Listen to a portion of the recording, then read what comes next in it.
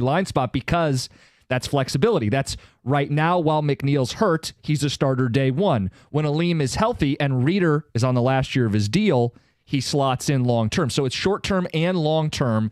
Quality football player, fits a need. I'm sure Brad loves that we talk about that, but a good pick for the Lions. You said you like it, don't love it. Well, yeah, I mean, I like it because it does fit a need. And here's where when you bring up that could be better at pass rush in the league than he was there, a lot of things are telegraphed in college football. Guy lines up as a 4-eye, instantly as a tackle. I'm thinking, hey, he's going to try and pick me, and it's a TE stunt and comes around. We saw that a lot. But he does have some nice natural instincts where when you're running that pick, which will probably come from more of maybe a wide 3 or 3 technique, and you rub that tackle, now all of a sudden, hey, what are my instincts telling me? Instead of just, hey, I'm going to do my job and then I'm done, and it's up to the edge guy to get around and make a play, he does have a nice feel of hitting that tackle and then reading, I'm in good position to now bounce off and actually get after that quarterback. We saw that a number of times with Tyleik Williams at Ohio State. So he does have good instincts. He also has good instincts, not just as a guy that's going to take on double teams at a 3 or a nose, of being able to move down the line of scrimmage and make plays down the line of scrimmage. He's big, but he's not big and immobile. I wouldn't call him the most fleet of foot, but he does have good instincts, good reads, and the ability to move lateral down the line of scrimmage and make plays. He's not a player that you and I spent a lot of time talking about, but we did spend a lot of time talking about that type of player. Mm-hmm. The interior defensive lineman. Walter Nolan was never going to fall there. Derek Harmon, fingers crossed, never going to fall there. Kenneth Grant, maybe. He went 13. But it's clear that Brad Holmes looked at that and said, we got to get better on the interior of our defense. And Tyleik Williams is a guy that they didn't hesitate to pick. The question is always going to be, who did they pass up on? There's a couple edge guys. Mike Green, who was the nation's leading sack artist last season. And Donovan Ezeraku out of Boston College was also there, a very popular mock draft selection. Brad preferred this football player instead. Jihad Campbell, who you already mentioned, goes 3 picks later to the Philadelphia Eagles. That's the one criticism I think is valid. If you're going to say, I won't question Brad Holmes because he's Brad Holmes, you're allowed to point out Howie Roseman is Howie Roseman, right? I think that's a fair counterpoint if you said, well, if I'm just going to defer to the really smart football people, the best general manager in the NFL said Jihad Campbell is a hell of a player, top 10 on their board, and the Lions didn't take him. Yes, and obviously edge opposite Aiden Hutchinson is a need. Mm-hmm. The Eagles were looking at Jihad Campbell and had him highly ranked, one, because he's a really good player, but also because they lost a lot. They lost more at the edge than they did at defensive tackle. They lost one in free agency in Sweat. They lost another one in Brandon Graham to retirement. Like, they needed to address, to be able to do what they did last year in the Super Bowl, and that is get after a quarterback. Their need was bigger at edge than clearly at because they still have Jordan at defensive tackle. We know that they're stacked there in terms of the top end talent. Now depth, okay, they could find depth. We talked about it. This is a very deep draft at the defensive tackle position. I wouldn't be surprised to see Philly address the defensive tackle position, the depth of that position in the second round. 248-539-9797. Your reaction to Tyleik Williams is the pick for the Lions. Defensive tackle out of Ohio State. Big human being on the line of scrimmage. Hard to be mad at the pick. Maybe you got a gripe because you liked someone else more. We had the guy yesterday call with his draft crush, gushing about Jihad Campbell. I thought about him last night when they passed on him. The Eagles just have a knack for getting these good football players, right? Like, of course they end up with Jihad Campbell.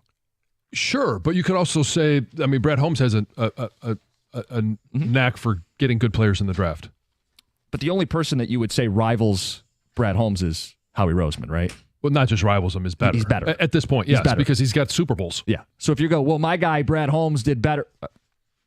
Track record suggests Howie Roseman did better. Yeah, but we're talking about who we believe are the top two general managers in football. Ticket Texter says, stuff the run.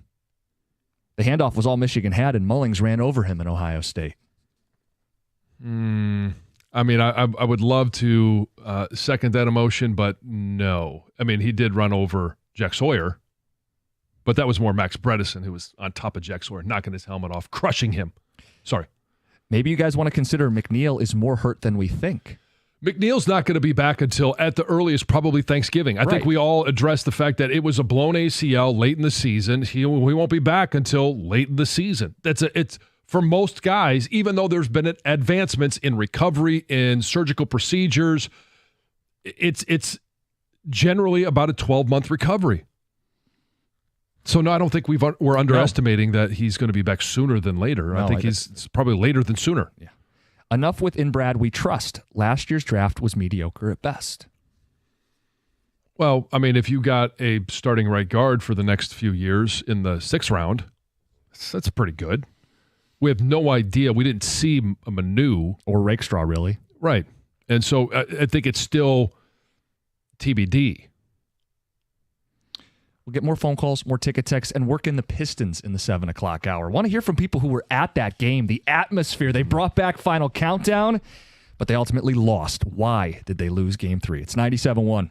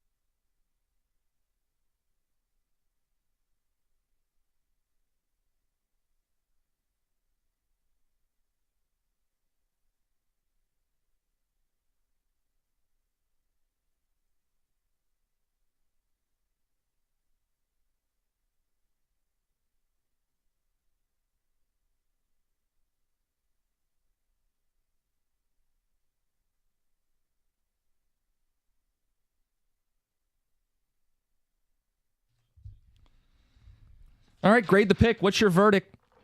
Tyleik Williams, Ohio State defensive lineman. We stress it all morning long. We got open lines. You want to talk football? You want to talk Lions? You want to talk draft? Call in. Yeah, and at 7:35 when we get back into the Lions, and we'll talk about it at any time. So if you want to call, text, we'll do it now. But at 7:35, who do you want on day 2? There's a lot of good players still in this draft. They too should be a major contributor. And they have an opportunity at 60 to get somebody that's going to help them this year. In addition to all the Lion stuff this morning, we got A.J. Hinch at 8:02, and we want to talk about the Pistons. If you were at that game, the atmosphere, Final Countdown is back. You had a bunch of people at the game, Ben Wallace, Rip Hamilton. You had a bunch of Detroit Lions players. I saw Jahmyr Gibbs was at the game. Mm-hmm. And I think the entire Tiger baseball team showed up as well. A.J. Hinch, Scott Harris, everybody.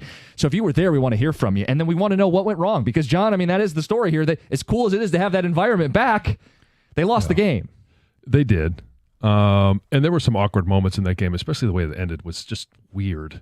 Yeah. But I got a text from Coach Tom. I was there last night. The atmosphere was electric. It was really good home court. It was great, and they went back. It was great that they went back to the retro introduction. I think everybody loved that, and that was the consensus at the draft party. Everybody loved the Final Countdown. They loved that was back. The only criticism was the flames weren't as long as the ones used in Auburn Hills. They're going to work their way up to it. Yeah. Biggest reason they lost the game, first of all, they didn't deserve to win the game. I know people will point out the backcourt violation, should it have been called or not, and Bickerstaff was hot about it after the game. The Pistons were down like the whole way. And Karl Anthony Towns stepped up in a big spot as the number 2 with Jalen Brunson, actually outscored Brunson. Meanwhile, the Pistons didn't have a number 2 step up on the scorer sheet. No, and it felt like all the key spots to get momentum is where New York excelled. Yeah. Going into the end of the first quarter, going into halftime. 23-6 run to close the first half, second quarter. To the end of the third quarter. And obviously, with the offensive rebound and a putback. You're right. All these little plays. And it's going into moments where, hey, you want to have some momentum going into the break at the quarter. You want to have some momentum going into halftime. You want to have some momentum at some of those key moments. And New York had all of those moments. There were even moments like a fourth quarter, one that still bugs me. You get a tie-up with Duren and Brunson. You have to win the tip. Instead, they tip it and it goes out of bounds and you lose possession. Those things add up. Cade Cunningham had a move where he left the defender in the dust, blew a tire. But then Cade doesn't finish at the rim. It's a turnover, and Brunson's got to lay up the other way. It's a series of those plays where it was the reverse of game 2. The Pistons were trailing the whole time. And I just... Well, you can complain about a call or two. They didn't deserve to win that game. I may be off on the exact points, but I think it was 20-11. The Knicks had started off hot. And then all of a sudden, it's the foul on Hardaway, and he gets the 3 free throws. They get the ball, and he hits a 3. They've made up 6. And now all of a sudden, it's a missed bucket. They come down, and Cade hits a 3, and they're tied up at 20, I believe is what it was.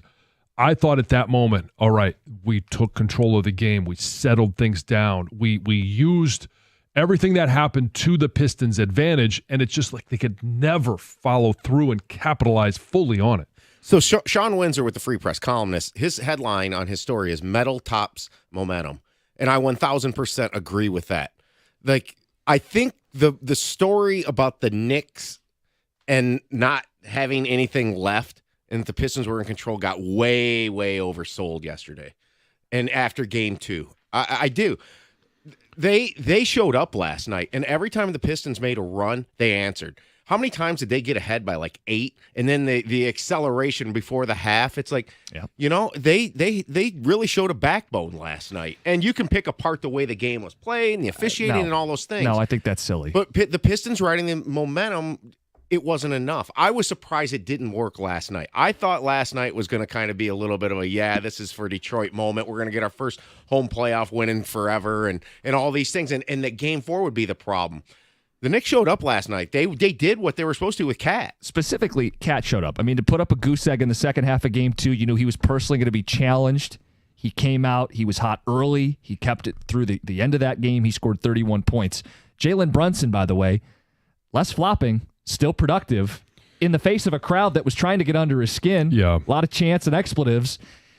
No, that's a great point, Tom. They showed up on the road in a big spot. They answered the bell, and now the Pistons have, I'll call it a must-win game 4. And what were some of the things that we talked about JB needed to do, right? Use the bench a little bit more. We saw Paul Reed's minutes double. We saw Ron Holland's minutes double. Dennis Schroeder was pretty much even, I think, at 30 minutes. I think it was 30 minutes on Monday night. Malik Beasley, that's where I think this team has not had the oomph that they needed from the guy that we thought should have been the 6th man of the year. Tim Hardaway, 7 of 12 from behind the arc. He was good. Malik Beasley was it 1 3-pointer on Monday night, and then last night it was 2 of 10 from behind the arc. So the Knicks had 4 players score more than 20 points. Yeah. The Pistons only had 2. It was Cade, and you mentioned Tim Hardaway Jr.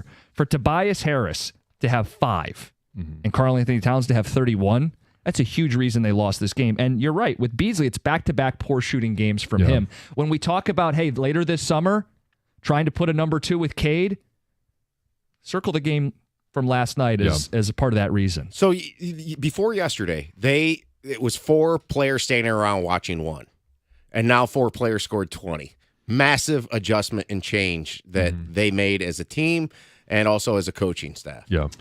Let's get some phone calls. 248-539-9797. Michael in Detroit, you're on 97.1. Yes, I was on there with you before. Can you hear me? We got you. Yep. All right, this is Pistons, Michael. I just wanted to say they played so terrible yesterday. And I've been telling y'all before when I called last time that Cade Cunningham, he's a great player, but he shouldn't be no point guard. It seems like when two people come up on him, he get confused a little bit because there's a lot of guys was open in the corner when he was going down there, turning around, turning into a center. But anyway, we're going to win this series. It's going to be a little tougher than I thought. It's going to be a war. Yeah, but I think we just want to go win it in New York on the 7th, but it's okay. It's all good. We're going to win.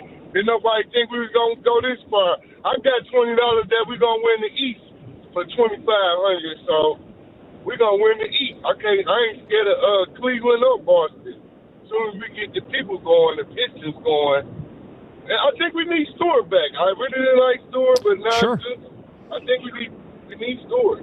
Well, specifically to throw on Karl Anthony Towns, because if Towns is going to get going like this, you're going to need beef stew. And Sunday is more than a week between games for Stewart. Yeah. So Plenty of rest. I don't know anything, but optimistic would be Yeah. where I sit today.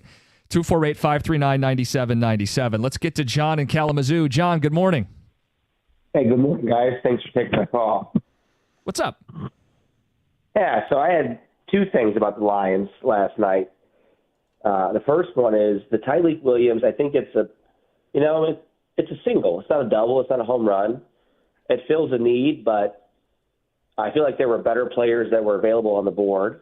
Jahad Campbell, Will Johnson sitting there. There are multiple edge rushers sitting there. I don't think other teams were knocking down the door to go get this guy in the first round, so I feel like he would have been there in the second. And the second point is, does Howie Roseman have dirty laundry on everybody in the league? Because how does this keep happening that Jalen Carter fell to him in the draft? Now Jahad Campbell falls to him in the draft. How does this keep happening? It's wild, too, because to be an NFL executive, you have to be plugged in and know football. And at the same time, it feels like Howie Roseman just drafts the player that we all think is really good. Right? It doesn't feel like he's doing anything super superior or sneaky. He's just, hey, Jahad Campbell, everybody has him at 10 or 11 on the mock drafts. I'm going to take him at 31. No, the super sneaky superpower is what we've seen him do in free agency, how we've seen him work trades, which is what we haven't really seen from Brad Holmes. But yeah, I mean, it's they have entered Howie Roseman has entered the.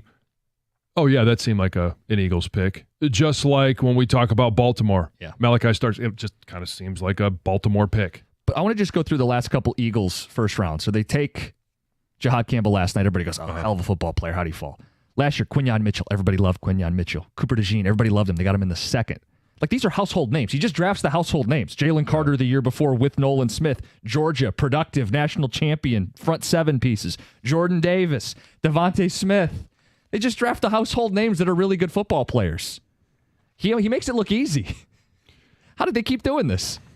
I mean, they do their due diligence, and I mean, is Tyreek Williams the sexy pick? No, because the sexy pick would have been an edge, but I think it's a pick that is going to make this team. This team will be better with Tyreek Williams as a part of it on the first day of the season versus not having Tyreek Williams. He is a day one starter, and he's a long-term piece to pair with Aleem McNeil. The two of them will be in the middle of this defense for years to come. Both of them are massive human beings who stuff the run and can play interior, both the 1 and the 3 technique, and collapse a pocket.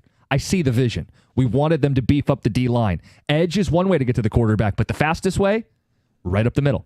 Can't be mad at the pick. If you're mad they didn't take Campbell, I know that's part of the conversation today. 248-539-9797. Hey, we've got the Pistons in the mix. We've got the Lions. Coming up next, can we play the final countdown? We've got it. The intros from Mason last night. Let's play it for people. It's 97.1. All right, guys, if you're injured in a car accident, you're looking for help, you need someone who cares about you, you need a law firm that's looking out for you, and that's KG Law. I've met with Lawrence KG and his team, and it's true. It's the way they run their business. 877-KG Cares. They're not cutting corners. You're not going to be left in the dark because these settlements can drag out. You're going to be in contact with these guys. You're going to have the same team from the jump. 10 lawyers, over 35 legal professionals on staff. They don't skimp to save money. Instead, they're equipped with the manpower to get you that big settlement. If you or a loved one has been injured in a car accident, you need to call KG Law now. That's spelled Kajy. KGCares.com. It's KGCares.com.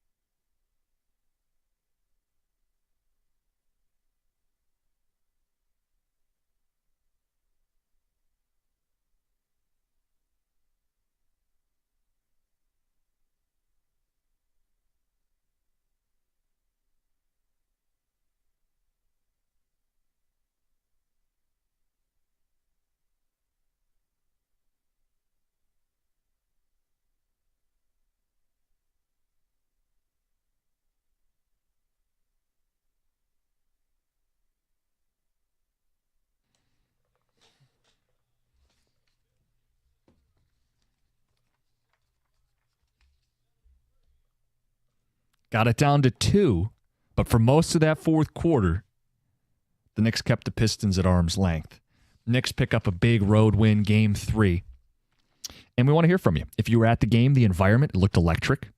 We want to hear from you. If you're at the game or you just watched on TV, why did they lose Game 3? 248-539-9797. And it's open lines. If you want to talk about the Lions pick, we've been talking about it all morning. Tyleik Williams at 28. You approve of the pick? You have thoughts on who was on the board at the time? Maybe that's what bothers you. Because I don't think many people can be mad at taking a big defensive lineman. We talked about reinforcing the trenches. Brad Holmes did that with the pick at 28. John, let's play a little bit of that atmosphere for people. Okay. Mason with the final countdown. We wanted it. We got it.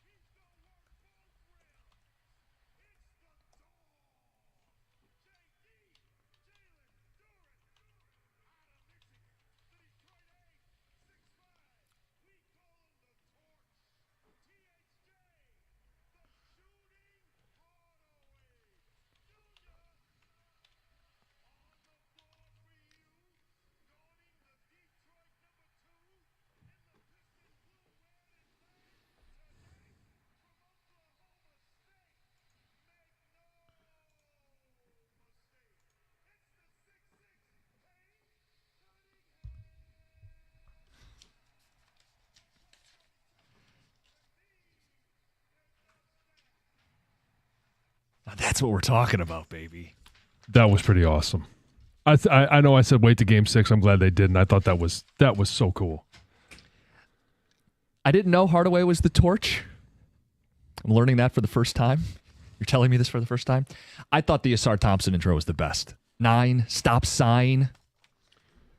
Yeah. Highlighting his defense. They were all cool. Mason's great at this. Yeah. And it did kind of give you some of that nostalgia, tapping back into what it meant to play Piston basketball in the postseason. Yeah, playoff basketball. It felt every bit of that last night. 248-539-9797. It's going to be a long series. They lost the game. Biggest reason they lost the game. You can let us know on the phones. Let's go to Austin in Southfield. Austin, good morning. Brother, what's good, man? Good morning. Yeah, I was at the game last night with my mom and my brother. First off, the energy was electrifying. It was just great energy, everybody happy. But as far as what happened and why we lost, in my opinion, Tobias has 6 points, 6 to 8 points. Yes, his rebounds and things, was, very impactful, quote unquote. But like I said, we can't win if everybody's not scoring how they need to score. And Cade, he just has to continue to play on that superstar level. Yesterday he kind of played like game 1. So as long as everybody's scoring, doing their role, Beasley and Hardaway, they have to score. They have to score more. They have to finish their threes. So if everybody scores and does their job correctly, we can beat New York. But if not, Brunson, Anunoby, Bridges, and Cat, they have too much experience and they're too hungry for a championship for us to play mediocre basketball, brother. Oh, I think you're right about that. Look, when you have issues with turnovers, with missed shots, with missed free throws, those little things add up in a playoff game. And then you do need something from the others. You have Cade, you've got your star, you need something from the others. At times it feels like not having a number 2 has been a strength for the Pistons in that somebody steps up, like it was Schroeder in game 2. Right. It was Tobias Harris even in game 1 played really well, but they don't have a consistent number 2. And as the series drags on, someone's got to step up outside of Cade. Yeah, I mean, Schroeder has actually been very consistent. I think it was, 20 the other night? It was 18 last night. Yeah. But Malik Beasley in the last 2 games has just disappeared. So Beasley was 4 of 14. Tobias Harris was 2 of 9. Asar Thompson only played 18 minutes. I mean, of that group, you need more. Right. And I know it was a little touch and go with fouls, but when you just need the guys that you've counted on in large part throughout the course of the season. And I know Schroeder wasn't there, but we count on him now. He's been there. Malik Beasley, not there.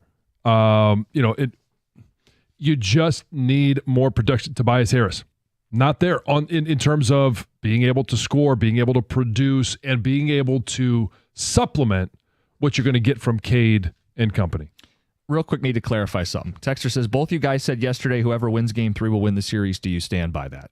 No, we said if the Pistons win Game 3, they win the series. We both said it's not the same circumstances if New York wins. Because you still get Game 4 at home to even this thing up and drag it out. Now, I did hear a stat that I think it was yesterday. It was on the pregame that whoever wins Game 3, 80% of the time they win the series. So they got their work. Position. Yeah, they got their work cut out for them. Let's get to Heather with the news. Well, football fans turned out in droves in Green Bay on Thursday for night 1 of the NFL draft. But of course, they did not come close to exceeding the massive crowd Detroit drew last year. So Green Bay hosted approximately 205,000 fans for round 1. And last year, Detroit set a record for the first night with 275,000 fans. So, of course, we went on to set more records with our attendance for the draft. 775,000 in attendance. Actually, probably more for the 3-day event. So, and I think we'll get one sooner rather than later, but every NFL city right now is begging to have the draft because of the amount of people that come in and what it brings to their team, their fan base, their community, all of the fans that travel. Look, I was getting set up to make fun of Green Bay because they can't do it like we can. That was impressive. It looked really good on TV visually, the way they filled that place up. Oh, sure. If it's a smaller space, it's easier to fill up. Yep. A Detroit school employee is on administrative leave after using pepper spray on a child in school. And now the kid's mother is also demanding some answers. So it happened on Thursday. A 13-year-old who is autistic was in class. This was at Carver STEM Academy when he said another student made fun of him, called him a name, criticized how he looked, right? And then an altercation broke out between him and the other student. This parapro stepped in to try to settle the situation, but apparently it escalated to the point where this employee needed or decided to use pepper spray on this teen. And the event sounds like was very traumatizing for this teen. He kind of shared his opinion, but the mother of this boy says she was equally distressed.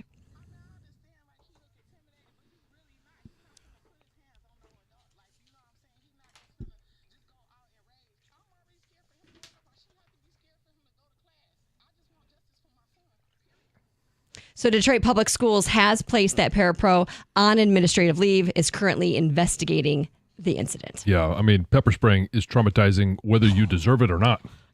I wouldn't know, but I can only you've imagine. Never been hit? Oh, man. No. Have you been pepper sprayed? Wait, you asked like, oh, you haven't? Why would I have been pepper sprayed?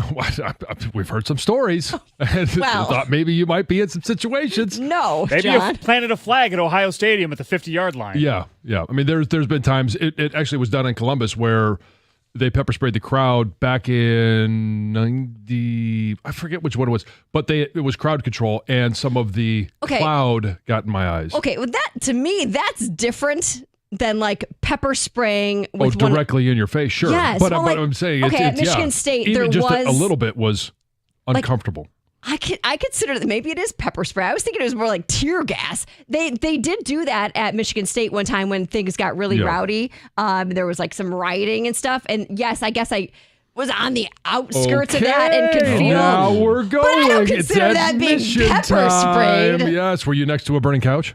No, I was at a bar and we were just walking home, but we were right on the outskirts of that, so you could feel it. But that's not like this kid being pepper sprayed in the face. That's to me, very different. Anyway, a federal judge sentenced William Smith, that's the former Detroit Riverfront CFO, to 19 years in prison for stealing at least $44.3 million from the Detroit Riverfront's conservatory. So he pleaded guilty last year to 1 count each of wire fraud, also money laundering, in this really elaborate, embezzlement scheme. And it spanned from 2012 through early last year. He faced a maximum of 20 years in prison. So he got a year shaved off. Prosecution had actually requested a sentence of 18 years.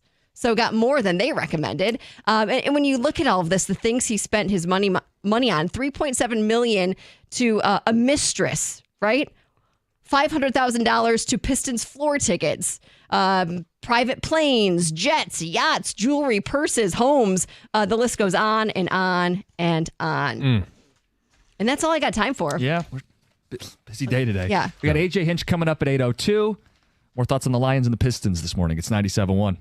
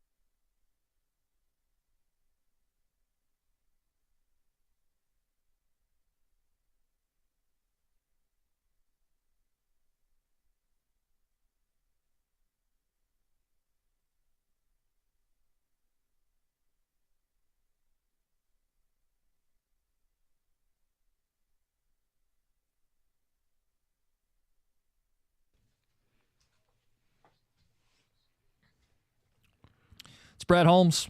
I see the vision. Oh yeah, I think he's a 3-down player, and I think he'll be a day one starter. It'll be interesting to see as he develops, because he's going to get the on-field, learning on the job experience with Aleem McNeil out. When Aleem McNeil is back, rotation will be better. But how do they use him and DJ Reader? DJ Reader's a big run stuffer, and Tyleik Williams can play over the center because he's 330 pounds. But I think what's exciting and enticing is he can play the 3 technique and even a little wider because he's athletic enough at 330 pounds, which gives you a 1-2 punch long term with Aleem McNeil. I see the vision. Day one, you need someone because Aleem McNeil is going to miss, until Thanksgiving roughly? More than half the season. Yeah, so having someone immediately to anchor your defensive line that also fits in nicely long term. Look, there's more than one way to get to the quarterback. We can talk about edge and some targets on day 2. Fastest way to the quarterback is up the middle. An investment in the defensive line for a good quality, tough, smart football player, I'm not going to complain about that today. I know some people were surprised, maybe caught off guard. They had other edge rushers on the board. There was Jihad Campbell, the do-it-all linebacker that was there. And the fact that Howie Roseman and the Eagles took him 3 picks later, you've got ammunition if you're upset because that's the best GM in football that took him. Most people would probably look at whoever the Eagles took. We should have taken him. Yeah.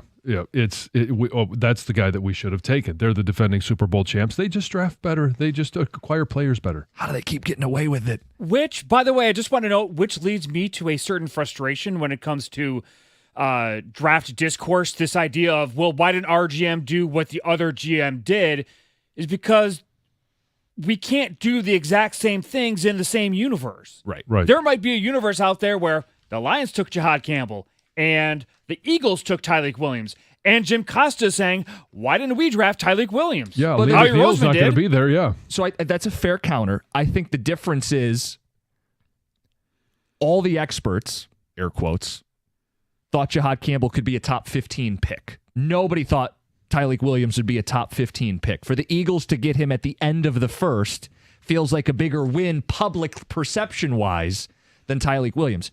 Still got to play the games. I think he's a good, productive football player. This is not me ripping Brad Holmes, but I think part of the optics of course, the Eagles get one of the 15 best players in the draft. Right, but there's also all of the experts are analyzing these draft picks. If they were so expert at evaluating talent, they would be general managers, or they will be on the path to being general managers. Brad Holmes, Howie Roseman are actual experts. Right, but if someone were to say, I trust Brad Holmes to be right because he's a great general manager, fine, but the counter would be Howie Roseman's a better general manager, so I have the trump card, right? Yeah, there's no question. I'm not arguing that. Yeah. I get what your point, though, is. I mean, Mel Kiper is he's sitting behind a desk for a reason. He's going through a meltdown on air because no one likes Shedeur Sanders the way he does. Yeah, Mel is not the be-all, end-all, and none of these experts are. We got phone calls, we got ticket text, a lot of Lions today, but also Pistons. If you were at the game last night, we want you to speak to that atmosphere. We all watched the game. We want to know why they lost it. Let's get to Andre in Woodhaven. Good morning. Hey, good morning. This is Chris. I'm from Woodhaven. I actually live downtown, like walking distance, right across the street from Comerica Park, and it was the day. We're coming off a win in Madison Square Garden, 85 degrees, whatever, in Detroit, sun's out, and the energy was just amazing. My girlfriend and I were talking about which game we should go to if we're just going to pick one, and ticket prices dropped right before game time. It was just a no-brainer. You get in there, and the atmosphere, all, the Lions, the Tigers were there. I would have liked to see the Red Wings there. I would like to see them participate in the culture and what Detroit's doing for each other, all these teams supporting each other. And I definitely think that we could have won that game. It was low-hanging fruit. Maybe if we would have had Isaiah Stewart there providing that physicality and not letting Brunson and Towns just bully us. I'm sick of seeing Brunson be able to post up in the same spot at the top of the key and just get comfortable up there firing threes at 7 foot 260, and just put some bodies on some people. And we were so close. I definitely think the refs obviously made a difference too. I I don't blame JB for getting upset, but we can't always just blame the refs. We got to get physical, and we're there. It's just those little inches. Oh, yeah, they're in it. I mean, they were going to have to steal it, though, last night because they were playing from behind basically the whole way. And then you do yourself no favors when little stuff like you get a jump ball with Jalen Duren on Jalen Brunson. You got to come up with the ball. You can't tip it out of bounds. Cade Cunningham has a great move to create separation, leaves a defender in the dust, doesn't finish at the rim. It's a turnover. It's Brunson laying it in on the other end. I mean, those are two plays in that fourth quarter when you're clawing back that you got to have all those momentum plays go your way because they dug themselves too deep of a hole. Yeah. And a great example is the end of that second quarter. Going into halftime, 23-6 run. You can't stop the bleeding. It's mistake after mistake. And now you're playing this thing where you're chipping away, and the Knicks clearly showed a spine, right? We wondered, hey, you got him on the ropes. Karl Anthony Towns had a spine. Jalen Brunson wasn't flopping like a fish. He had 30 in a more ethical way. They showed a spine. The Pistons dug a hole. They lost the game. And now the Pistons have to counter. Game 4, backs against the wall to stay in this series. Yeah, they're going to have to respond. And I'm not complaining about the way that Cade played, but when a team goes on a 21-0 run, we talked about this on Monday after the Saturday game. Mm-hmm. He's the guy that's has to find a way to change that momentum, change that narrative, change the path of not being the victim of a 21 run. Same thing going into the halftime. You can't have that 23-6 run and then go into halftime down 13 points. There has to be something that he does to change that game. When you want to go from star to superstar, those are the moments that you have to take control of a game. I think there is another gear for him, so it's fair to ask to see it. It's fair to need to see it in this series. Tobias Harris, though, is something that I think we need to highlight here is I don't know who the Pistons' number 2 is, but it certainly wasn't Tobias last night. He scored 5 points. 2 of them came on a jumper when he got a switch. I think it was on Brunson, and then the other one was a 3 when they were down in the final, I think, 30 seconds of the game. So he was really a no-show for most of the night offensively. And defensively, Karl Anthony Towns has the edge in that matchup. And that's why I think we saw more Duren on him. You'll see Isaiah Stewart on him if he can get back in this series. Let's get to Smith in Southfield. Good morning. You're on 97.1. Good morning, fellas. How you doing? Good. So I would just like to say the draft pick was a little safe to me, I feel like. I feel like it was a little bit of a reach, and I feel like eventually we're going to have to take an edge or be like Howie Roseman and just take somebody who's going to be a little more flashy and a little more of a risk, I guess, to get more of a reward, I guess. I feel like Brad Holmes has always been a little more safe with some of his picks. Did you think Jahmyr Gibbs was a safe pick? Not a crazy safe pick, but I feel like it was a little bit more safe, yeah. I mean, somewhat. Well, I mean, so there are going to be picks where, especially in a draft like this, where I don't think there was great separation from those that were taken at 10 to those that are still on the board ready to be taken in the second round. So I don't necessarily know that's a safe pick. And maybe the edgy pick would have been, Jahad Campbell. Yeah, that's who I was hoping for. Or I know Mike Green's a little more not safe from Marshall, but I was hoping for somebody there. But so I think some of this, I think he's still going to fill the need. So just specifically on Mike Green or Ezaraku, these pass rushers who were there and are still there, I wonder how much of it is scheme fit.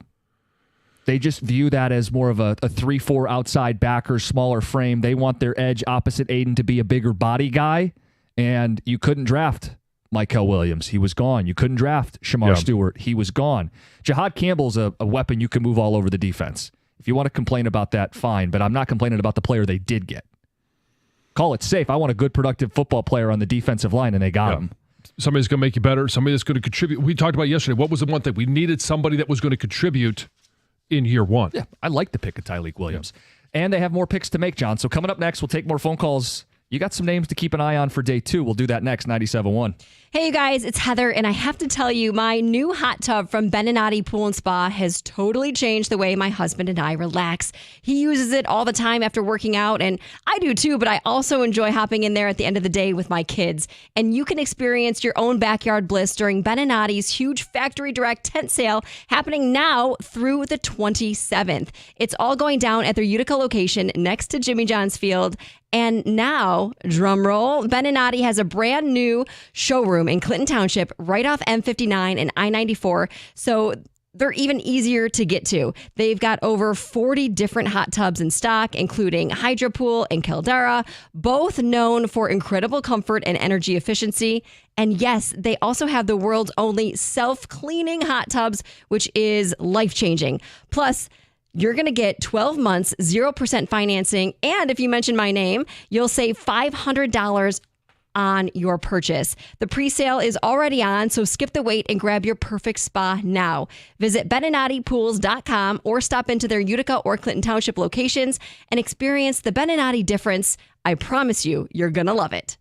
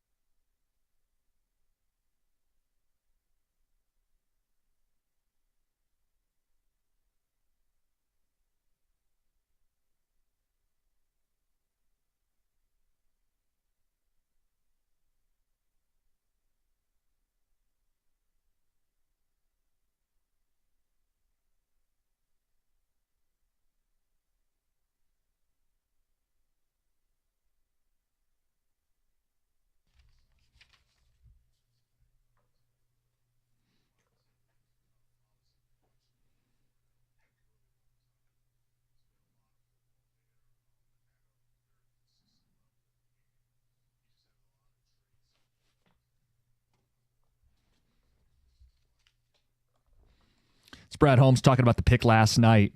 I see the vision. He could stop the run from day one. You don't have Aleem McNeil. You don't want that to be an excuse in a division where Ben Johnson's going to run the ball, in a division where LaFleur and O'Connell pride their offenses on running to set up the pass, play action. And in an NFC where you got to go through the Philadelphia Eagles, who like to run the ball, stopping the run is a requirement. And it sounds like there's pass rushing upside with Tyleik Williams. Fastest way to the quarterback's up the middle. At 330 pounds, he's not just a nose tackle that eats space. He also gets in the backfield and can eat you for lunch. Yeah, you've got to find a way to push the depth of the pocket. That's what defensive tackles have to do. They've got to push the depth of the pocket. And if a quarterback can't step up, even if you don't get home, some of the best disruptors that are defensive tackles, they don't have great numbers in terms of sacks, but it's their ability to be disruptive and have a guard even with the threat of stepping on the quarterback's feet so that he can't step up. Sometimes they short arm a ball. You affect a quarterback like that, it's not as good as a sack, but it's pretty damn good. So what's this say for Broderick Martin?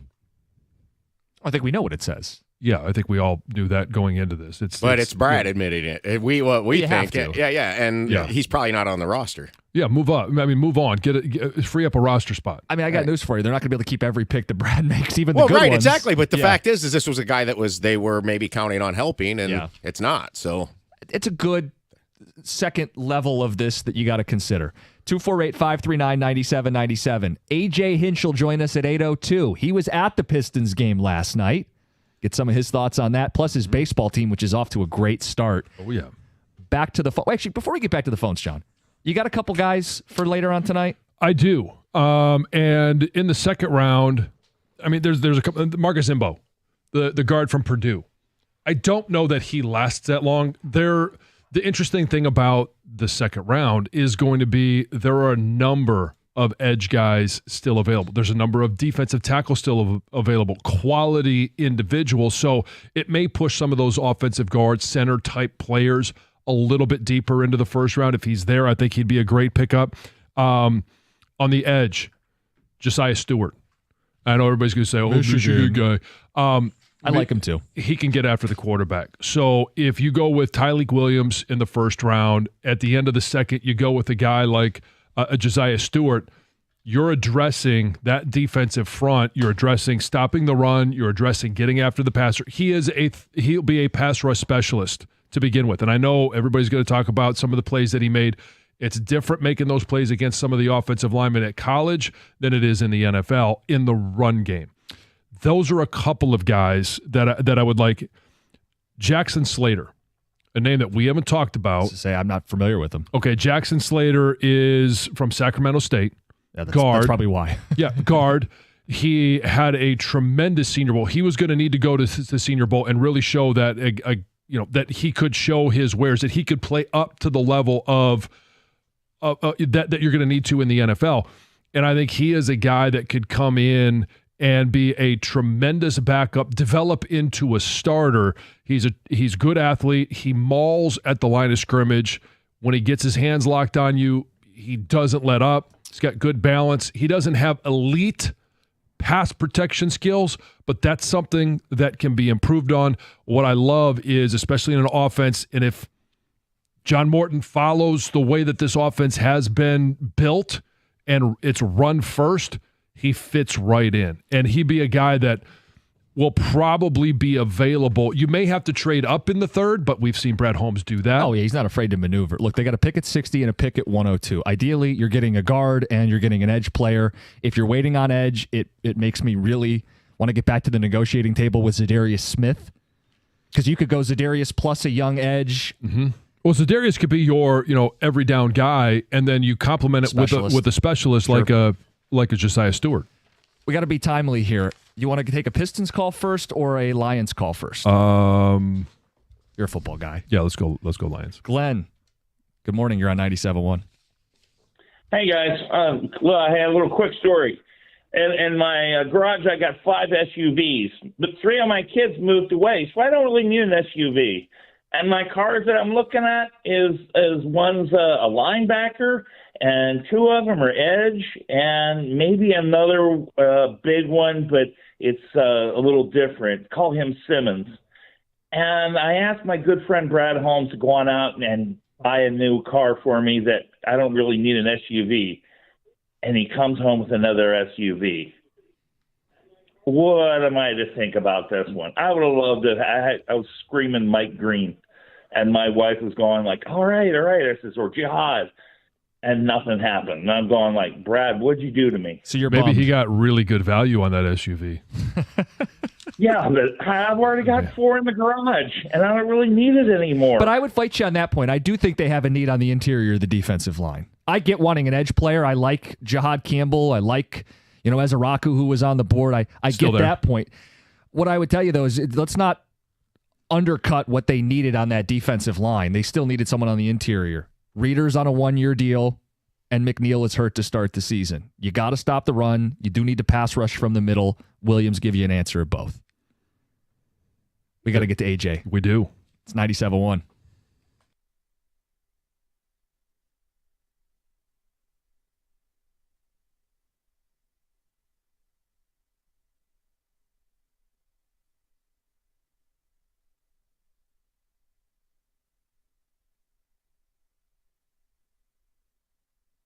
Brought to you by Builders for Source. The Pistons lost to the Knicks 118-116 despite outscoring New York by 8 in the fourth quarter. It was a game of back-and-forth runs. New York had several big ones, including a big blow at the end of the first half, which saw them outscore Detroit 21-3. The day after he was named the NBA's Clutch Player of the Year, Jalen Brunson dropped 30, soaking in the boos. Another unfriendly chants from Pistons fans. Detroit was down by 3 with 5.8 seconds to play when it appeared that Brunson committed a backcourt violation. But the NBA has a different set of rules for the last 2 minutes of the fourth and overtime. It allows players to be in the backcourt as long as the pass is carrying them in that direction. An Ohio State Buckeye, Tyleik Williams, is the newest Lions defensive lineman. Detroit picked him up with the 28th pick late last night. Williams spent the last 4 years at Ohio State. Last season, he helped them win a national title while logging 8 tackles for loss and 2.5 sacks. Brett Holmes was impressed as the team was doing their due diligence on him.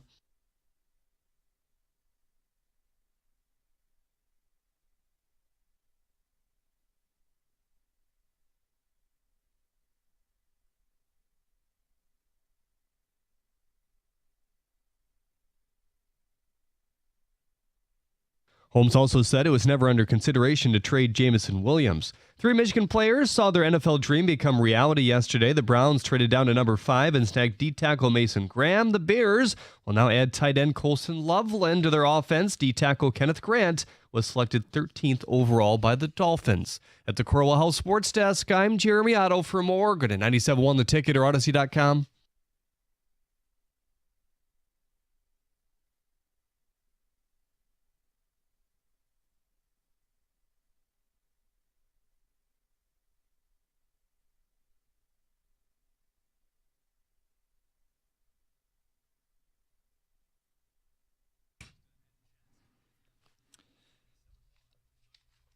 Great time to be a Detroit sports fan. We got the draft. We got the Pistons last night. We got a baseball team that's off to a hot start. Let's talk to AJ Hinch.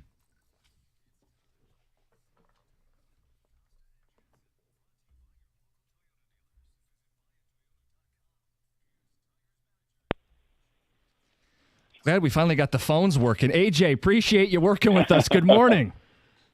Good morning. You know, it allowed us to win another series and win another game. So I got to talk to you after a win instead of before the win.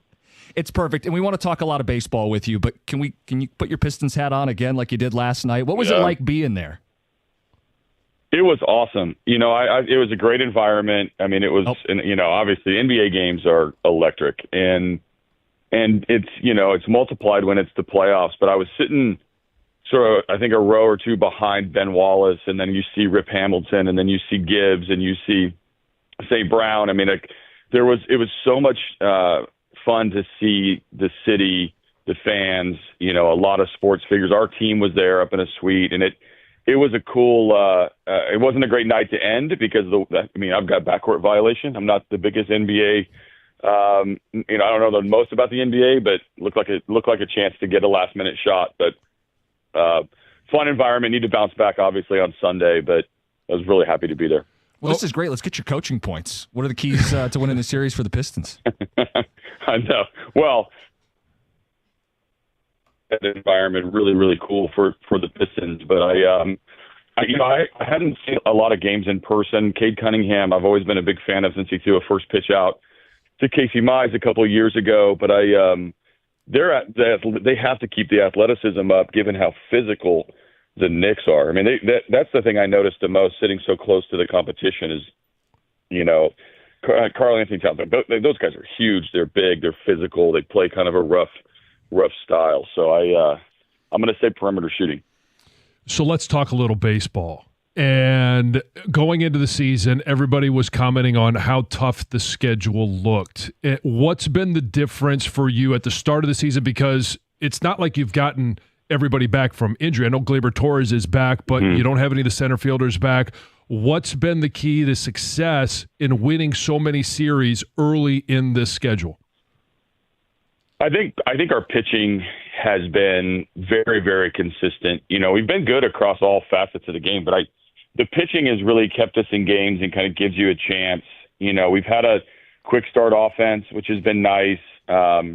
We still are not untracked offensively. I mean, we have some guys who are off to good starts, but the pitching, we're in games, and we have a pretty good demeanor about us. We have a great competitive spirit. We hang in games. We've gotten out hot. We've also come back, but our guys are really balanced in just bringing it every day and see what happens and try to win that game. And we've won a lot of series, I think all but two, because of the consistency in that mental approach and physical approach every day. So now the grind is maintaining that as we transition, hopefully some of these guys back onto our roster, which, is not happening necessarily today, but over the course of the next few weeks, I hope we get some guys back to where, when we need a boost, whether it's on this road trip or this next homestand, that we get, kind of that good feeling of getting some of our guys back and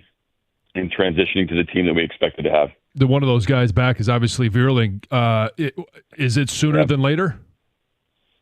Well, he's doing more now than he's done at all. He's down in Lakeland, getting some live at bats, so we can get a kickstart on the offensive side of things before he gets to the full-fledged throwing. So we're hoping that can be part of his spring training, so to speak, by getting some early at bats, and then he can go out and DH, and then he can throw to bases and get himself. I mean, we're looking at center field as a position for him to focus on right out of the chute. Originally, it was going to be third base, and it'll still be a combo, but the throwing's going to come last. But if we can get him out on assignment relatively soon, then the at-bats will start to pile up for him like a spring training workload. Well, in the interim, Javi Baez playing some center field. I feel like a positive Javi question is in order here. Selflessly moving him around. I mean, what have you seen from him just in general? I mean, because we know where he was at. He wasn't in a great place, and he seems to be in a much better spot now. Yeah, he is in a good spot, and he's doing anything he can to help us win, which I don't think he gets enough credit for his consistency in that part of his game. Like, I know I get asked a lot of questions about, his offense, and I get asked a lot of questions every time he makes a mistake. But the things that he does well, he does very well. And one of those things is just his feel for the game and his ability to just play baseball. If I say, hey, run out on the field and play baseball, Javi can do it. And we're seeing that. We prepared him for it as this utility role or moving him around. And I know I got a lot of sort of funny looks when we put him in center in spring training, but he is a natural player and natural instincts and feel for the game that is uncommon. And so when we ask him to play center, he just nods his head and goes out there. And Javi deserves a lot of praise for his openness, in an era where that's not always the case across all sports and all athletes. We've talked to you about Spencer Torkelson before and the pressure on him of being 1-1. When is he going to be brought up? And then he hits 30 home runs and he has a tough year. He's down at Toledo. We've seen him start off as anybody has ever wanted him to be. What's different, and is this something that we can trust or that you could trust, and is it sustainable? Yeah, so two things I think are different. One is, he's got a little edge to him this year, which I like. Part of it's just competing against the pitcher and somewhat competing within himself. And I do like the edge that he's brought from the very get-go. I mean, listen, we called him in the winter and said, hey, man, we're gonna overload your position at first base. We're going to sign a new right-handed bat. I mean, that messaging is really hard to deliver. It's way harder to receive. And so he took it and went to work and did a ton of work this offseason to get his swing in a better place, which is the second adjustment. I think it's more athletic. I think it's directionally is good. Like, there's a lot of subtleties that maybe everybody doesn't notice, but that we do in the trenches. And it's a different swing, and that allows him to stay on more pitches. He's hitting the ball harder. He's getting the ball up in the air to the pull side. He's come up clutch. I mean, there's a lot to like based on the edge that he's bringing and the subtle swing adjustments that have made him a better hitter. Now, it's a long season. He's going to have his ups and downs like every player does, but those two basics, I think, are what give us a lot of hope that it's sustainable throughout the season with the ebbs and flows of the season. Talking to Tiger manager A.J. Hinch, Dylan Dingler, no small feat what he's been doing, and sliding in as the full-time catcher and contributing at the plate. Why has he been so successful so early? Well, he's talented. I think with Jay getting Gold Glove votes and catching all the playoff games last year, he was largely overlooked in the offseason by a lot of people as a significant contributor. But the reality is they were going to split time from the get-go, and now he's had to take on the lion's share of that work. He's really good behind the plate. He's got a good arm. He's got every skill imaginable behind the plate. The power is real. The at-bat quality, I think, is what we're going to keep pushing him on. He still hasn't walked in 60 or 70 plate appearances. He is a sort of a free swinging type guy that can probably control the zone a little bit better as he gets more comfortable, but he is very consistent in his preparation. Pitchers trust him. In the offensive profile, suggests that he can do some things with the bat as well. So I'm glad he's getting the opportunity, not because Jake is hurt. We miss Jake, but what he needs to settle in at this level is playing time. And he was going to get partial playing time with Jake here, but this month he's gotten the majority of it, and he's taken advantage of it. We've always wanted to see the 1-2 punch of Riley Green and Spencer Torkelson. We're seeing it from Spencer Torkelson right now, and it's been a bumpy start for Riley Green. Can you put your finger on why, and what are your expectations? How do you get him to be where he was last year as an all-star? Yeah, so I wouldn't give up on Riley Green if I was anyone watching the Tigers. I mean, he's going to be fine. I think it's, it's piled up on him a little bit, and I think he's, the pitch selection has not been as good. The posture in the box has not been as good. He's hit the ball hard, not got rewarded for it, but it's just sort of the beginning of the season. And he was super hot at the very, very beginning, and then he's found this cold stretch, and it all comes down to pitch selection with him. Now, very simple from my chair or your chair, and yours, like, hey man, just swing at better pitches and you're going to be a better hitter. But that's really what it is with Riley. And he tries to swing his way out of these things, and sometimes that's swinging too much. And, as he will draw more walks and he will get better pitches to hit, the guys around him are taking care of the offense right now. But I say to him every day, somebody's going to pay for this. Like, I don't know which pitching staff, but somebody's going to pay for this when he carries us in a series, and maybe it's this weekend against Baltimore. AJ, I want you to zoom out. You mentioned all these series wins, 6 of the first 8 series for the first time since 2015 for the Tigers. You throw in the caliber opponent, you throw in the injuries that you guys have had to weather. What's the biggest thing you've learned about your group early in the season? We're pretty tough. I think as I've watched this team grow up a little bit in the last, let's say, calendar year, we're pretty tough. There's a lot of attention on us. There's maybe even a little bit of chippiness in this group that I didn't know existed, just because we feel like we can win, and we get a lot of questions. It's like, how are we going to respond, and how are we going to face this schedule? Or I got asked a question in the media about, was there a validation when we beat a good team? And I'm like, when is it going to be validated to beat us? Like, we've shown that we can win games and that we can play well. So I kind of like the little toughness that our guys show, and we're resilient. We don't really care who we roll out there, and they're very good with me on me being able to, mix and match and do all sorts of things that, Jack Flaherty said something the other day when I hit Ibanez fourth, and he goes, I don't know, I guess he knows something that we don't know. Like he even had, it was like a funny joke to me. And then we end up pinch hitting Sweeney for Ibanez, and he gets a hit. Like, we're not perfect. We're just all trying. And so I think that togetherness and that resiliency and toughness, a little bit of chippiness is a good indicator for me that our guys get it. And we have a good nucleus of players. We also have a tremendous depth that has shown up, in this first part of the season. And as we get, healthier and we get a little bit better, and we, you get Parker and you get Veerling back, and you see, Sawyer Gibson-Long was throwing 95 in his live BP the other day. And if the velocity comes with him, that's another, whether it's starter or bulk reliever that we can use. We're putting ourselves in a position to have a fun summer, but we're going to be grounded back into, like, can we just beat the Orioles on Friday night and get off to a good start to try to get another series win? Absolutely, AJ. There's a lot of buzz around the baseball team. We appreciate you making some time for us. You got it. Anytime. It's Tiger manager AJ Hinch. It's 97.1. Hey, Detroit, I've got your drink for every draft watch party this week, and it's a playoff basketball must-have as well. Surfside iced tea and vodka and Surfside lemonade and vodka. They are absolutely delicious and available in convenient variety 8-packs. Each can of Surfside is only 100 calories, and my favorite thing, no bubbles, no troubles. There's zero carbonation, so you can drink your way through the draft like a champ.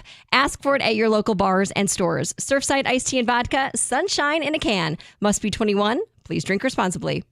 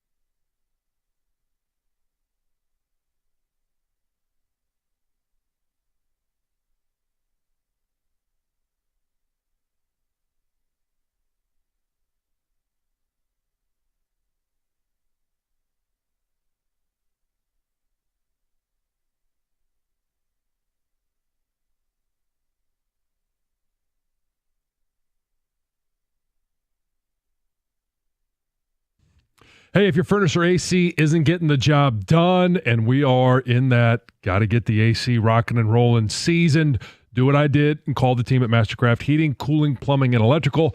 Mastercraft has 24/7 emergency service, and they back their work with the 5-year warranty. They've got some great deals going on right now if you buy a new furnace or AC. Give them a call. They also have generators in stock ready to install. Call to schedule your free in-home estimate, or you can check them out online at mastercraftheating.com. That's mastercraftheating.com.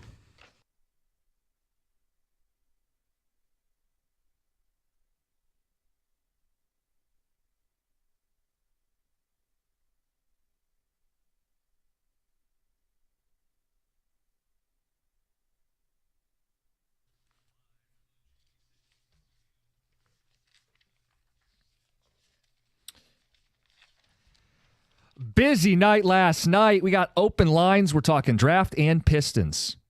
So feel free to call in about either. We'll do winners and losers from night one of the NFL draft coming up at 8:35. Pistons. The environment was great. We got a renaissance going in Detroit sports right now. They lost the game, though. If you want to speak to the atmosphere, we want to hear from you. If you were there, let us know. We all watched. Why did they drop game 3? 248-539-9797. Casey in Detroit, you're next up. Good morning. Hey, this is AC. Yeah, how you doing, AC? Doing well, guys. Doing well. Yeah, I can't remember a better time of Detroit sports in my life. But I was at the game last night, and the energy was amazing and electric. Losing my voice a little bit, but I think the reason that they lost last night, they got off to a slow start, and then it pains me to say that JB got out-coached last night.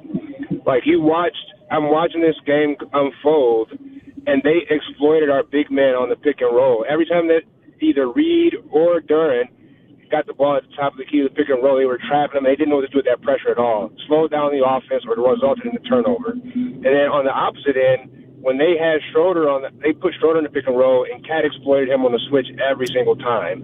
Then it's like every time the Pistons would make a little headway and get close, Thibodeau would switch it up, and they would go on another run. And JB just didn't have, I don't know, he just couldn't catch up to what Thibodeau was doing. So I think that was the main reason they lost last night. Well, they were a step ahead. They jumped out to the big lead. Yeah. And they closed every quarter better than the Pistons did. Yeah, I mean, 23-6 to close out the half.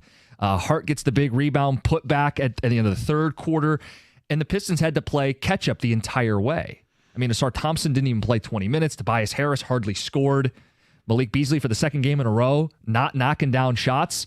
Cade, an inefficient night shooting the ball. Like, all of these things pile up. Meanwhile, the Knicks, they showed a spine. They showed a backbone. Karl Anthony Towns clearly stepped up. He led the team in scoring to get 61 from him and Brunson combined, and Brunson wasn't flopping like a fish. He handled a hostile crowd. You have to come away giving the Knicks credit for backing it up. Well, and when it comes down to it, they're big guns, whether it was Anunoby, Bridges, Karl Anthony Towns, Brunson, they all stepped up. They all contributed. And when you talk about the big guns for the Pistons, Tobias Harris, 5. Malik Beasley, 12. And he was 2 of 10 from behind the arc. Like, you just didn't have enough from the guys that you need to be productive. And you get to this point now where it's going to be a knockdown, drag-out fight. I mean, these games have been competitive, every single one of them. And the Pistons looked like the better team for the first 2, but they were tied. Yeah. And now they have to go tie it up game 4 Sunday. And we'll call it a must-win, right? You can't go down 3-1 with the other team having home court. Becomes a must-win. But you get a chance to respond. I think the difference, though, we need to see somebody emerge. Like, when we get to this offseason and we have conversations about finding a number 2 for Cade Cunningham, remember game 3. Remember last night, because the Knicks have a 1-2 punch. The great teams have a 1-2 punch. See, for the Pistons, they've got a collective, and it's helped them in spots. But last night they didn't have that number 2. But yeah, you've got to be able to trust that collective. Yeah. And when that collective is not operating in full, you're going to struggle. And it's the guys that I mentioned, because on Monday night they didn't have Tim Hardaway Jr. I mean, he couldn't find the bottom of the net to save his life. And he was big early. He had that 6-point possession. Oh yeah. I mean, that was a huge 3 he made after that, and then he followed up with a Cade 3. They tied the game up. He was feeling it. But what did he do second half? I feel like you got very little from him. Well, you didn't get much from him, but he was 7 from 12 from 3-point range, 7 to 13 overall. Didn't miss in the line. But then again, it's you get 24 from him, you get 24 from Cade, but you need more from Beasley and Harris. That's really where I think that they fell short. And Ausar Thompson only playing 18 minutes, that hurt. First half, the Pistons gave up 60-plus points. That's got to be better. Yeah, what was it? Was 66-53 at the half? Yeah, that's got to get buttoned up. And in the second half, both teams, I think, tightened up a little bit on defense. The problem is the Pistons squandered some possessions. I mean, when you get Jalen Duren on a jump ball with Jalen Brunson, got to win. You have to have the possession at the end. It can't go out of bounds. And Cade made a great move in that fourth quarter to get to the hoop when they were making a run. But then he turned it over and Brunson's laying it in the other way. Just too many of those things piled up for the Pistons.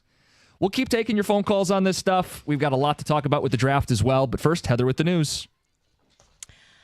Okay, so more and more couples, including married couples, are now living as partners.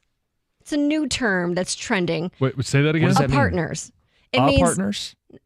Partners. Oh. It means they're together in a relationship, but they live separately. Sounds more expensive. It sure, that's my first thought of like 2 homes. Come on now. Yeah. 2 mortgages, two rent payments. But that's what's happening. So even though it may seem very unconventional and strange, right? Relationship and mental health experts say that it's an arrangement that can work very well for some couples. Those couples who get along with each other better when they're living in separate places. So there's celebrities who do this, and they have the money to do this, right? Like Gwyneth Paltrow, the others, Sarah Paulson, Cheryl Lee Ralph. They all are married, but they live in separate homes, sometimes separate states. I'm still not understanding the selling point to this. Yeah, it's we can be together when we want to be together, and then we can be separate when we want to be separate. They say, like Absence the sleep divorce, where people are sleeping in different rooms. This is like an extreme version of that. Not only are you sleeping in separate rooms, but you also have your own living spaces as well. Okay, I know the absence makes the heart grow fonder, and maybe that's part of this too. It could make it wonder. Well, and I'd wonder, how much do you really want to be with this person if you're not living with this person? Is that a fair question?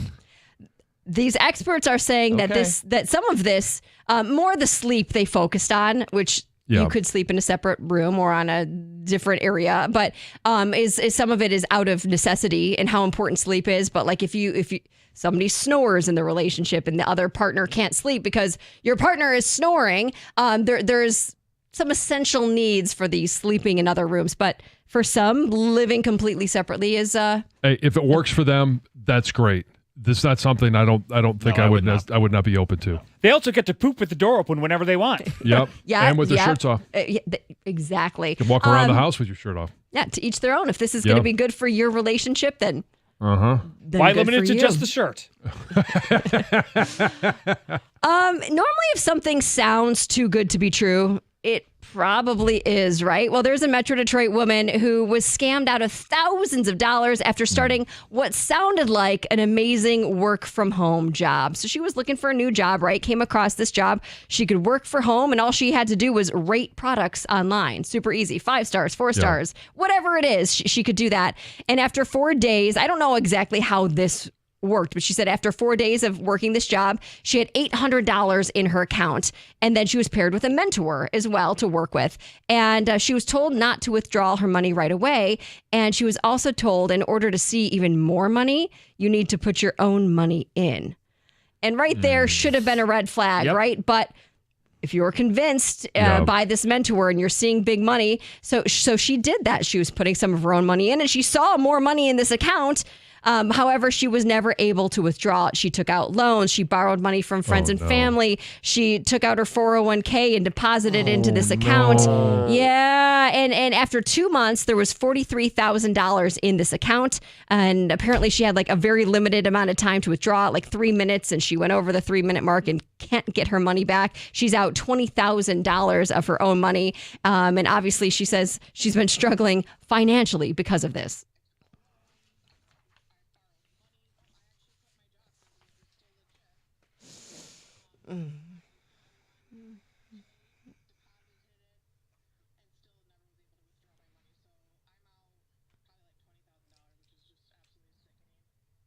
Yeah.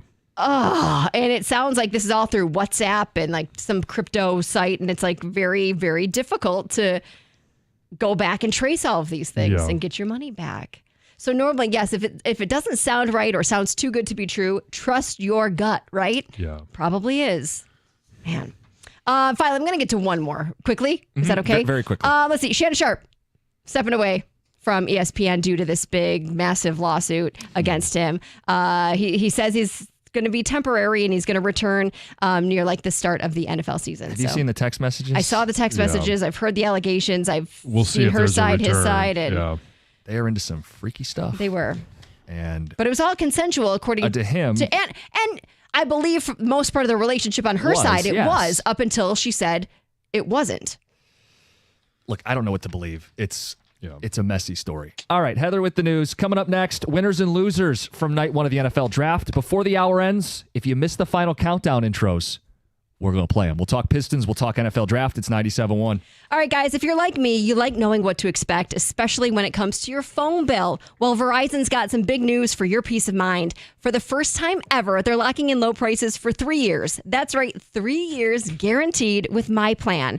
So if you're thinking about making the switch to Verizon, this is for you. You can get a single line for just $45 a month when you switch and bring your phone. That's Verizon's best price ever on unlimited welcome with autopay plus taxes and fees.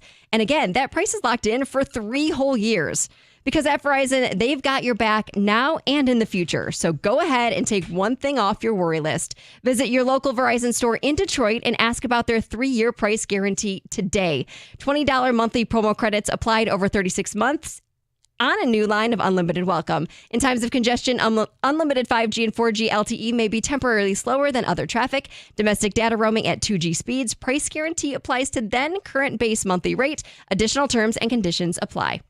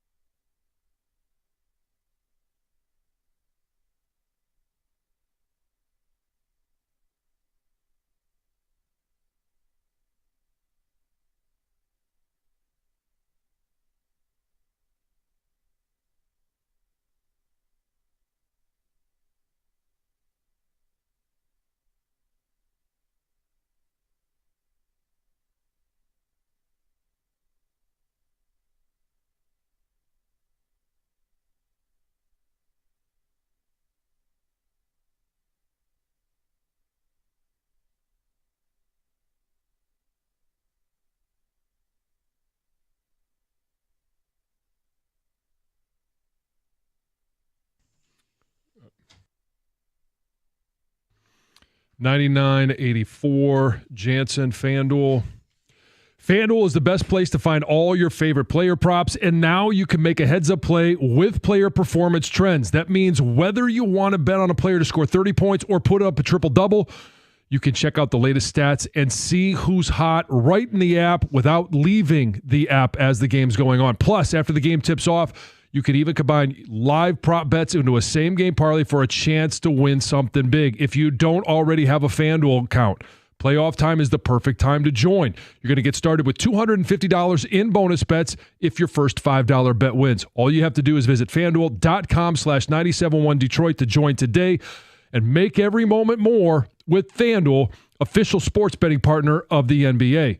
You must be 21 or over and present in Michigan. First online real money wager, only $5 first deposit is required. Bonus issued is non-withdrawable bonus bets that expire 7 days after receipt. Restrictions apply. See terms at sportsbook.fanduel.com. If you have a gambling problem, call 1-800-GAMBLER. All right, and the second one. Okay, this one, we'll see how this goes.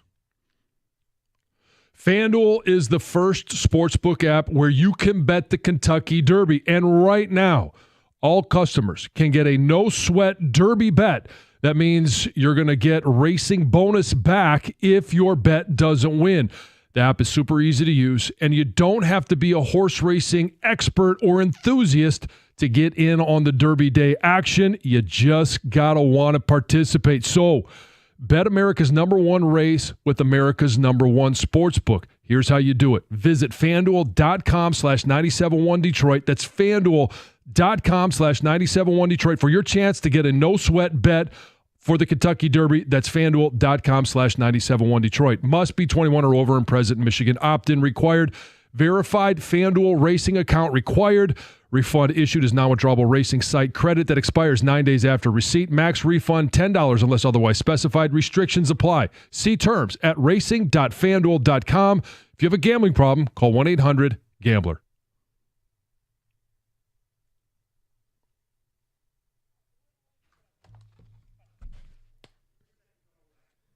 Okay, thank you.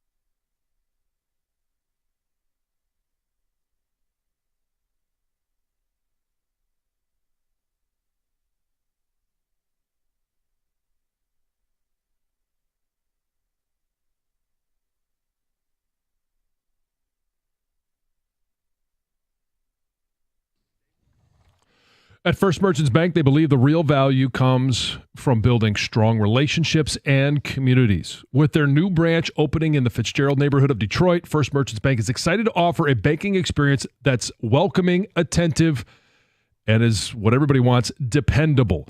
Their easy-to-use, secure, and highly rated app makes everyday banking an absolute breeze, allowing you to manage your accounts on the go, and their local attentive bankers are your partners in success. They take the time to get to know you, give sound advice, and provide solutions that work for you, the individual. In fact, it's exactly what they've done for years for me and my family, and why they're my personal financial partner. With a passion for fostering community development, their team is committed to helping you and your neighborhood prosper. Experience the difference of banking with an award-winning bank that truly cares about your financial journey. All you have to do is visit firstmerchants.com/Fitzgerald to learn more about how they can help support you as well. That website again, firstmerchants.com/Fitzgerald. First Merchants Bank, helping you prosper. Member FDIC.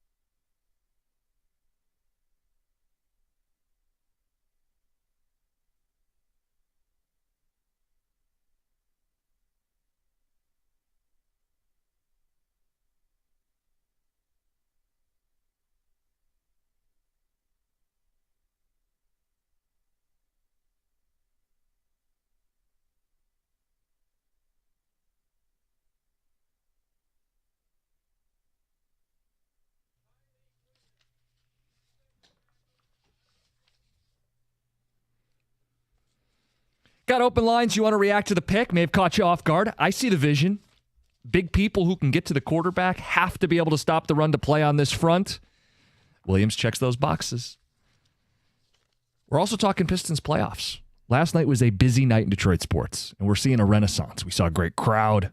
We saw the return of the final countdown with the Mason intros, and we saw them lose the game, not to be lost in all of this. If you were there, we want to hear about the atmosphere. We all watched. We're going to talk about why they lost the game. Biggest reason, 248-539-9797. For those that didn't see the final countdown intros, let's play them.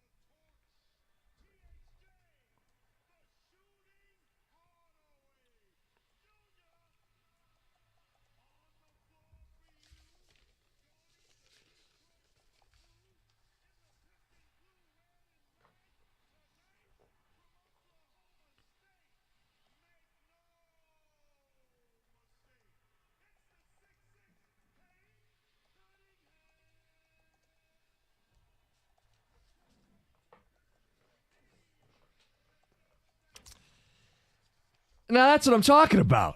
How do you not get chills? I appreciated that they did it, and Mason killed it as always.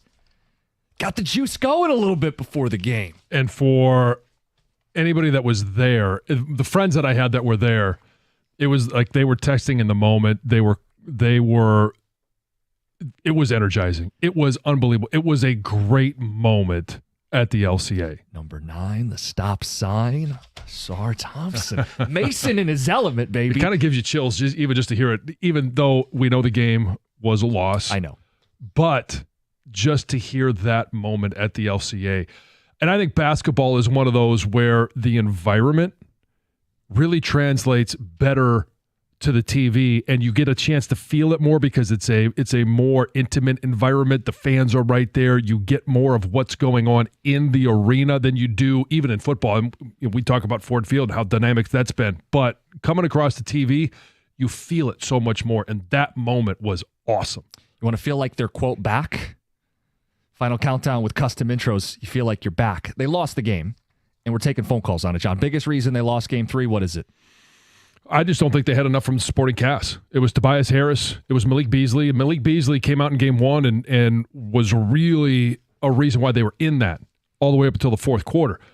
Monday night, I mean, was he hit one shot? Yeah. And last night, he was 2 of 10 behind the three-point line. He just hasn't been productive enough to support Cade Cunningham and Tim Hardaway. Disappeared Monday night, but he was there last night. They just need a full cast of characters to be able to follow through on our promise of winning in 6 or winning in 7. I think the biggest reason is what the Knicks did.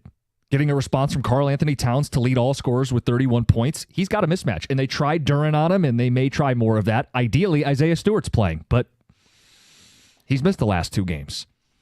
And then you're right. It's clear the Knicks have a hierarchy. They've got a 1-2 punch that each scored 30. They had 4 players score more than 20. The Pistons are a team, and that benefits them sometimes because you never know who's going to step up. But as we get deeper into this series, you need consistency. You need constants. They don't have a true running mate for Cade Cunningham right now. And it'll be a bigger topic when the season ends, whenever it ends. But I think it's a topic after the game last night. Yeah. And then there's little stuff, right? They didn't quit. They fought, but Jalen Duren, you got a jump ball with Jalen Brunson, and the ball ends up getting tipped out of bounds. Little stuff. Cade Cunningham makes a great move, gets to the hoop, but it's a turnover. Can't have it when you're already trailing, when the Knicks jump you, when you're playing from behind. All that little stuff really gets you. Some turnovers. I mean, stuff that they have to clean up. Now they'll have their back against the wall for Game 4 on Sunday. Let's get to the phones. Dante in Southfield, you're on 97.1. Hey, good morning, guys. Hey, good morning. Hey, so I'm pretty much just going to reiterate what you guys just said, actually. I think the two biggest reasons that we lost was, for one, the role players. I think coming into this, we all expected Cade and Brunson to pretty much cancel each other out, but looking at the game last night, you can't have Tobias Harris, Malik Beasley, and Tim Hardaway Jr. I feel like at least two out of those three guys gotta have a good game. You had Tobias Harris, who struggled last night. You also have Malik Beasley, who struggled last night, also in Game 2. Tim Hardaway Jr. kind of came back a little bit last night, which was a big boost. But going to the second reason, I think that Karl-Anthony Towns was the big reason on the Knicks side as to why we were struggling. I think a big reason for that is Jalen Duren's been struggling with stretch bigs all season, and I really think Isaiah Stewart is the presence we need to kind of deal with him on that side of the ball. As far as offense goes for the Pistons, I think the pick and roll actually was working really well for him last night, especially coming out in that second half where we were kind of down and kind of nervous if we were going to be able to get back into it. But I think those are the two biggest reasons for me, the role players and Karl-Anthony Towns, specifically Jalen Duren struggles containing him. Yeah, it's been a story all year. You're right. Duren can get lost in some coverages with bigs who shoot.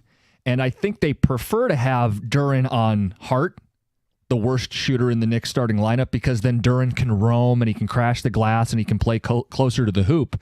But if Tobias can't handle Towns, you try Duren. Well, doesn't always work either because you can pick and pop. And Towns was the player that they paid him to be, that they traded for him to be. Mm-hmm. And the only other body you have to throw on him is Paul Reed, who I like his minutes, but Isaiah Stewart. Yeah, but Paul Reed we loved what he provided on Monday night because, was he a plus 12? His minutes went up, and we talked about that yesterday. His minutes could go up. Ron Holland's minutes could go up. They both doubled, but the production just wasn't there. It was a little bit better for Ron Holland in 12 minutes, but for Paul Reed, it just wasn't there. And you're going to need production from those guys that you don't necessarily want to count on, but you need when you don't have it from Beasley or Harris. Open lines on the Pistons. You know the deal. If you were there, we'll put you to the front of the line. We want to hear about that atmosphere, that environment. And we're all talking about the game. I mean, the basketball matters the most at the end of the day. Lions pick. We'll get to it right after the update. John, your thoughts on Tyleik Williams. We know who was on the board at the time. Do you like the pick? It's 97.1.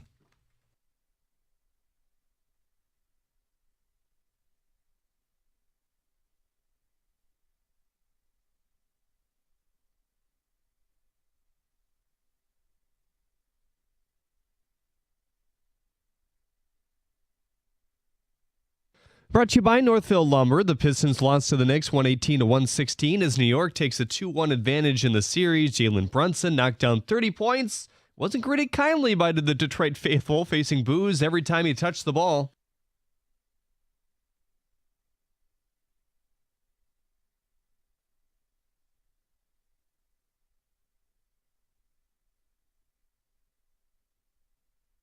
It was a game of runs, and the Knicks went on several large ones again, particularly 21-3 at the end of the first half. Defensive tackle Tyleik Williams will be the latest to don the Honolulu Blue and Silver. He's getting some comps to Lee McNeil, who's currently injured, of course. Here's what Brad Holmes likes about him.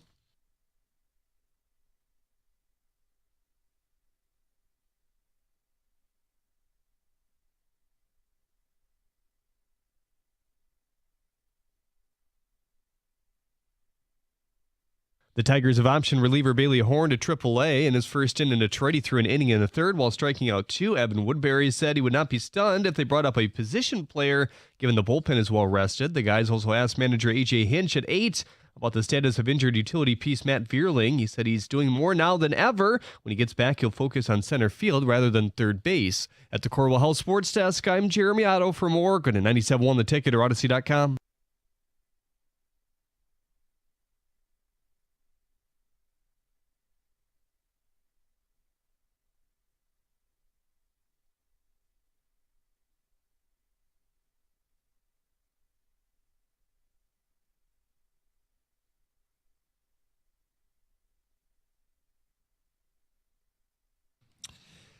And so it is Tyleik Williams.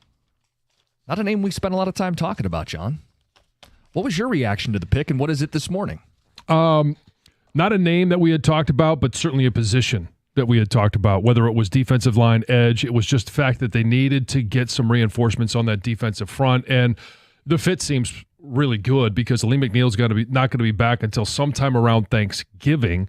And with DJ Reader, last year of his deal, it's not just a pick for this year, it's a pick for the future. You pair him with the Lee McNeil in the years to come, but he's going to be a guy that is expected to start day one. With a Lee McNeil out, he'll be right there next to DJ Reader, and you put him on the same size as Aiden Hutchinson.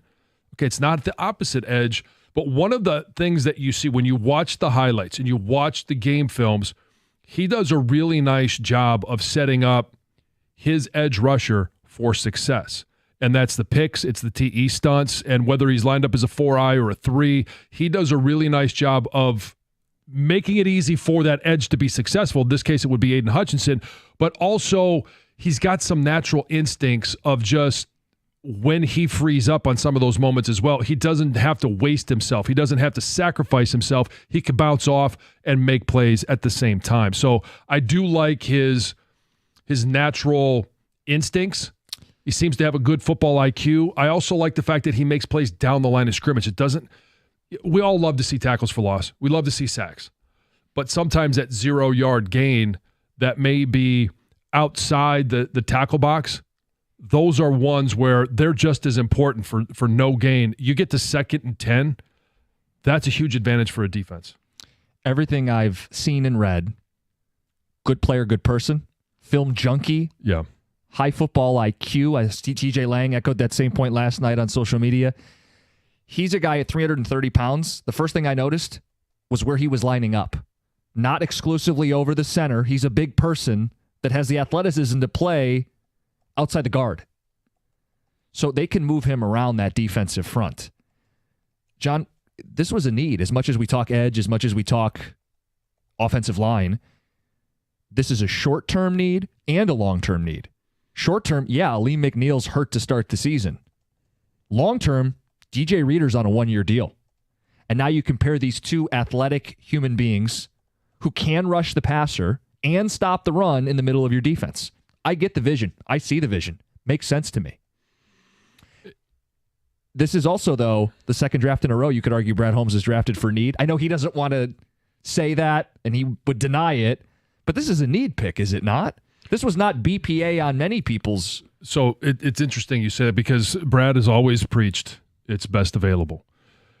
And when the draft is completely done and we see what they've done on day 2 and day 3, it'll be interesting to look back because last year, what was the biggest need? Corner. They got 2. What was the biggest need here? D-line, probably. D-line. And you could argue edge, but and then they end up with 2. Right. And so now you hear from people that aren't Brad Holmes. And I know that Will Birchfield, and again, follow him on Twitter. He does a great job with the website, but he sent out one just a little bit ago that had quotes from the voice of the Lions, Dan Miller, that was from Dan Campbell. That's why we picked him. The guy fits a need.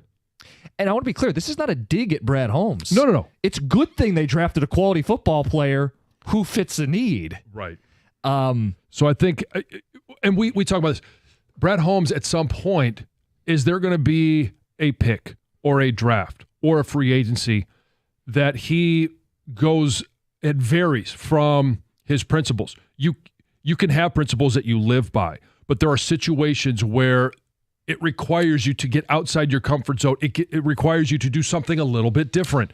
This is a good football player, and maybe it's a little bit different, and he just doesn't have to pigeonhole himself into, I have to pick the best player available. You clearly have some needs, especially if you are in a position to go for a Super Bowl now. Well, think about it, John. The teams that they're going to play to win the Super Bowl. The Eagles are the reigning champs. They want to run the ball. Mm-hmm. You got to stop the run. If the Niners are still going to hang around and be a pain, Kyle Shanahan, CMC. They're going to run the ball. CMC and whoever the hell is in that backfield, they're going to run the ball when Kyle Shanahan's in the coach. Division. The Bears are beefing up the offensive line. They're going to want to run the ball more. Both the Packers and the Vikings, those head coaches come from a run the ball, set up the pass philosophy. You got to stop the run first and foremost, and it does seem like there's pass rushing upside here. I saw Ohio State fans saying, don't look at the sack numbers. And I think Brad Holmes even said that. Don't look at the sack numbers. There is upside to get to the quarterback with this player. He is not just a run stopper. He's going to help collapse the pocket and get to the quarterback. Yeah. The other thing Dan Campbell said to Dan Miller last night was he's got tons of untapped potential. Like and he also fits the now and immediate. So there's a lot that he fits for this defense, for this team. And fit is good. Need at this stage, you don't have a lot of needs. Well, and you're giving your new defensive coordinator, Calvin Shepard, the ability to take care of the basics. The basics is stop the run. And if you're going in first-time defensive play caller, you better make sure that you're tied down on the basics, and then you could start tweaking things. You could start running blitzes. You could start attacking from different ways and be creative, but you've got to be able to run the ball offensively, stop the run. The next thing is you got to be able to throw the ball effectively, and you also have to be able to get after the opponent's pass rusher. How do you do that? You beef up that defensive line. Another way of looking at this is they don't want the Aleem McNeil injury to be an excuse that holds this team back this season. Oh, you don't want the injury hangover? Right. Because if he's not going till Thanksgiving and who knows how quickly he gets up to speed, you don't want to be 3 games back in the division. You want to have someone who you can plug in immediately, and you use a first-round pick on guys who can play immediately. See, when we zoom out on this, what we had talked about for months, give me a player, a big player, on one of the lines of scrimmage who makes an impact right away, short-term and long-term. Check, check, check. So I like the pick. The pushback from some, John, you've seen it.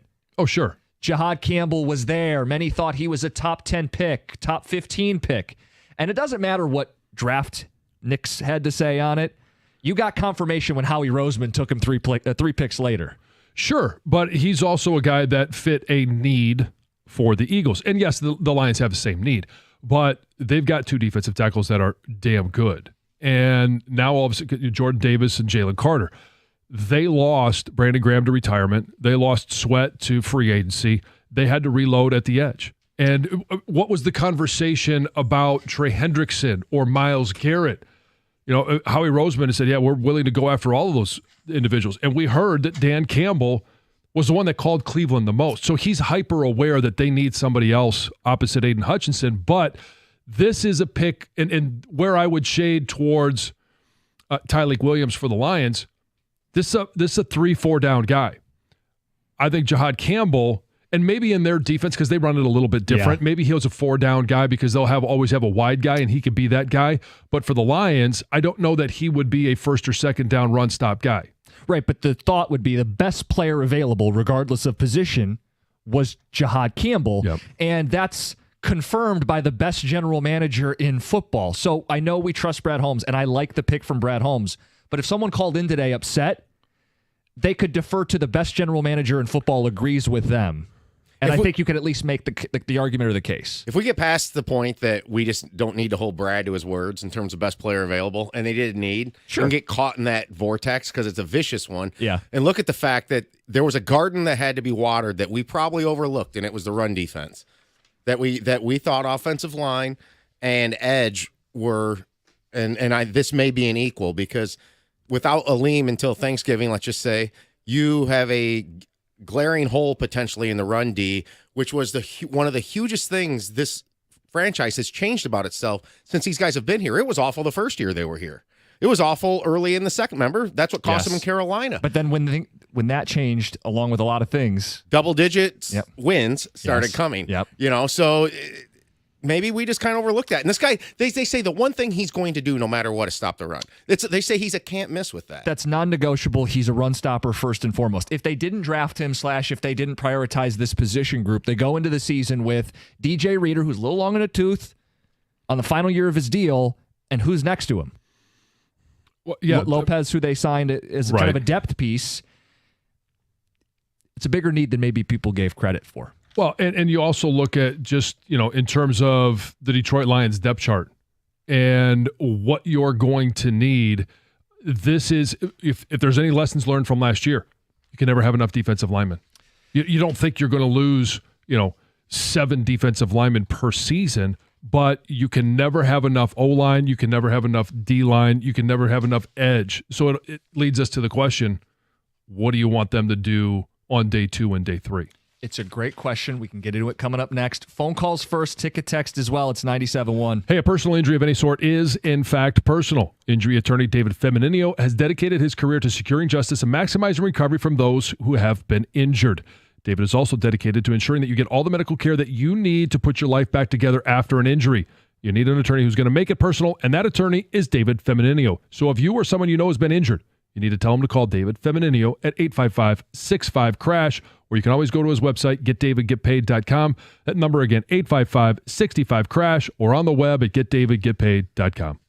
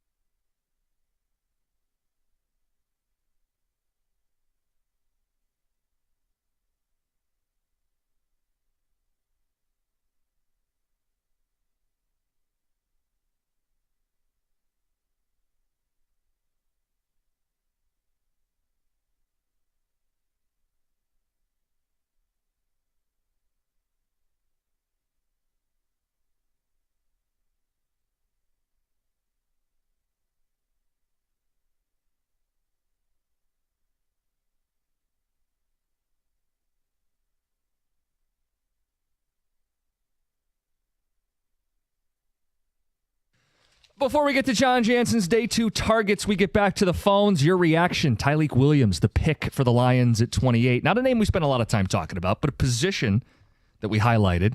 Maybe a sneaky need to some. Let's get to Matt and Fenton. Matt, you're on 97.1. Hey, good morning. So for the Pistons, I think the problem was defense and not all, but some bad shots. It's just they took some bad shots, I thought. As for the Lions, I loved the pick. You know, we could always use more defense, help us get that push to the Super Bowl. And then, Jansen, I'm disappointed you didn't bring Chick-fil-A nuggets for everyone, man. I was hanging out with you guys last night. I loved it. When the Giants... Oh, sorry. Go ahead. I was going to say, I was the only one in my house, and I would have been more than happy to share. When the Giants made their second pick to take Jackson Dart, I kind of turned into Mike Valenti. I was screaming at my TV. I was like, F you, F you. I'm like, geez, that's such a bad pick. It's going to be interesting. I mean, Russell Wilson's going to be their starter next year, and it's going to take him a minimum of a year to get up to speed for the NFL, and probably 2. I mean, he was a half-the-field read type of guy. He's got the physical skills. I just don't know if he can make that jump or how quickly he can make that jump to being an NFL quarterback in regards to reading a defense, looking from sideline to sideline, and even knowing it pre-snap before he has to deliver a ball downfield. I get the logic in trading up at the end of the first to get the 5th-year option for a quarterback you believe in. I don't get believing in Jackson Dart. Watch him play in any of the big games they played last year. He was underwhelming. Maybe you're going to coach him up. There's a lot of coaching, John, to your point, that needs to take place there because of the offense he played in and the way that they run things. I saw Dart talking to Gruden, and their breakdown, their pre-snap cadence was this. And then they said, well, you got a dummy count? And he goes, yeah, it's this.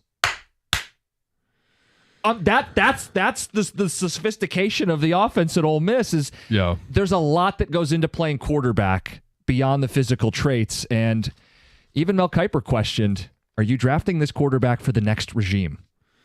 Are you really in sync? I know Dable says I see some Josh Allen in him. Well, another coach may be figuring that out. Well, regardless of who they drafted this year, a new coach may be figuring it out next year. I mean, he is on his it's a very short leash. Kiper was so incredulous over the fact that Dart was selected over Shedeur Sanders.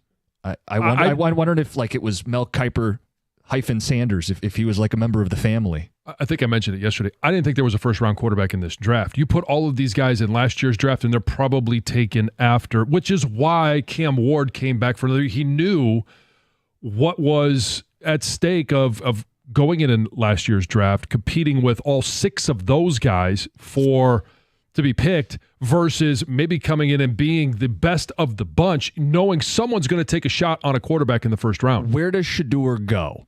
And I know that Browns have 2 of the first 5 picks, but if they wanted him, you could have made the case to go up and get the 5th-year option. They didn't.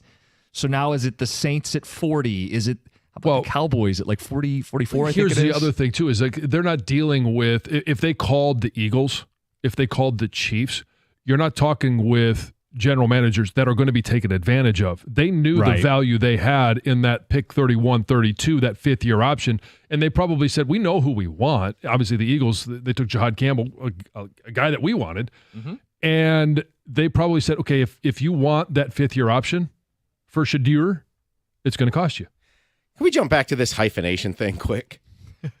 So if you have man crush or you gush over somebody, the new bit's to hyphenate their name with your name? No, so you like Kiper Sanders. I think he was just so over the top about it. There's one thing where, boy, I don't know why this guy's falling, but then they start comparing him to Brett Favre. Well, Favre wasn't the highest quarterback in his class, and we're doing Hall of Fame comparisons. Mel, maybe you were wrong. Maybe the other 32 teams.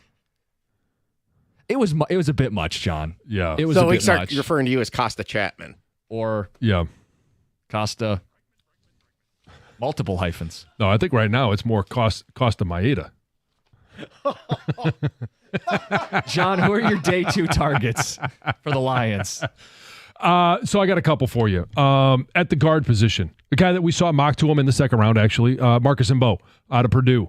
Another guard, Jackson Slater. Now, a lot of people probably don't know him. He's a guy from Sacramento State. had a really good, played left guard, played a couple of games at left tackle, but is as solid as they come, would be a very solid pick. And he may be a guy that, because there's so many edge, there's still defensive tackles, there's other guys that are going to be taken in front of him that may fall into the third round. And if you want him, you could trade up in the third to get him. I don't think he lasts till 102. A couple other guys that I think would be helpful.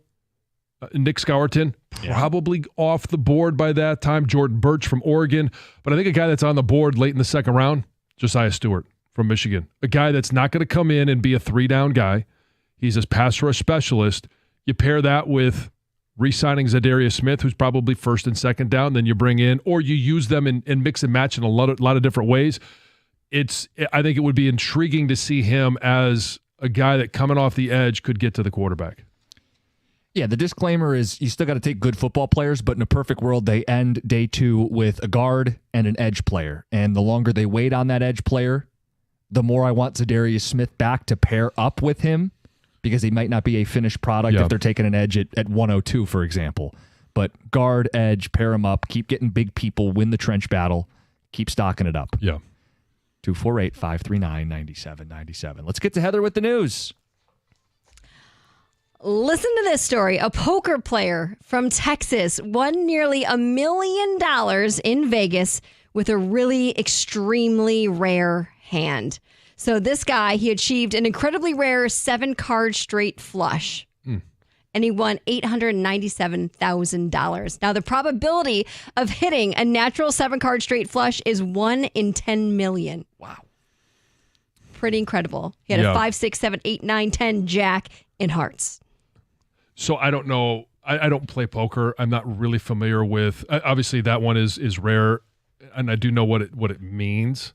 How rare does it say? How rare it is? Like how? One in 10 million. Oh, okay. I was thinking about the draft. Stop talking. You're I'm pulling a Colin. Mine's somewhere else. Yeah. Shh. I'm trying to focus. Shh. Anyway, pretty cool story, right? Yeah, of course. A young man attending art school in Detroit was swept away into the ocean while vacationing with friends in Cancun. His body was recovered 3 days later. It's a sad story. 20-year-old Alejandro Gonzalez was swept away in the current after helping rescue a friend who had been caught in a wave. So he was successful in helping his friend, right? Mm-hmm. But then he got pulled under by the current himself. His mother says that's just the kind of guy he was, always putting others before himself. Now his family is hoping to, establish the funds to get him home where they can then have a proper funeral for him. Very sad story. Yeah. Also said, you might have seen this because I saw videos of this everywhere. Elijah Arenas, a 5-star high school basketball recruit, also the son of NBA All-Star Gilbert Arenas, is in a coma following a serious car crash early Thursday morning. And this is the video I saw. I didn't actually see the entire crash, but I saw the aftermath of it. Police say his Cybertruck hit a tree, hit a fire hydrant, became engulfed in flames. Oh. And this is what you could see. It happened right near his home. This was in San Fernando Valley. And there's Good Samaritans who try to help pull him out. Then you see him on the ground, like lying, because the fire hydrant, there was water everywhere. It sounds like he was put into a medically induced coma as part of the protocol for smoke inhalation, but very, very scary for sure. Do we have any idea what caused the crash? Not that I know of yet. Somebody might know now, but it's it was a single car crash. He was the only person in the vehicle right near his home. Very, very sad. I mean, first and foremost, wishing him a speedy recovery. Yeah, I hope I'm so. seeing what crash was at 4:55 in the morning. I don't know if another car or if he swerved or what. And you can see there was somebody had like a Ring doorbell, and you can't see exactly because there was a big fence, but you can see the crash, see the water, see the flames of this car. Thankfully that somebody was there. To make sure he got out safely. Okay, so there's a lot of differences between boomers and Gen Zers, right? Boomers right now range in age from like 61 to 79 years old. Gen Z is 13 to 28. Okay, so huge range in age, which then means there's a lot of differences altogether. And there's a website that just put together a list of common skills that boomers are shocked that Gen Zers don't know. Oh, yes, please. This will be good. How to address a piece of mail, because they're not sending letters, like where to put the Where to return put the address and the address. address. They don't know how to do that. Unclog a toilet using a plunger. Really? Well, it's It's pretty self-explanatory. Yeah, but which end do I put in there? they don't know how to tell time with a clock. With Traditional like, clock, yeah. What? Which think one? do you about it. think the Everything is numbers are digital. for? They don't. Which one's the minute Come hand on. and which What one's the happened? hour What hand? is going on They in don't know how preschool to- these days? How to count correct change? How to type on an actual keyboard? They can't count correct change. They can't use the 'Cause they're decimal They system. don't use money. change. They don't use money. There's no cash for them. Yes, that's not how they're paying for things. They don't know basic handyman skills, which is what we've talked Yeah, about before. right, like they yeah. can't hang a picture right or change a Change light a light bulb. bulb, yeah. Totally lame. They don't know how to write a check, use a manual can opener, write in cursive. They're probably not even learning that anymore, or read Roman numerals. Well, neither can Stony. Yeah, well, so yeah. I mean that one spans generations. Yeah, there's a couple on here that I think do, like how to drive a stick shift. Oh, yeah, I don't know how to drive a stick shift. You know what? I was looking. You can't even get a truck with a stick shift anymore. Yeah, It's so you disappointing. have to like You can have you to custom order it? Yeah. Yep. It's disappointing. I can park one, meaning I can get in and drive and then put it in park, but I don't think I could drive one on the road. I Oh, learned how to park one when I did valet. Oh, like I know it's- how to get it going, but I have never driven a stick shift on the road. I love driving. I love being an active participant in driving, and driving a stick is. I just think it's fun. Yeah. Finally, there's a mail carrier in Florida who was arrested earlier this month for drunk driving while on duty. So witnesses called police to say their mail truck was swerving all over, going the wrong way on a road. The driver was throwing plastic cups out of the vehicle.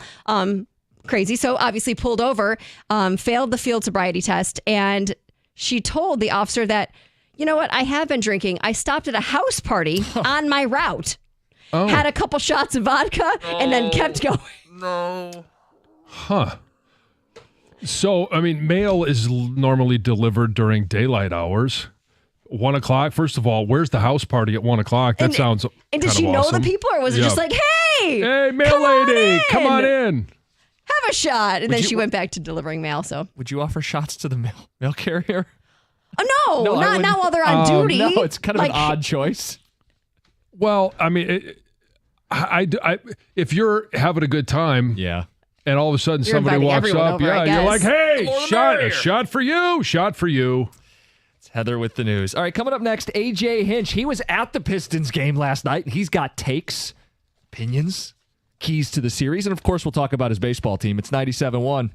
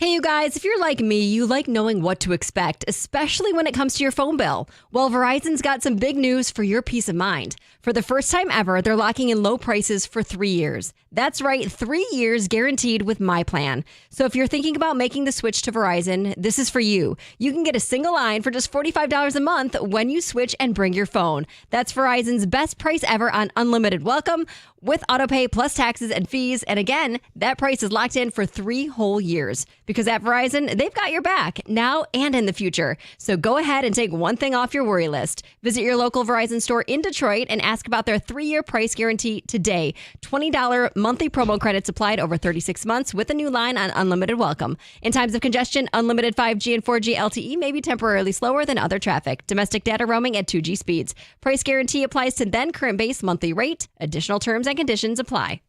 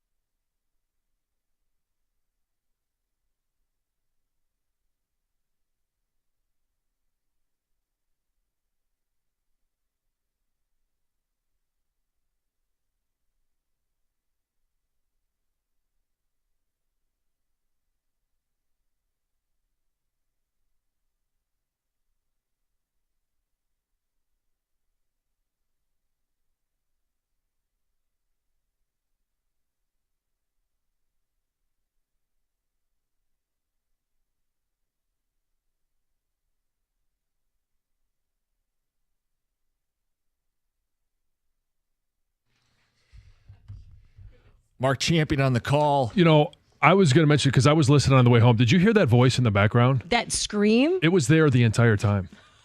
She was out of control. Was she really? She was a Knicks fan. I heard Rick say at one point she needs to shut up. Oh, yeah. I didn't hear that, but as I was leaving the draft event from downtown, driving home, it caught my ear the entire time. Yeah, it was obnoxious, but you know what? She had a good seat. And she's a New Yorker. She has no voice today. I'm sure of it. I wish she didn't have a voice last night. What happened to the geofence?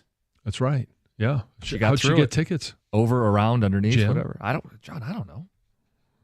You were the one that was all over the geofence. It's almost like the geofence doesn't work. It just makes you look stupid. But anyway, the fans did show up and show out. It looked like a great environment. Yeah. That same environment you're going to need on Sunday, backed into a corner. Right? The Pistons dropped game 1. They respond game 2.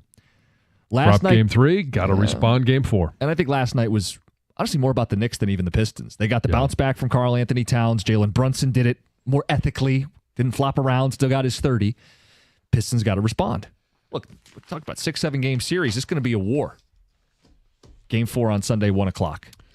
More importantly, rounds 2 and 3 tonight, 7 o'clock. Is that more important than a back against a wall game 4? Well, no, it's not more important, but it's more recent. It's going to happen before then. It's more pressing. Yes, it's more pressing. That's the word I was looking for. I'm here to And help. same thing with Saturday, rounds 4 through 7. More pressing.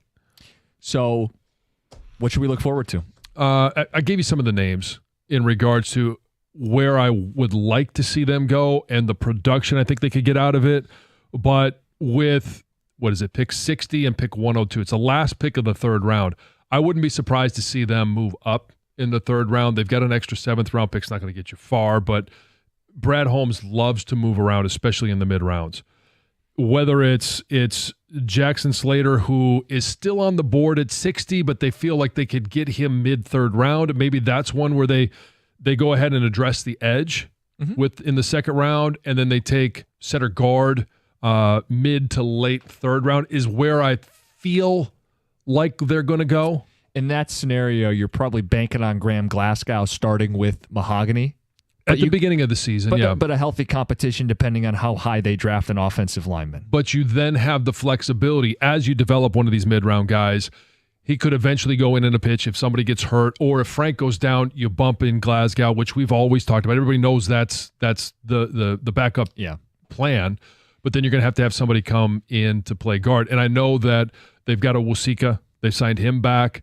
But I would like to see more upside with some of the backups there, because Colby Sorsdahl is just, I don't think he's going to be a part of the answer or a part of the solution this year. Look for them to take a receiver at some point.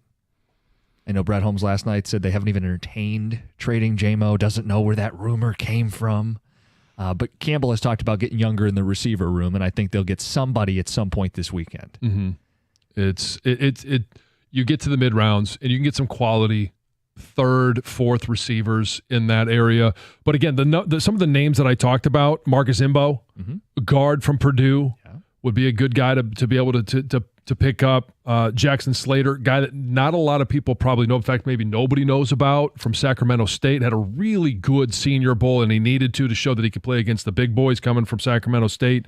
Some of the edge guys, a lot of them will be off the board quickly here in the second round, like a Scourton and Jordan Birch from Oregon, like quality players that could be taken here in the second round. Josiah Stewart is a guy that a lot of people are looking at as late second, early third, if the Lions want somebody who's just a pass rush specialist to begin their career. And if you re-sign Za'Darius Smith, you pair the two up, a young specialist with a heavier edge setter in Za'Darius Smith. Yeah, I mean, there's a way to round this thing out really nicely, and I like the pick they made last night. I know people maybe don't love the pick they made last night, but it showed me, as much as he denies it, Brad Holmes is factoring in need. It is a need with Aleem McNeil injured. Let's look at the obvious. Last year, biggest need, corner. 2 corners. This year, biggest need, defensive line, edge. Already got 1 defensive lineman. Let's see what they do here. And obviously offensive line as well. Yeah, because with Aleem McNeil hurt to start the season, and with DJ Reader, a little long in the tooth, starting to get banged up last year of his deal, you have a short-term and a long-term piece in Tyleik Williams. How long does Shedeur last. What's your prediction on him? You think he goes Browns? No, because I think the Browns, I guess they have 2 of the first 5 picks today. Yeah. But if they wanted him, wouldn't they already have him? Well, we saw the again, Giants those trade calls back may up. have been made, but those teams at the end of the first round may have just said, you know what, we have our guy that we want to take, and we'll like the 5th year with our guy. So they said, you know what, hey, here's the asking price. And they just weren't able to meet that asking price. What about the Saints? People thought he could go in the top 10 to the Saints. The Saints pick at 40. Shedeur to the Saints. That's a possibility. It certainly is. Yeah. Douglas? You think he's still in that legend room? Who, Shedeur? Yeah. Still pretty sweet looking room. Slept there overnight. But, yeah. Legend in his own mind, anyway. Yeah, we got a lot to preview with rounds 2 and 3 coming up tonight. Fascinating. Talent still on the board.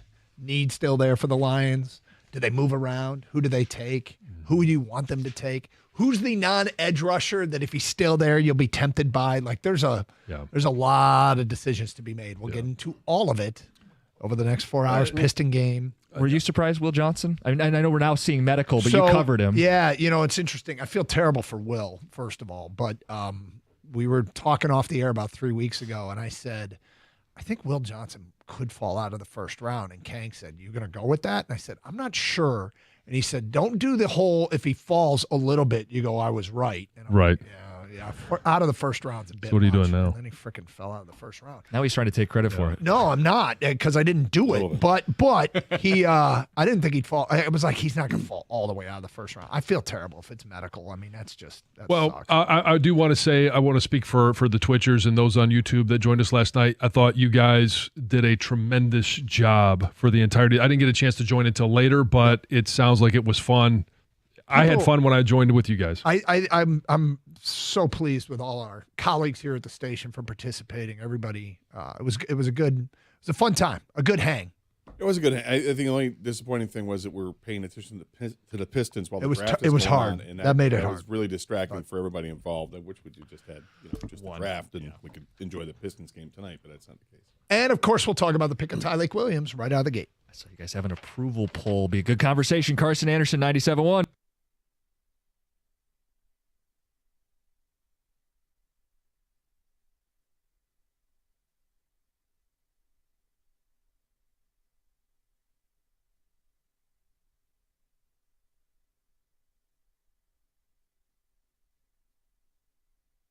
Brought to you by Mastercraft Heating and Cooling. The Tigers start a series with the Orioles tonight. Baltimore has struggled this season with a 10-14 record. The rotation has been a problem, and their offense has been a bit hit and miss. Tonight, they'll send 26-year-old rookie Brandon Young to the mound, who's preparing for his second start in the big leagues.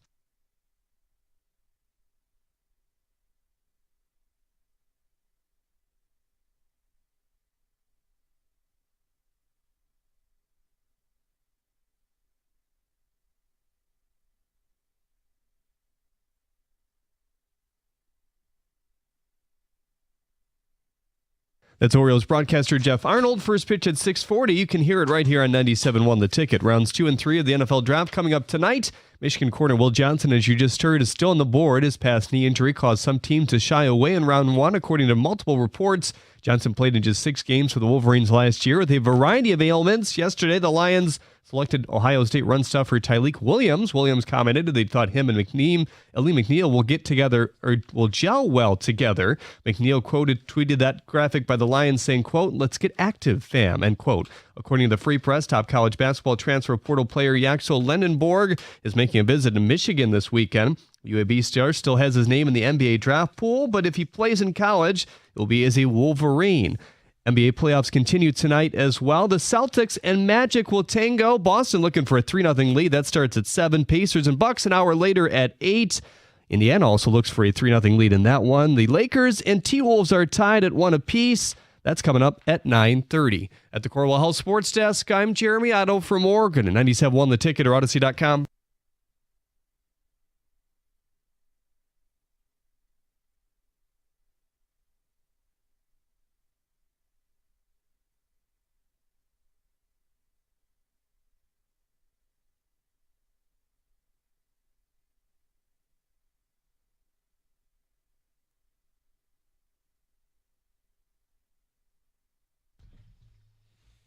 Well, hello and welcome to the Karsch and Anderson program. Doug Karsch alongside Scott the Gator Anderson. And boy, did we have fun last night. Scott, good time. Good time had by all. Yeah, it always is.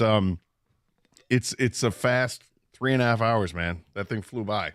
And it helped that the draft flew by, too. They're not – the draft is way different than it was like 15 years ago when you had you may have even had 15 minutes between picks at one point.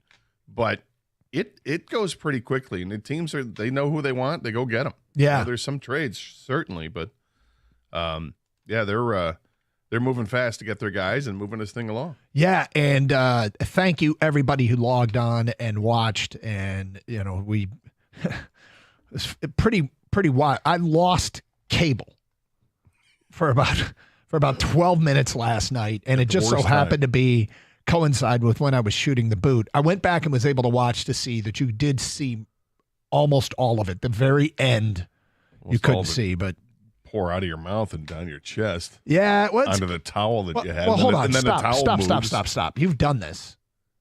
It's not easy to keep the beer from spilling when you're drinking out of a shoe. No, but you went at it aggressively. I did, and you had brought a towel out. Yeah, because you to wear like a shawl. And we kind of teased you about that, but whatever. You're doing what you're doing because you don't want it to spill everywhere. But then, like 1 second into it, like the towel falls or moves to the side, and immediately all the beer that's rushing out of the shoe into your mouth is spilling out of your mouth and right onto your shirt and chest. Yeah, there was a lot that went wrong, but so much it went right. Yeah, so much of it went right, and we appreciate everybody. Again, and we were able to use your comments and just hang out. The numbers went up as the night went on, and I think this is something we'll do forever. Is the draft watch party. It was a little weird with the Piston game going on, being able to talk about that while the draft is that we were kind of bouncing all over the place. It felt like it was too much going on, and the Piston game was pretty unfortunate. And we will discuss that. But Tyleik Williams, the pick that nobody saw coming. Nobody, not one person. Or did they?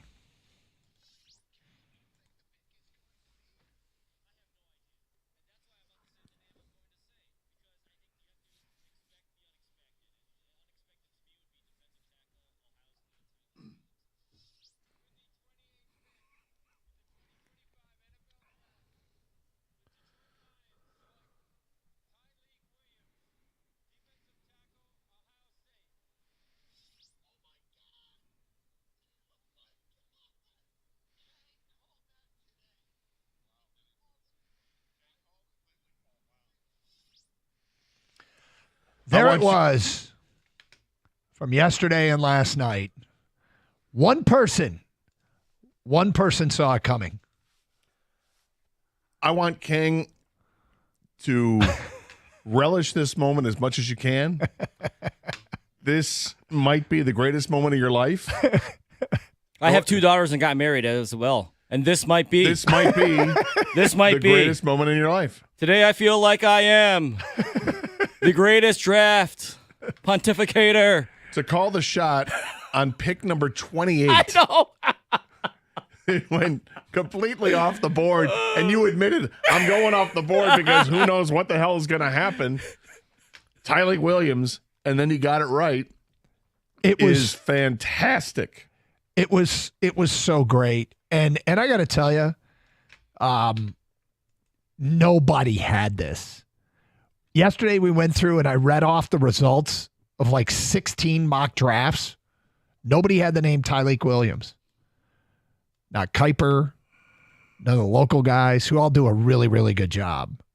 And your reasoning was, you know what you did?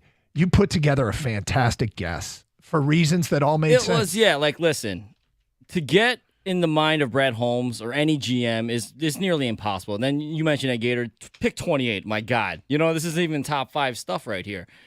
So what I did was it a dart I threw? Yes, but it was an educated dart throw, and I just took what I knew about Brad Holmes' Lions and I just said, okay, what do I know?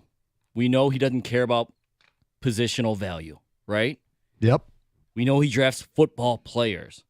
So I took that into account. I'm like, he doesn't care what everyone on his draft board says. Everyone else's draft board says Tyleik Williams is a second-round pick. And I said, but what if Brad Holmes doesn't think he's a second-round pick? Mm-hmm. And he's so unpredictable. It's always a guy that we never thought of. So I eliminated all the guys we all mentioned all week for the last 2, 3, 4 weeks, okay? Yep. And then I said, all right, who did they visit with? Because that's always kind of a sign, too. I went up and down the list. I saw Tyleik Williams. I know they say don't draft for need, but they know what they need. And sometimes the player matches need. So my shot in the dark was it's going to be Tyleik Williams, defensive tackle. Now, I don't get a lot right, and I get a lot wrong, really.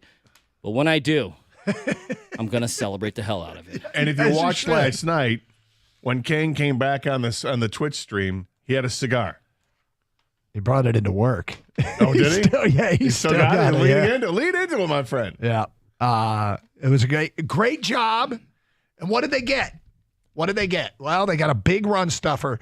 He plays for one of the most respected position coaches. He played for one of the most respected position coaches in college football in Larry Johnson, the D-line coach there at Ohio State. And I was thinking back to when I remember him making an impact in the Michigan games, because that's my own eyes, like when I got to see. And this year he had more tackles than he had 2 years ago. But this year against Michigan's offensive line, I get why he'd have a bunch of tackles. Michigan's offensive line struggled. 2 years ago, in the middle of the Michigan offensive line, they had NFL players, Zinter and Keegan.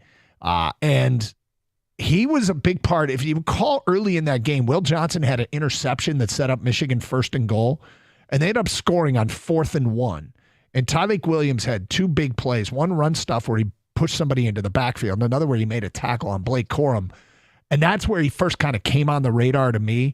What he is known as is a run stuffer. And while we didn't call Tyleik Williams, one of the things we talked about yesterday was whoever they get in this draft on the defensive side of the ball, I bet they're great against the run because of the direction that this league is going. And they still have other needs, don't get me wrong, but this guy can stuff the run. He did it at the collegiate level, and that's how he stood out. I heard some scouts describe him when they did like the 3-cone drill and some of the running for defensive linemen. They said he moves like a ballerina, but he's 6'3", 334. Well, when he was younger, he was a running back and a quarterback. He said he was just the biggest kid and strongest kid on the team all the time. And then eventually his body turned into a defensive tackle body when he got into high school. But he said his footwork never left him. So that's why he's got this really good footwork. And when you watch the film, when you watch the highlights, and I rewatched that package last night when they made the draft pick when we were done on the air. Yep. And yeah, you can see it. I mean, he's got this quick lateral movement. He's athletic, and he uses his weight and strength very well. And then I was listening to what people were saying about him, and then did a deeper dive last night into this morning as well, and did some research on him. And initially I wasn't thrilled with the pick because I wanted an edge rusher there, and I thought there were a couple of really good edge rushers available. I think clearly one is a character issue, and that's why they shied away from him, and so did everybody else in the league. But Ezaraku was there, and I was a little surprised. But okay, let's figure out why they did this. And yeah, we have talked about the need of defensive tackle with DJ Reader. He's not going to be here for much longer. And we don't know if Broderick Martin is a bust or not, but he didn't see the field. And when they talked about the team last night, Brad Holmes didn't mention Broderick Martin. I don't know if that was just a misstep or what. And Ali McNeil's coming off a knee injury. We don't know how he's going to return. So it makes sense to add a defensive tackle, which is why we talked about Kenneth Grant or Walter Nolan or Derek Harmon. But all 3 of those players were gone. So when those guys were gone, we hardly ever mentioned Tyleik Williams. The only time we mentioned Tyleik Williams is when Kang opened his mouth yesterday. We never really brought this guy up, yet we did talk about the position. So it's interesting because again, this is absolutely drafting for need. Feels like it. But it is also a player of substance, which this is the thing that infuriates me when Brad Holmes says that, because it's like he chastises the media for bringing up going for need when he says we're just looking for players. Well, yeah, we all got that. We know we're looking for players, but that's going to take care of itself. There is a need on this team. There's also a need at edge rusher right now, and I imagine they're going to look hard at that at pick number 60 or perhaps pick number 102. One of the hot button issues in Detroit is what is next for Jamison Williams. And Brad Holmes talked about it last night, and now this morning at this hour, we have breaking news. We will get to that today at 10:18. Here on Carson Anderson on 97.1 The Ticket.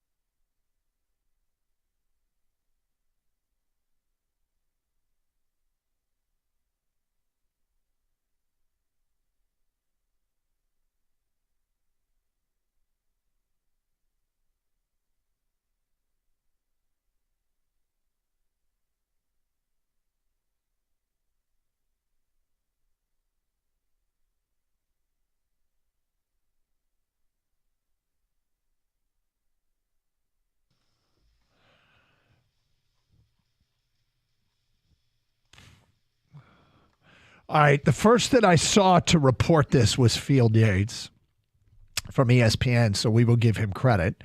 He writes, the Lions have exercised the 2026 fifth-year options on defensive end Aiden Hutchinson and wide receiver Jamison Williams, per source. A couple things about this. One is Aiden Hutchinson's a no-brainer, and of course they're going to do that, and he probably will get extended sometime in the near future.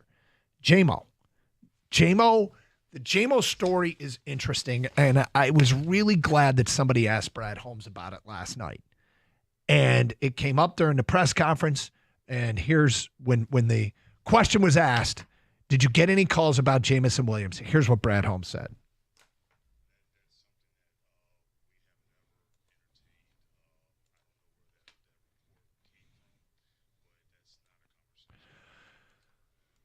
Okay, it's been floating around for, I don't know, a week, 10 days that J-Mo might be traded. And, we're kind of searching for where it's coming from, like what led to it. There's the social media speculation, which about his unfollowing the Lions and saying some things about loyalty is everything.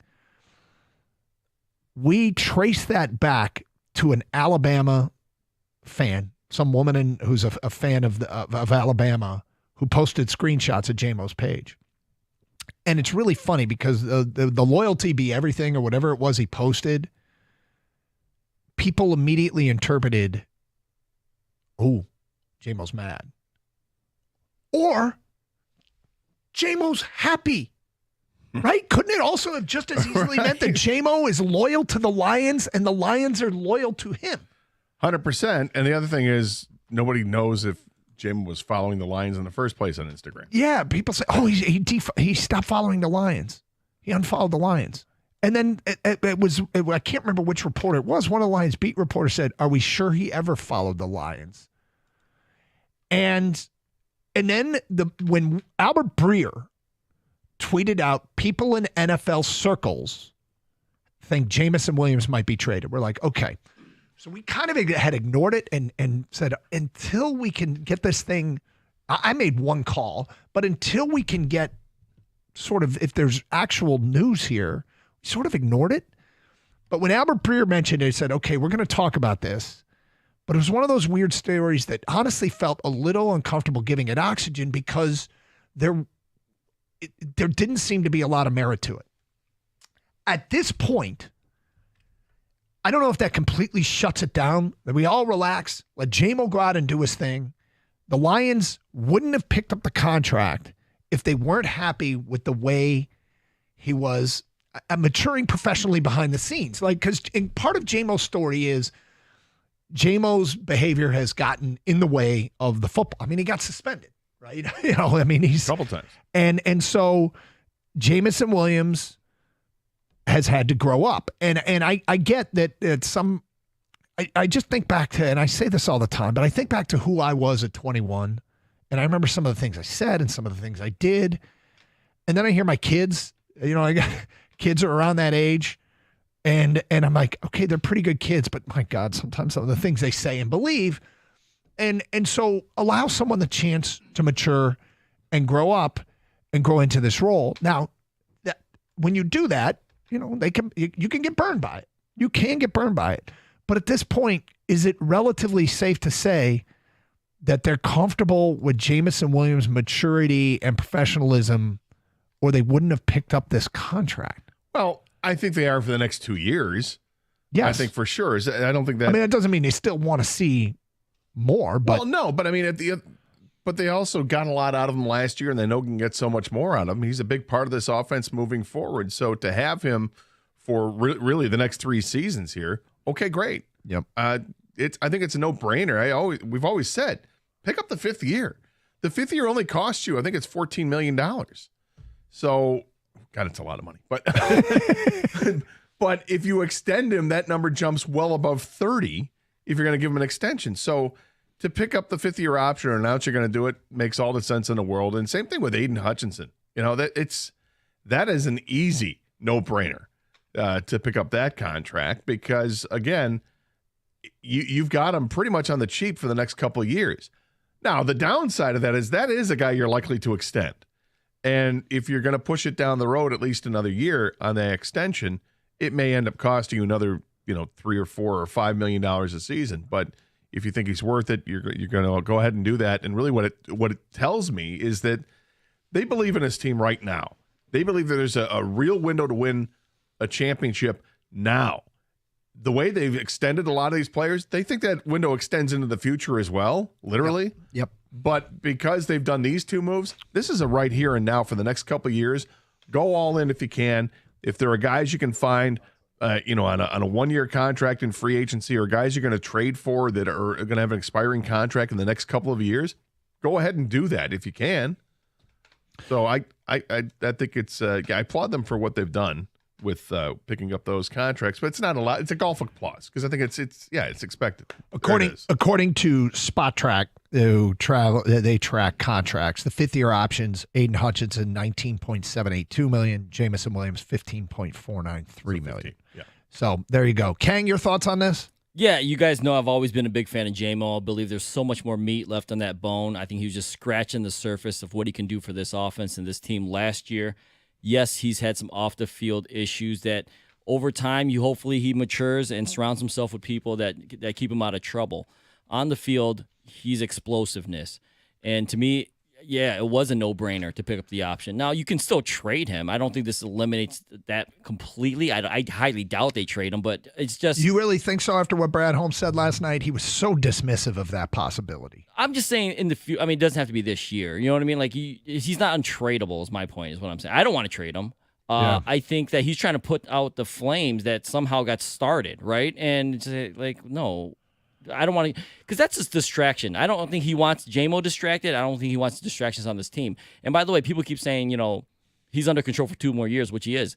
You can still franchise tag him that 3rd year too. And now I know that's going to be a lot more money, but the cap goes up, franchise number is going to be different. But as far as just team control, if you don't want to let him go and he's that important to his team and you can't work out a long-term deal, it's a T. Higgins type thing where they did franchise him before they end up ultimately extending T. Higgins. You can still franchise J-Mo at the end of his option year. So what's interesting, though, is the eating away at future cap space. We do not have the numbers yet on Kirby's year-to-year cap hit. But this coming year, the 4th year for both J-Mo and Aiden Hutchinson, J-Mo is cap hit this coming year is 5.418. Aiden Hutchinson's is 11.365. In 2026, with this option picked up, Aiden Hutchinson chews up $8 more $8 million. He goes from 11 to 19. Jamison Williams goes from 5 to 15. So that's another $18 million chewed up in the 2026 cap. This is why drafting so well is so difficult to keep teams together, and it's why you just know down the road there's going to be one. There's been some minor painful cuts. There's probably going to be some major painful cuts. I hope not. I hope there can be some restructuring, but it just feels like they're headed towards that. Hopefully, they'll be headed towards it, and they'll be making very difficult decisions, after parades. Well, right, exactly. And the NFL keeps making money hand over fist, and that salary cap goes up. And like you mentioned, the restructuring of contracts. There's ways to keep these guys around for several years. It feels like it's impossible to keep them all, but we'll see. Somebody, you know what's going to happen? There's probably going to be a surprise in that somebody might not even be worth keeping. We think he is, but he might not be. But we'll see. There's a lot of time and a lot of variables that will impact these decisions moving forward. Okay, let's get back into the draft. That was breaking news. The 5th-year options picked up, no surprise, Aiden Hutchinson. But just to kind of close the door on some of the J-Mo talk, there you go. His 5th-year option also picked up by the Detroit Lions this morning. Tyleik Williams, he's the pick. What did they get? And what is next? The next question is fascinating. That coming up in the next half hour here on Karsch and Anderson on 97.1 The Ticket. Looking to upgrade your outdoor space? Builders First Source has you covered. With 4 Metro Detroit locations, they specialize in top-quality composite decking. Brands that you trust. Brands like Trex, TimberTech, and AZEK. So whether you're a DIY enthusiast or you need a certified installer, their expert team will help you build the perfect deck that stands the test of time. Visit one of their locations today in Lapeer, Auburn Hills, Clinton Township, or Shelby Township and discover why Builders First Source is your go-to for decking. Quality, service, and unbeatable value, that's the Builders First Source promise. Search buildersfirstsource.com.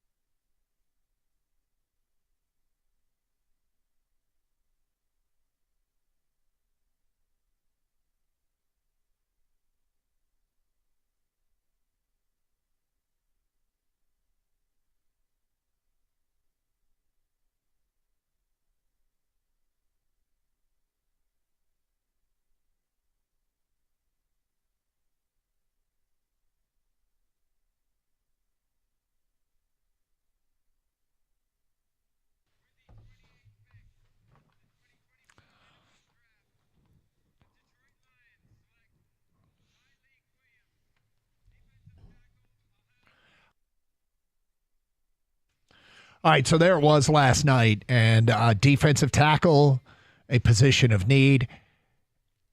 I want to get to something about the need here in a minute. Just an update. On Twitter, we've got a poll. We're looking for the approval rating. Do you approve of this pick? Yes or no? Very simple.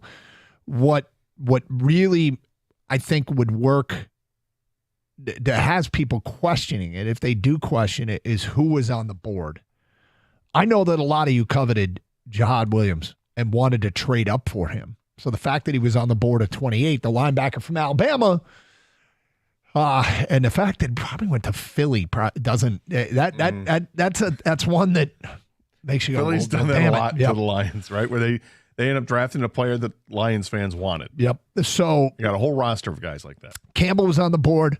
Mike Green was on the board, the edge rusher for Marshall with his 17 sacks. Donovan Azaraku with his 16.5 sacks. The edge rusher from Boston College was on the board. Will Johnson plummeted. It sounds like injury related, but that hasn't stopped him before, and he's an elite talent that there is a really good chance that somebody's going to cash in and get a huge steal with him. Nicky Manwari was on the board. I mean, there's still a lot of good players out there. And they went with the defensive tackle, who, when we discussed him, when his name did come up, there was a bucket of defensive tackles at the top. Well, there was one at the top that there was no accessibility to in Mason Graham. Then there was the three who were all gone before the Lions picked. And then we talked about that next bucket, which felt like a third bucket. Darius Alexander and Tyleik Williams were in that third bucket. And they went and grabbed Tyleik Williams. Now, why was he a third bucket guy? Why is anybody still on the board at 28 and not one of the top picks? Well, there's going to be a criticism. And the criticism is that he doesn't provide as much pass rush, which is something that the Lions need, but he is an established run stuffer. And so, anyway, it's a need short term and it's a need long term. He has been compared, and as a player, the player comp is Aleem McNeil. And who's not likely to be ready when the season starts for the Detroit Lions? Of course, it's Aleem McNeil. So there's your short-term need. This guy has a chance to get on the field and get on the field early. And it's a need long-term because of where DJ Reader is in his career, probably much closer to the end than the beginning. And so from a positional standpoint, it makes sense. Listening to Brad Holmes talk last night about him, they loved his character, which is huge for them. We know that already. And it's paid dividends for them when they get into football character and does the guy love football. And Brad Holmes said repeatedly, he knocked it out of the park at I can't remember if they met at the Senior Bowl or the Combine, but they met at one, and then they had him in for one of their 30 visits. And he said he knocked it out of the park again. So he checks that box. And intelligence and instincts are the things that they love about this player. And these are, stats show up. The defensive tackle spot, though, is one of the positions where stats don't always tell the story. No, they don't. And, the comp to Aleem McNeil is great, but, Aleem McNeil was not a first-round pick. Nope. But has he played like one? At times he has, but unfortunately he got hurt last year and stunted the growth, and we'll see. We don't know how long it's going to take for him to come back and regain the form that had the Lions extending him, frankly, and giving him that big contract. I thought this was an interesting pick with what Holmes had to say afterwards. The comps make you feel better about the pick, but when you find out that they were getting phone calls about trading back, that there was an offer to them, they could have traded back, stay in the first round, pick up some draft capital. Did he say stay in the first round? It was, yeah, if it was a pick for later in the first round. And I think people are thinking, some people are thinking that Atlanta was looking at a defensive tackle, and that's why Brad Holmes said no. So because they wanted to make sure they didn't lose their guy. And okay, I'm confused. Atlanta? No, that's a separate thing from Atlanta wasn't the team that was going to be trading with the Lions. Okay. I don't think Atlanta was a team that he saw behind them because they were interested in a defensive tackle. They ended up going with James Pierce, but he thought they were going to be interested in a tackle and that they would lose their guy. So what that tells you is that Brad Holmes had Tyleik Williams in this upper bucket. At least that's what it tells me, that they thought of him as being a defensive tackle like a Kenneth Grant or Derek Harmon, because if you think he's in a separate bucket and a bucket behind it, then why not the edge rusher? Or why not just take the athletic freak and Emanwari? It's a draft of need without question. And the player fits the bill too. But I think he thinks very highly of this player. Very highly of this player. But, if he even addressed the trade offer, that's interesting, because I would love to know how far back. You always want to know, right? What was the trade offer? What was the offer? What are you getting in compensation? Is it a third round pick, a fourth round pick? Who wanted it? What's clear is whatever it was, he didn't think they were going to get a player. He thought that it would empty the bucket of players that were available, however far back they would have moved, and he didn't want to do that. I think he mentioned in the press conference there was like 2 DTs that they had, and the other one went, and this is the other one. I'm fascinated who that other. Yeah, me too. So it fills a need, but I go back to, maybe I'm in the minority here. I believe Brett Holmes when they say they're drafting the football player. They love this guy. They wouldn't have taken him in the first round because everyone else had this guy mocked in the second. It was a second round pick, right? And before I made the pick yesterday of Tyleik Williams, I looked at why he might be a potential Lions pick, and the things that stood out were some of the things you mentioned, Doug. He's a film guy. He loves film. You talk about instincts and intelligence. He probably blew it out the park with his interviews with the Lions, with the combine and the top 30 visit, and how much he knows about the game and how much more willing and better he's willing to get. He's got underrated athleticism, which is why he's got the Aleem McNeil comps. Aleem McNeil played at a very small school, or not very small, North Carolina State, right? Yep. He had no sack production there.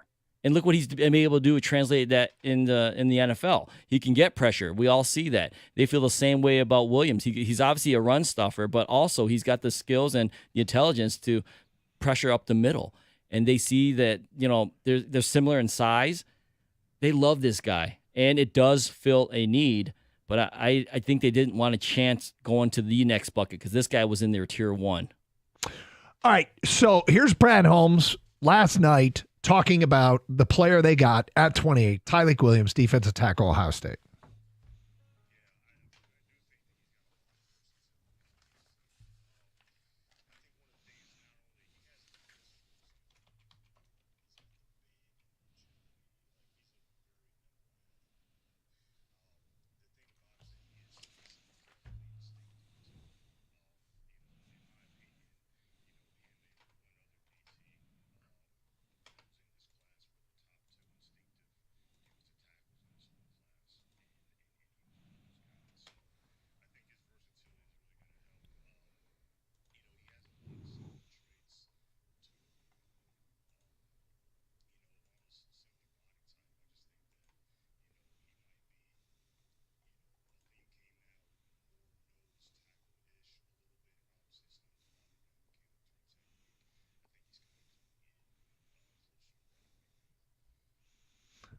All right, so one other defensive tackle has those kinds of instincts. And I don't know why I care so much, but I care. Is it Mason Graham? Is it Kenneth Grant? Is it Walter Nolan? Or is it Derek Harmon? Those were the 4 DTs that went before Tyleik Williams. Brad Holmes had his eye on one of those guys. I'd just like to know, to watch the arc of these players' careers and see, because the truth is, there's a high probability that in terms of who's the best defensive tackle of the 5 that went in the first round, there's a high probability that it won't be the order they were drafted in, right? I mean, it won't be, Mason Graham's clearly the best, Kenneth Grant clearly second, Walter Nolan clearly third, Derek Harmon fourth, Tyleik Williams fifth. So I'd be intrigued to see 5 years from now where Brad Holmes guys that he liked the most. Now, he just said instinctive.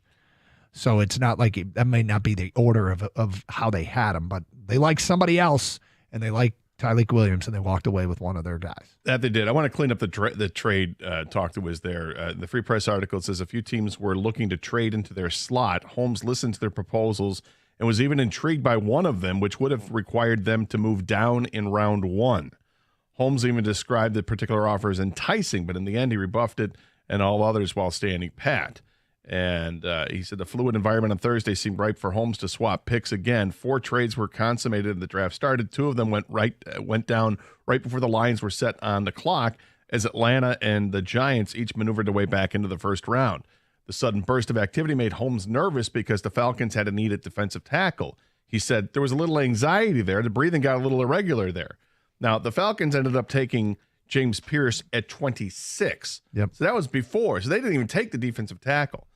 So if you look at the rest of the draft in the first round, perhaps it was Philadelphia that wanted to move up because Philadelphia just flip-flopped with Kansas City. Would they have been willing to flip at 32 with the Lions at 28 and the Lions said no? Yeah. And that's the logical way to look at it, I guess. Yeah, what they were offered wasn't enough, or they were afraid they were going to lose their guy. Okay, let's update this polling. Do you approve? Do you approve? A lot of people have responded on our Twitter poll, so if you want to go vote and get your thoughts in, do you approve of the pick?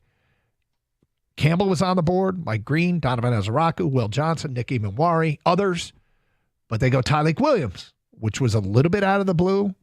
Unless you paid attention to our producer Kang yesterday. Do you approve of this pick? We will update where it's at, the approval rating, and get to some of the responses there. And we got to talk about what's next. We'll shift into round 2 and round 3 discussion coming up here shortly here on Carson Anderson on 97.1 The Ticket.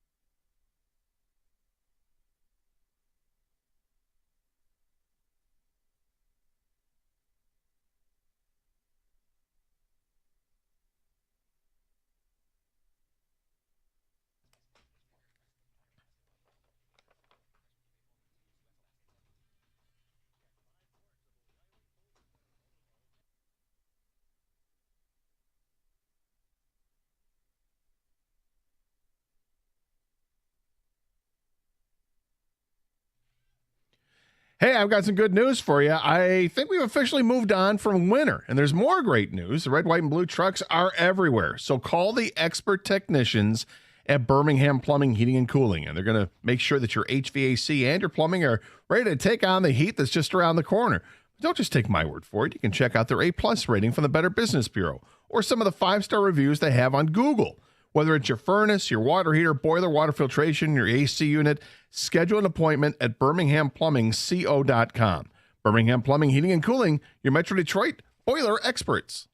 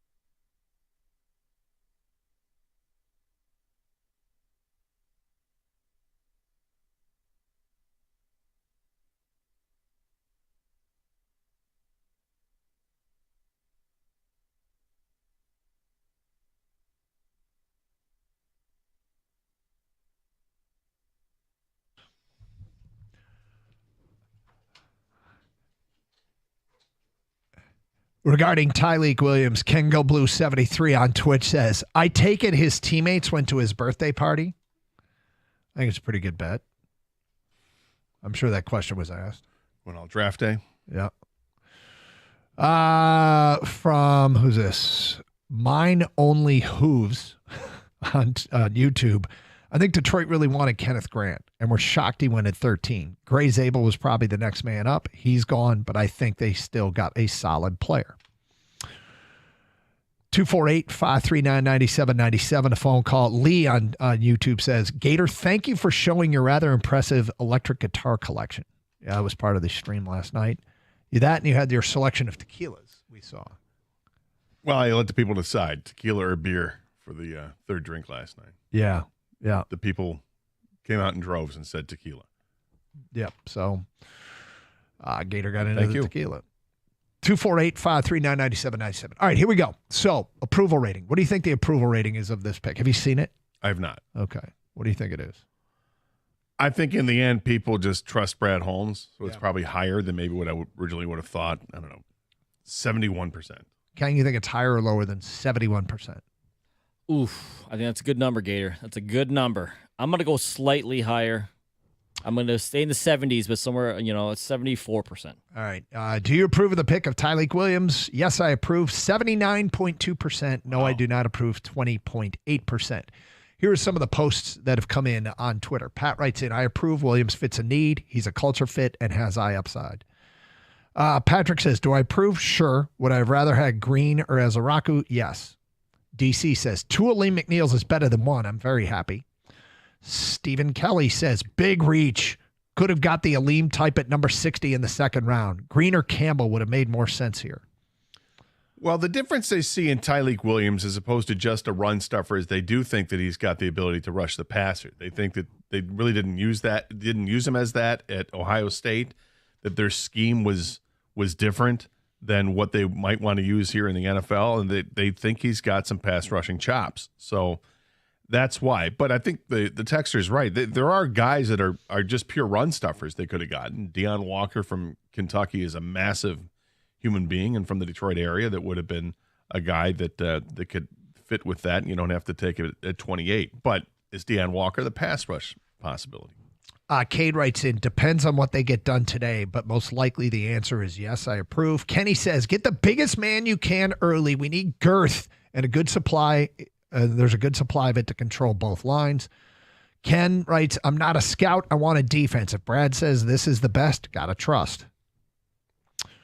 JD says, this year's draft is loaded with edges, supposedly. So if we can get one in the second, I'm happy. Now, if we don't get one, or don't go guard, I'm a little worried. You have to wonder if we will re-sign Za'Darius or trade for Thibodeau.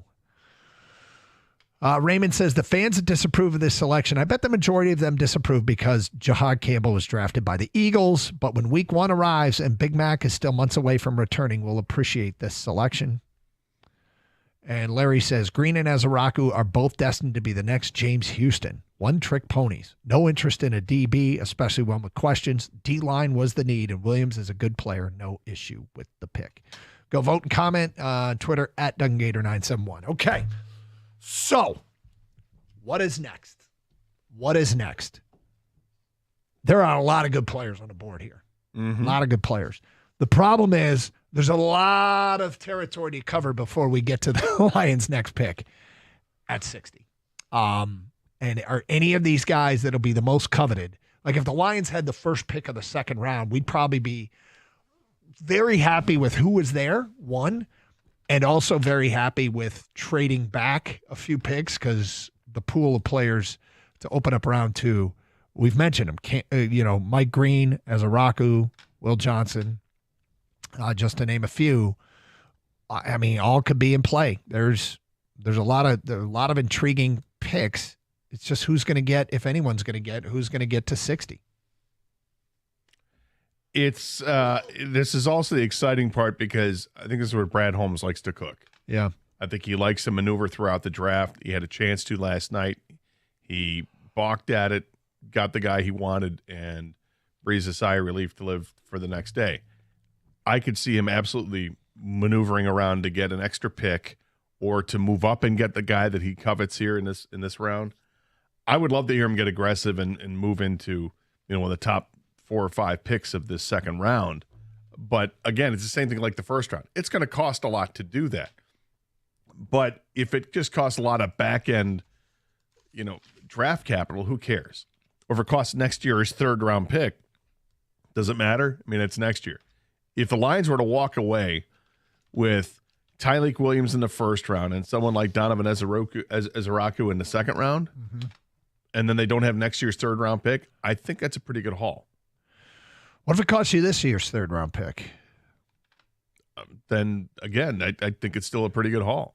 Yeah, I mean, I start thinking about about the depth. I do like the depth in this year's draft, and I haven't looked ahead to next year's draft to see how deep it is. Maybe we're going to be saying the same thing, but this one seems like it's particularly deep. I mean, Ezeraku is considered one of the best 5 players available on the board, so you'd have to move up quite a bit. I'm going to guess it would cost this. Well, that's year's, why I say get into the top 5. Yeah, it would cost you this year's third round pick and then some. If I were sitting there and somebody wanted me to drop back that far, if I'm one of those teams at the top of the board. It would be this year's third and maybe next year's second to get me to agree to that. And there's positive and negative of that, right? You are talking about you're talking about they love their draft picks. Brad Holmes loves his draft picks, and he's done a great job with his draft picks. But they are running into a problem where they can't re-sign everybody. So you can't. This is going to sound weird. You can't keep filling your roster with players you can't re-sign. But you also need cheaper alternatives. So there's a give and a take to it. I can't imagine them giving up the kind of capital it would take to get a player like Ezeraku. It would probably take you this year's third and next year's third. Next year's third is going to be more valuable because this year's third is in the compensatory area because it's 102 as opposed to the end of the third round, which would be 96. So if you're looking at, I mean, personally, I think it would cost more than that. But because I'm just thinking to myself as that team, why do I want one extra third round pick to drop 30 spots or 27 spots or whatever it would be?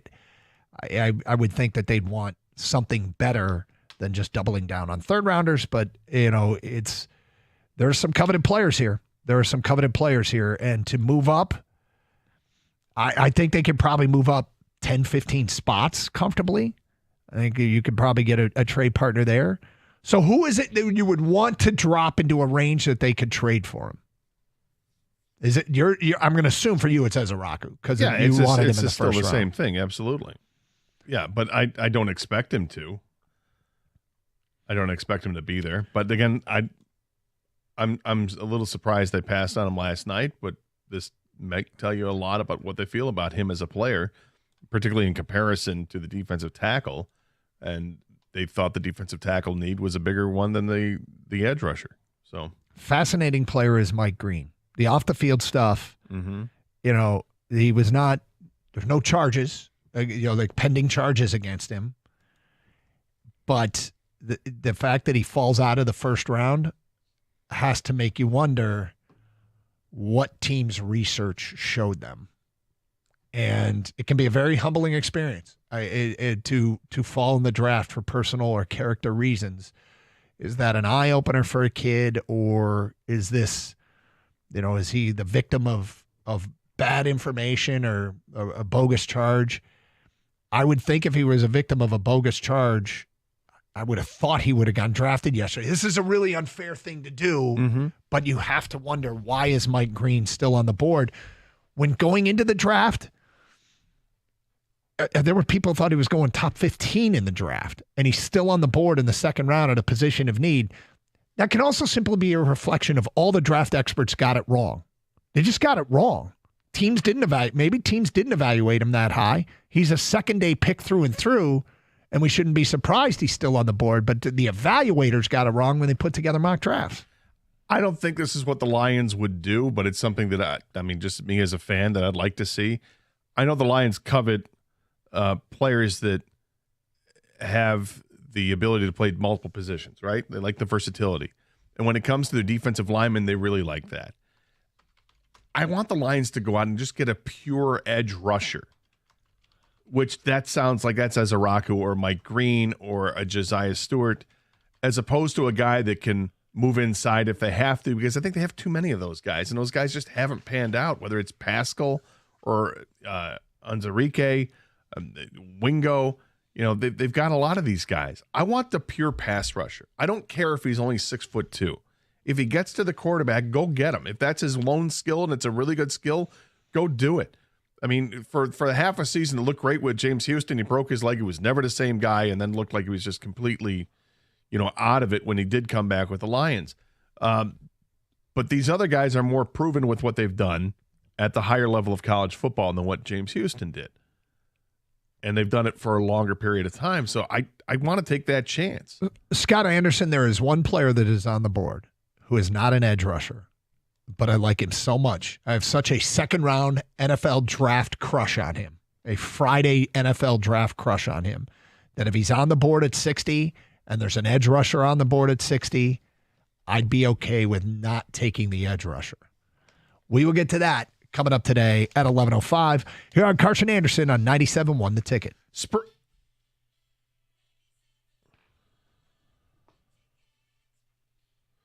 Spring is here, and there's no better time to make a move than right now at Sarah Chevrolet Southfield. The weather's warming up, the days are getting longer, and it's the perfect time to take advantage of some incredible offers that are hard to beat. Right now, you can lease a 2025 Equinox EV for just $159 a month.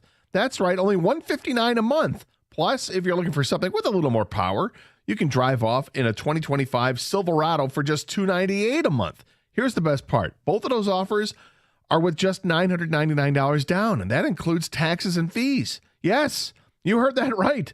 There's no hidden surprises. So whether you need a sleek new SUV or a powerful truck, Sarah Chevrolet Southfield has the perfect vehicle just waiting for you.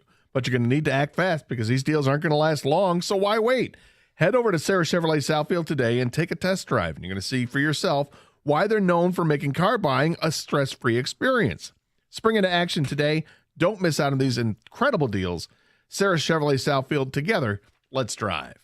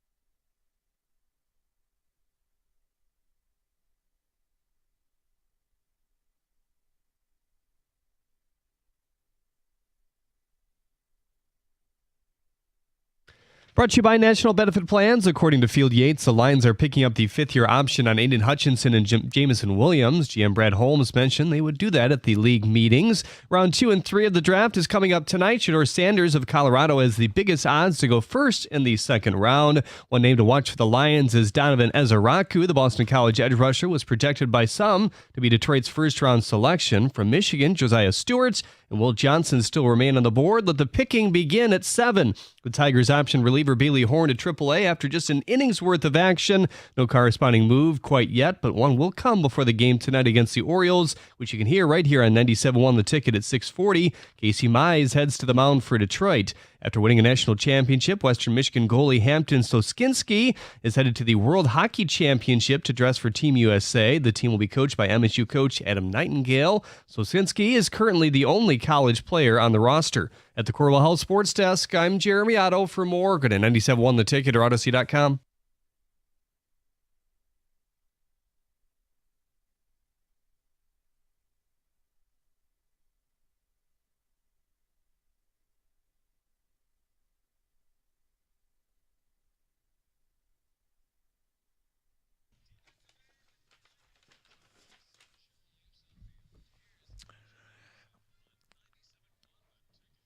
All right, so what's your dream scenario today? 248-539-9797. And if it's not an edge rusher, is there a player that you covet?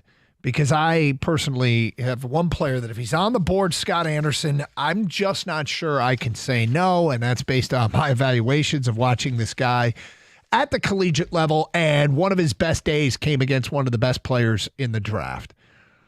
And that player is Ariante Ursare, the tackle from Minnesota. If he is still on the board at 60, given their long-term needs at that position, I know they need an edge rusher, but that's one of those draftable players that I have like that like I said, that second day NFL Friday draft crush on. That if he's still there at 60 and one of the edge rushers is there, I love Ursare. And he played so well against Abdul Carter in the Minnesota Penn State game. Yeah, I see it. For me, I think if it's a non-edge rusher, I like Jared Wilson, the center from Georgia. Yeah. Playing in the SEC and being as good as he was, obviously he's ready for competition, and it's a position that they're going to need to address at some point because I don't know how much longer Frank Ragnow wants to play through all the pain that he has to go through and endure. And if you can play center, you can probably play guard as well. So I'd like to see him maybe grab him if it's not an edge rusher. We just got a tweet here, and I want to get your reaction to this.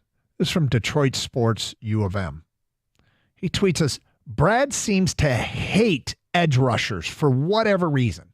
I don't know how Hutch is not screaming to management to get someone opposite him so he doesn't get killed before signing long term. Does Brad hate edge rushers? Well, seeing how he drafted one second overall in the draft, I think it's hard to say that. But if you want to judge it by last night, ignoring edge rushers that are right there to take a defensive tackle, you could lean towards that, but I wouldn't because what he says for the second part, he's going to get his guy killed. I don't know how you get your guy killed. Yeah. He's not a quarterback who's up there without somebody protecting him. He's a guy who's a defensive player who goes on offense by rushing a quarterback or going after, the running back. What do you mean? What do you mean by going on offense? Sorry. I think Aiden Hutchinson plays defense like an offensive player. Okay. Like he just fired, just go. Yep. He's very aggressive. And so I don't understand his point about he's going to get him killed. You're not going to get him killed. That doesn't happen. The idea that Hutch would be upset that they haven't got, I don't know if he's upset or not. The Lions have tried other things. They did go out and trade for one at the deadline. There's still rumors that Zadarius Smith is interested in coming back to the Lions. It'll be at a Lions discounted price because they're not willing to meet whatever his price was. They said, well, hey, thanks for your service. We'll let you go. But if he wants to come back, he can come back. I'd like to see them get an edge rusher, and I think they'll get an edge rusher, but they didn't do it in the first round. I understand the want to have a dominant pass rush. But I think people are forgetting what the pass rush looked like before Aiden Hutchinson got hurt. The Lions last year finished in the middle of the pack in sacks in the NFL with 37. Aiden Hutchinson had 7.5 sacks through 5 games. Okay? Less than a third of the season, he had 7.5 sacks. How many more sacks is it safe to say he would have over a full season? Give him another 10. Okay. If that would put the Lions at 47 sacks, that would put the Lions at 6th in the NFL. I don't think it's fair to extrapolate it that way, necessarily. I mean, it's not an apples to apples, but pass rush is there. They have pass rush. Could it be better? Yes. Everything could be better. But to draw the conclusion that Brad, quote, hates edge rushers, I think there's a massive overreaction to what happened after Hutch got hurt. I'm pretty pissed that Brad didn't just take care of every need with that 28th pick. I'm pretty freaking pissed. Like the fact that he didn't take care of the entire defense and maybe an extra receiver with that first pick in the that they had this year. It's unforgivable. I don't know, man. Yeah, kind of unforgivable. I might want to call him into the office. What are we doing? Yeah, I mean, patience, everyone. You know, here's somebody. Michael tweeted, "I agree. Hutch has to be frustrated. It's him and a bunch of stuff." They have one of the most coveted pass rushers in the game. And he's young, and he's a Detroit Lion. There are teams that have a player like Aiden Hutchinson and teams that don't. We've got him. Those that don't have him are trying to get a guy like this. Or they're trying to add another one. And they haven't said they're not going to add it. Like Michael Strahan was a second-round pick. Like you could still find guys in the second round that can play. I don't know. I'm just. By the way, they drafted a guy next to him. Right. Do you know what I mean? Like that plays, theoretically right next to him that could get double teamed and open up things for Hutch. It's a ridiculous. Was it text or tweet? It was a tweet that says Brad hates edge rushers, and I think he hates talking about edge rushers. When it came up last night, he was like, "I knew this was coming."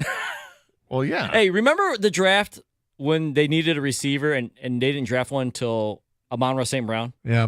And they sarcastically, I think the War Room, they showed footage, was like, well, there's your receiver, everybody. Are you happy now, Right. Pretty good player, Amon-Ra St. Brown. It's worked out. Pretty good player. All pro. It's worked out. Yeah. You can find there's other rounds, people. Yeah. And there's other ways to get a player.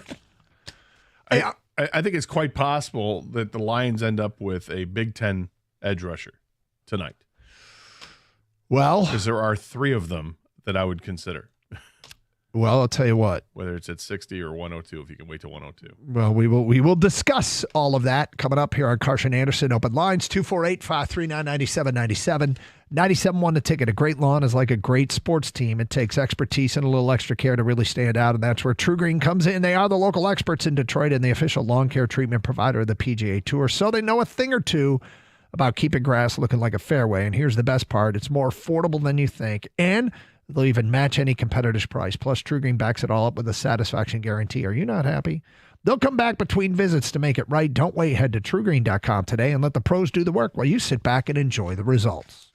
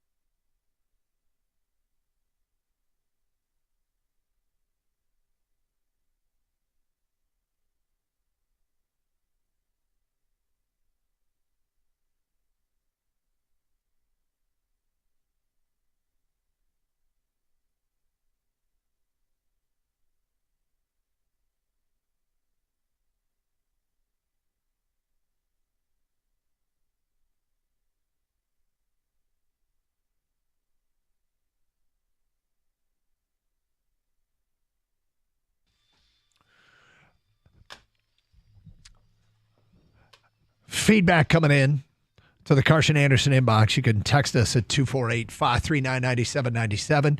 Plus, you can tweet us at DunGator971. You can comment on the YouTube stream and the Twitch stream. And people are voting on their approval rating. We'll get into a second and third round mock in the noon hour. And we will talk Pistons today at 11:30. Disappointing loss last night. Still feels like this series is far from over. That at 11:30 here on 97.1. Let's get back to your calls. Jason is next. Hi, Jason. Hey, guys. How you doing today? We're good, Jason. All right.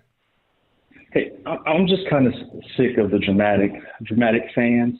Why did they think every other team has multiple Pro Bowl, All-Pro edge rushers except us? I have no idea. We're doing good. D-tackle is a need. We don't have a reliable, healthy D-tackle to start the season. For those folks that wanted us to draft Jordan Davis, well, here you go. We're doing good. Well, they do have a reliable DJ Reader's healthy. He's healthy, but he's also getting up there in age as well. And they have Unzarike. He's healthy. Yeah, but still, to add another one, we're good. We're fine. The draft is not even over. Oh, that's for sure. That's the most salient point there. I mean, right, Jason? Because if we get this day 2 of the draft, Lions have 2 picks. I feel pretty confident they'll take an edge rusher with one of these picks, and it'll be somebody who's going to get into the rotation right away. Right.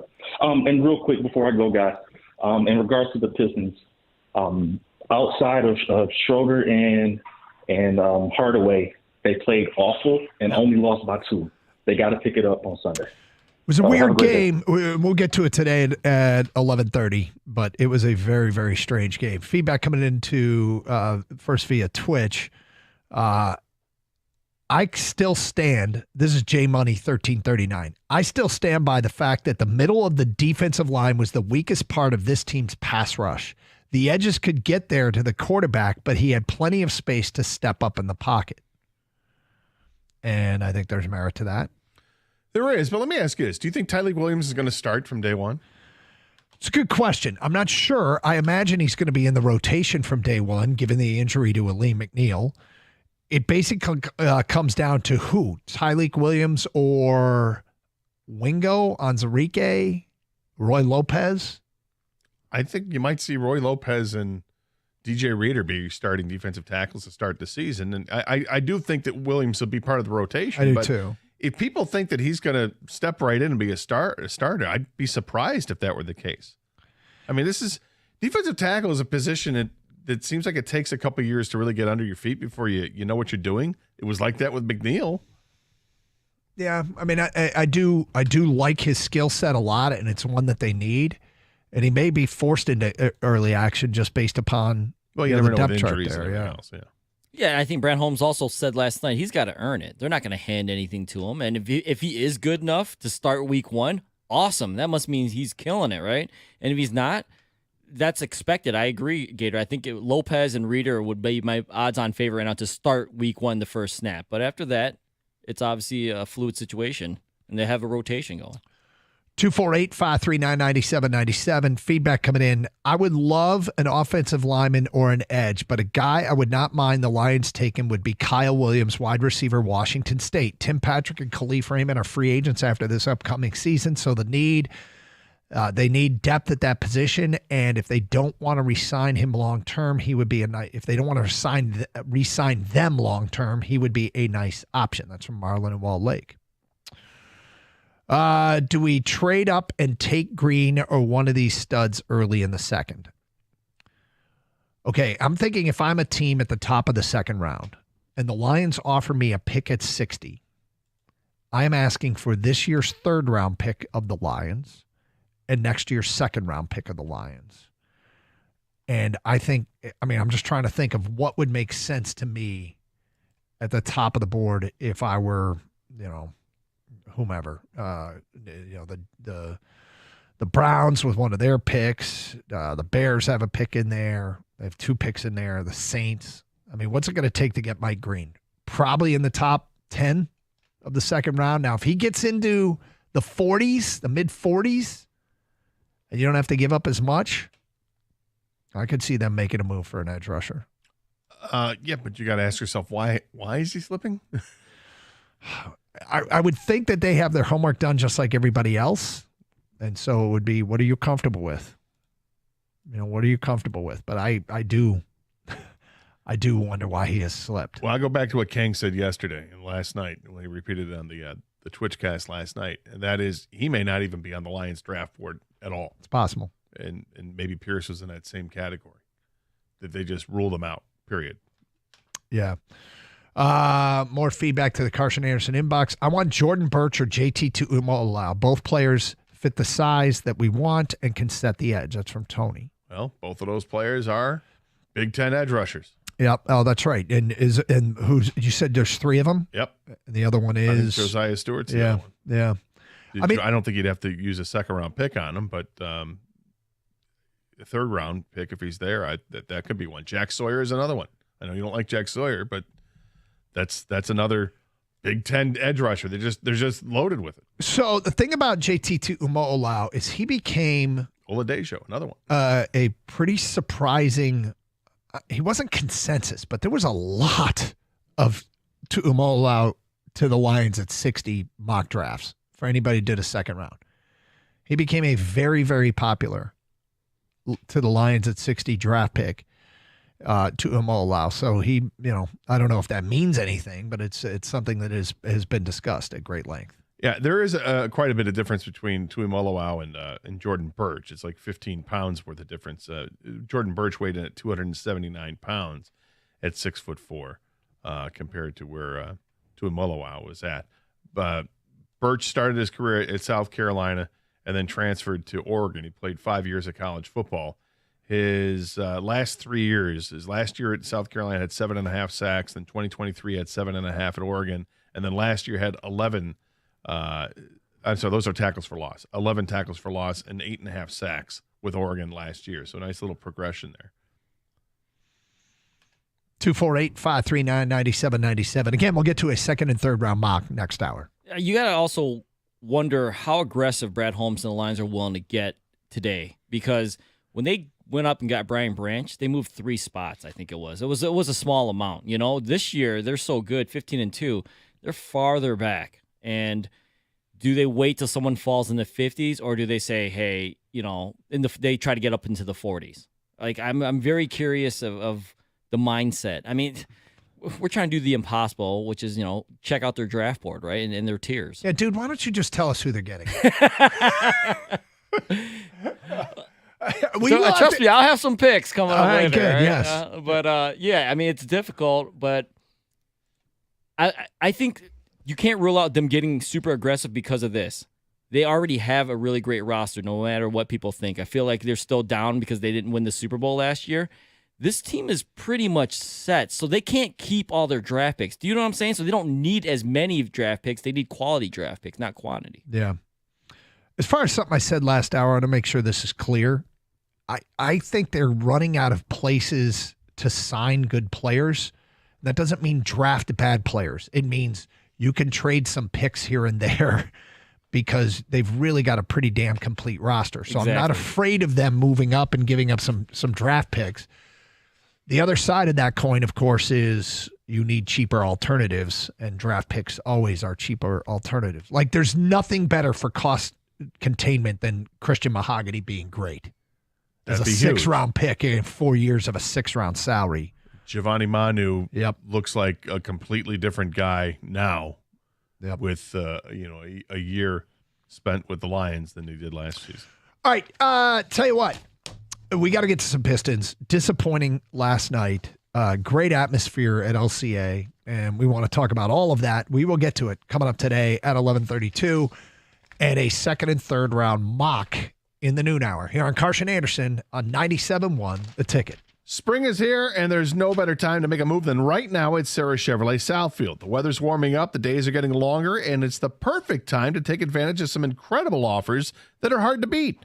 Right now, you can lease a 2025 Equinox EV for just $159 a month. That's right, only $159 a month. Plus, if you're looking for something with a little more power, you can drive off in a 2025 Silverado for just $298 a month. And here's the best part. Both of those deals are with just $999 down. And that includes taxes and fees. Yep, you heard that right. There's no hidden surprises. Whether you just need a sleek new SUV or a powerful truck, Sarah Chevrolet Southfield has the perfect vehicle waiting for you. But you're going to need to act fast. These deals are not going to last long, so why wait? Head over to Sarah Chevrolet Southfield today and take a test drive. You're going to see for yourself why they're known for making car buying a stress-free experience. Spring into action today. Don't miss out on these fantastic deals. Sarah Chevrolet Southfield. Together, let's drive.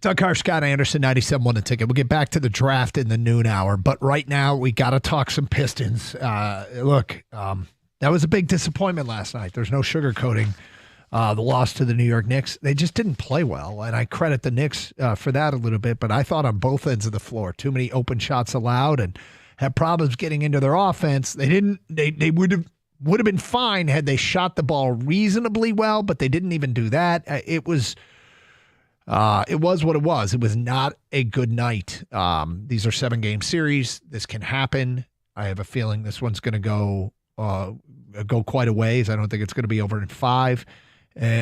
Game 4 is massive on Sunday at LCA. We said yesterday we expected a full-scale, old-school Thursday night NBA Rumble, and it's kind of what we got right out of the gate. It was physical. Paul Reed announced his presence with authority. But the Pistons started 0 for 7 from the floor. Tim Hardaway got it going early. It was Hardaway and Schroeder were really, key guys in this game. I tell you what's crazy. Unfortunately, the Knicks benefited from Jalen Brunson settling the F down and just playing basketball. He wasn't into the foul hunting and the histrionics and all of that. He just played basketball and got his teammates involved. And it sucks that that's a better version of Jalen Brunson. The annoying version of Jalen Brunson, the one that's foul hunting all the time, that leads to him getting trashed outside of Detroit. Like, people can't stand it. That's not the best version for the Knicks, it appears. So anyway, all in all, bad night, bad result. Great atmosphere. They got to learn from this, but it sucked. It did suck, but I'm encouraged by the fact they only lost by 2 points, and they had multiple players that just didn't really show up for them last night. It's when you see that Tobias Harris had 5 points, that Malik Beasley had 12 on 2 of 10 from 3-point range and 4 of 14 from the game. It's just, those are guys that can clearly give you more, and they know it. And those are the veteran players that you're counting on, and they have to step it up. Cade Cunningham has to be more efficient from the floor. 10 for 25 is not great. The 11 assists, I like the 11 assists, but we've seen him have these games where he's gone for north of 30 and have a double-double because of the assist factor. Cade's he's the leader of this team. Grab a hold of this team, steer them in the right direction. I think they can go out and win Sunday's game.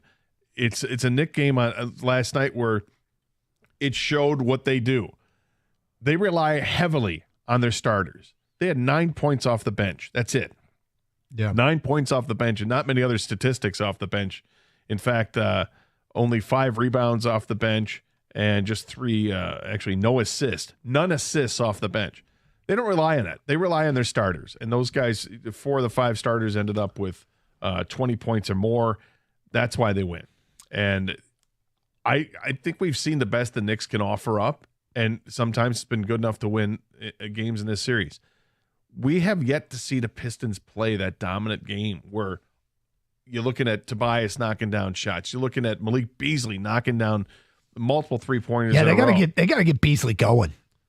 Like the idea coming into this series, one of the things that really felt like the Pistons had to their advantage was having this 6-man 3-point shooter extraordinaire. And look, you go through cold stretches, he's got to get going because they haven't gotten enough out of him. Well, and the other thing, which is absolutely an X factor, is Isaiah Stewart going to play or not? Yeah. And if he plays, I feel like there's a big difference. That's a bit of an equalizer out there that can, keep Karl Anthony Towns in check a little bit. I don't think Karl Anthony Towns is going to go off for 31 points against the Pistons if Isaiah Stewart's out there. Yeah, and if he does play, he's not going to be 100%, which sucks. But that's the X factor is Karl Anthony Towns. That's why I said before the game, Doug. I hope Brunson keeps playing the way he is. Keep foul hunting. Keep foul baiting, unethical scoring, all that stuff. Because you are completely ignoring Karl Anthony Towns.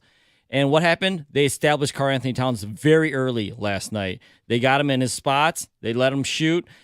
If Tobias Harris gets in foul trouble again, Paul Reed and Jalen Duren, they cannot check Karl Anthony Towns because he just pulls him out to the 3-point line, and he's either going to shoot it or he's going to drive by him.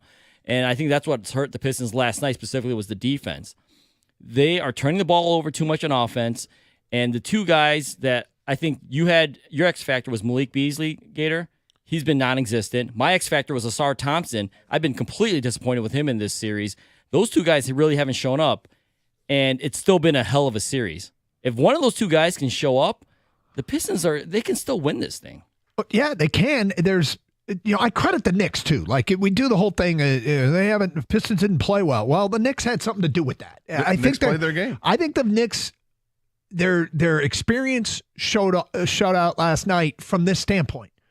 Detroit kept making runs, kept cutting it to 3, cut it to 2, cut it to 3 again, and the Knicks would run it right back up to 10.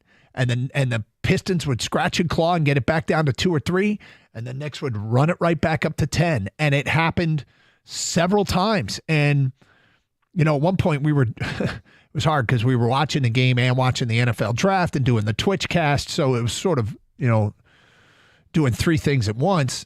And at one point I looked up, I'm like, my God, they cut it again. They cut it quickly from 10 to 3. and the Knicks responded. And I give them a ton of credit for doing that. And that's the kind of thing that I hope that eventually this Piston team, can answer that bell and be that kind of team that is so used to being in the playoffs that when somebody makes a run at them, it's not, there's no panic. And they did that in game 2. They absolutely did. But I credit the Knicks for what happened last night. But enough leg humping of them. What are we going to do here in Detroit in game 4? And I mean, they're going to need more out of Tobias. Jalen Duren got going in the second half, but he was kind of non-existent in the first half. It was there was a big exchange in that game, and that was the jump ball late, where it was Brunson versus Jalen Duren. Which should never have been a jump ball in the first place. No, it looked like the ball was never being held. It was never tied up. But if you're going to jump it, I like having Jalen Duren in a jump against Jalen Brunson. 99 times out of 100. Like, the only thing that could go wrong is what went wrong, and that was Duren smacked the ball directly out of bounds. Yeah, he volleyball spiked it into the corner when it was completely unnecessary. All you got to do is tip it up in the air, upwards, towards that direction, and you have the two Pistons, one of those guys is going to get it. That, to me, is inexperience. That's when you ask Doug, when is it going to hurt him? That's one of those cases where I think the moment may be too big, and he just, he got aggressive. You got a jump ball against a twerp. Like, I know, do what you do with. I feel like it'd be like me losing a jump ball to one of my kids when they were little. Like, you can't. But whatever. You could have said me. I wouldn't have taken offense. Against you? Yeah, you could say that. You're not. It's like having a jump ball against a twerp. You mean because you? Sorry. You could just use my name. By the way, one of the highlights last night was when I irritated Gator, and Gator just reared back and went, "Blank you, Doug." But he actually said it. He actually said it. People enjoyed that. But you can't lose that jump ball. I thought that was a huge sequence where the Pistons would have had the ball, and I believe they were down 2, but instead they were down 4 or 5 after that. So, well, you asked what they need to do. The Knicks made adjustments for game 3. The Pistons have to make adjustments for game 4. A long 7-game series, it's all about adjusting and who executes their adjustments the next game. The Pistons' warts and flaws going into the series will always remain. They have bad turnovers, they have inexperience, and they lack secondary scoring outside Cade. Now, how do they overcome those things? Obviously, they were able to do it. They've outplayed the Knicks 7 out of the first 8 quarters. And then last night it wasn't. It wasn't like that. And all that stuff popped up again. And they got to figure out a way to get Malik Beasley going for that secondary scoring. And the inexperience of Asar Thompson, he played less than 20 minutes last night. Because thank God Schroeder is able to score. But when if he has to check Jalen Brunson, not good for the Pistons. Brunson's just going to back him down or go by him. That's where Asar Thompson is so valuable. He's long, he's athletic. He can actually give Brunson some trouble. I do want to talk about the atmosphere. If you were there, what was it like? Especially if you were at a Tiger playoff game or a Lions playoff game. We've had some pretty great atmospheres in Detroit of late. And it came through on television, right? We obviously couldn't go. It came through on television. It looked elite. It looked fantastic. It looked like we even underplayed that card. It was chaotic. It was loud. The fans didn't seem to like Jalen Brunson. No, not one bit. If you were there, we want to hear from you. 248-539-9797. We'll get to your phone calls and feedback next on the Pistons, a second and third round mock coming up in the noon hour. Hey, don't miss your chance to bet on all the clutch shots and legendary performances with FanDuel, America's #1 sportsbook. FanDuel is the best place to find your favorite player props. And now you can make a heads-up play with player performance trends. That means whether you want to bet on a player to score 30 or put up a triple-double, you can check out the latest stats and see who's hot without leaving the app. Plus, after the game tips off, you can even combine live bets into a same-game parlay for a chance to win big. If you don't already have FanDuel, playoff time's a perfect time to join. I like this deal. You get started with $250 in bonus bets if your first $5 bet wins. So you can always find an alternate spread on a player prop, something you're pretty sure of, and then you can bet your $5 and get your $250 in bonus bets. to do with whatever you want. Visit FanDuel.com/Doug to join today. That's FanDuel.com/Doug. FanDuel is the official sports betting partner of the NBA. Must be 21 or over and present in Michigan. First online real money wager only. $5 first deposit required. Bonus issued as non-withdrawable bonus bets, which expire 7 days after receipt. Restrictions apply. See terms at sportsbook.fanduel.com. Gambling problem? Call 1-800-GAMBLER.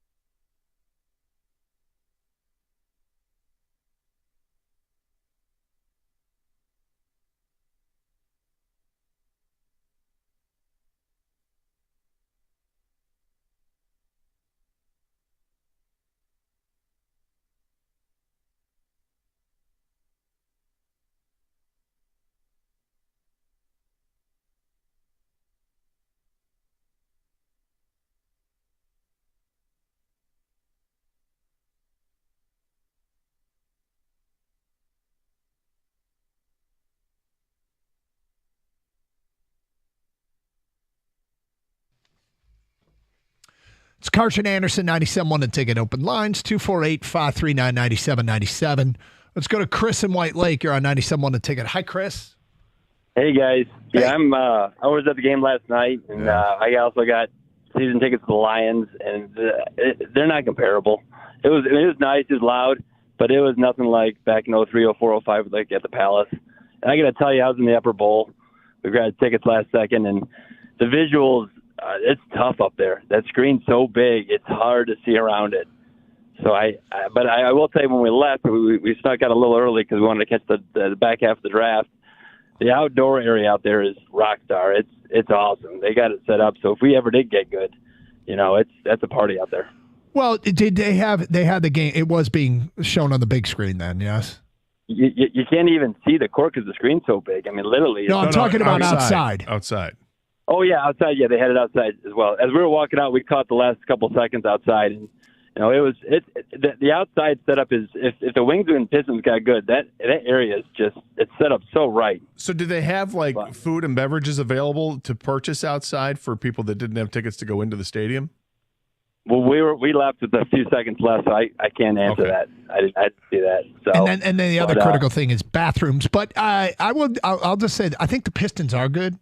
But yeah, if they get better and people sort of get used to that I'm setup. talking if they can advance a little bit in the playoffs and you know, be a conference final where they get, you know, 8, 9, 10, you know, home games in the playoffs where you really think you got to bite it, because you can tell Cleveland and Boston is just a tier higher than Detroit and New York. Let's be real. The one thing about that big screen, I have experienced that, and that was in Dallas at Jerry World when we were in the upper deck. Mm-hmm. The screen, it's hard to take your eyes off the screen. Like, I'm there to watch a football game. Why am I watching a screen instead of watching a football game? Because it's so 40 massive. yards long. It's so massive. But in fairness, when you're that high up, you're thankful to have the screen because you're so far away from the field that, okay, it is just, you end up watching the screen. I would rather not watch the screen. I'm thankful to have a screen. Yes, but it's so big, it literally is too much. And so depends on your seats. I've sat in the upper deck, and I guess I didn't experience it, but I guess it might depend on where you are. I think about it. I was in the end zones, and it was for Red Wing games. I've been up there a couple of times. And actually, I don't mind it. Now, Kenny, you were there and experienced it. What stood out? The amount of F.U. Brunson that happened. Yeah. I mean, whatever you saw on TV, I didn't see what it looked like on TV, obviously, because I was there, but I would imagine whatever it was on TV, double it in person, because he wasn't even on the floor sometimes. He was on the bench and the chant was going. He wasn't even inbounding the ball and the chant was going. It was a tremendous amount of, but that play showed out. It was an absolute snake pit. I would hate to be an opponent in a playoff scene to come there. Yeah, the Knicks withstood it all, though, and I hate that they did, but we gave Brunson the business. This was a spot where I was like, man, I would not. I said to my buddy that I was with at the game, I was like, man, I would not ever want to bring. If I had a kid, I would never, ever, until they're like age where you can kind of explain it to them, I would never bring him to that situation, because it was at a point like almost uncomfortable how loud they made that place with the cursing and the and the amount of vitriol they showed to Brunson, because man, it was bad. Yeah, I'm not mad at him. It was tough. How loud did it get when there were the skirmishes on the court? Twice as loud as you think. It was. By the way, every shot, every three, every dunk, I think I stood up more during that game than I did sit down. Wow. It was that kind of an atmosphere. And that was for the first playoff game at LCA since, I mean, if you want to count the Milwaukee series, fine. But that one felt real. The Milwaukee one did not. No, that one. Because this is one you feel like they have a chance to compete in the series or win the series. Milwaukee, no way. All right, feedback coming in on the Pistons from an unnamed texter. Hot take-ish, and I know hindsight is 20/20, but I wish we would have gotten all we could have for Beasley at the trade deadline. The last 2 games, it's so clear he's a liability on defense and hasn't shot it well all this series. Yeah, that's a hot take. That is what your eyes showed you last. He is an asset to this team. What makes them dangerous in this series is Malik Beasley, and you're basically saying if you take away a player's best asset to the team, he doesn't help us a lot. Well, yeah. He hasn't helped a lot the last 2 games. If they're going to do anything, it's hard to imagine them doing it without Malik Beasley providing something. Yeah, because he's one of the big reasons that they were able to be as good as they were from the middle of December on. You count on him to knock down 3-pointers. So it takes the pressure off of other players thinking that they have to do it. He's been so good at it. It opens things up for everybody else. Exactly. He's got to be there. And Jalen Duren has to be that guy who's a patented double-double guy. Give me your 15 and 10 every night. That's what I expect out of Jalen Duren. I don't need Jalen Duren taking 12-foot, 15-foot shots. If he has all his baskets right around the rim, great. That's what he's there for. Do it. Now, I'm not high percentage, dunk it, and let's move on. I'm not like married to Malik Beasley. Got to have him all the time. But if you traded him at the trade deadline, he would have been going to a team that wanted to give you future assets, and that. No, I'm not interested in that. If you could get if he was part of a package that brought back a star, but who's trading you? Who wants Malik Beasley that wants to give you a star? For a free agent at the end of the season, I'd love to have him back, but you got to show your worth here in the playoffs because that's true. If you can't do that, then that's what matters. Well, right? I think this is going to weigh a lot on Pistons fans when this does come to the end. The season comes to an end. Is how much do you want to pay Malik Beasley? Because there's no way they get to where they're at without regular season Malik Beasley. But playoff Malik Beasley is awful, and it's actually shocking that they're able to win a game and been as good as they have been in this series without Malik Beasley. He has just been. He's not even close to what he was during the regular season. Jalen Duren has actually been okay. He had a double-double this series, 16-8 last night. But Malik Beasley is shooting like 20% from three-point range. If Dennis Schroeder hasn't been hitting some of these clutch threes, last night could have been a blowout because they were coming back. Tim Hardaway Jr. carried it last night in the first half. Other guys have stepped up. Malik Beasley is the only one who hasn't had a moment during this series for the Pistons. All right, feedback here. This is from YouTube. A viewer named Eric Brenner has gone on a rant. He writes, the Pistons got effed by the refs. So much traveling that didn't get called on New York. That and three-point shooting. Why so many? I mean, try and get New York in foul trouble. Yes, turnovers are killers, and the ball movement looked very erratic. Every pass looked like a potential turnover, like guys weren't expecting it. I'll stop bitching now. LOL. Yeah, I mean, the offense was disjointed last night, wasn't it? It just didn't. It didn't seem like I think they come out on Sunday and you will see a lot of their favorite sets, and I think you will see execution, and I think you will see open shots. And it's kind of, you got to recommit to that because it was definitely a disjointed offensive effort last night. The atmosphere at LCA was electric. I had goosebumps. That's from Kim in Sterling Heights. Cade picks up his dribble too much. He also commits himself and has to pass the ball away. Last night, that hurt. Remember the up and down late? Nico Labonia? Yep. And he had that drive to the basket where he may or may not have gotten fouled by Karl Anthony Towns. And then there was a layup on the other end. That was a pretty bad exchange. It was Brunson went right down the floor and made a layup. That was a huge moment in the game because that would have, I think, cut it to like 2 or even tied it at some point right there. Yep. He had Anunoby on the ground, and then he spun and, Cat, he challenged him. They didn't call a foul, and you're right. The Knicks go down and score. Here we go. Are we sure Jalen Duren is a core member of this team moving forward? He's super hot and cold. When he's good, he's fine. But when he's bad, he's really bad and really noticeable. And now he's been bad. And in 2 of the 3 playoff games, I'm not sure he's a long-term solution for this team. That's kind of a tomorrow question, and I think it's worthy of talking about. One of the things about Jalen Duren is I don't think of him as a complete product. I think there's a lot of growth that still could be made from Duren. And so you have to, that's something they have to ask themselves internally. But again, if you're moving on from some of the guys that you have, I hope it is to add a star. I mean, Jalen Duren will have value to a team that is young, that would have a star player that's not young, interested in a rebuild. That you could pair Duren up with somebody or some picks and maybe get a star. And I'm not talking about pairing him up with Lindy Waters. I'm talking about pairing him up with somebody like Jaden Ivey. What would Jaden Ivey and Jalen Duren in a first get you? Oh. I mean, I'm just throwing that out there. I'm not. Devin Booker? I mean, is that kind of what we're talking about is don't fall in love with your own guys to the point where you don't improve the team. This is tomorrow's question. There's still a series here to be won. Yeah. Yeah, there is. And we still there's possibility we could still see Jaden Ivey play this year. It seems like whenever the Pistons are trying to get the last shot in a game, they try and run a play they've never run before and end up getting no shot off. It happened all year. If you're talking about the inbounds pass with 0.5 left, where you had time to catch and shoot, it was brutal because all that happened is they threw it right out of bounds. Was he just trying to throw it to a spot and then Cade gets over there and is he Runs supposed into to just pick it off the ground and throw it in one fell swoop? Was that the plan?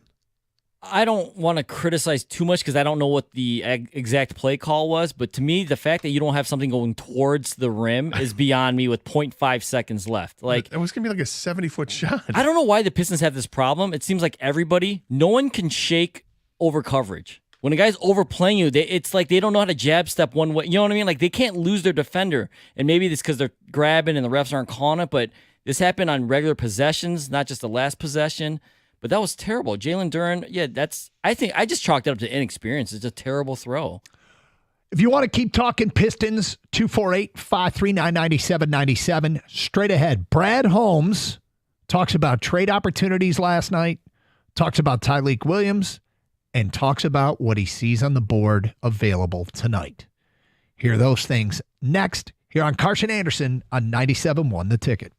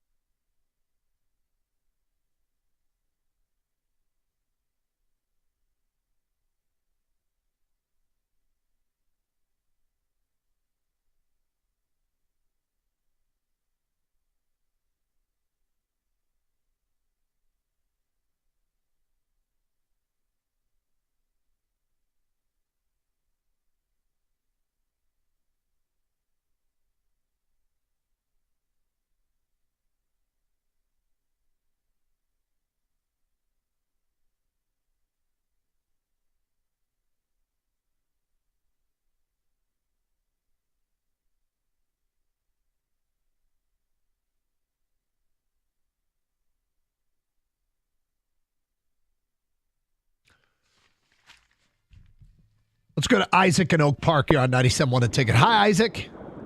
Hello, guys. What's up? So I have a really big gripe with people. One, people complaining about refereeing, and two, also the players complaining about refereeing. We have been begging for a physical NBA game, and we finally get a physical NBA game.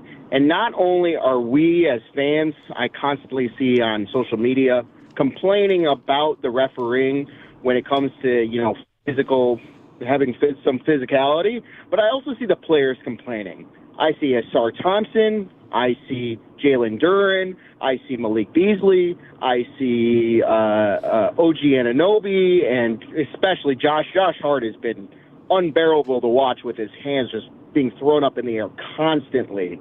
And I really am a big defender of the referee. They get 98% of these calls right. And it's really tiring to see us as fans complain about it, and the players on the court complain about it constantly. As entertaining as this series has been, it's just exhausting. You know, it's funny. You talk about things that I try and ignore for my own enjoyment but complaining about officiating is one of them. And Isaac, I don't know who brought it up last night when we were watching the feed, and somebody just said, does anybody in the NBA ever admit to committing a foul? Because was it you? Yeah, it's when that came up last night, it was right in the middle of it was right when every foul, everybody, what? People complain. Hands up. And if you don't get a call, you complain. Guys going to the basket all the time complain.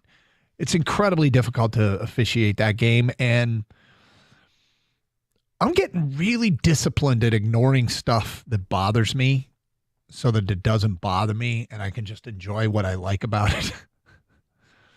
It applies to multiple sports. And in this one, I hear what you're saying, and I just do my best to ignore it. We were discussing, one of the things we discussed last night during the draft was offensive lineman Will Campbell. Yeah. And his suit. Yeah. He wore the green suit with the white pinstripes on it. With the short arms. Yeah. I mean, uncomfortably short arms. I don't know if they're uncomfortably short or not. I mean, the reality is an inch shorter than others. I mean, but he there's a video of him getting off a private jet to go to New England today. Yeah. And landing, and as he's walking off, we mentioned the suit he wore yesterday. Not very flattering. The one he's wearing now, it's a blue suit. It's just his body type, man. It does not lend itself to be flattering at all. I feel bad for the guy because now everybody's going to be talking about not only the arms, but there's a midriff there too. I reposted so you can see what I'm talking about, and do a little flashback to yourself from last night when we were commenting about the young man who's the 4th overall pick in the draft. I mean, he must be so freaking good because he just doesn't look like he'd be a player. But he is. He is. And he said the same thing out of high school. Everybody said I had short arms, including LSU. It took me, and I proved everybody wrong. And so he didn't care. Nope. All right. Speaking of the draft, what a stunner it was last night when the Detroit Lions took Tyleik Williams. Nobody saw that coming. Or did they?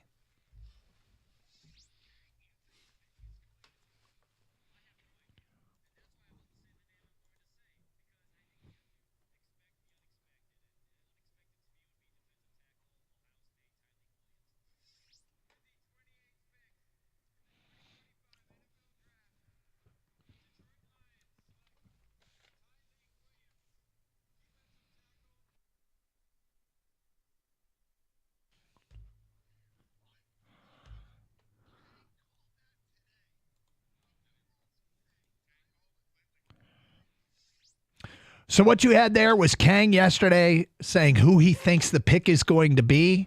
We read off 16, 17 draft gurus and their mock drafts. Nobody had the name Tyleik Williams. I didn't have the name Tyleik Williams. Gator didn't have the name Tyleik Williams. I did not. Our producer, Kang, you nailed it, my friend. Well done. Thank you very much. I don't get much right, but when I do, I'm going to show up to the live stream with a cigar and gloat about it. Be honest, Doug, when I brought up the name Tyleik Williams as my pick, and by the way, where's my $25,000? That's right. What did you think when I said that?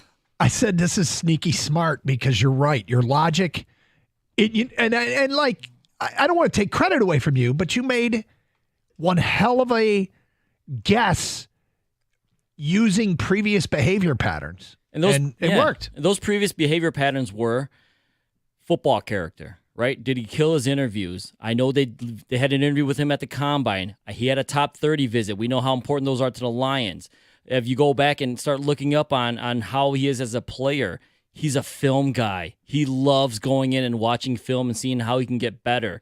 He is a guy that the Lions valued higher than everybody else, because one of the things I was trying to read into it, obviously they valued him higher than other people, because I looked, well, who are the second round guys?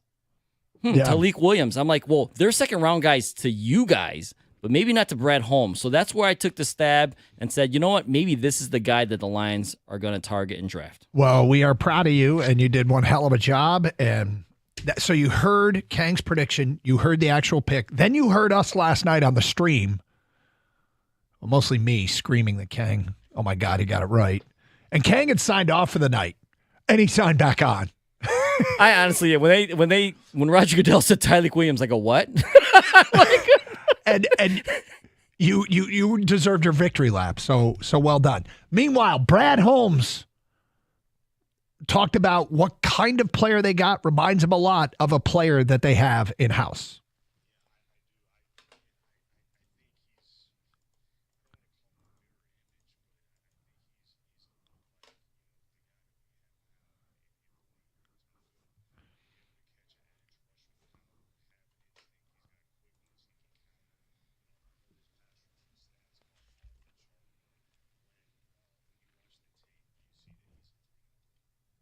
There you go. So it was a need. And what they got is a guy that at the collegiate level was an elite run stuffer. You talk about a player that stood out. I was thinking back to, okay, where did he stand out in the Michigan games that I got to call over the last couple of years? It's the 2023 game where he kind of first got on the radar. You may remember Will Johnson had an interception that set up Michigan first and goal in the 30-24 win over Ohio State. And Tyleik Williams made two plays, one run stuff, one tackle on Blake Corum, where, he stood out. And while he had more tackles in this year's Michigan-Ohio State game, the 2023 game was against Trevor Keegan, was against Zach Zinter, was against guys that went on to play in the NFL. This probably wasn't Michigan's best offensive line. Did Zinter play in that game, or was his leg broken at that point? He broke it later in the game. Okay. But in that particular sequence, he was on the field. This year's Michigan offensive line didn't stack up, so he should have had a better game. What he did against those NFL guys, again, it was against the run. And so the knock on him is that he doesn't generate as much pass rush. But as somebody pointed out, part of the pass rush from the defensive tackle spot is not having a pocket to step up into, right? Quarterback drops back. Here comes the edge rusher. You climb the pocket unless there's no pocket there. And that's what they're hoping they're going to get out of this guy. It's a short-term need and a long-term need, right? The short-term need is because Aleem McNeil very well might not be ready to go to start the season. The long-term need is DJ Reader's eventual replacement. Yeah, I'm not expecting him to step in and be a starter from day one. I think it's going to take some time because he's a defensive tackle, and defensive tackles have taken time. I found the pick was interesting. It's not what I would have done, but I don't have all the information in front of me like Brad Holmes does. So for them to get the guy, obviously they feel very strongly about him. But I also think it shows that they do pick for need on occasion. And this is a player that in a position of need for the Detroit Lions because of the injury to McNeil, because of the uncertainty of other players. Are they developing? Are they not developing? And because DJ Reader's not here long term. I've warmed up to it. The guy's a huge, huge presence out there on the field. You watch his highlights and you can see the quickness in his feet. He's a guy who's a former quarterback and running back when he was growing up. He said he was always the biggest kid and the strongest kid growing up, and eventually he just turned into a defensive tackle's body and still had the footwork. And he uses that to his advantage, and there's a lot to like there. I mean, the guy's 330-something pounds. Will he drop down and become more svelte and become even quicker, and maybe be a more of a pass rushing presence? You certainly hope so. They barely scratch the surface with him at Ohio State as a pass rusher because of being an interior defensive lineman, but the Lions think that they can get more out of him. I like that he played for Larry Johnson, too, one of the most respected position coaches in college football, the defensive line coach at Ohio State. All right, straight ahead, Brad Holmes, was there trade opportunities, and are you seeing a board of available players tonight which you can grab your guy or maybe move up and get? Hear what the Lions GM has to say. Coming up today, starting at 12:18, mock draft for the second and third round at 12:30. Here on Carson Anderson on 97.1 The Ticket. Hey, it's Doug Karsch. Check out the spring savings at Sarah Chevrolet in Sterling Heights. Lease a new 2025 Chevy Equinox LT for just $289 a month for 36 months with $19.99 down. $289. Go now to 17.5 in Van Dyke and Sterling Heights, 87-SAY-SARAH or saysarah.com. Together, let's drive with GM employee discount and lease in the household 10,000 miles per year plus taxes and fees with approved credit. Offer ends at the end of the month.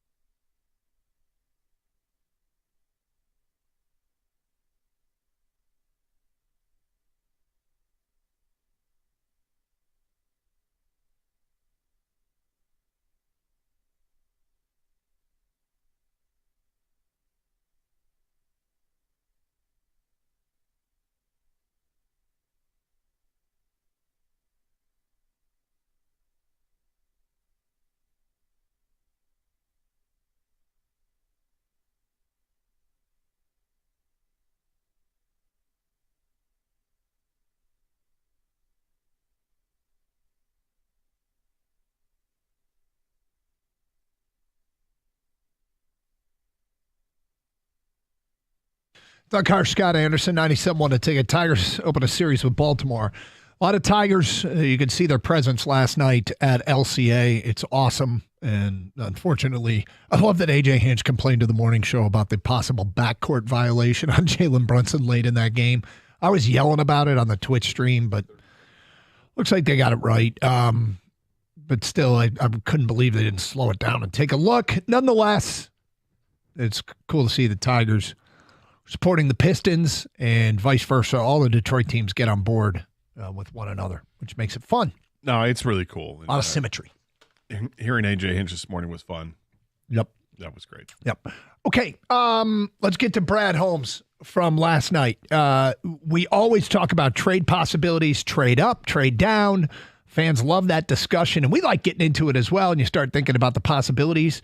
Brad Holmes admits that there were calls.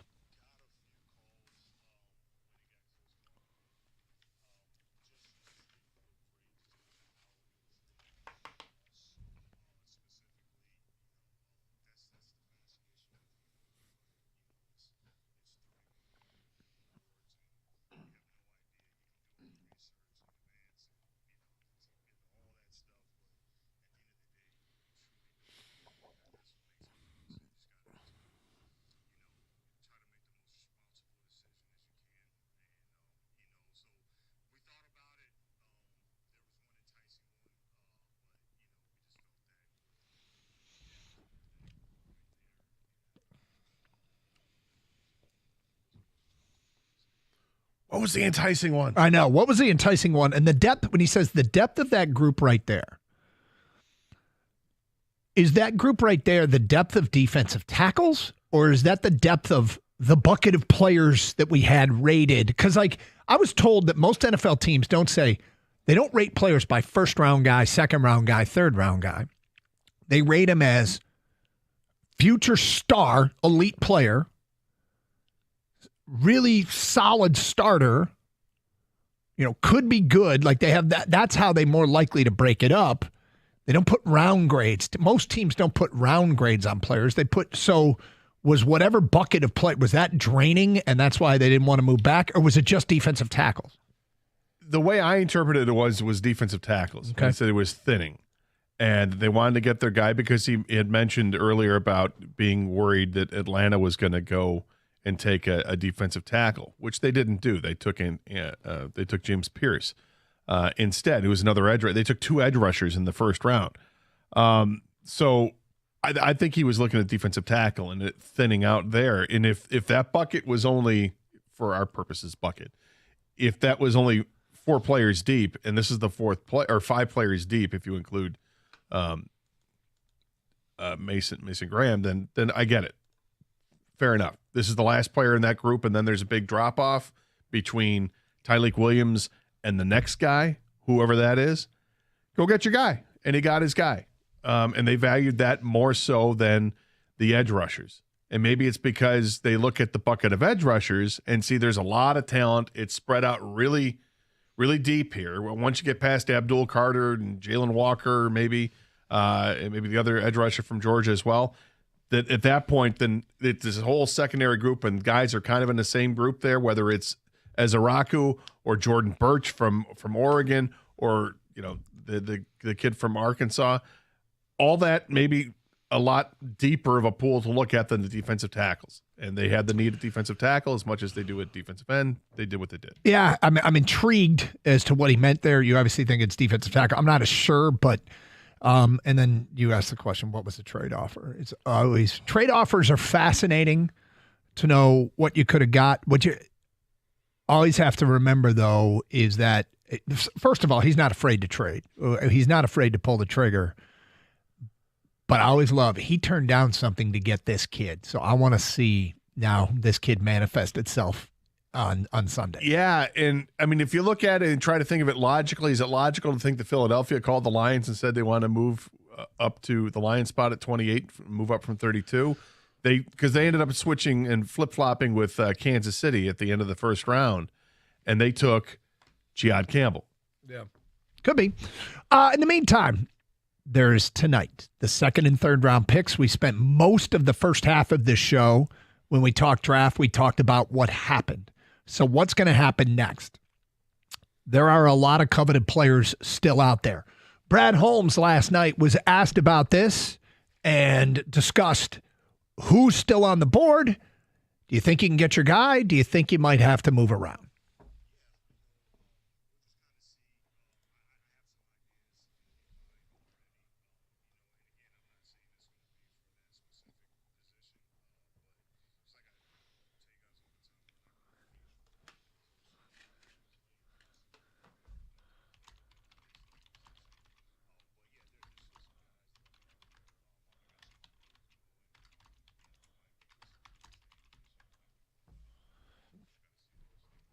Okay, there is talent here that could help the Detroit Lions win football games and guys that, were coveted in round one. The question is any of the players that you want, is there a player you want that is likely to drop or still be on the board at 60? And that is a very tough call. I just don't see Mike Green and Donovan Azaraku falling to 60. I don't see Nick Emenwari falling to 60. I don't know about Will Johnson. I don't see him falling to 60. I don't either. But there's even beyond that, there are still some edge rushers. Jordan Birch out of Oregon, JT Tuimoloau out of Ohio State, Josiah Stewart out of Michigan. There are guys that can help you. And as far as being Olawafemi Oladejo, Nick Scorton, Landon Jackson, there's Prince a ton Emmanuel of them, Allen, somebody's going to be on the board. Like if you wanted an edge rusher, and Brad Holmes is playing the board, and I don't think he is, but if he was playing the board, one of those guys, I would be shocked if all the names we just mentioned were gone before they picked at 60. They won't be. There's gonna be several edge rushers that are still there if that's what they want to do. But if their board tells them that the guy that they really like is I'm gonna try this. Jonah. I know. Do you want me to help? Savai Naea. I think it's Savai'naea, but whatever. I think it's Savai'naea. Yeah. It's a lot of vowels in there. But if the board tells them this is the guy that they love because of the versatility, I mean, he's a guard who has played both tackle positions in his career, and has modeled his game after Penei Sewell. I'm not going to be angry with that pick because I think we can all agree that they need to add an offensive lineman. And then I'm rolling a dice and hoping that I can get an edge rusher in the third round. Or maybe that's where I need to start to use the draft capital I have to move back up higher into the third round and secure that edge rusher that they like. It's interesting because the player that I don't know that I could pass on if he's still on the board at 60 that's not an edge rusher is also an offensive lineman. And it's the kid from Ariante Ursary from Minnesota. And watching him play in person and seeing him against Abdul Carter, thought he stood out, but that probably wouldn't be as popular with the people. However, we do an exercise here at the Carson Anderson program where we put you in the shoes of the GM to make a pick, what we call in real time, as we unveil a mock draft. And we have a second and third round mock draft. Who's on the board at 60? Who's on the board at 102? There are two picks tonight. We will get to that coming up today at 12:35 here on Carson Anderson on 97.1 The Ticket. 24 Seconds Bar and Grill is the place to be for everything sports. It's my favorite place to go in town, and why not? Every big game, every big event involving sports, this is where you want to be. It was happening last night. I talked to Bob, the owner, this morning, or at least texted Bob, the owner, this morning. He said it was absolutely packed there last night.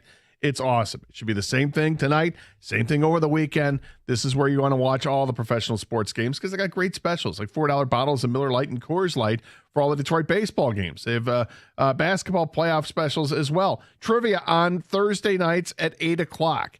And 24 Seconds Bar is open for lunch on Thursdays and Fridays. How about that today? Why not head over there for some lunch? And if you need any event catered, 24 Seconds has you covered for work parties, celebrations, graduation parties, any kind of event. And spring is here as well. That means deck season is rapidly approaching, probably right around the corner. And if you're looking for a job, 24 is hiring servers. 24 Seconds has a great seat for everybody. Flat screen, high definition TVs all throughout the house. The best wings in town and awesome food and fantastic service. Check them out, all the specials and happenings they have at 24secondsbar.com and grab a taste of the action for yourself. Again, it's my favorite place to go, 24 Seconds Bar and Grill on 12 Mile in downtown Berkeley.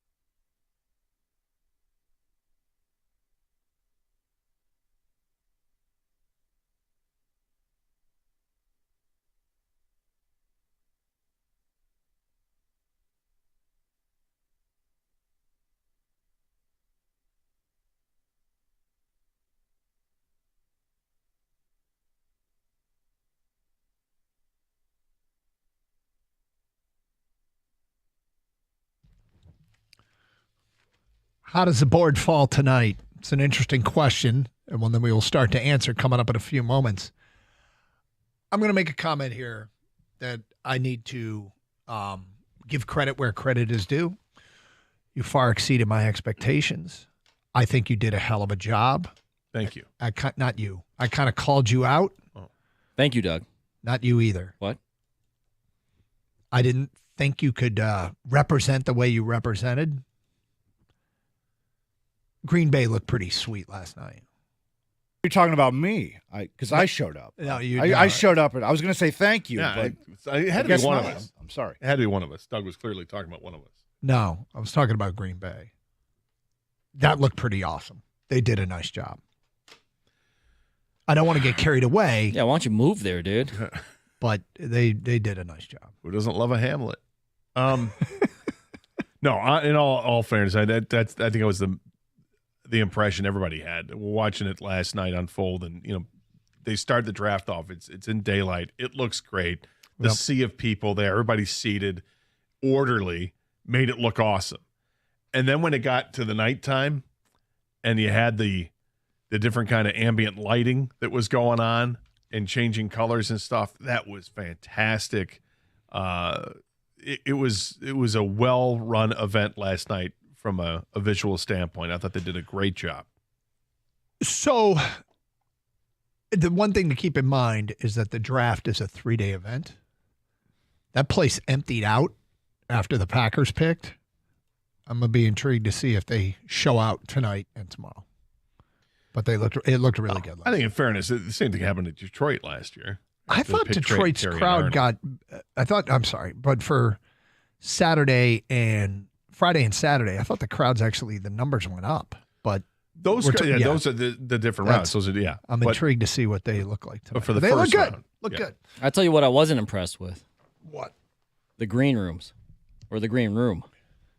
The big, you didn't like it the was like giant a big lounge? hall. Dude, it looked like a discount furniture store. No, seriously, go ahead and Value City? Yeah, like Walk In or Home Goods. I don't know, like it was weird. Area rugs everywhere that didn't have anything to do with each other. If different furniture styles in every draft pick or invitee. Like, ooh, this one's pleather. Fake plants. Like it just, I was like, what kind of sale we running right now? Is it the draft sale that will never be done ever again until next draft? Right, when the players walked into were they greeted by somebody that says, how you doing, folks? Totally. Yeah. They had 5 people running up to you, and whoever, I got here first, Stan. I'm just taking a look. Yeah, okay, yeah. well, we'll let you know if I can guide you. If you're looking for a leather section, we've got them over there. Yeah. And they just linger within 8 feet of you. Yeah, or something. exactly. You eventually end up in the clearance center trying to figure out what's wrong with stuff. Am I wrong, Doug? No, you're 100% right. I brought up an image. Short. You make the whole lap around. You just walk out the building. You're like, I don't want to deal with this guy. No, it's a furniture store. It's green velvet next to brown Yes, leather. Like, what are we doing here? That's a nice combo. Pick a theme. You are correct. The green room looks like a showroom at a discount furniture store. Yes. Perfect. 100%, Kang. 100%. What the? Dude. Are you into pleather or you're looking for, kind of what color cushions? Is this I just sectional? NFL draft green room and went to image search. What really makes it wild, it's the area rugs. I'm telling you, there are random area rugs everywhere. I like the rug. I don't like the couch. I'm not sold on the coffee table yet. Let me just think about that. Dude. Fantastic. The odd price tags on them. All this furniture. Yeah. Do I get a discount if I buy the whole, group, the love seat, the sofa, and the 2 accent chairs, or do I have to? I think Gia Duddy, Will Levis's girlfriend, would have walked out if she saw the setup. I'm not staying here. The area rugs. Other than that, Green Bay looked great. Are you ready? Mock draft, rounds 2 and 3. You are Brad Holmes. Let's work our way through the second round up to pick 60. All right. On your mark and set, go. Green Bay, Wisconsin, round 2. On the clock is the Cleveland Browns, and the pick is in. Shedeur Sanders. They take Shedeur Sanders, quarterback, Colorado. With the second pick, the Texans got the pick from the New York Giants. Take Luther Burden, wide receiver, Missouri. Third pick, Mike Green, edge rusher, Marshall, goes to Tennessee. These will be other picks of interest now. We're not going to read them all as we get down to 60. At 37, the Vegas Raiders take Will Johnson, cornerback, Michigan. I'm sorry, this is going to be a little earlier and probably inconsequential. It's just my own curiosity. Yeah. Who does Cleveland take with their second pick? They take Travion Henderson, running back, Ohio State. Okay. The Chicago Bears at 39. Remember the Lions pick 60. Take Ariante Ursere, tackle, Minnesota. The Chicago Bears at 41. Take edge rusher Donovan Ezaraku, Boston College. Jalen Milroe goes to the Jets at 42. Other picks of interest. The Arizona Cardinals at 47 take edge rusher JT Tuimoloau. At 48, the Miami Dolphins take safety Nick Emanwari, South Carolina. Wow. At 49, Cincinnati takes Tate Ratledge, guard, Georgia. Other players that are interesting to Lions fans, back-to-back corners. Siobhan Revel Jr. from East Carolina goes to Tampa at 53. And Azariah Thomas, cornerback from Florida State, goes to Green Bay at 54. At 55, getting close to the Lions pick, the pick is in for the LA Chargers. They take Landon Jackson, edge rusher, Arkansas. That breaks some hearts.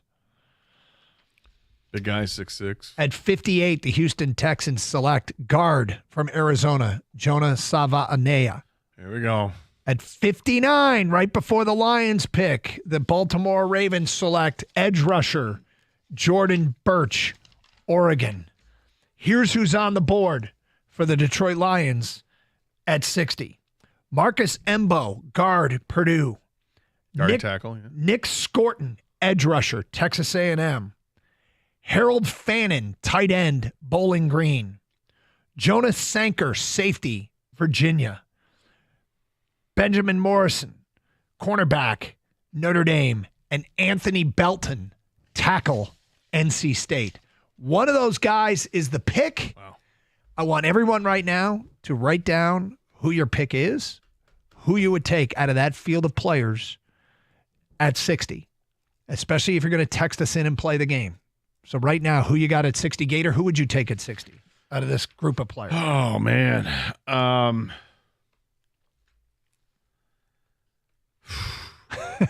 There's some versatility there. I mean, Embo has versatility, the Purdue offensive lineman. But I keep looking at need at edge rusher, and Nick Scorton had 29 tackles for loss in the last 2 years. He spent 2023 at Purdue. He had 10 sacks and 15 tackles for loss. Last year at A&M, he only had 5 sacks, but he had 14 tackles for loss, and there was a lot of talent there at Texas A&M. So, and he still got his tackles for loss. I'd probably go with Nick Scorton. You take Scorton? Yeah, I guess. Kang, who you take at this group? My hopes and dreams are dashed. From this group, I mean, I like Scorton as well, Gator. He's the other side of Shamar Stewart, who I really wanted in the first round. I know we're going to pick this scenario where they stay put. I think if they stay put, they actually crazy might reach. Like, I think he goes two directions, one of two directions. He goes way up in the second round, or he reaches at 60. But for the just to play this exercise out with the group of players that you put out there, I'm going to agree with Gator. I'm going with Nick Scorton. He's got the size that they like, and if you like production in college, he did have production in college. All right, so you take Nick Scorton. Let's get to the pick at 102 as we work our way through the end of round 2 and into round 3. Oluwafemi Oladeja goes 61 to the Washington Commanders. Jack Sawyer goes to Philly at 64. We get into the third round now. Players that might interest Detroit Lions fans. Sanker, the safety, goes to Indianapolis at 80. Terrence Ferguson, the tight end, goes to Denver at 85. Benjamin Morrison goes to the Rams at 90. With the former Lions pick, Seattle takes Jared Wilson, the center from Georgia. Other picks, Lathan Ransom, the safety from Ohio State, goes to Philly at 96. Darian Porter, the corner from Iowa State, goes to Miami at 98. Lions are on the clock at 102. Are you ready? Yeah. At 102, here's who's on the board. Gunnar Helm, tight end, Texas. Savion Williams, wide receiver, TCU.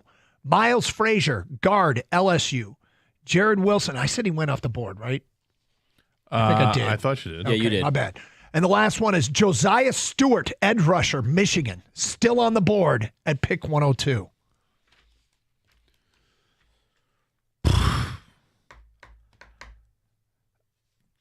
I could always do a double tap. I really like Josiah Stewart, man. I like his motor. I think he's a guy that he's maybe a little bit of an overachiever. I'm going to double tap. I don't care. You know what? I'm so pissed I didn't take an edge rush in the first round and they let my guys go. I'm not that pissed about it. I was about to say, you're not pissed. But here's what I'm pissed about. That any of those guys I really wanted were not there at 60. Yeah. I'm double tapping. I'm going Josiah Stewart.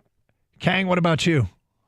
Yeah, if the board falls this way, those are guys available, I double tap all day. And by the way, Josiah Stewart he's a smaller end, so he might be able to play that Derek Barnes role where you play cover linebacker as well. You know, this is obviously he's a rookie, would be a rookie, and you have time to develop those skills, and you have the coaches here to do that. All right, text in the two players you would get at 248-539-9797. We'll read some of your texts, and then we will tell you who the picks are in this mock second and third round for tonight.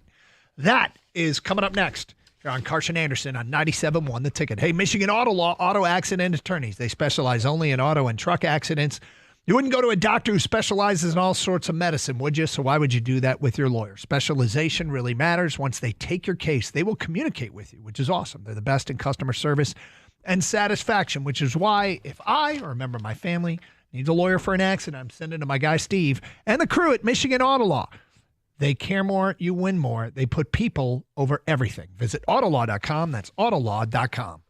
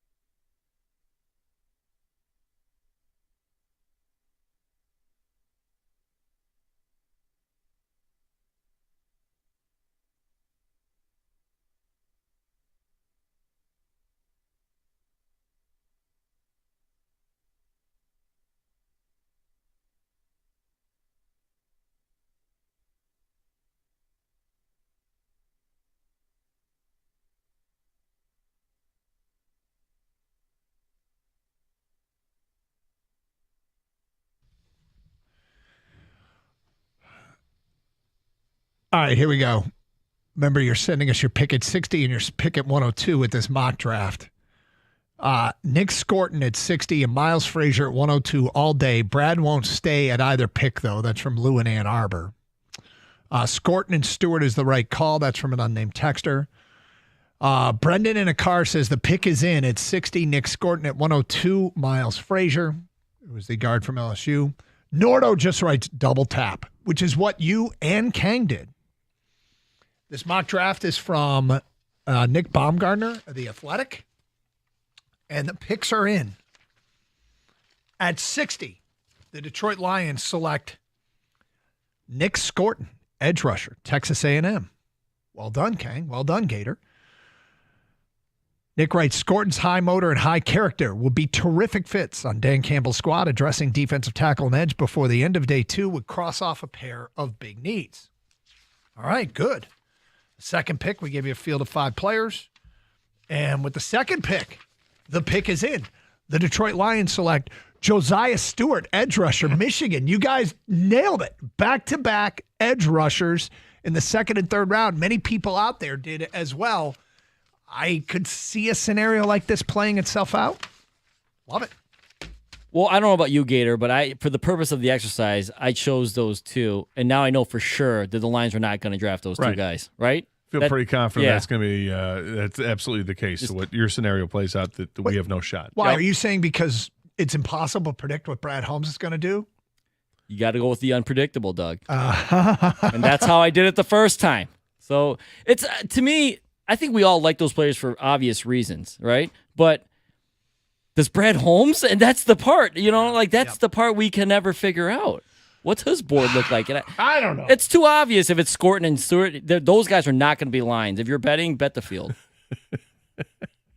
Bet the field. Oh, yeah, of course. It's funny is you go back, it's not even that long ago, like 5 or 6 weeks ago, I think Dave Burkett had one of his mock drafts, and I believe he had Nick Scorton for the Lions at 28. Mm-hmm. This is why mock drafts are fun. I They know are fun. people bag on the mock draft but they're just fun. It's fun exercises to see how much things change over the course of time. And when you got closer and closer to the draft, that Nick Scorton pick became that's not going to happen. And then look at other players, and then it became pretty clear that it felt like the consensus was going to be Ezaraku as the player the Lions selected at 28. And what do? They go and take a defensive tackle, the number 5 defensive tackle in the draft.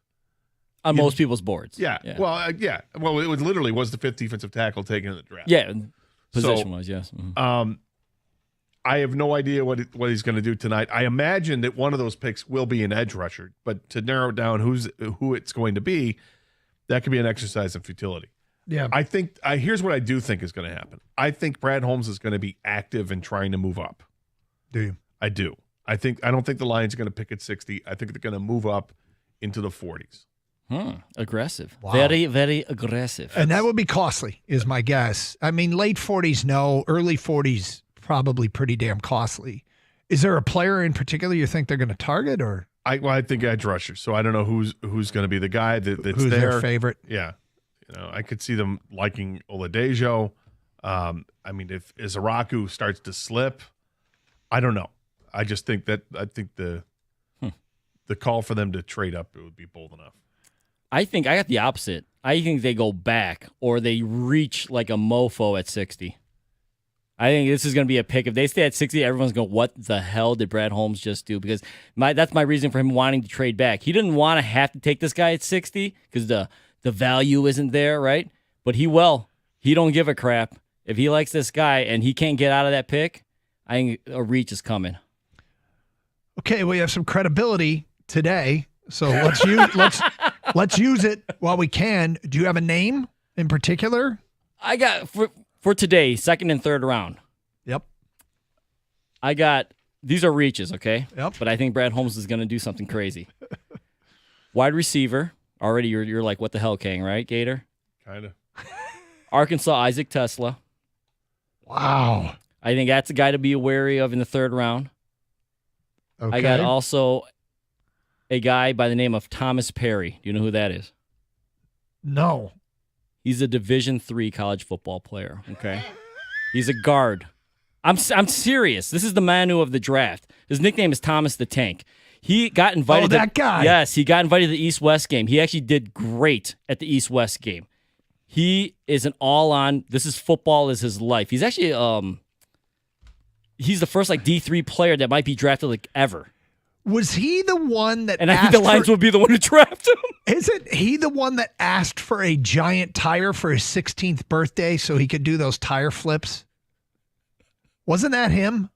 I don't know if that was him. I'm pretty sure that was him. Who's this guy? Thomas Perry. Yeah, He's exactly. a D3 guy, and for his 16th birthday, he asked for one of those massive tires so he could flip it, and he got it. So you're going to probably wonder, like, well, you know, in-person interview, all that stuff. He did his pro day at UConn's pro day. The Lions were there. So there's a connection, you know, that they met with him. I don't know if they talked to him one-on-one or anything like that, but they were at his pro day at UConn. This is a guy that just keep an eye on, man. The reaches of reach, where Brad Holmes says, F it, we need an interior lineman that can develop. Thomas the Tank. I can't even begin to tell you how hysterical I find this because, Kang, we are forced to listen to this because of what you did yesterday, which was outstanding. We're forced. They're just two guys, and then a third guy I'll throw in there is Terrence Ferguson, Oregon tight end. Okay. Why are you throwing him in there? What's he done? Yeah.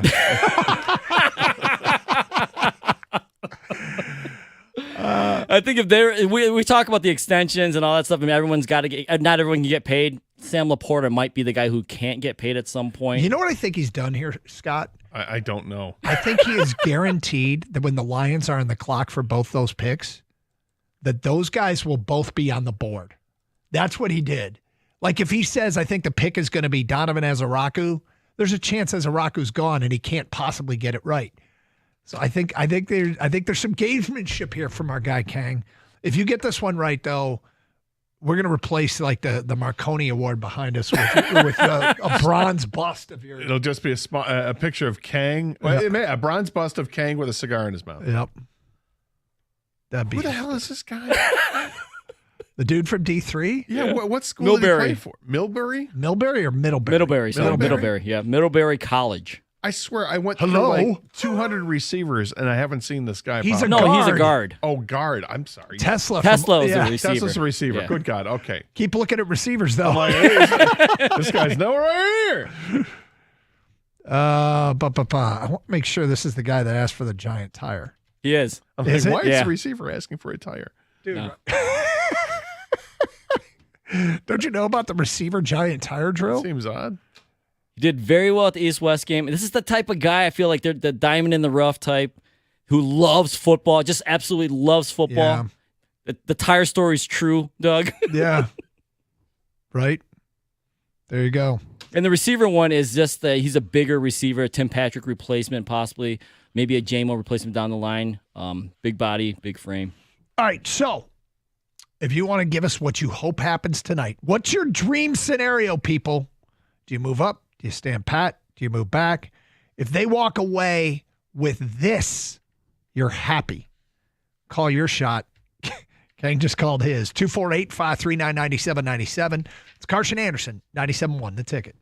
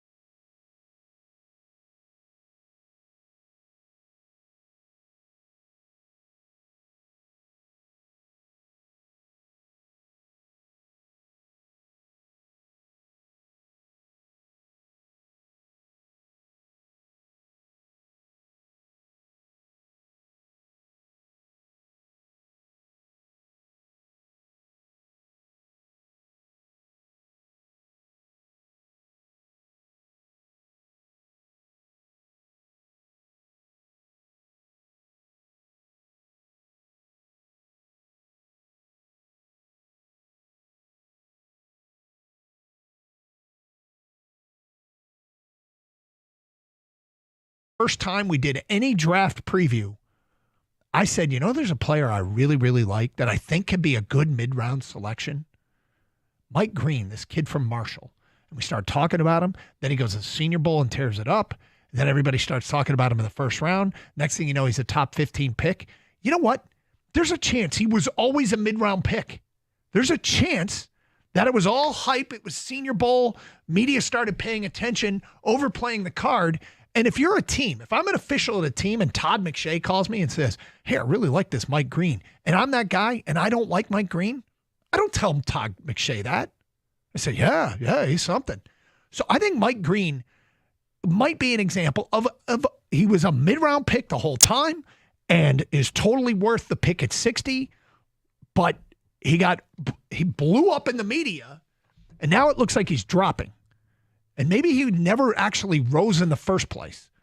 So tonight I want Mike Green. I like it. I like your thinking on that. If that guy falls to 60, I think that's a pretty good area to take a risk on a player. But I can't ignore what King has said though about this, the almighty King. Yeah. When it comes to the draft board, that he may not even be on the Lions draft board because of the off-field stuff. And if that's the case, so be it. But so for me, I'm going to hedge it a little bit, and I will say he or Ezaraku, whoever's there. If either is there at 60, I'm excited about that. I suspect neither will be, and you're going to have to move up to get one of them. But that would be my dream scenario in the second round, is they're able to somehow get, and I'll say I value Green over Ezaraku. Really? Mm-hmm. All right. Kang, if you had to play Tonight I Want, which is different than what you just did, although you probably want your picks to be right now because you'll be legendary. So just so I understand this, we're throwing caution against wind. Everything's fine. Yeah, everything's right? fine. Yeah, Everything's Tonight fine. I Want. Everything's fine. Tonight I want Will Johnson. It's just the talent is too damn good Okay. if everything's fine. I know that they signed Rocky Sin, and they love Rakestraw still, and they have Meek Robertson, and just signed a new corner in DJ Reed. But Will Johnson, at one point, not very recently, he hadn't played a game since this, was like a top 5, top 10 pick. Yeah. And now he also hasn't run since those mock drafts have come out. Yeah, that's the problem. You got the turf toe, you got the hamstring, Yeah, you got and the now knee. you got a knee. Yeah, so. But caution against the wind if they feel that he's totally fine, Will Johnson. All right, so who is it Tonight I Want? Which means don't worry about anything else. We'll do the worrying. Do you do the third round too, or just the second round? Just the second round. Oh, because I had a third round. Okay, go for it. My third round guy is Darian Porter, cornerback from Iowa State. He's 6'3", 195 pounds, and he ran a 4.30 40-yard dash. That guy I want in the third round. He can flat out fly, and he's got great size.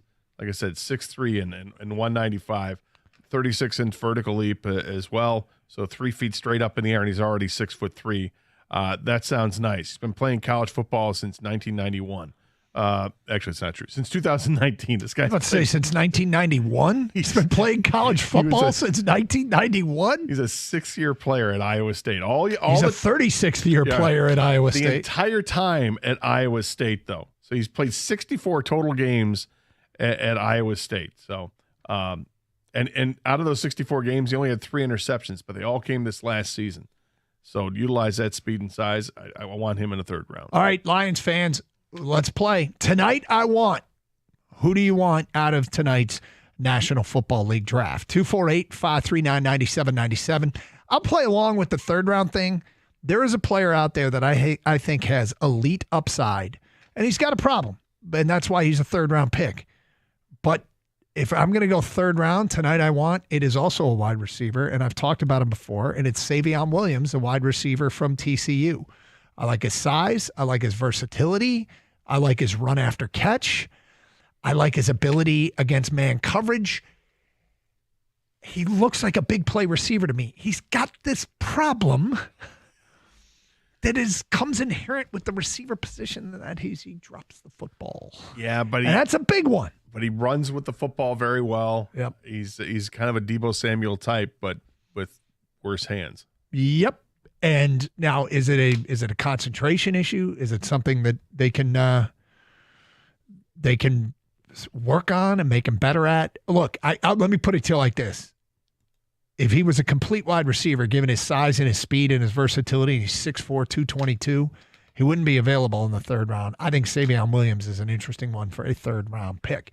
248-539-9797. Who's the guy that you want the most tonight? By the way, a couple things have come in regarding Kang.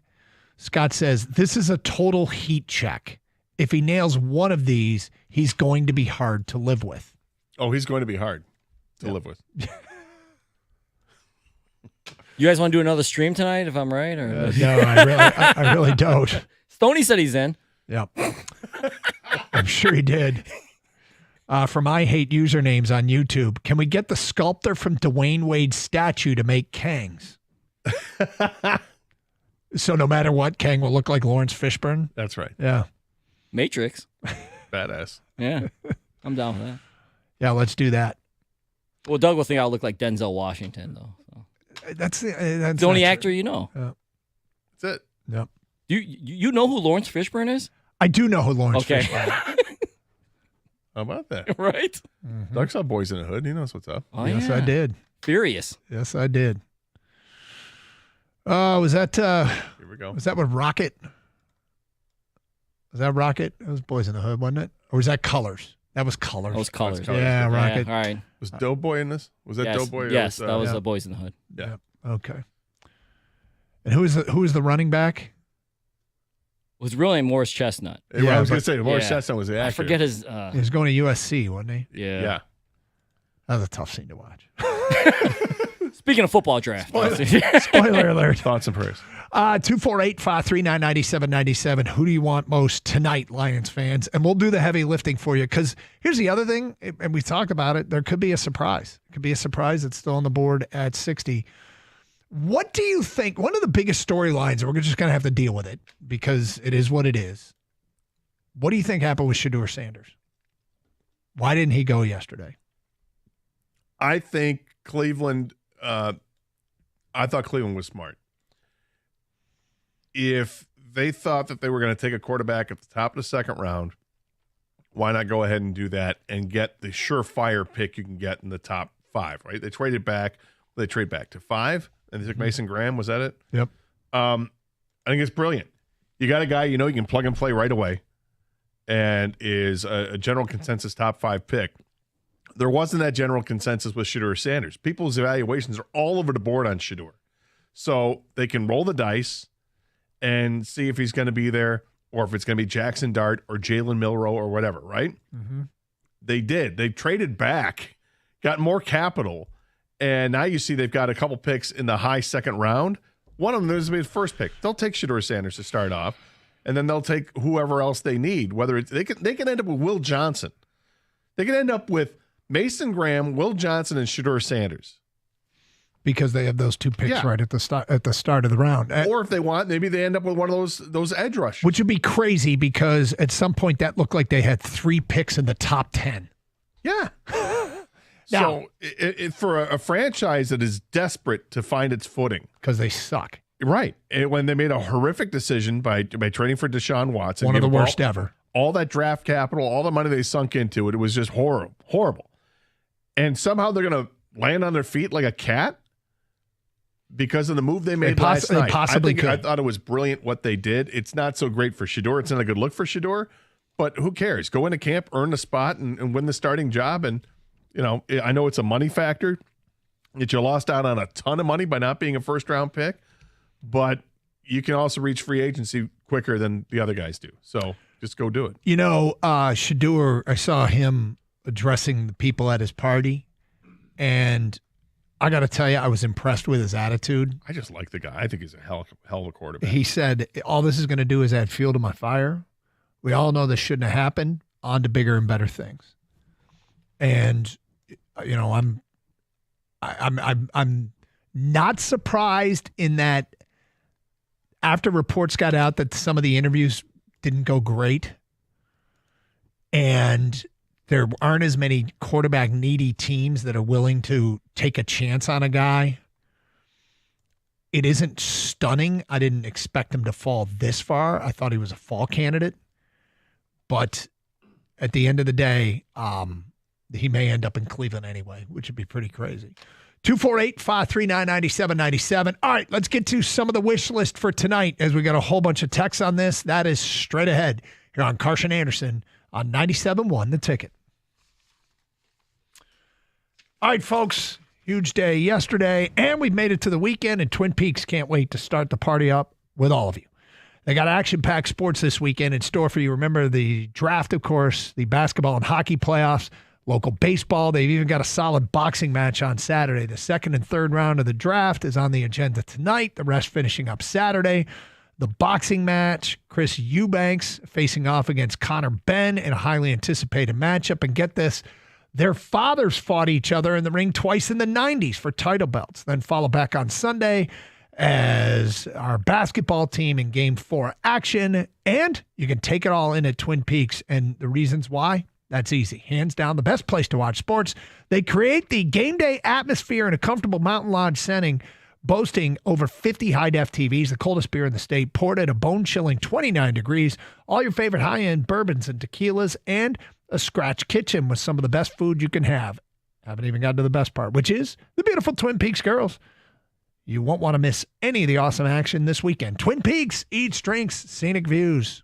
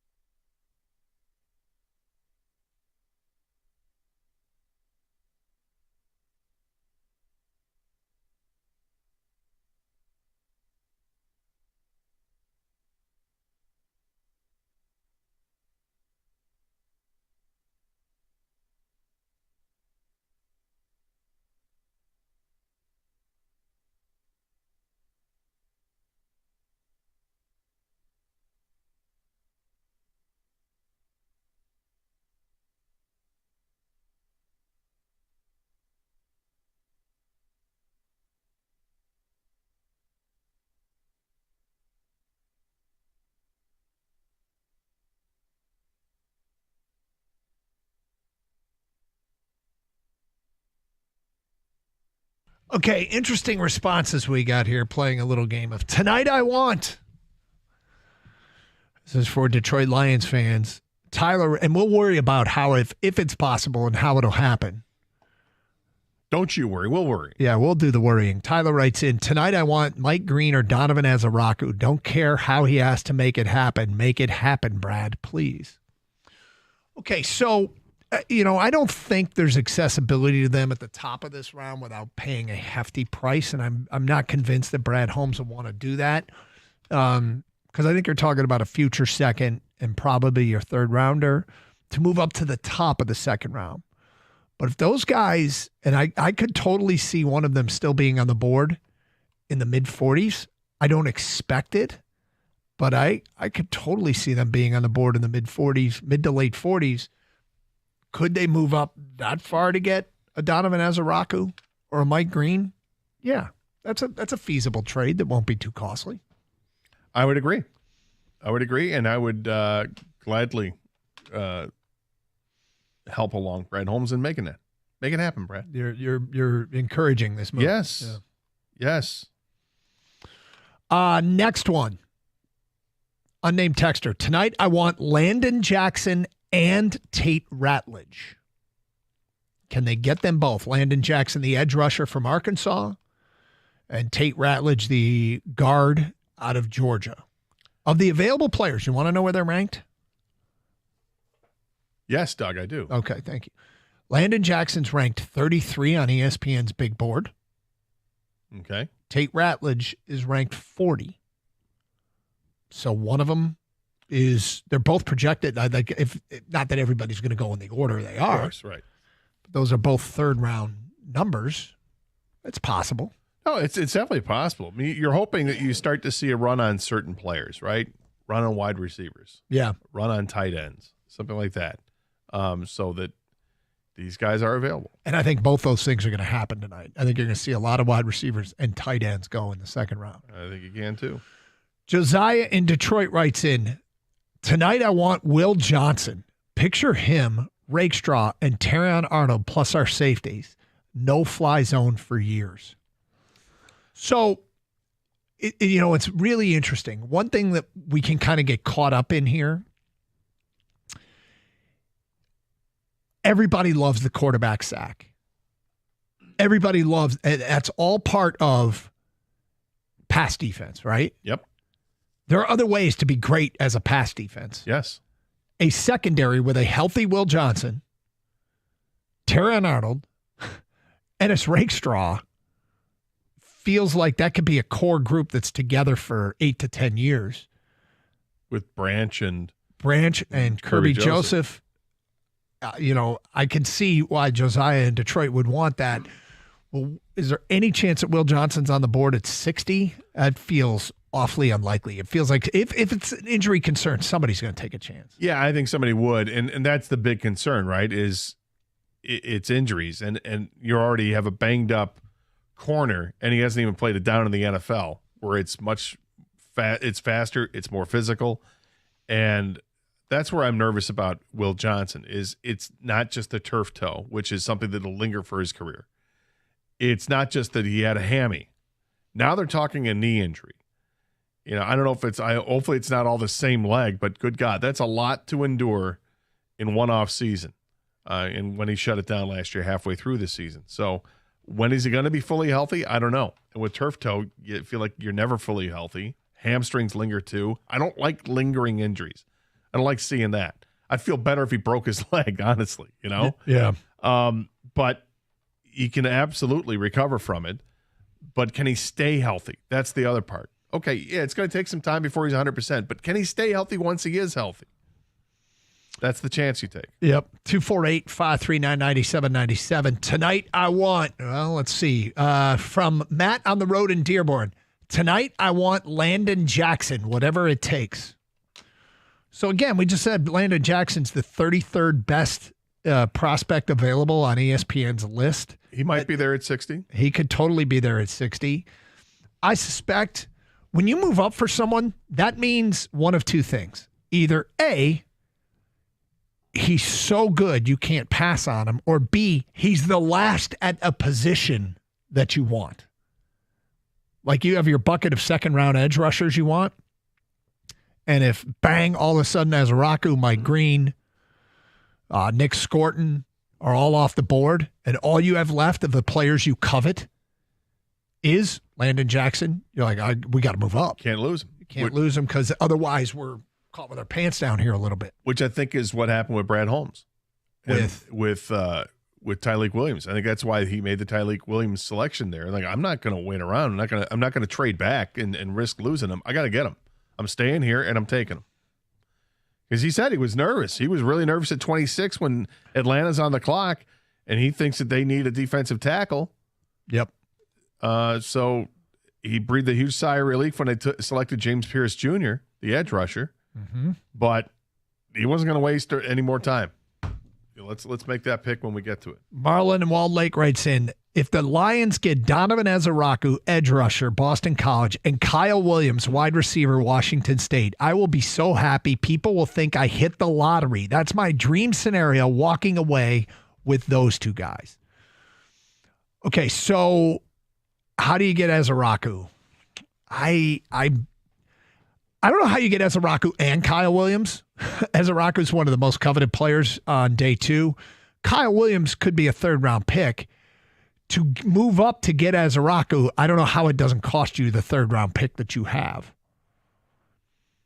So this would be a very difficult thing to pull off. It might be a future uncomfortable pick. I don't know if I'd give up a future 1 for Azaraku. He'd have to really drop. I wouldn't to be give able him to pull off future this one too. Yeah, I mean, you had your opportunity to draft him last night if you wanted to do that. This would be a hard pairing to pull. Marlon, I'm not sure it's possible because Kyle Williams is a likely third-round selection, but to get to Azaraku, I feel like you have to trade that third-round selection.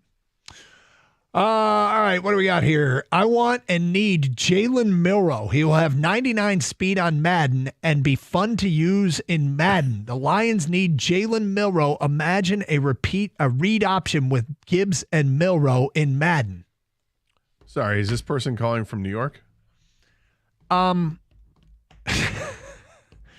Is this person care about the Lions or he just wants to play Madden? Go play Madden, my friend. Yeah. You can draft him in Madden. I want nothing to do with Jalen Milroe. I think because the Lions don't need a quarterback at this point.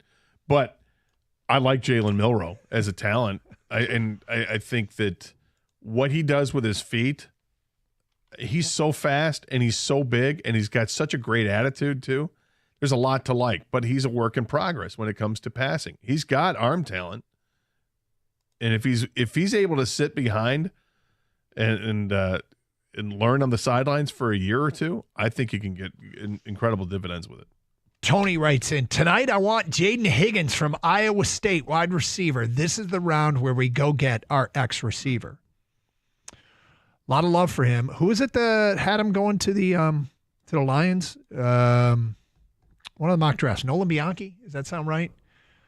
Higgins, and that was at 28. Higgins is probably the number 1 receiver on the board tonight. Him, Luther Burden. It might be Luther Burden. My correction. But we had Kyle Williams mentioned. He is a big play threat. Jaden Higgins, in the last 2 seasons at Iowa State, 140 receptions, 2,166 yards, 15 touchdowns.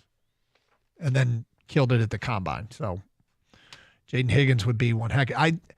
You might have to move up for him, but if you want him, and if Tony M wants him, trade up, give him a third-round pick, go get Jaden Higgins. A lot to like. Big guy, 6'4", 215, 4.47, 40. A lot to like there. Draft doesn't end tonight.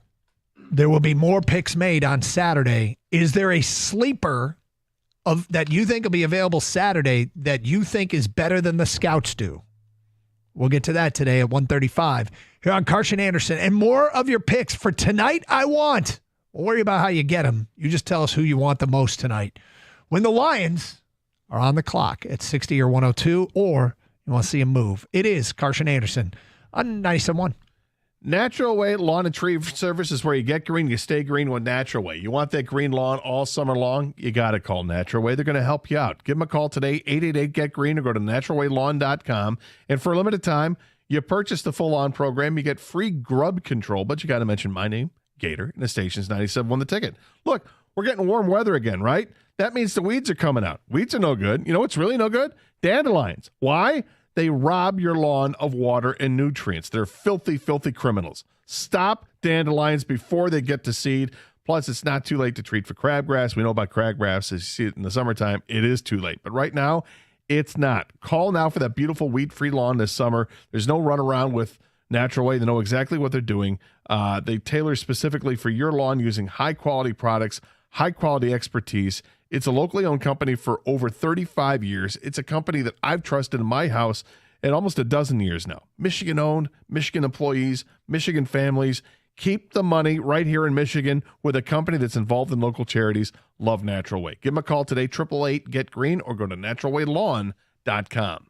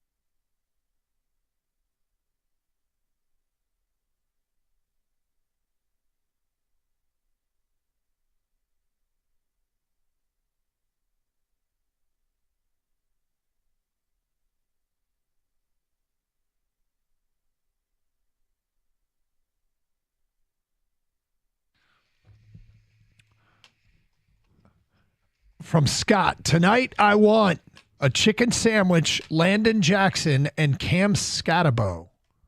Oh. Haven't heard his name come up yet. What do you make of that top 30 visit? I found it kind of strange. Because they brought him in. Yeah. Yeah. I think that's a late round guy that they would love in a later round. That's a Dan Campbell player. I know, but okay, so we clearly have Gibbs, Montgomery. Yeah, my boy, the Truth, Vaki. And they seem to really like Jamar Jefferson. That's it. I know. That's it. I know. He's protecting his boy. I was absolutely picking up. He's on that. protecting his boy. Yeah. Yeah, I don't like that Cam visit. I think Vaki's fine. I think he's going to be stick around here. But how much longer do they have? They have Craig Reynolds too, by the way. How much longer do they have Montgomery for? They just extended him, right? For what? 2 years? I figured it was 2 or 3. Yeah, they're always looking for the cheap. Who's the cheap next guy? You know, and if that means that, hey, Craig Reynolds, thank you, or Jamar Jefferson, thank you. Okay. Yep. When you watch Scatterable play, you can't ignore him. He's the focal point. Yep. I mean, that guy was that never give up attitude. He screams Dan Campbell player. I totally understand that. All right, tell us who you want tonight. As far as the draft doesn't end tonight, there are rounds 4, 5, 6, and 7 tomorrow, and it moves rapidly. And I don't know how many people sit down and buckle up for the whole thing. But it is fun to watch on those days. And the Lions have picks still to come. They have 4 picks on Saturday, and 1 in round 4, 1 in round 6, 2 in round 7. There's a player out there that I like a lot more than the experts do, a lot more than – I guess I was just surprised to see that he is a borderline – I don't know if he's going to get drafted, but he impressed me. He stood out when I saw him with my own eyes. He stood out in the college football playoff, and that is defensive tackle C.J. West from Indiana. Here's his line against Notre Dame in the college football playoffs from the defensive tackle spot. Six tackles, 2 TFLs, 2 solos, 4 assists. He had TFLs against Michigan State, Ohio State, and Michigan in consecutive weeks. He's a transfer from Kent State, spent 4 years at Kent State and the 1 year at Indiana. He's played big-time competition and made some plays. They played Georgia. They played Oklahoma. They played Washington when he was at Kent State. And it feels to me like he was the guy on Kent State's defense that was a problem. Just kind of getting on the radar late with the 1 year at Indiana. And even at Indiana, he probably spent half the years doing it at anonymity. Now I'm sure the pro scouts are aware of him. I'm not sure if the Lions would double tap with C.J. West and go with another defensive tackle, but I've been surprised to see him projected as a 6th or 7th rounder. I thought he was a solid mid-round pick or even higher. But Scott Anderson, that would be my guy for Saturday that I would like to see have his name called by the Honolulu Blue and Silver. I will give you a name. For me, it's a wide receiver, and it's somebody else we have a little familiarity here because he played in the Big Ten, and that is wide receiver from Maryland, Ty Felton. Ooh. Ty Felton is a guy who's gifted with great speed, 4.37, I think, in the 40-yard dash. He's 6'1". He's had some monster games in his career. I remember him just eating up Michigan State. He had 11 receptions for 152 yards against Michigan State. Here's what he started the season with. 7 for 178, 11 for 152, 9 for 117, and 14 for 157 against Connecticut, Michigan State, Virginia, and Villanova. Now, the rest of the season, he only had one other 100-yard game. It was at Minnesota. Had 72 yards and 7 receptions against Oregon. He's a burner, and he catches the football, and he jumps 40 inches straight up in the air. Got to like all these attributes. If you're going to take a wide receiver, I want somebody that's got that size-speed combo that he does, and you can perhaps get him later in the draft, maybe 5th round, 6th round, somewhere in that range. Kang, I feel like you've already done this, but is there a player? I mean, is it Thomas the Tank? Well, obviously, Thomas the Tank Perry and Isaac Tesla. Those are 2 guys. The thing about Tesla is he's a big receiver, Gator. His athleticism score is very high. I think he might have even had the best athleticism score at the combine for receivers this year. He's 6'4". He's actually local. He played at Hillsdale before he transferred to Arkansas. It's from Hudsonville, Michigan. Yeah. So I think I probably like him more than most. I think Brad Holmes might like him more than most, as I was kind of predicting. He might be one of the reach guys that we see in round 3 today or maybe later in the draft. And then Thomas Perry, no one knows who this kid is. He's a D3 guy, but he was at the East-West game where he showed out. He did do UConn's Pro Day where 30 out of the 32 teams were there. So he might not just be on the Lions radar, but some other radars. But, yeah, those 2 guys probably I like more than probably most. Okay. We got a text here from one of our colleagues who was at the Piston game last night, and I want to know what people think of this. Jeff Rieger, a reporter, texted us the following. Was talking to New York media yesterday, and they were floored with how Detroit treated Jalen Brunson. They said he's never received a reaction like that anywhere else. Even last year when New York was in Philly, it was nowhere close to last night. They said they thought the Piston fans would have gone after Karl Anthony Towns more. Multiple media members used the word stunned. Okay, so we did go after Jalen Brunson. Every time he had the basketball, he got booed. The flopping in game 2 was out of control. Then he poked Tim Hardaway in the eye. Right in the eye. Tried to snatch that eye out. That was a pro wrestling move, wasn't it? Roddy Piper used to do it all the time. All the time, a referee wasn't looking.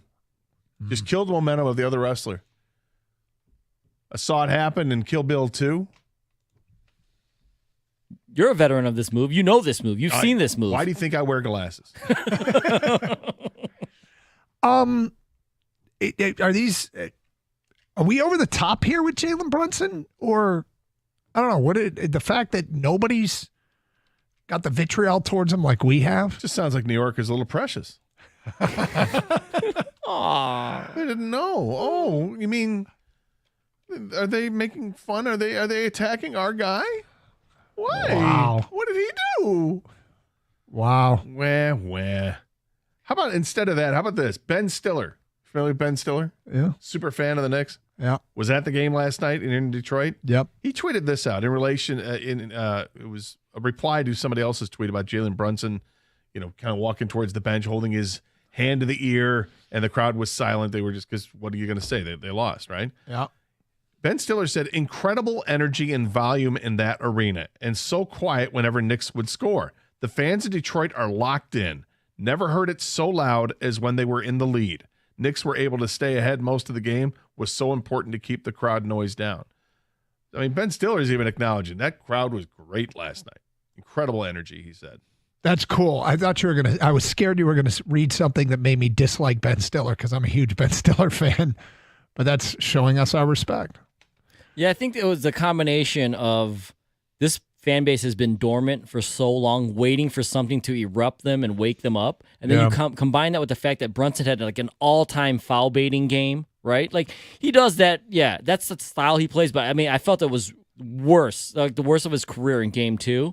And then you pile that on with the fact that he just poked Tim Hardaway in the eye, like it looked like on purpose the way he did it because his fingers were pointing Did towards. it on purpose. Yeah, and as Gator knows in the fight game, you have to have your fingers pointing up, not towards the fighter, right? And he was towards Hardaway's eyes. All that, and the crowd was ready with their "Thank you, Brunson" chants, but not "Thank you." Thank It was, you. Thank you, Brunson. No, that wasn't what. I don't think it's thank you. What are they chanting there? What is that? That's what I told my daughter, at least. They're saying thank you, honey. It's Thank okay. you. That doesn't sound like thank you. So here's the thing, though. The crowd was ready to go nuts, and they did go nuts, but it actually could have been better because the Pistons got off to a super slow start. Yeah. You got to give the crowd something to continue to cheer about, and that's where I think the Pistons let the fans down, at least to start that game. But the comebacks, they gave him more, but... We absolutely killed Brunson last night. I mean, killed him. And it's so... it's a credit to him that he had a good game. I hate to say it. But he also didn't foul bait. When he didn't do the annoying flop crap and actually got his teammates involved, he's much more valuable to his team. Plus, he hit a bunch of free throws at the end. Forgot about that. The bad beat for anybody that would have taken the under on the 29.5 points scoring in the game. Oh, we had a bad beat? There was a bad beat, apparently. It's fouled with 1.5 seconds to go. They could have inbounded it to anybody. We were just, remember the trip down before? But he missed the second on purpose. No. He was at 28.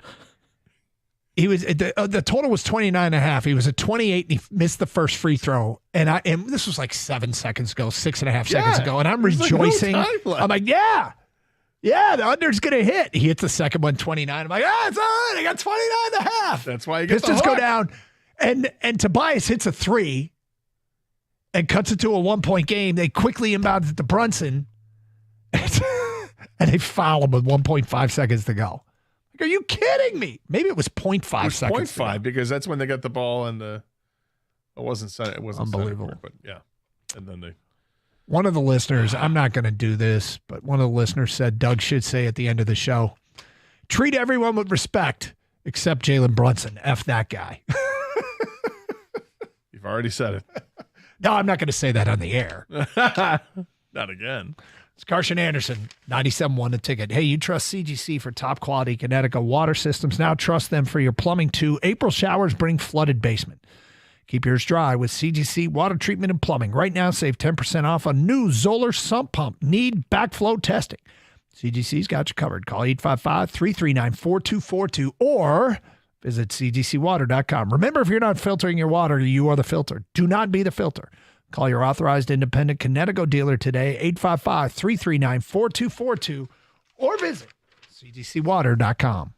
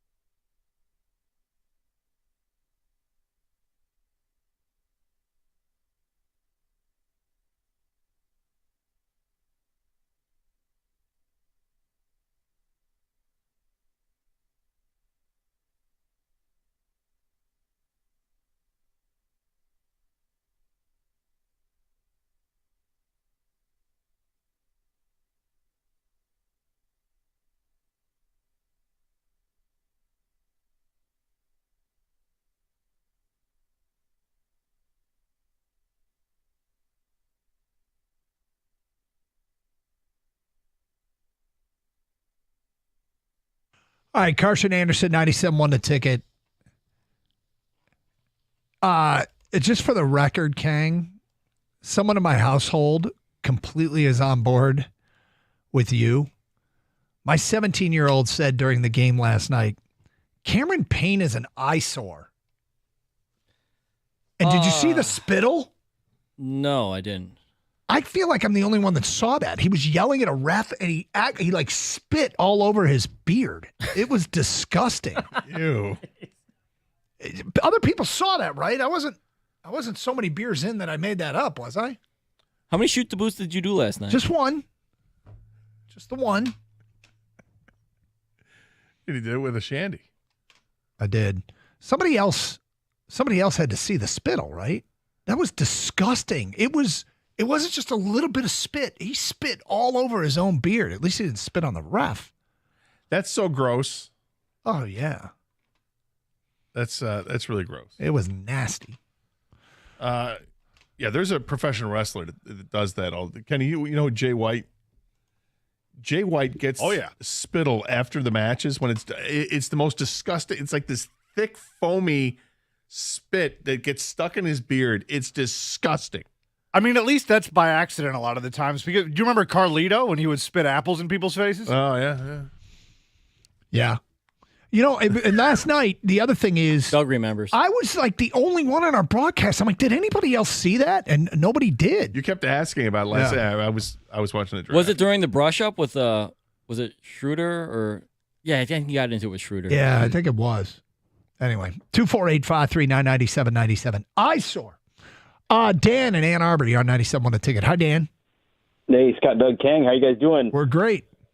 Thanks for the draft show, Doug. It was interesting how you froze right as you were finishing the beer and out of that ASICS G20. What vintage ASICS was that? I don't recall. It was actually a Nike, but yes, it was kind of ironic that I was having internet problems. I went back and watched the YouTube feed and was glad to see that the majority of the shoot the boot effort made it, but it did freeze right at the end. Did you throw the shoe out right you away? Cut it loose with the inappropriate words. That's like how I would talk when I would come back from deployments, honestly.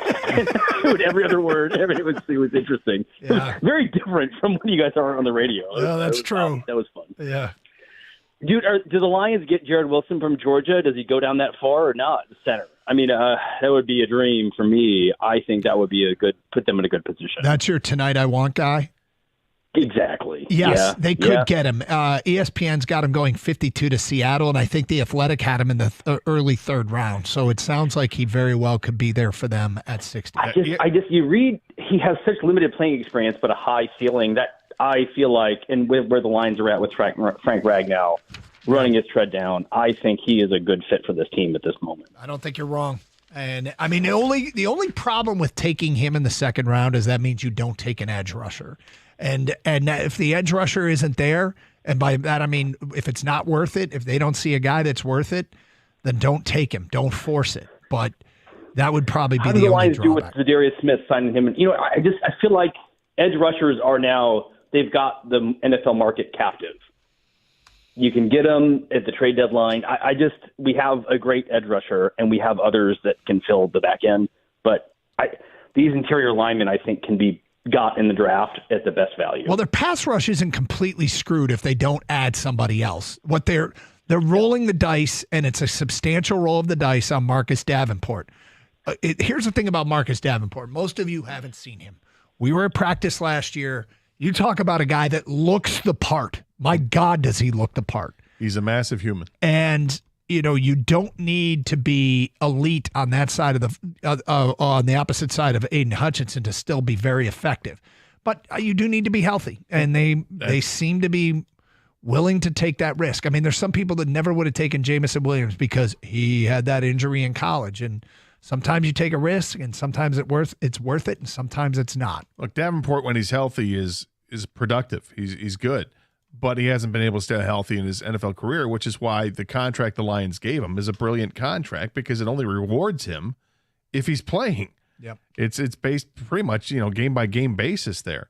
I still think the Lions will go out and get an edge rusher in this draft, and probably tonight. And they could make a splash. If they really wanted to make a splash, they can make a splash and get one of those guys that had first round grades by lots of the services out there and the pundits and whomever.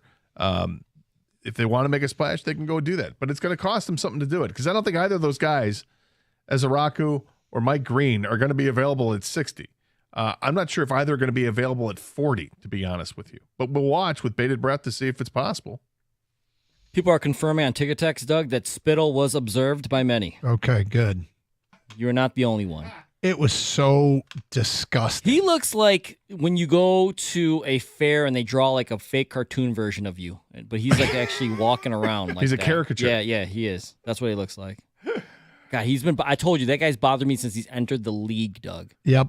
Well, you were the one that showed me highlights of him doing. Who was he? He had the dance with who? Russell Westbrook. Yeah, you don't do anything, bro. Why are you doing a dance with one of the best players in the league? God, he does it on the bench with the Knicks. Everywhere he goes, he does it. It's terrible. Yeah. Did you guys also, I know you guys were doing the draft coverage on the stream, when there was that Paul Reed, Mitchell Robinson, and then Cat, dust up in the middle, and then they had to break it up, and then the camera panned immediately to Isaiah Stewart. Like, this guy's going to come off the bench or something and, like, start fighting? Come on. That's funny. It was like, talk about wrestling, Gator. They go right to the... Just relax. Yeah.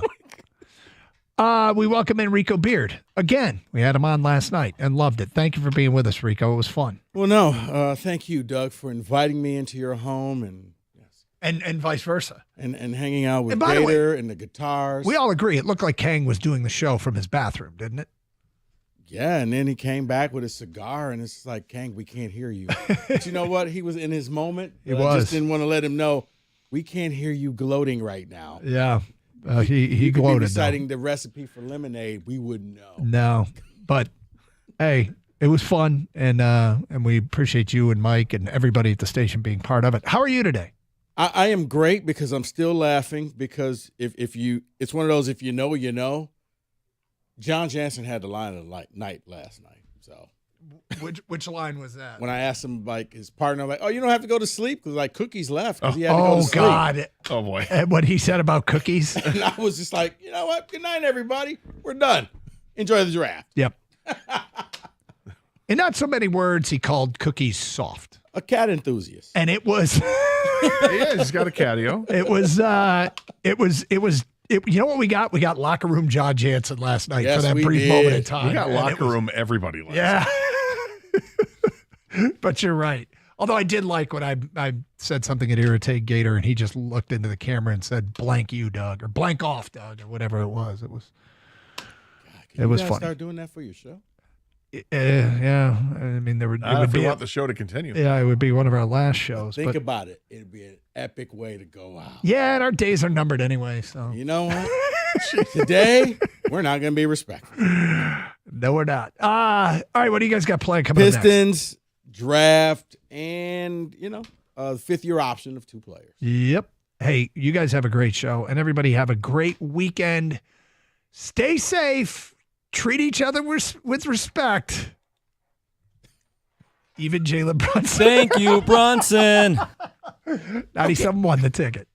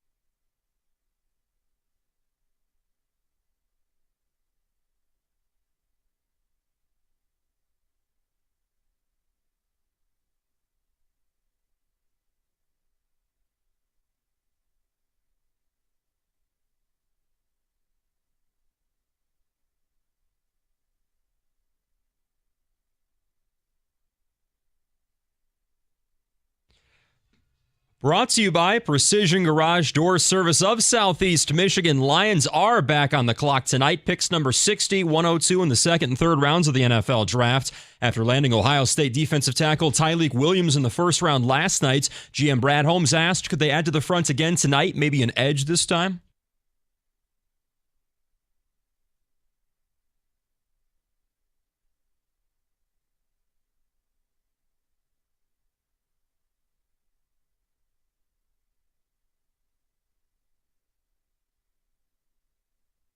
Holmes not ruling out a trade up in the second round with projected first-round edge players Donovan Izaraku of Boston College and Mike Green of Marshall, both still on the board. So is Michigan corner Will Johnson and Colorado quarterback Shedeur Sanders. Day 2 of the draft in Green Bay starts 7 o'clock tonight. Meantime, the Lions picking up the fifth-year options on defensive end Aiden Hutchinson and wide receiver Jamison Williams, guaranteeing they'll both be in Detroit through the 2026 season. Rumors swirling around a potential record contract for Hutchinson, while GM Brad Holmes addressing trade rumors for Williams, saying that's not something the Lions have entertained. And the Tigers open up a 3-game weekend series with the Orioles at Comerica Park tonight. Casey Mize is getting the ball for Detroit. He's part of a rotation right now that leads the American League in ERA at 2.94. Tigers also in the lead in the AL at 15-10.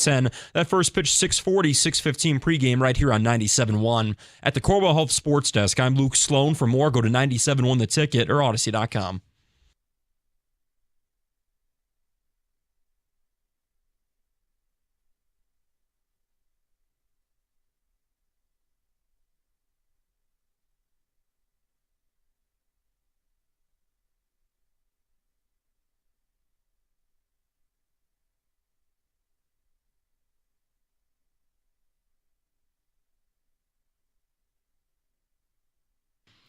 Well, we've made it to Friday.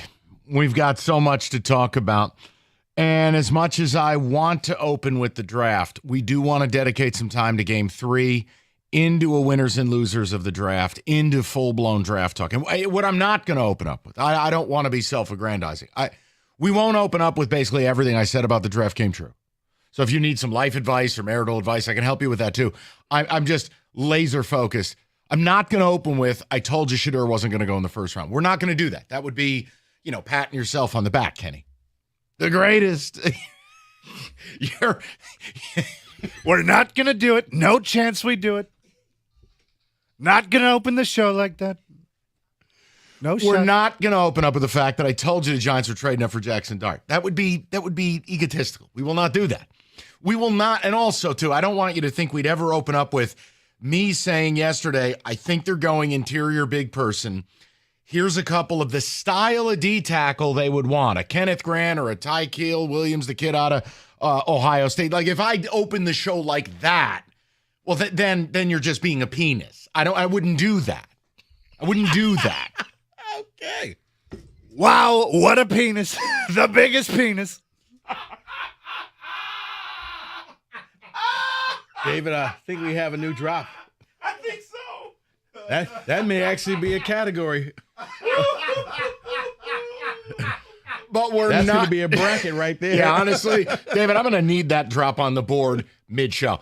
But we're not going to open up with all those things. Not going to do it. No? No, we're going to do something. I mean, you double jointed over there. I'm like, maybe I should just go pat him on the back for. Not gonna do go, it, buddy. Way to go. Not. Strong J. Not gonna do it. Figure if I opened up with that, you'd think I were a bit of an egomaniac. Not gonna do it. No cigar? No, not gonna do it. We are gonna open with Game 3 though, where I got it wrong. I thought the Pistons were going to win last night, especially if they had Final Countdown. But I want to know if you've always sold me, it used to be the sword of Damocles, and then you moved into Occam's razor. Mm-hmm. Basically, the simplest explanation is often the best, right? Like, you get into these playoff series, and you deep dive, and you're doing the matchups and the pick and roll, and okay, ready? Last night's game, Team A has better players than Team B. 248. You're relying on fringe NBA guys or warhorse veterans like Malik Beasley, Tim Hardaway Jr., Dennis Schroeder, who's played for 17 teams. Torch. Yeah, sure.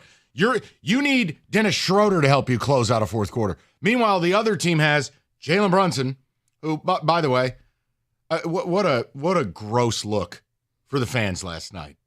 F.U. Brunson emanating all over national TV. Nice work, guys. I hope you're very pleased with yourself. Yeah, why? I must have missed the playoff series he's beaten you in.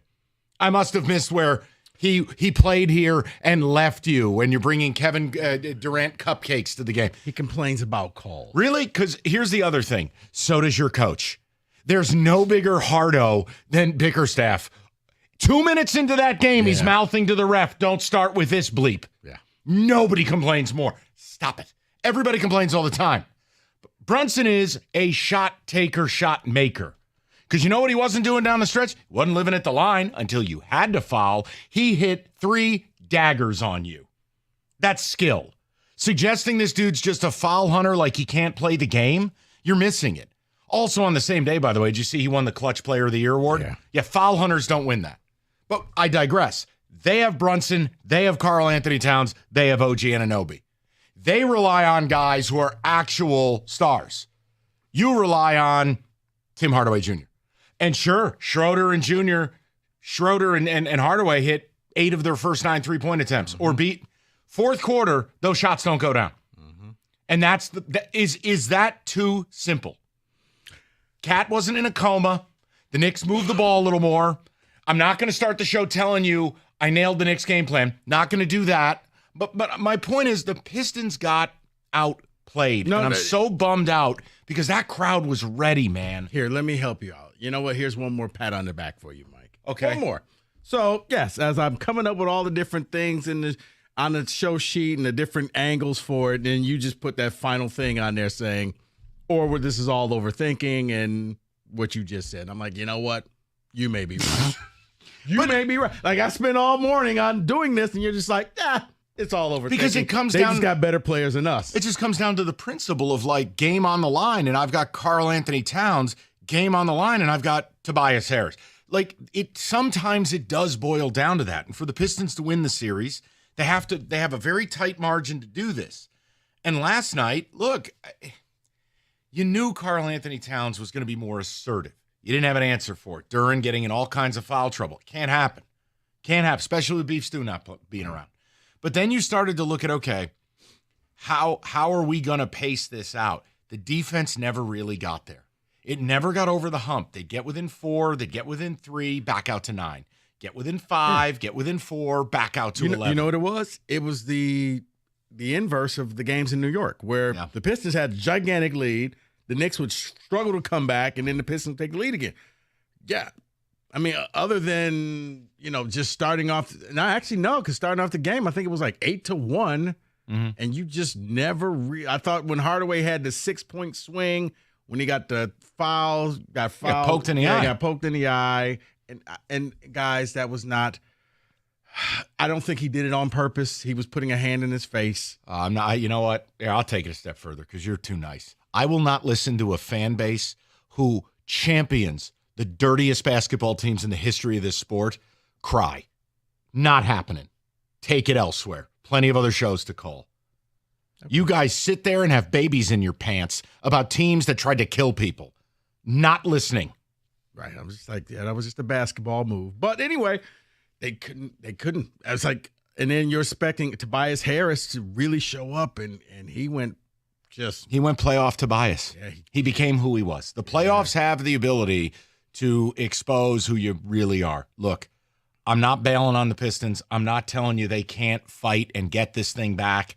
But last night was what I talked about of, look, if the Knicks actually play, if they play their B-plus game, you're not winning the series. They had played extremely poorly in the first 2 games. Last night, you got to see more of what they are. They used the bench a little bit more. And ultimately, your 2 best players were your best players. See, I wonder if it's, playing on the road that you don't have to play up for the crowd. Like the Pistons didn't have to worry about their crowd, but I think the Knicks fans felt all the eyeballs on them, and they played very tight in those first couple games. Last night, that was an entirely different Knicks team, but the Pistons, I think, were trying to play up to the crowd, trying to do things to get the crowd in the game instead of just focusing on the 5 guys that they were playing against. Outside of that, F. Brunson stuff, the crowd was fabulous. They were loud. They were into it. They showed up from the beginning. Hell yeah, they did. And it bummed me out because the Pistons really did not play well. And when you need 9 3-pointers in the first half from the likes of, Dennis Schroeder, who's a journeyman, Tim Hardaway Jr., like that's where I went, okay, that bought you time. Now you've got to start playing better. And defensively, they didn't have enough answers at all.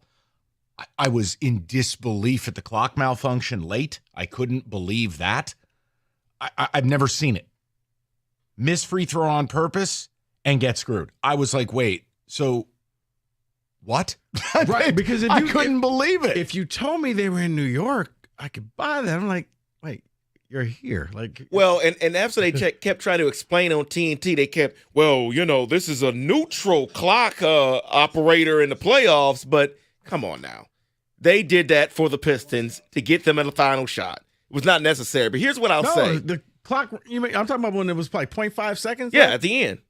Yeah, before Duran, Ray Finkeled the inbounds pass. Oh. Yeah, but another not smart decision by Bickerstaff. I get it now. Okay, so if you malfunction the clock, the Pistons, I got you. Okay. Yeah. Another not great opportunity by Bickerstaff at the end of that game. But here's what I'll say, because you're right. The crowd showed up. The crowd did what they were supposed to do. Minus some of the other things, No, but David, they did what they were supposed to do. And again, I don't think any of us are soft about sports. No. I just don't need that as America's introduction to Detroit's fan base after 15 years. It's an awful look. You were loud, you're awesome, you were there. Really? F you Brunson all night? Yeah, and you can't come up with something else? I get it, but the problem was the Pistons didn't show up. And it's not because they're not a good team. It's not because they don't have this or they don't have that. It is because they're just not good enough. And Jalen Brunson made the comment after the game, and they're talking to him after the game, media, and he says they made an environment special for the home team, the crowd. He says, we just found a way to win the game, but that was definitely a lot. So they had to work through the crowd.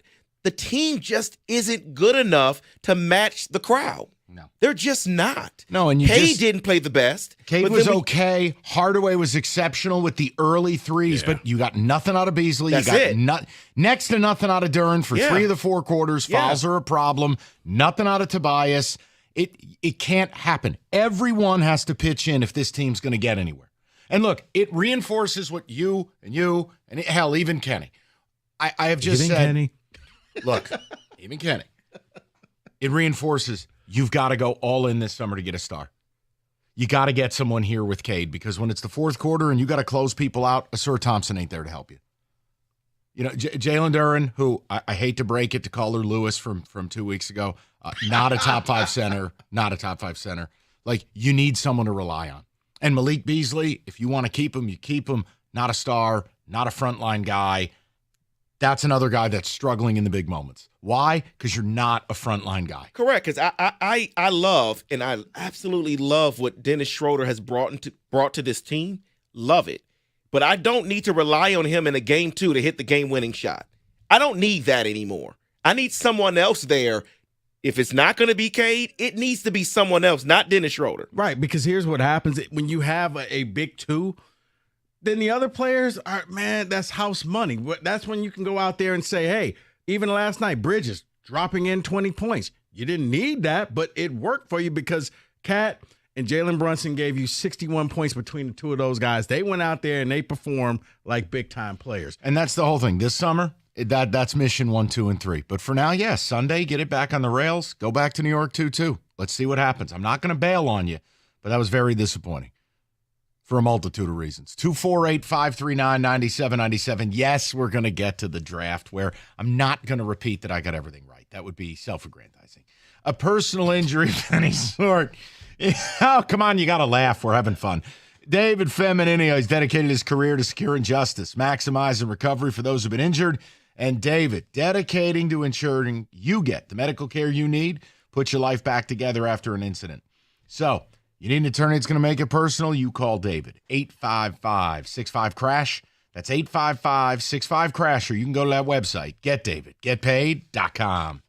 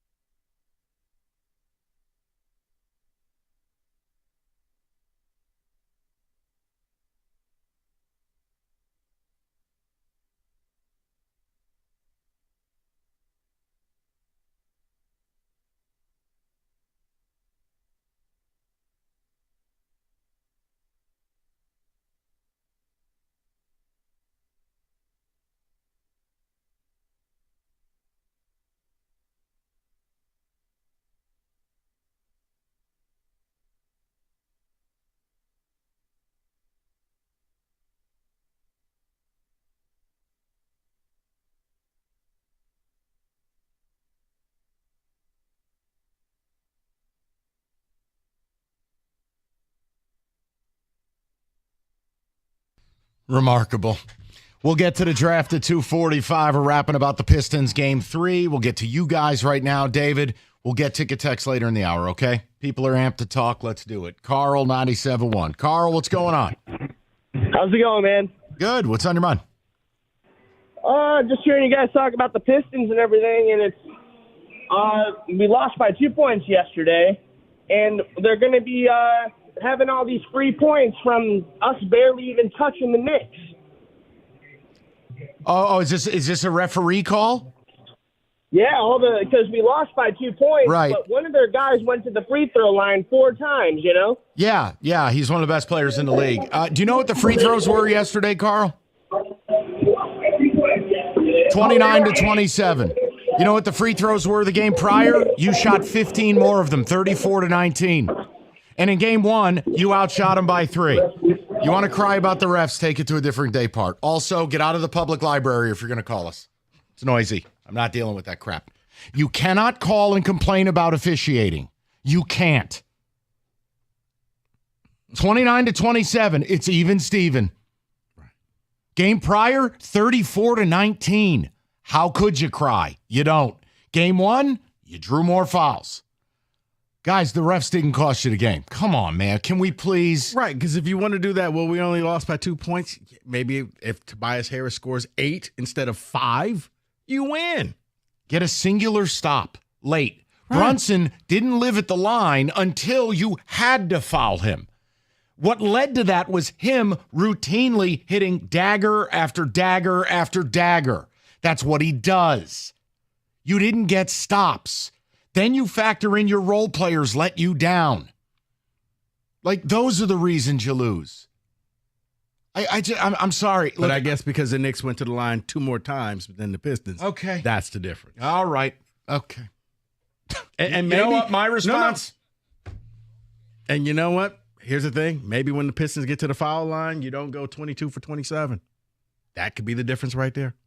Just saying. Look, I'll let it go. Let me just go to the people. I'll go to Alex, 97.1. Alex, what's going on, pal? How you doing? Good, Mike. How are you? I'm good, buddy. What's on your mind? Yeah, I just kind of agree with your sentiment. If the Knicks play a B-plus game, there's nothing the Pistons can do. I mean, if Bridges and Anunoby are going to be hitting shots and Cat's locked in like that, we got no chance. So the goal is to make those guys uncomfortable and continue to put it all on Brunson. That's what worked in game 2. Yeah, and I'm not convinced the Knicks can play that way game in, game out. They have their own flaws. But, yeah, when they play like they did last night, you look at it and you go, all right, we can keep it close. We can fight. We can keep this. But are we going to be able to win 4 out of 7 games? No, probably not. You need the Knicks to play the way the way they played the first 2 games. And you played better the first 2 games. Let's be fair. Right. Yeah, you don't need the Knicks going on a 21-0 run in game 1, or this looks like a totally different series. Now they're playing catch-up. Look, I'm not bailing on them, Alex. I'm not telling you there's no shot. I'm not doing that. But I did say leading into this, the team that won Thursday was going to win the series. So you're up against it. You're going to have to go back to New York. First of all, you got to win Sunday. And you're gonna have to win in New York, either to get it back here for a closeout game 6 or a winner take all game 7. So just take it one game at a time. Go play Sunday. See if you can get these guys. Just see, again, they're not infallible. No. But it was the whole point I bring up is if they play. And like, look. Game 2, you have Karl Anthony Towns go 18 minutes without shooting a basket. I can't rely on that as a pathway to success. No, I mean, the Knicks Tibbs made adjustments and said, hey, we're going to use you early. We're going to use you often. We're going to use you at the end. They're going to leave you open for 3-pointers. Just line up and shoot them. And Cat did. And yeah, the catch and shoot stuff bothers me because you understand who you're dealing with in the scouting report. Yes, it looks weird for a center to be shooting that deep. Him and KP have the weirdest looking jump shot, but they'll take it from 30 and make it. You just can't allow it. You can't allow him to catch and shoot. If he's going to do some wacky, and one mixtape tour, step back 3, you tip your cap. Right. There was a little bit of sloppiness there. I'm with you, especially early. Right, because they were expecting him to drive to the basket, and he was like, no, I watch this. Bang. Well, he was in his bag. I mean, he's one of the, but again, this is where I get so annoyed. It's like, look, you don't have to love the player. You could tell me you don't think he's the toughest guy in the league. You don't go 24-14 and are an all NBA offensive player by accident. No. But looking at this series, you could have told me this was a 5 versus 4 series because these two teams might. Yes. Every game has been so right there for both teams to take. They've just taken 2 of those. You've taken 1. Is it over? No. You would have had a great advantage going into Sunday. You just got to make that back Just up. feel like they let it get away last night. They didn't play smart. Duran getting in foul trouble when you can't get in foul trouble. Tobias picking up his 4th 80 feet from the basket on a silly reach in. Little stuff. That's what matters. And you're right, Rico. You brought up Tobias, 22 in the first half of game 1, 13 and 10 in game 2. He can't be a no-show. You don't have that.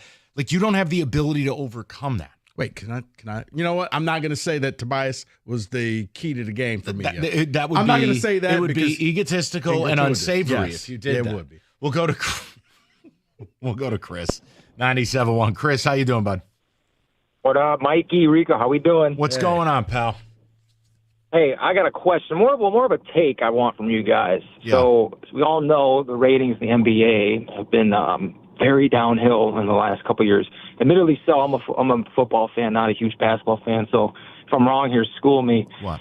But do you think the way that the game is being refereed, and they're letting them play physical, because I think I've heard announcers say, what is this, the 90s, multiple times every game, due to the ratings? Like, well, what's your guys' take on this? No, boy, it's a good question, Chris. Not directly to that. I think what happens is when you get teams that really don't like each other, you are forced to officiate it differently. It's like when you get a rivalry in college football. You know you have to officiate those games a little different. Like Golden State and Houston do not like each other. The Pistons and Knicks do not like each other. So I think you have to let them play a little bit more. And that plays into how you want to play. But no, I mean, Rico, if you think I'm off base, go ahead. No. You're right. I think that they allowed a lot more in game 2 and last night in game 3. Like, okay, you guys are going to play physical. So either we just let some stuff go or we're going to be watching the last people on the bench finish this game out. Right. No, and you know what, Chris? I don't know about you, but Rico and I aren't tuning in to watch 87 free throw attempts. You know what I mean? Oh, I agree. Definitely. I want to end it too. Karl Anthony Towns has an extremely punchable face. Yes.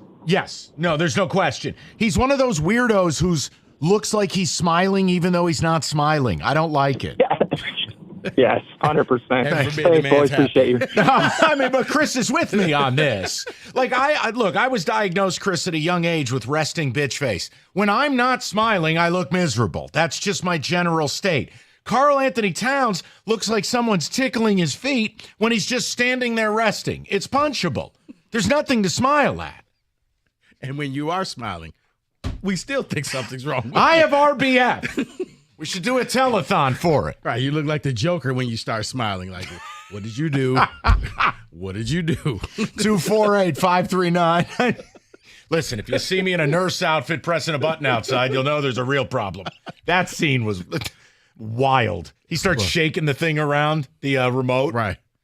Apparently, that was all impromptu. Yes, I've read that. It didn't work. He just kept doing it, and then it blew up, and that's when he ran. All right, David, ticket text. More of the calls, then we get into the draft. 245, winners and losers, because we don't do draft grades.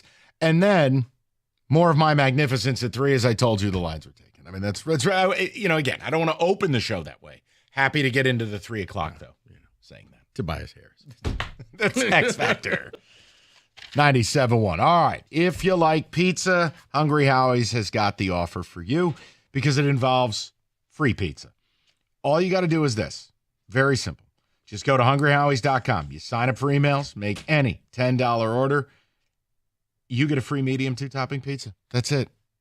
No ifs, ands, buts about it. Any flavored crust, any 2-topping combo, free. So all you got to do, limited time offer, go online, order your pizza. It's only online and only at hungryhowies.com. Limited time only. Get that free medium 2-topping pizza by spending $10. It's Hungry Howie's.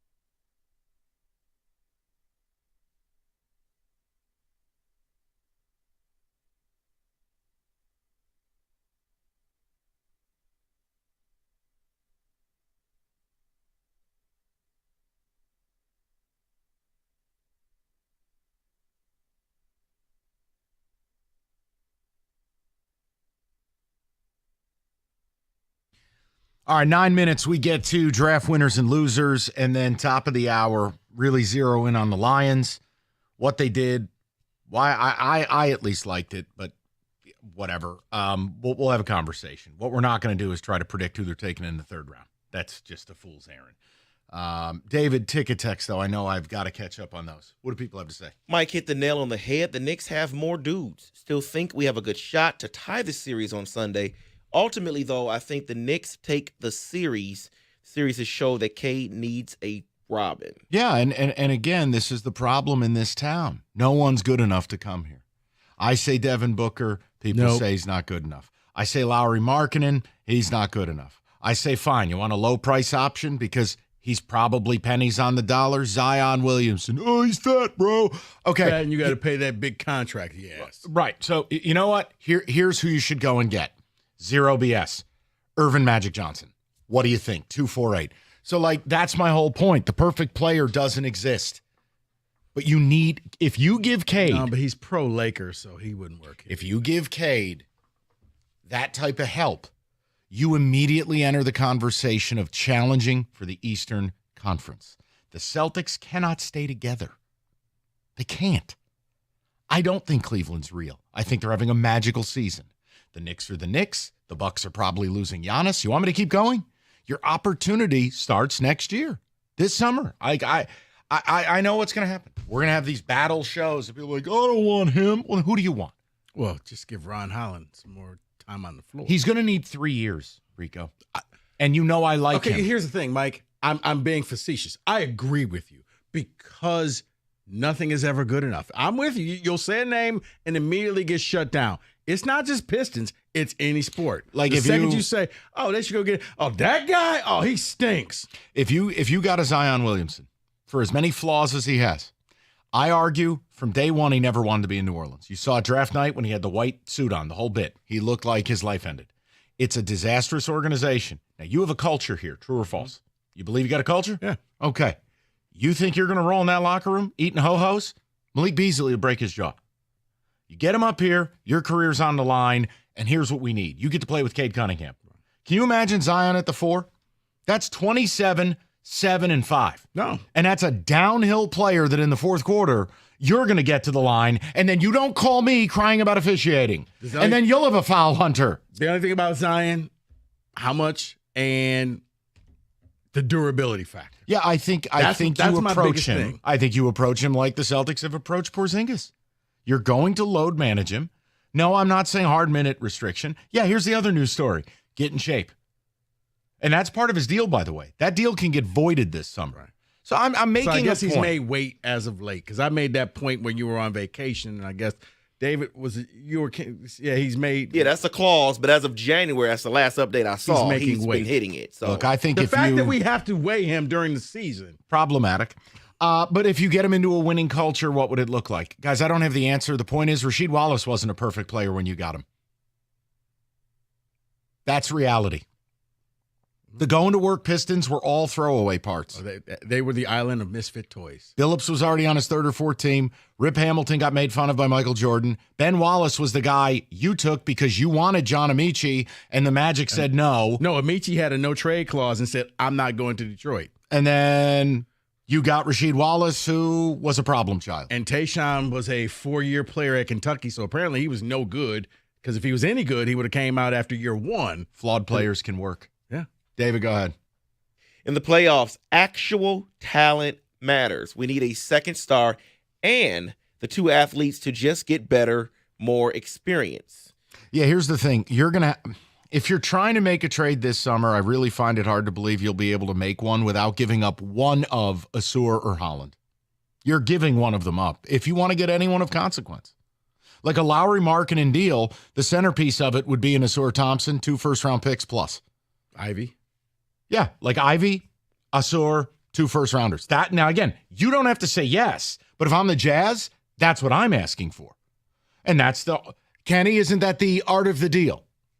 Great deal. What a deal. Okay. I'm kidding. Yes, I agree. That is the art of the deal. I'm going to have to designate whether I'm asking for Kenny or Kenny Trump. KT. Please don't say Kenny Trump again. I don't want to get people upset. KT. David. Okay. How big, Kenny? No, stop. Someone asked, Scott in the South Lion asked, where was Tobias Harris last night? Just scored 8 points and we win, and just dumb turnovers. Couldn't believe what I was seeing. That was the Philadelphia version of Tobias. He had given you 2 really nice performances the first 2 games, and in game 3, it was why he got chased out of Philly. Mike and Rico, can you do me a favor? Can you check the back of your milk carton and see if Malik Beasley is on there? That is from Quentin. Look, there's a big difference hitting shots in January and February, and then in late April. Yeah. And he's struggling right now. 2 of 10 last night from the 3-point line. After being 1 of 8 in game 2. But hey, he was hyping up the crowd. Now, look, I like him. I don't have a problem. You want him on your team as a 6th man. You want to have him as a shooter and a defender. I'm fine with all of it. Better be careful the contract you sign him to. But now, if you can add a star, that takes the pressure off a guy like Malik. Yes, now he becomes extra. So when he has a bad game, your stars, I got you. Don't worry about today. This is Mike from Washington Township. I blame last night's game 100% on Cade. Ignore the final numbers. It looked from the opening tip like he was throwing the game. Okay, we've reached planet of the absurd. What? Let's go to Brett, 97.1. Brett, what's going on, buddy? Guys, I think our answer for our Robin was actually in the arena last night. And I think it's Dave Bing. Yeah, exactly. You know what? Spencer Haywood in his prime as well. You know what? Brett, you would have to bring his jersey back down, and that's not good enough. So that's true. Yeah, I hear you. Okay, so last night broke me, completely broke me. So I'm a diehard Piston fan, but I'm not going to lie. Football is that's the main sport for me. So when it comes to hockey, basketball, baseball, I know about the Detroit teams. Outside of that, I just know the Stars, and that's pretty much it. So here's what I'm thinking. I was broken last night, but also I was hopeful because here's the one thing about the Knicks, and you've said it before, they're all go. They have one of the worst benches in the entire league. So they're go, go, go. And we did come up just short. And it is true, exactly what you guys were saying. We are missing that piece. And you know what? Up until this point, I've been kind of that guy, just hopefully just thinking, you know what, we got that team. If we can win the first series, that's good. I don't see us being the Celtics or the Cavs. If we can have some sort of Miracle Tigers playoff run, of course, I'm going to love it. We're all going to love it. But we need somebody, and we might not make it out of the first round, guys, and it's going to be okay because we're 100%. Good. Listen, this is still one of the great turnarounds in the history of this city. It's one of the 10 biggest turnarounds in NBA history. Brett, there's no scenario, anything that takes place, I'm going to be negative about. All we were doing is pointing out that when people want to fight us for this viewpoint of, hey, this summer, need to make a splash, last night is why. Because they're that close from being a force in the East. They are. So I'm that guy who wants to keep his players. I'm very much like, I know how you feel about re-signing Kirby Joseph and all that, and I'm just like, I love my guys. So when it comes to the Pistons, I know. But I got very real last night, and you know what? There was several Pistons I said we can't part ways with. But after last night, if we can get Devin Booker, you know what? And the man bleeds Detroit. Please, he's a star. Get him here. But I don't really know what Phoenix needs outside of him and Durant. I'm thinking originally during the season, I said you can't get rid of All-Star Thompson, and you can't get rid of Jalen Duren. You know what? If they got to go, they got to go. All I need here is I need Cade, I need Sass, I need Ron Holland, and I would love to keep Jaden Ivey, and if possible, Beasley. Everyone else, honestly, can go with first-round picks, ship the rest of them off. I love what they've done here, but we need Booker. I'd love it. Is that out of the question? No, I don't. Look, I don't think anything's out of the question in the NBA. And, Brett, listen, some people will tell you I don't think Booker's going to hold up. His body will betray him. I lean more towards let's get a stretch 4. I would re-explore a trade for Cam Johnson. I know that's not a star, but Cam is definitely better than anything else you have. He's a really good role player. Right. Lauri Markkanen, I'm looking at that. And, yeah, I'm looking at Zion. Because when you put a power forward out there that is going to draw defenders away from the basket, it will make Duren more effective around the rim, on the glass. Look, I can't flip the whole roster. But if I can get a 4 out there that can really shoot the rock, that I can run isolation set for, like with Zion, you could run clearouts.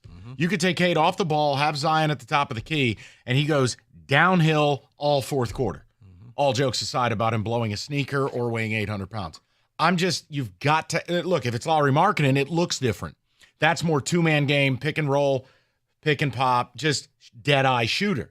You got to have something. Hey, if you want to create a super backcourt, not mad at that either. But I'm leaning more towards the fours. But yeah, Cade and Markkanen on that pick, that would be something. And then I'm just thinking like Cade, like especially in the game 1 and 2, where he was coming off the screens and making his baskets. Like, look at the imagine shooting if you you'd had have.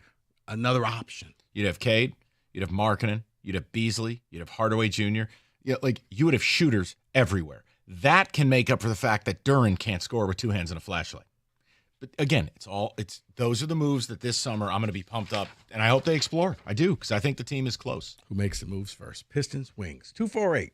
Well, how about this? Somebody want to wake Stevie out of his coma? Where's the end of season press conference? At the world headquarters. Where is it? Dude, I've been pissed about that now too, because we've heard from the coach, we've heard from the captain, we've heard from a lot of guys. We've heard from a lot of guys. Was he at the game last night? Were you sitting with him? I did not see Steve there. No, seriously, where is he to answer for this year's malfeasance? Usually it's day after season ends is when you hear from Steve, and that's been the case for the past several years. We got crickets. I don't know. I can't answer. I can't speak to it. Probably be impromptu 5 o'clock. Oh yeah, it'll be. Oh, that actually would make sense. A news dump right about 5, and only the beat writers invited. That's right. Beat writers invited, knowing that you're covering the Pistons and the Lions. So yes. Yeah, no hard questions allowed. No questions. All right. So 3 people will be there. Don't miss your chance to bet on all the clutch shots. FanDuel, America's #1 sportsbook. FanDuel, best place for all your player props. It means whether you want to bet somebody to drop 30 or put up a triple-double. FanDuel, more betting markets, more ways to play and bet basketball than anybody else. $250 in bonus bets if your first $5 bet wins. Visit FanDuel.com/ticket. You can join today and make every moment more with FanDuel, the official sports betting partner of the NBA. 21 and up, present in Michigan. First online real money wager only. $5 first deposit required. Bonus issued as non-withdrawable bonus bets that expire 7 days after receipt. Restrictions do apply. See terms, sportsbook.fanduel.com. You got a gambling problem? Call 1-800-GAMBLER.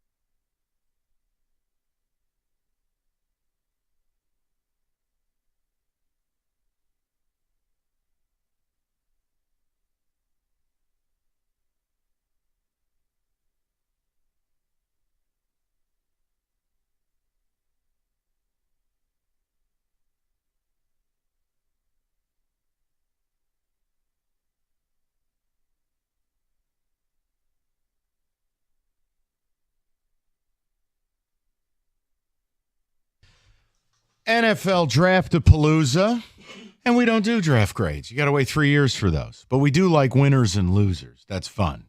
So, David, hit it.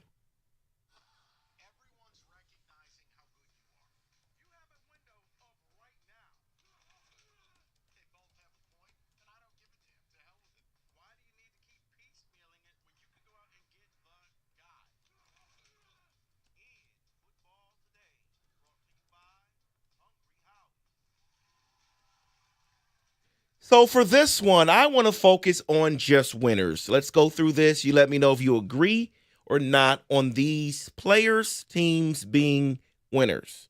Let's start with the Cleveland Browns. Winners, getting an extra first-round pick for next year's draft that is expected to be better, and they also got Mason Graham at number 5. Sure, I get it. They do not have a quarterback steal, but having 2 first-round picks for next year will get them one. David, I'm going to say winner because they realize there's no quarterback out there right now that's going to immediately turn this thing around. So why not stock up? Why not get players? Why not get guys who can help you win right now? And getting a first-round pick next year, I thought that was the cherry on top. I mean, because they walk into this tonight with 2 picks early on in the first 4 picks, they could set this thing right, especially if they just said, you know what? We're not even going to think quarterback. We're just going to get the best players available. I'm good with it because, once again, there was only one QB that was really a lock first rounder. So if you're the Browns, okay, I can take Travis Hunter. Or I move to 5, I reinvest in Myles Garrett, I put Mason Graham there, I get an extra day 3 pick, I get an extra first round pick. I liked what the Browns did, and I know a lot of people get upset if you compliment bad teams, but it can't all be bad all the time. If there was a good quarterback there, you take him. Guess what? If Shedeur went number 9 overall, the Browns would have looked stupid. 32 teams said we don't want Shedeur. Mike, the beauty of it is they just went out there and they didn't really care. They didn't succumb to the pressure. Yeah. Well, we got to take Shedeur. We got to do. How about we just do what's best for Cleveland? And they did. Well, speaking of doing what's best for you and investing in your own, Drake May, he was sacked 34 times in just 12 starts last year, and so the Patriots decided to invest in him and draft Will Campbell at number 4. They are clearly a winner. I'll get made fun of here. I don't care. I found his emotion on stage extremely, extremely endearing. Like, it makes you feel the human being behind the athlete of, like, their whole life was to get to this point. The kid was doubted. He was told by LSU, you have little kids' arms. Like, his emotion, instead of the flash and the hubris and the BS that you're so, beaten over the head with, I liked what I saw from Will Campbell. You know what? I'm looking at my phone because I'm about to hit you with the who this. Who are you? Who are you? I didn't expect to hear that answer from you. I was going to say that. I really liked it. When he looked and was like, basically, hey, telling Drake May, I'd die for you. Nothing's going to happen to you. If I'm Drake May, I'm like, hell yeah, this is my guy. I mean, probably never met him that close, but he's just like, man, from here on out, I got your back. Yeah, that was something because it wasn't contrived. It wasn't planned. You could tell his agent didn't say, go out there and say this. That was from the heart because I thought it was over when he just broke down and started crying. They were like, well, thank you. Wait, I'm not done. And then he looks in there and says, I got your back. Next on the list would be the Colts GM, Chris Ballard. Yes, there are question marks at the quarterback spot. They brought in competition for Anthony Richardson. But what helps a quarterback? A tight end. They took Tyler Warren in the draft. I think he, the GM, is a winner. I was really stunned when the Bears passed on Tyler Warren for Colston Loveland and Warren got to the Colts. So, another thing I was right about is the Jets weren't taking Tyler Warren. But I'm not going to go there. That would be self-aggrandizing. Not go there. No, my problem with the Colts, Rico, first of all, okay, you bring in Lou Anaromo, so maybe the defense will get a little bit better. Offensively, I don't think a tight end is going to help Daniel Jones. I don't know if God could help Daniel Jones. Anthony Richardson has to get serious about football. The Tyler Warren thing, I'm fine with it, but like, am I wrong that I just don't view him as this savior? See, no, I think he's going to be good for Anthony Richardson. I guess I totally forgot that Daniel Jones was there, and I don't think That's Daniel his Jones competition. is that okay? They set the bar real low for him. Like, if you can't beat this guy out, we're drafting a quarterback next year. Plain and simple. But yeah, Tyler Warren can do a lot of things, and I was shocked when I saw that. I was like, okay, man. You know, Ben Johnson's going to have a great toy. And I'm like, Colston Loveland, I would have taken Tyler Warren just because he's so versatile. Whether you send him out in routes, he can pass block, he can turn into a wildcat quarterback if you need. Like, I thought the Colts got extremely lucky, and this was just that pick that fell right in their lap, and they said, thank you to the rest of the league. We'll take it. Next winner on my list would be Baker Mayfield, because the Tampa Bay Buccaneers took Emeka Egbuka, who is just another talent to put around Baker Mayfield with aging wide receivers around him. Now he has a young wide receiver around him. Yes, he has another offensive coordinator, but who cares? When you got talent around you, just go out there and throw the ball. I hated it. Yeah, I thought they were a loser. First of all, they can't stop the run. You can't keep leaning on Vita Vea. You have no pass rush. Todd Bowles' defense requires it. You already have Mike Evans, aging, yes. You already have Chris Godwin coming off an injury. You drafted Jaden McMillan. You have tight ends that matter. You have Bucky Irving. Do I really need to add a fourth wide receiver in first-round draft capital, or do I get better up front? David, maybe they had a top 10 grade on this guy. Maybe Godwin is Lieutenant Dan. You got new legs. Maybe he won't be ready this season. I don't know. Now, Mike, I think what you're thinking is that's kind of old school football, but right now it's all about scoring points. And you got to be the team that just goes out there with so many weapons and scores, kind of like what the Lions did. So even if your defense is okay, you just you scored 38 to 40 points on a team and you won the game.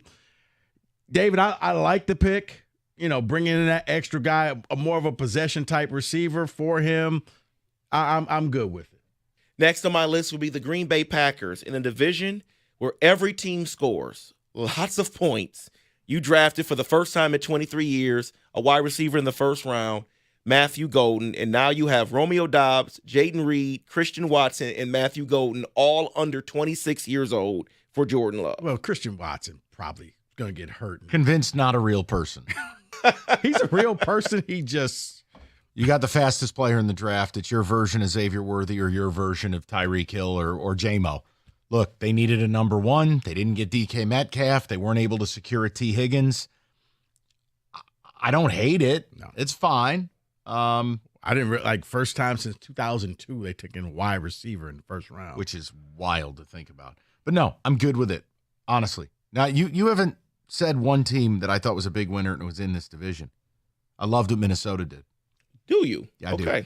All offseason, David, you know what they've upgraded? That offensive line. They have.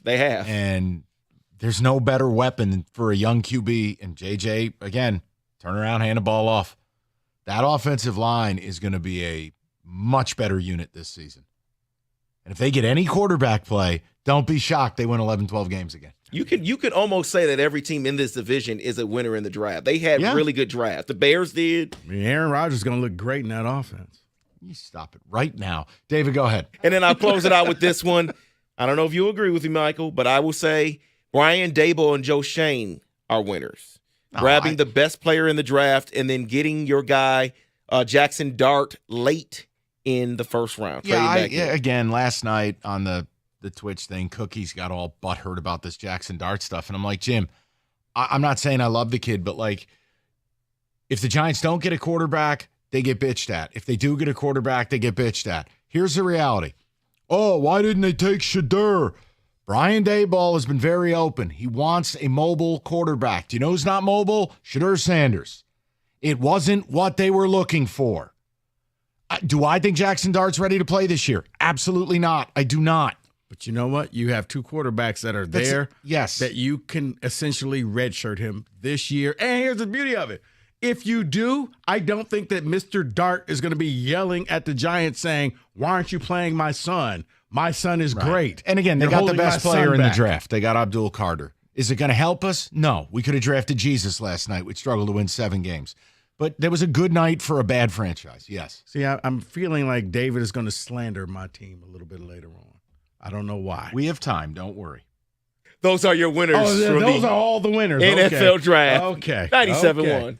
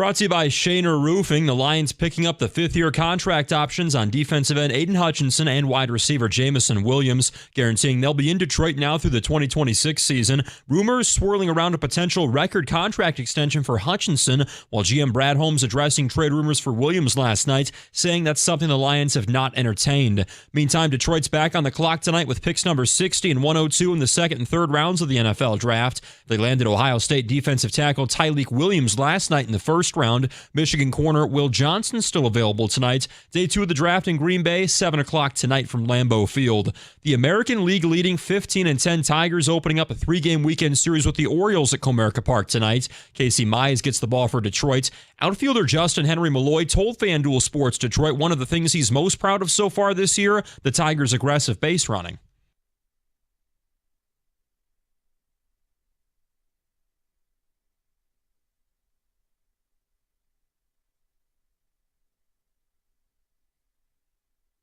First pitch downtown, 6:40. That pregame show, weather permitting, 6:15 right here on 97.1 The Ticket. And the Pistons have got 2 days to reset, now down 2-1 in their series with the Knicks. Isaiah Stewart still questionable and day-to-day with right knee inflammation. Pistons actually 2-point favorites according to FanDuel in Game 4 on Sunday. At the Corwell Health Sports Desk, I'm Luke Sloan. For more, go to 97.1 The Ticket or Odyssey.com.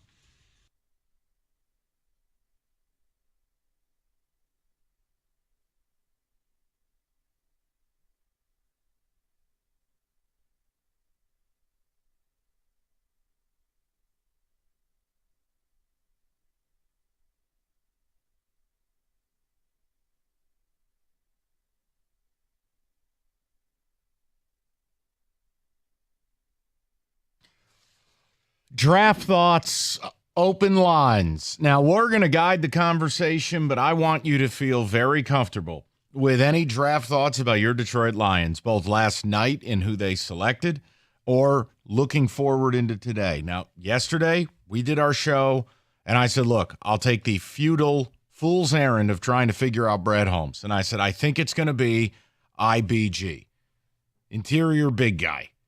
It'll be a D tackle or an offensive guard.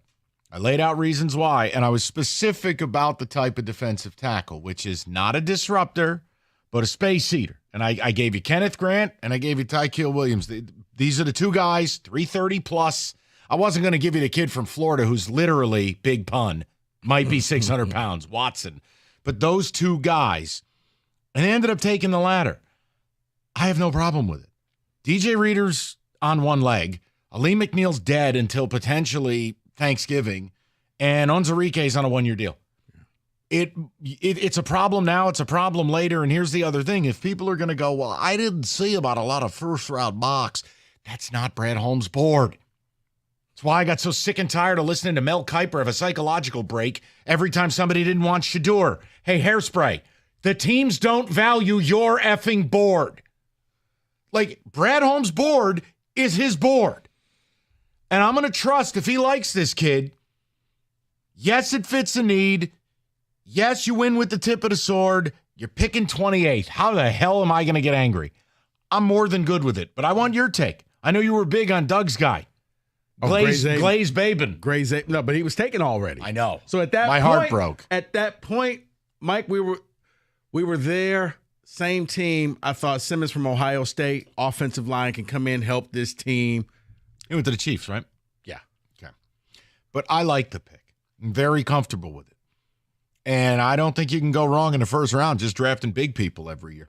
You know, you address the defensive line, which is something that I've been begging for. But what did we for say? Years. Everybody's sitting here pounding their beanbag about an edge. I said it's every reason Brad is not giving you an edge in round one. Yes. And I didn't think that they were going to do that because it made too much sense. But I guess he did the reverse of the reverse and actually went out and said, there you go. That was the madness and the genius of what we did yesterday was the whole, okay, we know what we want, Brad won't do. Okay, that's off the board. They're not going to do this. And we had like the Matrix up there. Right. And I go, interior big player. We're looking like every crazy person in a movie with like the photos and the strings attached to them. Like Charlie from It's Always Sunny. Yeah, like, okay, but if you do this, then he'll do that and we'll pivot with this. And it's like, okay. They went out there. I got no problem. Now, like, he was somebody that was projected to go in the second round, but if you had him up on your board, I'm trusting and it was probably one of those, I'm assuming if you're taking him, you're thinking that maybe Harmon drops to you or somebody else, and they didn't, but he was still there. Fine, Look, we'll take it. There are very limited players that are 330, 340 pounds that are athletes. You can find gymongous players later in the draft, but they are strictly a nose tackle. They are strictly a space eater. This kid has some quickness. just like Kenneth Grant does. Yes. You want that elite type of athlete, you have to take them there. Yeah. That player's not around in the second round. So I'm and you're trusting picking so late in the second round. It's not like Right. you're early in the second round. So I'm with you. Okay, real quick, 10 What? seconds. The other guy that I'm thinking, okay, if you do the reverse of the reverse, maybe Jahad Campbell. Maybe they'll go and get him. Oh, no, that's Howie Roseman. And then they passed on him, and I'm like, he's going to be an Eagle. He's going to be an Eagle. I'm telling Stoney, he's going to be an Eagle. If we did radio in Philly, you just cross off every non-SEC football player. They're only taking SEC guys And once on again, defense, at least. I mean, Rosen, he's my spirit animal. Like, I love his drafts. He takes everybody who I like. Great. But no, and again, look, guys, I will they take an edge tonight? I don't know that to be the case. What would I like to see them do? I mean, I'd love an interior offensive lineman. I think you just keep building your lines and you do take the best available player. Because here's the deal. Like, I don't know where you stand on this, but the idea of, okay, I must take an edge in the second round. Well, if it's the 16th rated edge or it's the 7th rated guard on your board, it's a no-brainer to me. I'm taking the guard. And Brad Holmes continues to reinforce he's going to stick to his board. Would it shock me if they moved up tonight? Maybe he's got a first-round grade on somebody? Right. Oh, nothing will surprise me. But no, I'm not sitting here going, they will absolutely do nothing that you want. Because they're just going to do what they do. You're right. At the point, using your example, you're at the 16th best edge. There's no difference between 16 and 19. Now you're in the experimental range. Hopefully we can turn this guy into a player. So let's just get the best players who we know can hit the field right now running. That's what I want to see. So who are they going to take? I would like to see somebody who could be versatile at guard, tackle spot in case anything happens, that you can, move them around. That's what I would go with the second pick of the draft. I'm okay if you don't go for any toys, any receivers, anything like that. Now maybe tight end, third round. Oh, God, no. They got multiple third rounders. Oh, God. That's Listen, why. I want to know what people want. It doesn't matter what I want. David, you're looking blankly at the sky. What's going on? Talk to me. What have I said that offended you? You didn't say anything. Congratulations on passing on Shedeur, by the way. He's coming. It's like a boomerang. He's coming back. No, he's not. We don't have a second round pick. Doesn't Cleveland just take So he's not coming around. Okay, David, here's the thing. I think if he doesn't go to New Orleans, he's still going to be there in the third round. Oh, man, Mel Kiper's going to need a psych ward. I mean, it's Tut. You'll know real quick in about the first 30 minutes of the draft, he may be there for the third round, which is still tonight. I'll save my Shedeur. I have an entire presentation because people never can just keep the main thing. They always got to make stuff up. You got to be racist today, man. Exactly. There you go. If you don't like Shedeur, you're a racist. You're a hater. Oh, one anonymous coach derailed this kid. There you go. Okay, Space Cheese. Or he's not that good, and his talent isn't good enough to deal with his bleep hole dad. That might also be, like the crazy hot scale the comedians use. Yeah. Here's an idea. Talent, pain, and ass. Well, those two things don't line up. Very racist. You're a racist. I know. The biggest racist. I know. Gonna have you out here. I'm gonna have to turn you into Jerry Maguire. Mike, say goodness. I love black people. Once again, I would just ask the question, what does Shedeur do at an elite level? Does he have a plus arm? No. Does he have plus mobility? No. What? Oh, here's the other thing. He thinks he's God's gift to football. He rolls into your building and says, I'll change everything around. Even look at his draft night setup. What are we doing?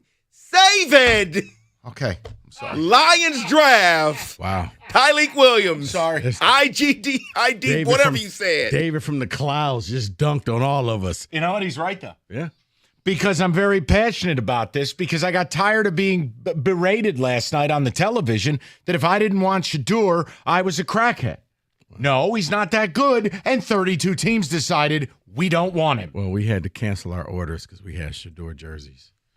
So, sorry, David. Lions draft pick, 248. Go ahead. We got a couple open lines. I'd love to. I'm sorry, David. I apologize. You know what? I'm sorry I'm passionate about things. Maybe I'll just go at a slower pace. I'll tell you what. Let me just How do about this? easier radio for Mike, you, go huh? ahead. Pat yourself on the Hey, David, how was your night? Tell me all about it. Let's burn a segment. How about you know what? We should break down potential 6th-round selections. Kenny, did you go to your niece's ball game? What was it like, huh? They won 6-2, the best ball. I'm sorry. Kenny, how many times did you say shoot the puck last Stop. night? A lot of times, a lot of shoot the puck. All right, please. You're turning into Louis Anderson now. I don't know what the hell's going on. Turn it off. All right, stop. Read. That's you. Oh, hi there. So listen, IRS collection or audit, you need a law firm that specializes in the resolution of all types of tax problems. You need Maurice and Jerry. You need Abraham and Rose. And whether it's personal income tax or business payroll tax, you need pros. You need guys with experience. They'll craft a plan for you, be the buffer between you and the IRS. Save your time and money. Just visit abrahamandrose.com today, or you can call 248-539-5040, and you'll never have to deal with the IRS again.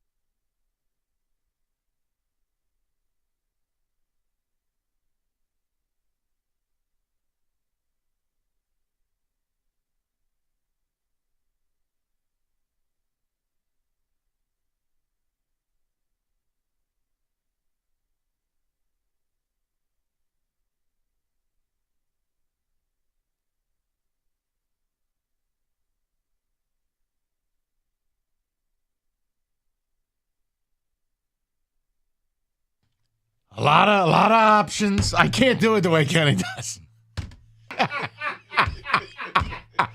See, once you start, you can't stop. It just becomes part of you. A lot of big guys. A lot of people tell me a lot of options. You just can't. That's amazing.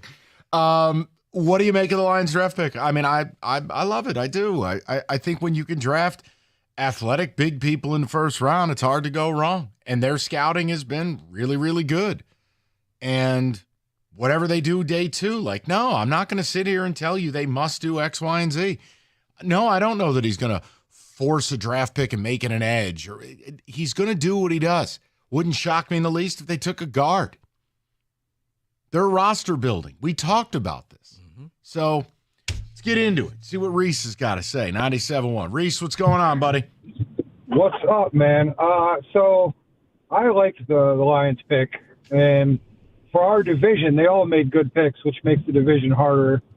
But have you ever seen Who Framed Roger Rabbit? Yes. Yeah. Judge Dredd or whatever, or Judge Doom.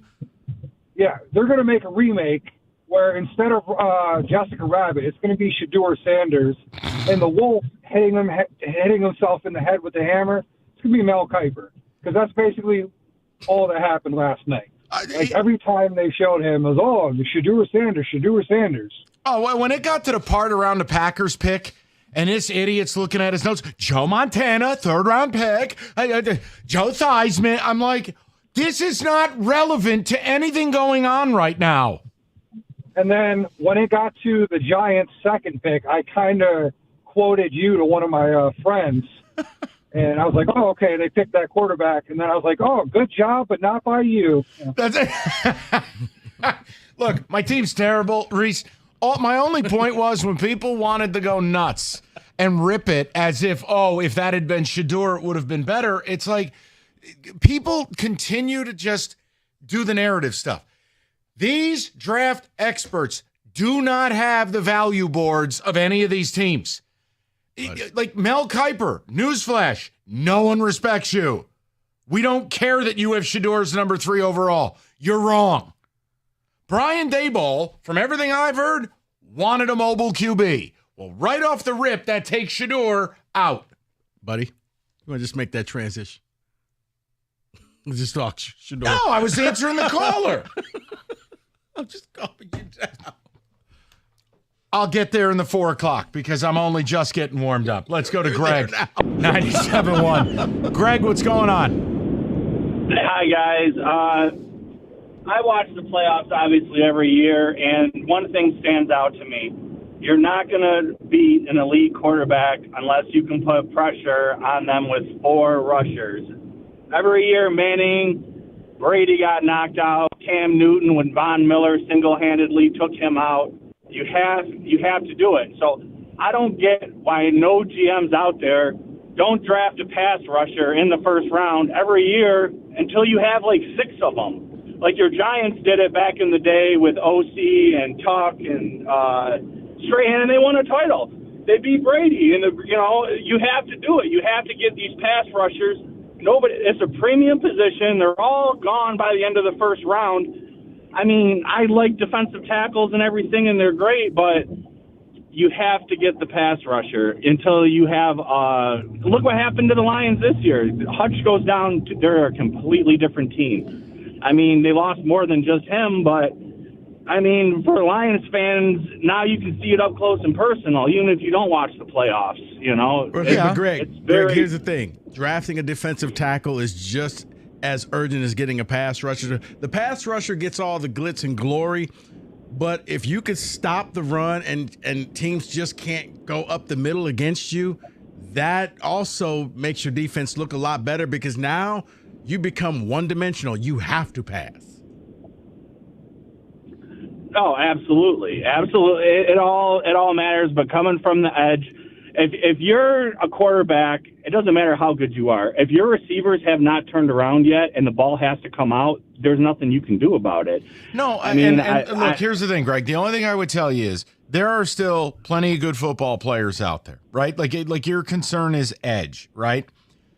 There's nothing that precludes Brad Holmes from moving up And let's say they like Ezeraku, the kid from BC that everyone seemed to like, or JT Tuamolo, the kid from OSU. Jack Sawyer's still out there. Well, the kid from U of M is still out there, the edge, the Coastal Carolina transfer. Was it Isaiah Stewart? No, that's Beef Stew. No. Josiah Stewart. Yes. The point is Nick Scorton is still out there. Greg, you got to let it roll. Like, no, pass rushers don't only reside in the first round. Now, here's my thing. Greg, I don't want to draft them. I want to sign them. That's where when you need one more move to make a Super Bowl, you go into free agency and you go get one.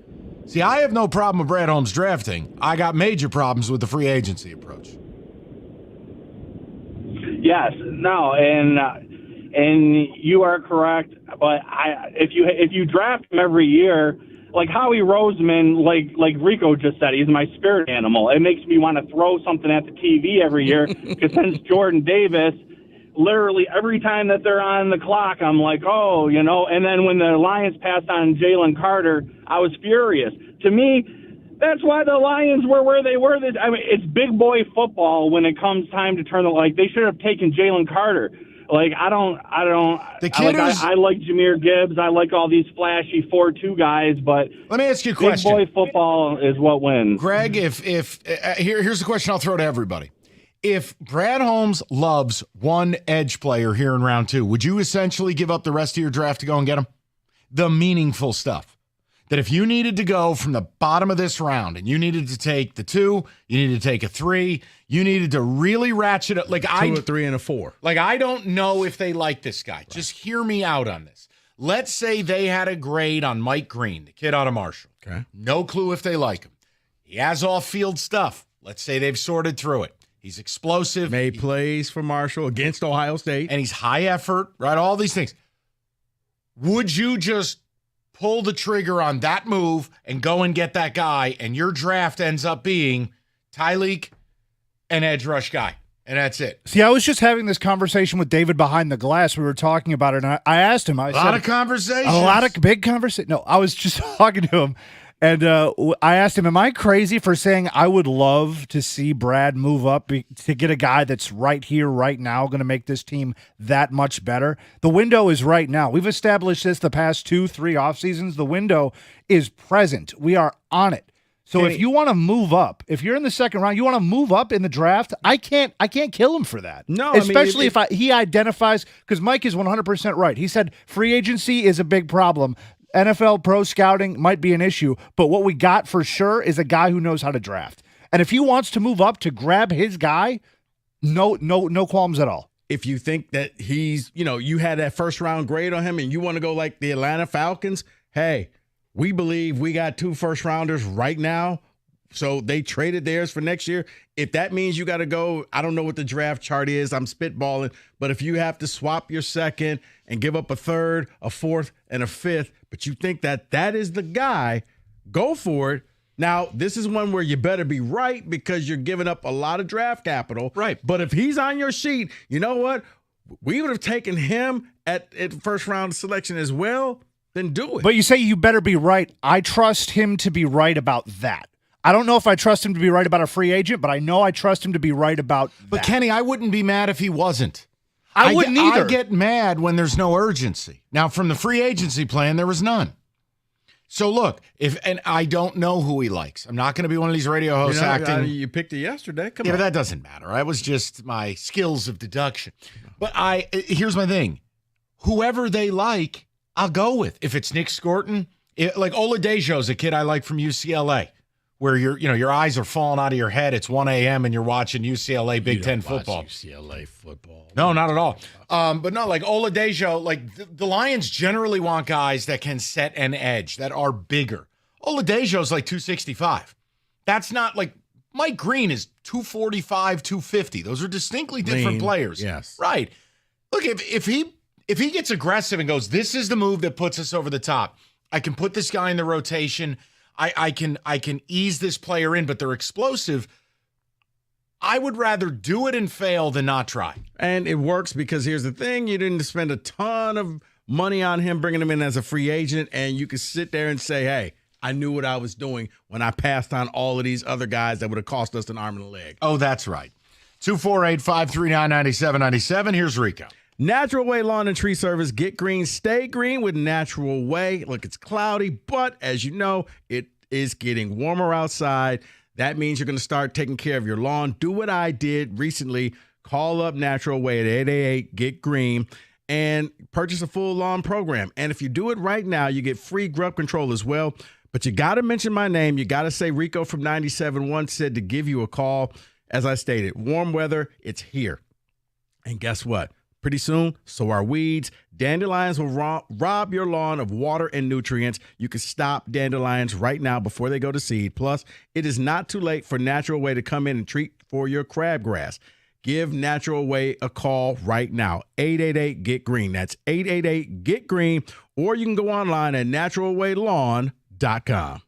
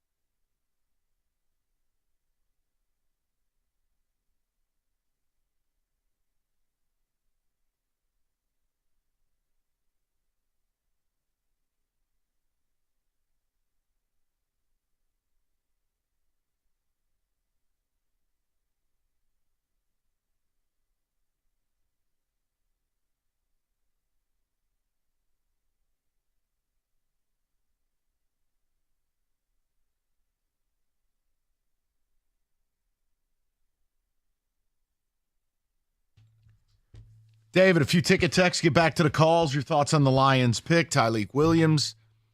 You know I'm good with it. You win with the tip of the sword. They needed help up front. I don't question whether he was the best available player because that's what Holmes has established. And his board ain't got nothing to do with old hairspray Mel Kiper's board. The only way you walk disappointed is when you start saying, oh, Peter Schrager didn't have a mocked. Yeah, that's great. Mrs. Doubtfire didn't have a mocked in the first round. Congratulations. No one cares. Last I checked, Peter Schrager's not running an NFL franchise. You either trust what Holmes is doing with the draft or you don't. Now, you want to critique the free agency. I think that's a much better pathway to criticism. But the draft? What the hell can anyone say? You know, last year you take a reach in the third round, fifth round. Now we could talk about that. This is not that. When you draft a guy that doesn't have a picture, he's dark man, he's never played real college football, and he's basically a Canadian lumberjack, you can have a conversation. And the fact that Aleem probably is not going to be playing right off the bat. So right, you drafted a 335-pound athlete on the ascend who played for The Ohio State University. I can't knock that. Well, let me help you out. Let me simplify that. You drafted a starter from day one. Yeah. Minimum, he's going to be in that mix. I'm with you. I'm good with it. So but as far as round, you can't get angry. He's not a project. He's not somebody that this isn't Manu and it isn't Vaki. Or it's not somebody you're like, well, you know what? He's coming off an injury. We're going to have to sit him out the first year. He's playing in the opening game. But here's my question to Lions fans. Do you want them to put all their eggs in one basket for a player today? Do you want them to move up and you essentially walk out of here with 2 first-round picks? And that's your draft.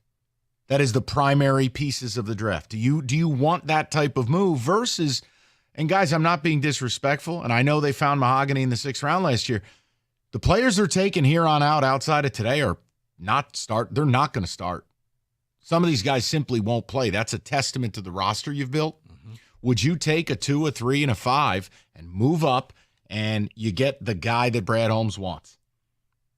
It's up to you guys. I don't think there's a wrong answer. You're right. I just think it's interesting. You take a wide receiver, he's not going to start. You take a tight end, he's not going to start. You take corner, safety, not starting. Linebacker. No, there's one. Look, I think the best thing you could do, if you drafted a guard, you could rotate him in. If you drafted a pass rusher, you will always have opportunities to just. Even on third down. You just grab a kid by the face mask, go get the quarterback. That's it. Like, what's the scheme? See that quarterback? Get him. See that goofball back there? Murder him. It's like out of the program. He said something about your mother, son. Or the water in Waterboy. Yes. All right, David, ticket text, please. Jeff and Shelby says, I would love to see Brad get Landon Jackson, a 6'7", 280. Arkansas. Yeah, from Arkansas. Can set an edge, rush the passer would be a nice fit. You know what I like about Landon Jackson? Look, that's not a great football team.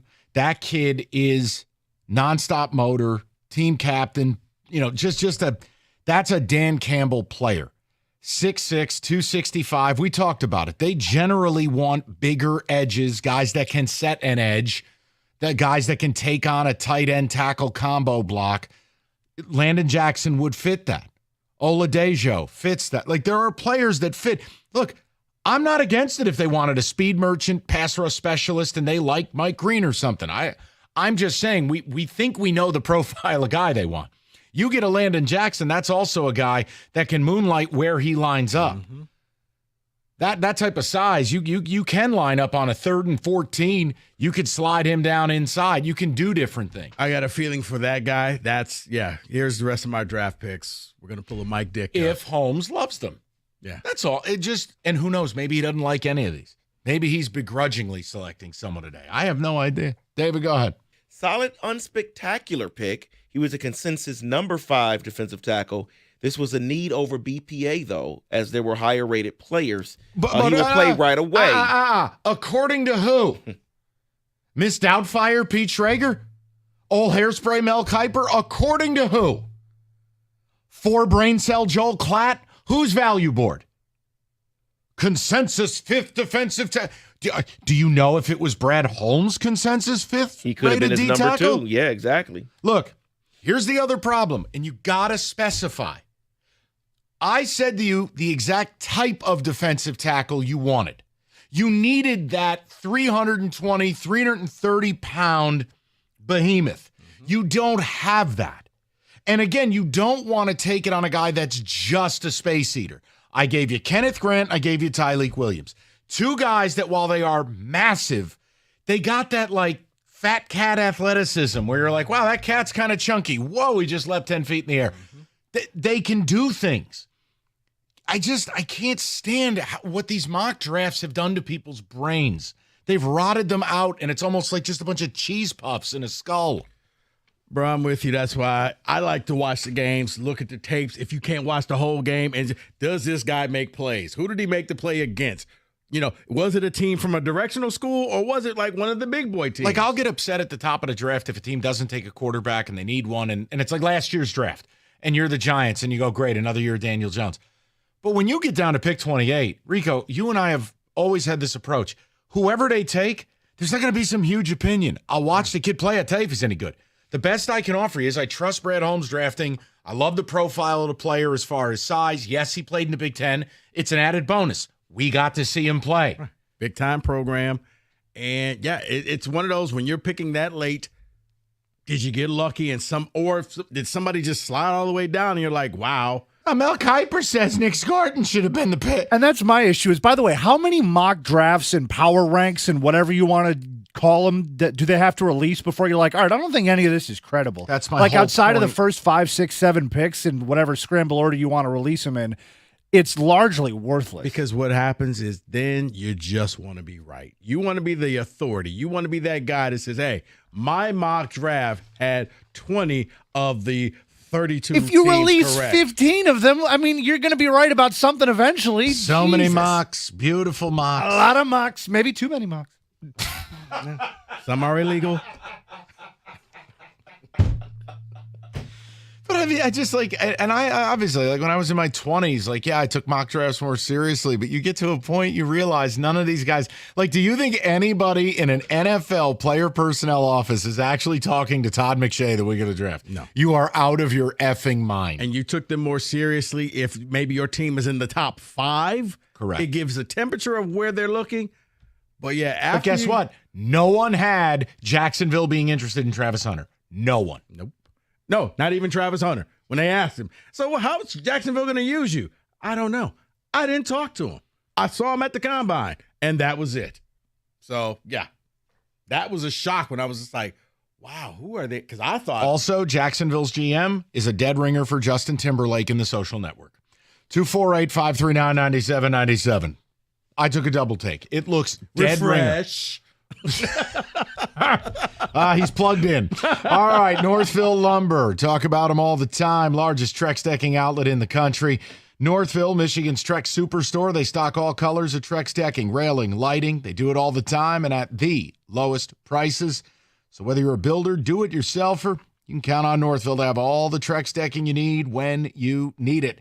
Call Northville Lumber today. You can even stop by to the showroom, take home some samples. Call Northville Lumber, Michigan's Trex Superstore, or go to northvillelumber.com. That's northvillelumber.com.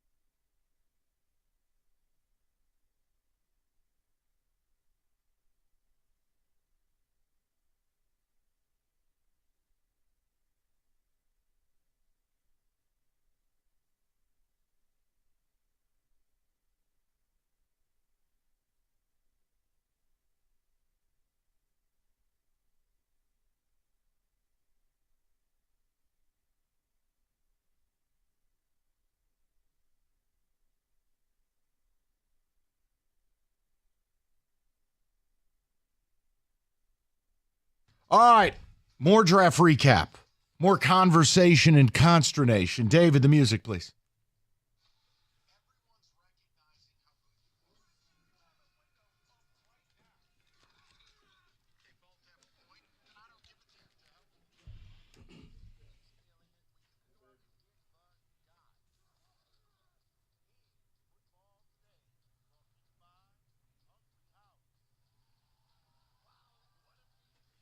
Kenny, please. All right. David, what are we doing? So we went over winners. Let's go over some losers from the NFL I'm first not taking round. slander from you. Let's go first here with the Jags, okay? Desperate move, giving up a future first-round pick to jump up from 5 to 2 to draft Travis Hunter. The reason why I put them as a loser, though, is where does he play? You gave up all that draft capital, and you're saying, sure, he'll play both sides, but they're will he telling really? you. Look, they have a read. The only way you do that move is if you believe by your people that's the singular best player in the draft. If you believe he's going to help you at wide receiver for 12 to 15 snaps, like a fair number, and then he'll play 50 to 60 snaps on defense. If you believe that's who he is, if you believe he was a top 10 wide receiver and a top 10 corner, you make it. David, I'm not telling you I would have done that. You know my rule. If I'm drafting that high, I'm taking a big person. But if they believe they got the best player, I'm only offering you an example. Did they overpay, though?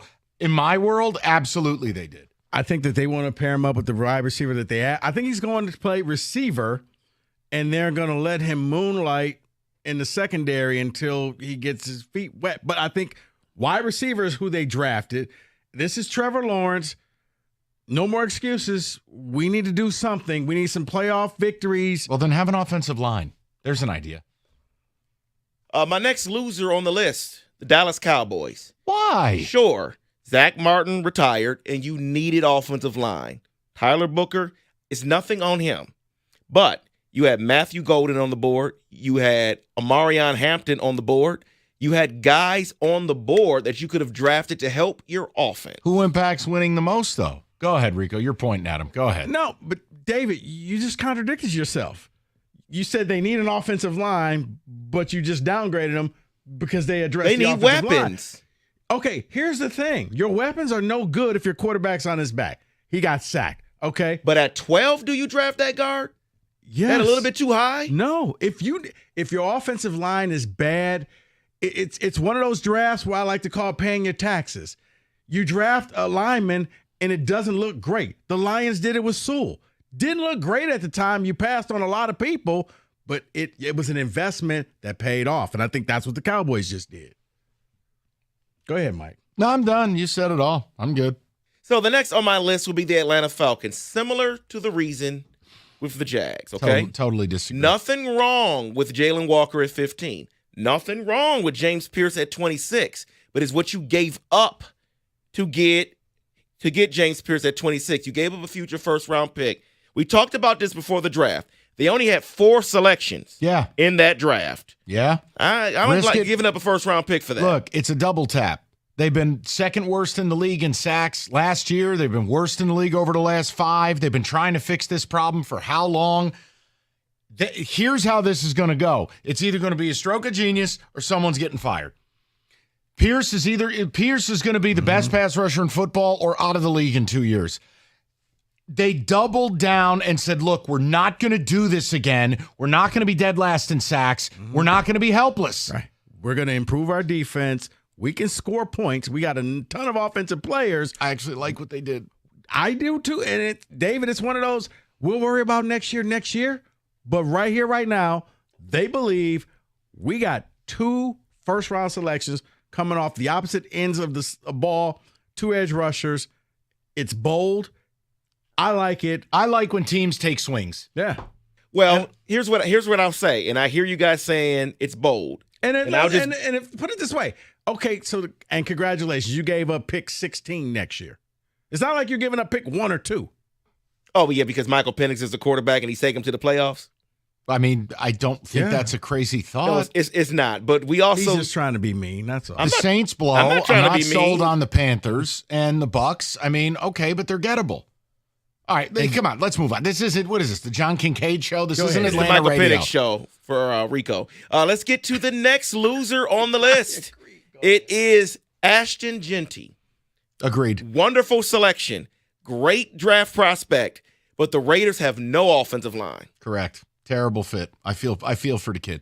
I'm happy he got his money, but I hated where he landed. I mean, but the Raiders are in a win now. You hired a 70-year-old coach. He really doesn't have time to sit there and develop. He needs toys. But you need offensive line. That's what you just told me. David, you absolutely do. But in his world, I don't have time. I may not be coaching this team in 3 years at 73. So this is one. I don't agree with it, but I see the rationale behind. The Raiders are going to take a toy no matter what.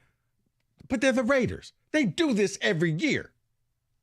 On the other side, I would say another loser because of a running back, they passed on one, would be the Denver Broncos. Marion Hampton was sitting right there for them. We all thought before the draft they were going to get a running back to pair with Bo Nix, and they didn't. I was puzzled. I honestly thought they would take a back or they would trade out. It was just kind of a weird piece of the draft. I thought what the Steelers did was interesting. They're my next loser. Well, hold on. Why? Hold on. But as far as this, David, I guess the Broncos are saying if we want to be taken seriously in the AFC, we got to stop quarterbacks. The AFC is loaded with quarterbacks. They made a lot of steps to improve their defense and said, I think we can score enough points, but we have to be able to shut down Mahomes. We got to be able to shut down these other quarterbacks who keep beating us if we want to go far. So I was like you, but then I saw the rationale behind it. They said we're investing heavily in the defense this offseason. Yeah, the Steelers would be next on my list, not because of who they drafted. Derek Harmon is a wonderful selection. But when you have teams like the Giants and the Falcons that you know are trying to trade back up and you don't have a second-round selection and you're not going to take a quarterback, then you need to find a way to trade down. But how do you know the Giants ever offered you anything? I don't right now. I want that report. I do. I just got to find a way. All I've heard out of New York is they were holding their water, and once it got in the mid-20s, they felt like they could move. It doesn't sound like the pricing structure was going to be there. Look, I'm just glad you're not mad they passed on Shedeur. Oh, no. Every team passed on. Because, David, I think the draft capital would have been a little bit too much where I could save a couple of draft picks, keep to myself. If I wait a few more picks, I get what you're saying. Would have been the perfect spot. It would have been. But unless you were coming out there and you had people thinking you were going to take Jackson Dart, now maybe the Giants are saying, hey, whoa. But they showed all their love to Sanders leading to the draft. So there was no way to fool teams. They didn't fool him. Well, you know what? Even though he hasn't signed with you yet, welcome to the world of Aaron Rodgers. This is how he destroys teams. I'm going to have fun with this next one. Not so much fun with the one after that one. The loser, Cam Ward. Congratulations on being the number 1 overall pick. But I have a list for you, Cam Ward. Vince Young, Jake Locker, Marcus Mariota, and Will Levis. All supposed to be the next guys in Tennessee. They all failed in Tennessee. I think it's Tennessee. Not you. It's probably Tennessee. Sorry. But see, David, I'm going to give him a chance because I don't believe in judging people based off of what other folks have done. Cam Ward, you saw when he got drafted. He looks like I'm not even close to being done. He looks like he is all about business. This is a guy who's had nothing handed to him, and he's going into another situation where he feels like, I'll show you. I got to prove myself again, and I will. I don't like judging people based off of what past performance, because he had nothing to do with Vince Young. He had nothing to do with any of those guys. And my ultimate loser for the night, for the first night of the NFL draft, is Adrian Peterson. You were there to host the draft party for the Vikings there in Minnesota, and you decided to, after the party, get yourself arrested for drunk driving. You are an idiot. Why not get a driver? You could have solved all your problems. You dummy. He's not had a good post-football life. Is that fair? Towards the end of his regular football career. And I'm pretty sure he's also dead broke. So, all right, David wins. Maybe this is why he was hosting. He needed that money. And that money went to the cops to bail him out. Those are your allegedly. Looks like, seems like. Those are your losers from the NFL draft. Oh my goodness.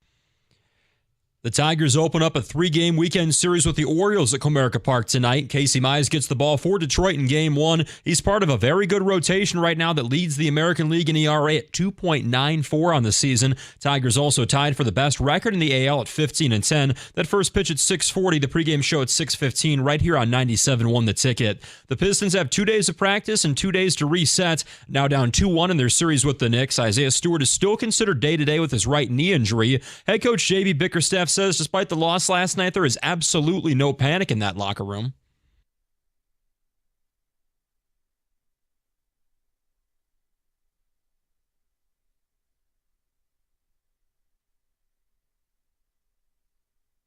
Pistons, according to FanDuel, 2-point favorites in Game 4 on Sunday, 1 p.m. at Little Caesars Arena. The Lions have picked up the fifth-year options on defensive end Aiden Hutchinson and wide receiver Jamison Williams, guaranteeing they'll both be in Detroit through the 2026 season. Rumors are swirling around a potential record contract extension for Hutchinson, while GM Brad Holmes did address trade rumors for Williams last night, saying that's not something the Lions have even come close to entertaining. Meantime, Detroit's back on the clock tonight with picks number 60 and 102 in the second and third rounds of the draft. They landed Ohio State defensive tackle Tyleik Williams last night in the first round, and also of note locally, Will Johnson, the corner from Michigan, still on the board here as we enter day 2. At the Corbo Health Sports Desk, I'm Luke Sloan. For more, go to 97.1 The Ticket or Odyssey.com.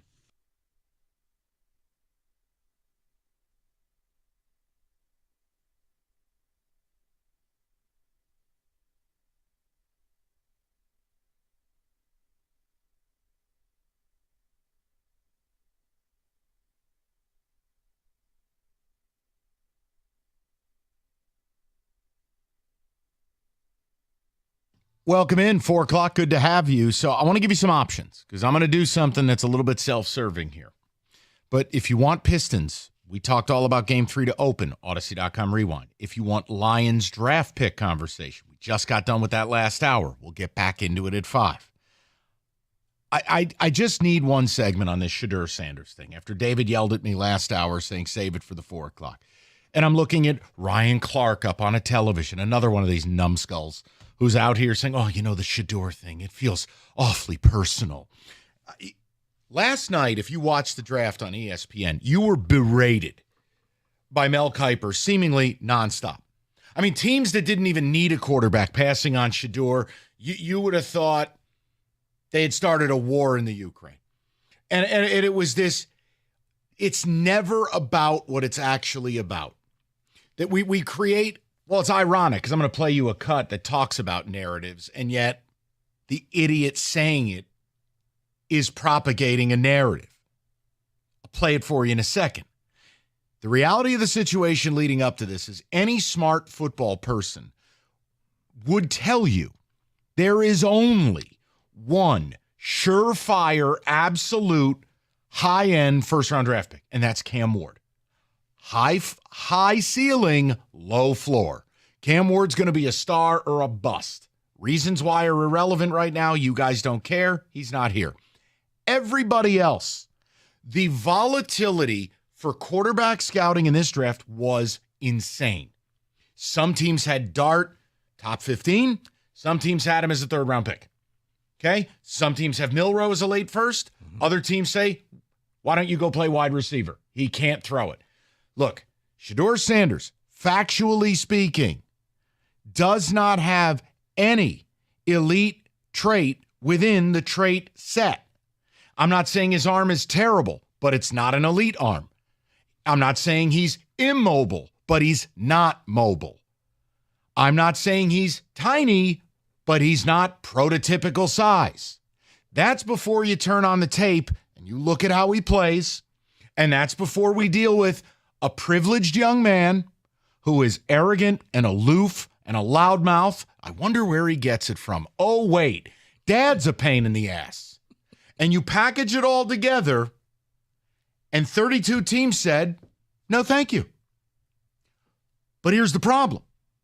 Everybody, that's just too simple of an explanation. Everybody needs something sexier, racist, personal, anonymous source. How stupid do you have to be to believe that a single anonymous coach in the NFL wielded the power to take Shedeur Sanders from the number 2 or 3 overall pick to a second-round pick. Well, I actually have an example of someone who's this stupid. It's human meat puppet Joel Klatt. Now, mind you, Colorado alum, noted Deion bathwater drinker, his bias is on full display. So the irony here is just delicious. Take a listen to this clip. This one I heard because I wasn't watching ESPN. I was watching NFL Network. But yeah, go ahead, David.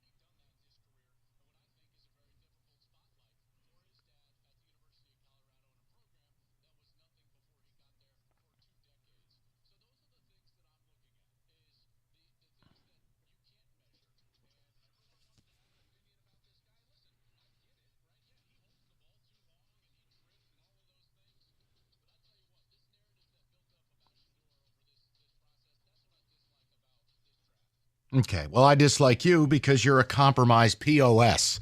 So let's just keep it moving, shall we? With my broadcast partner. You phony. The whole point is, no, I'm sorry, but I'm sick of it. I mean, talk about a guy, that guy's got no integrity. No integrity. Michigan could drop an atomic bomb on someone and Klatt would defend it. Why? Because he sings for his supper. Big noon Saturday. Get out of here. It's not trash narratives.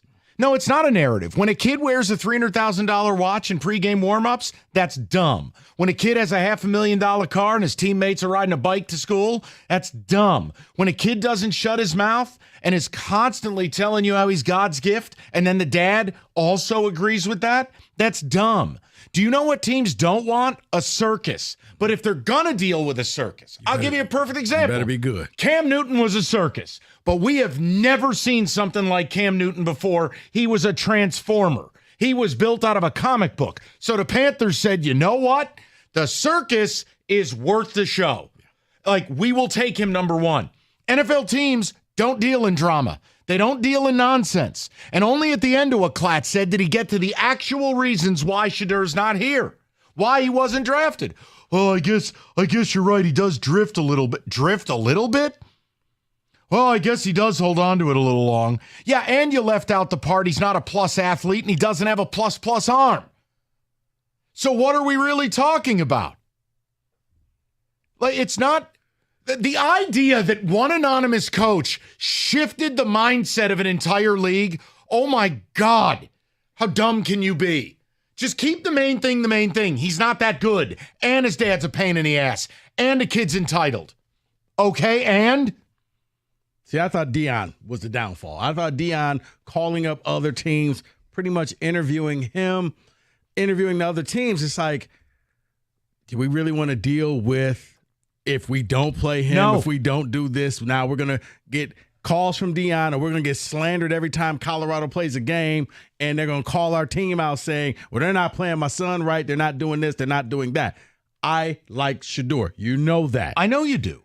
I like the way he played. The speed, no, but it's what I like to call the playground ball, where he can scramble and he can just keep going around and around until somebody finally gets open. He never had an offensive line at Colorado. They just didn't invest in it. So he was constantly just on the move, but he did make plays. In the NFL, I'm thinking, you know what? If he ever gets an offensive line, I'd like to see what this kid can do. But it is the extra that you bring. And the abilities. Let's be real. Like, again, I had no problem. See, that's why I said I want to see him beside with 5 big people in front of him. Well, what did I who say will on actually yesterday's protect show? him. I said he wasn't going to go in the first round, but I said to you, I'd have no qualms taking him in the second round. It's just less risk. It's more appropriate. If the Browns take him tonight, what damage was really done? Other than to Mel Kiper or Joe Klatt's feelings? No, it just means that the Browns have to decide a year earlier if they want to keep him around or not. That's it. So look, the whole thing for me is just, I get so sick of it. And then it's like, you've got a guy driven in narrative telling you how bad narratives are. Like, the other thing, for the love of God, I'm sorry, Mel Kiper, that your draft board is ass. I'm sorry that no NFL team respects you and that no one had Shedeur on their draft board. Look, teams will draft murderers if they're good enough, okay? Ask yourself why Shedeur's personality is a problem. Why Deion's a problem? Because he's not good enough. Look, we all watch Will Levis fall. And the stories of how Will Levis was a goofball and how Will Levis probably wasn't a leader. Like, Will Levis, nuclear arm. Does Shedeur have any trait like that? No. But he got knocked for a number of things. And where did he sit? Right in that green room. And he went day 2 of the draft. It happens all the time. White, black, or purple space Martian. It doesn't matter. Right, because what happens is I think that the experts fall in love with a certain player, and this certain player needs to go at this time. And if they don't go at this time, rather than say, wow, maybe we overestimated this guy, it's, well, you're all wrong because you should have taken this, and this is going to come back to bite you. Look, Shedeur might get taken by the Browns with the first pick tonight. My argument will be, what's the problem? You would have thought there was a crime. You would have thought somebody murdered the kid last night. Here's an idea. Is he that good? Because 32 teams are telling you no. And it doesn't help when you walk into a team's building and humble is the last word on the list. Now, if you're great, they'll deal with it. The word great cannot be associated with Shedeur. And I think really 4 teams told you they didn't want him. That's just it. It wasn't like 32 teams needed a quarterback. It was only 4 teams. And the Giants came back and said, no. We want an athlete.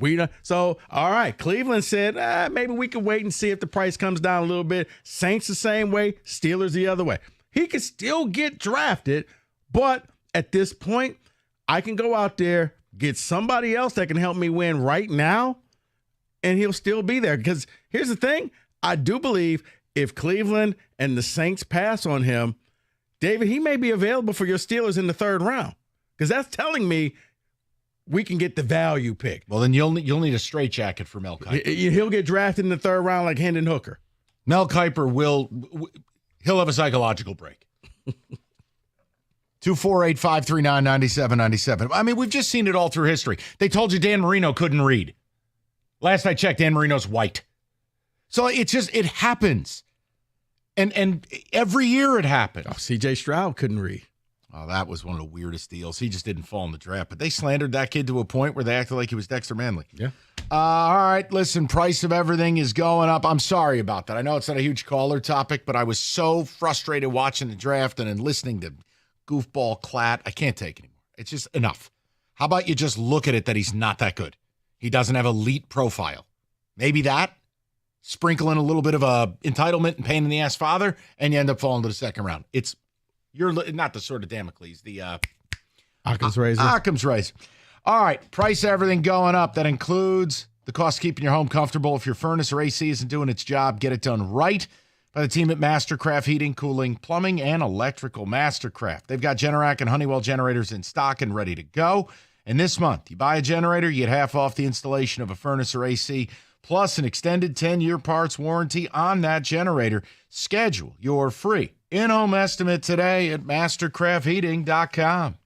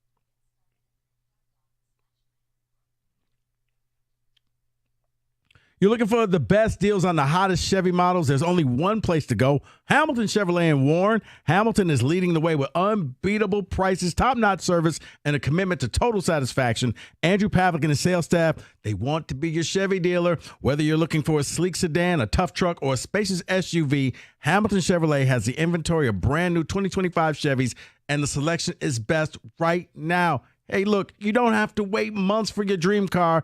Head into Hamilton at 14 Mile and Mile right now because Hamilton is stocked up and ready to get you on the road in the Chevy that will fit your lifestyle and your budget, including the April Rico deal, a 2025 Chevy Blazer LT, $299 a month for 24 months. You just walk into Hamilton Chevrolet right now with $995 down, and you'll drive off with 10,000 miles a year. You know what I say. The best deals are found at 14 Mile and Mile. Go see my guys at Hamilton Chevrolet for details and find out why Hamilton is leading the way. More at HamiltonChevy.com. Chevrolet together. Let's drive.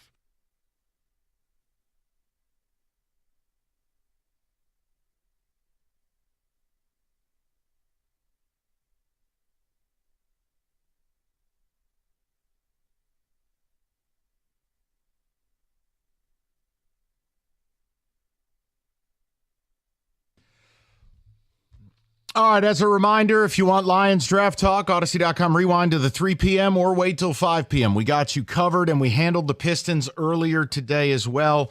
We just did a couple segments on the Shedeur thing. We'll get to your phone calls. David with Ticket Text. Anything we missed? We good? No, we're good. Let's roll. Brian, Detroit, 97.1. What's up, Brian?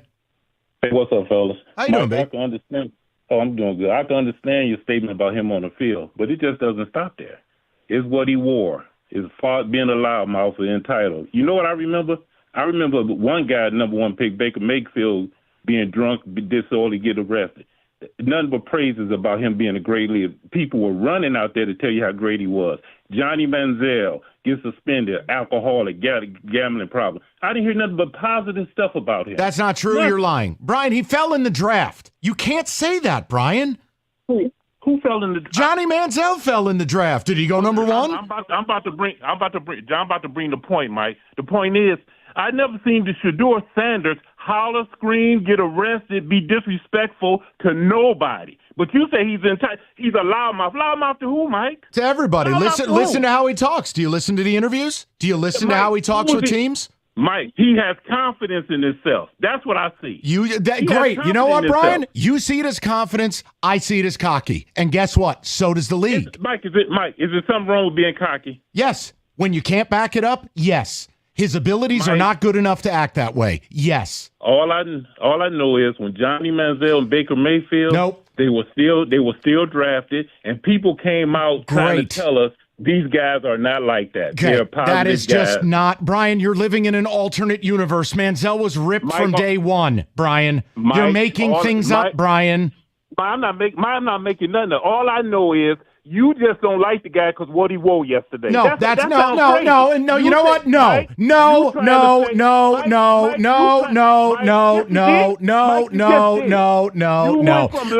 Brian, we could talk over each other all day. You're insulting. Mike, no, shut up.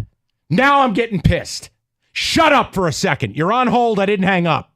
But we're not going to do this crap. No, the only reason, Brian, I just laid out in pristine detail why I don't like Shedeur Sanders.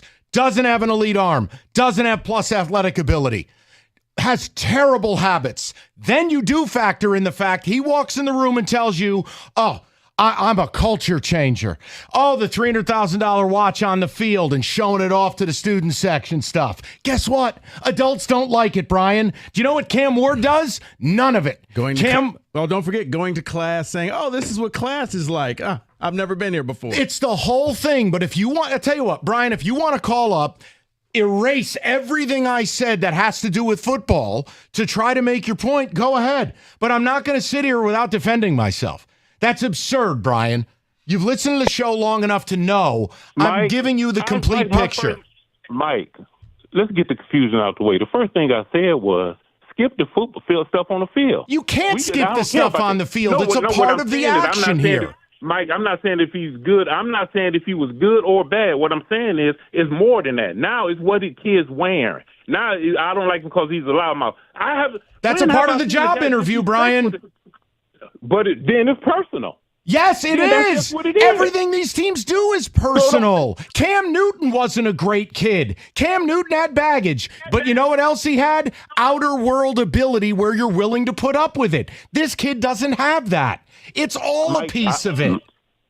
Mike, when the guy got killed, I'm like Rico. The guy his line was horrible. We don't know what he could do. He got killed for 2 years. I never seen him holler at a player, a coach, or nothing. He got destroyed. Let's put him behind the line. Mike, you might be absolutely right. He might not be that good at all. Let's find out. Brian, and hold on. Another thing. You see, this is the cognitive dissonance stuff I can't stand. Brian, I said I have stop saying my name. I know my effing name.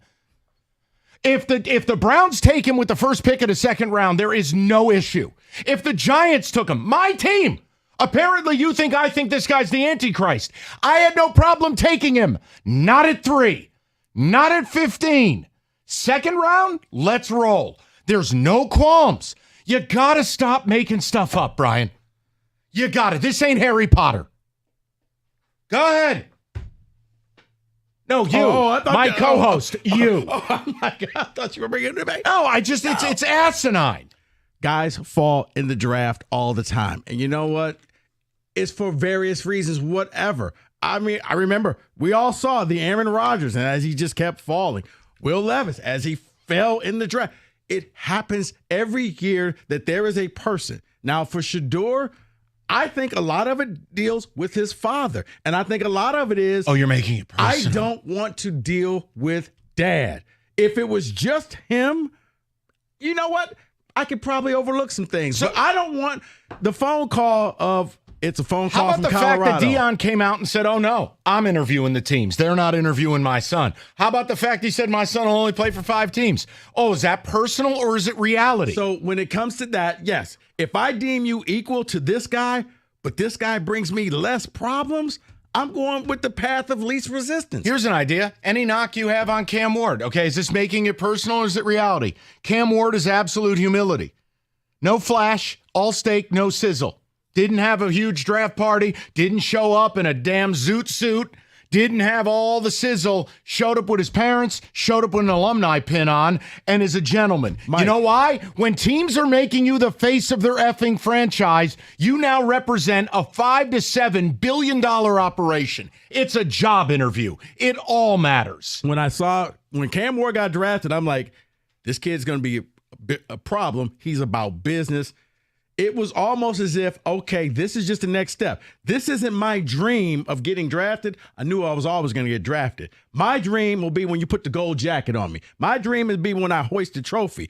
He walked down that hallway and you didn't see the excitement. And there's nothing wrong with the people who were excited. That's fine. But you could tell that wasn't him. He was all about business when he got drafted. Stop making it personal. Yes, David. Yeah, but I'll say this, because the problem that I have with all of this is everyone's having this narrative and saying, oh, because he wasn't taken in the first round, that it's because of race or whatever you want to say. I'm sorry. Is the first round the only round in the draft? No, David. It is not. And you have Deion Sanders Jr. tweeting out, the rejected will be respected. I could understand that tweet if he didn't get drafted at all. And you say, you know what, I get it. David, right. There's a 2nd through 7th round. David, right. Because he didn't go where everybody said he was going to go. So it's the end of the world. That's a disrespect. Because here's what Joel Klatt could have just stopped and said, hey, if I was Deion, I would give a list of quarterbacks and says, hey, all these guys won. They weren't taken in the first round. Stop talking at that point. Factual. There you go. Motivation. Put the chip on your shoulder. I'm fine with that. But I would simply say for everybody, like, he's going to get drafted probably in the 2nd round. Worst case is 3rd round. But yeah, hey, Shedeur, there's a quarterback that was the last pick of the draft that's about to break the bank. Do you think you're better than him? Okay, go play. Show what you can do. You'll get the opportunity. And when you do, go run with it. And again, he'll probably be the first pick tonight. Right. And if my team took him in the 2nd round and didn't trade up, you think I'd be angry? Nope. I get tired of being told that he's supposed to be X, Y, and Z. And it's like, okay, well, why don't we look at the actualities? 32 teams said he's not that. And part of it, I'm not sorry, in fact. It's reality. It's a job interview. Teams don't want to deal with the social media. They don't want to deal with the parent. They don't want to deal with noise. They want guys who are going to come to work. And 32 teams said your ability's not good enough to put up with the sideshow. That's not it. first round. That's my point, though. That's because it. First round is face of team. First round is I gotta land this pick. This you have to be a starter. You have to be somebody who can represent the organization. Look, if you want to talk about being offended, you want to talk about stuff that's disrespectful to a player, then show me Lamar Jackson where teams had the audacity to ask him to go play safety. Okay, right. That's disrespectful. That's ridiculous. No. Disrespectful is kind of how they for the Bama quarterback when they're like, well, if you thought about being a running back, Jalen Hurts. Yeah, like that's the stuff that really angers me. Or why am I drawing a blank on the current one? The what? The one in the draft now. Jalen Milroe. Yes, they were talking about.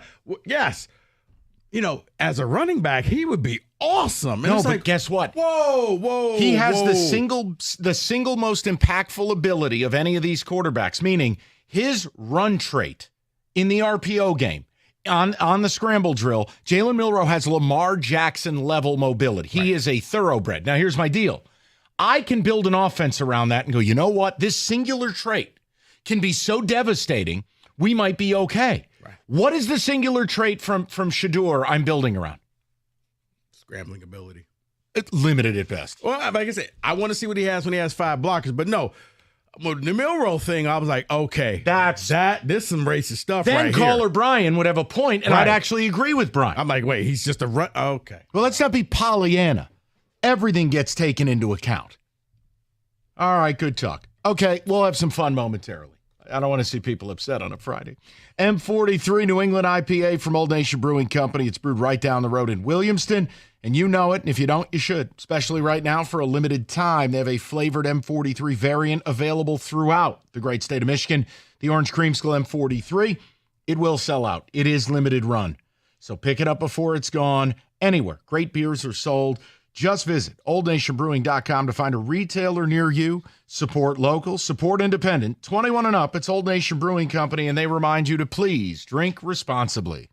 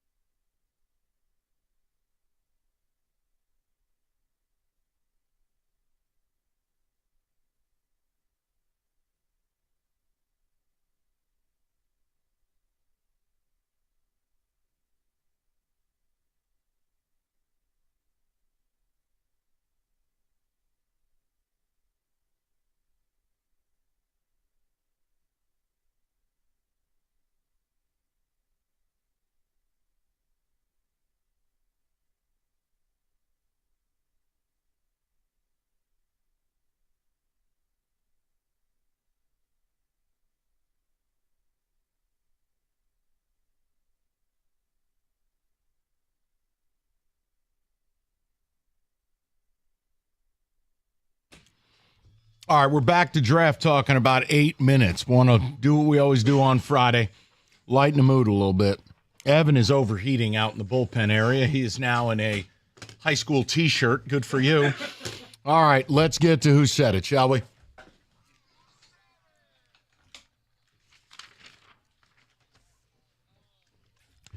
Our coworkers say things, lots of things, so many things. A lot of things. All right, so, The best things we've ever had. All right, guys, We gotta please. stop. All right, it's who said it. F it. Go ahead. You want to know who's eligible? I regret said it? everything. Kenny Cat. Who's eligible? 6 a.m. to 6 p.m. Oh, okay. So no Wojo. You're talking weekdays, right? I am. Okay. I Smart am. to clarify. I am. That's a great question, Kenny Trump. Great All right, question, all right. Kenny Keep Trump. kissing his ass. There you go. All right, let's get to it. Number 1. Yes, they should. They have earned it. They have earned that honor of the final countdown and the intro. That might be me. But would you say honor? Yeah, is it really an honor? I think it's a shout out to the past where you would never soil that if you were still a bum ass franchise. Look, I know I was big on the final countdown thing. They've earned it. Like, give the fans what they want. I'm just telling you, I have suspicions it could be me. It could be you based on the message, but So many words. a lot of words. Okay. Oh no, Was Gator big on the final countdown? it was. My guess is between. He actually hates that song, so it's not him. Don't. Oh, God, no. I'm between Gator and John Jansen, primarily because who would use the word like honor? That's why I was thinking cookies. I'm thinking Jansen. See, I was actually thinking cookies, but then when he jumped out and said it may be him. I don't think Mike would have said the honor. I agree. You know what? Mike says a lot of stuff. Exactly. A lot of things. No. Okay, you need Sorry. to stop. Words. I can't do it. I'm going to go with this guy. You ended up with cookies? I'm Jansen. I'm on cookies. Oh, God. David, who said it? Oh. We were so close. Greg Okay, Hargrave. we've heard enough. Thank I you. was like, who is that? That's Greg. I was like, I thought you said it was no weekend people. I had no idea who that voice was. Jeez. It was, yeah. Next. All right, number 2. Are we the suckers for assuming he may be traded, or are the Lions the suckers for actually trading him? All right, I can say I did not set it up that way. I know it's not me. That's, I know it's not That's me. based off of the sucker free tweet, Yes, right? yes, but we didn't set it up that way.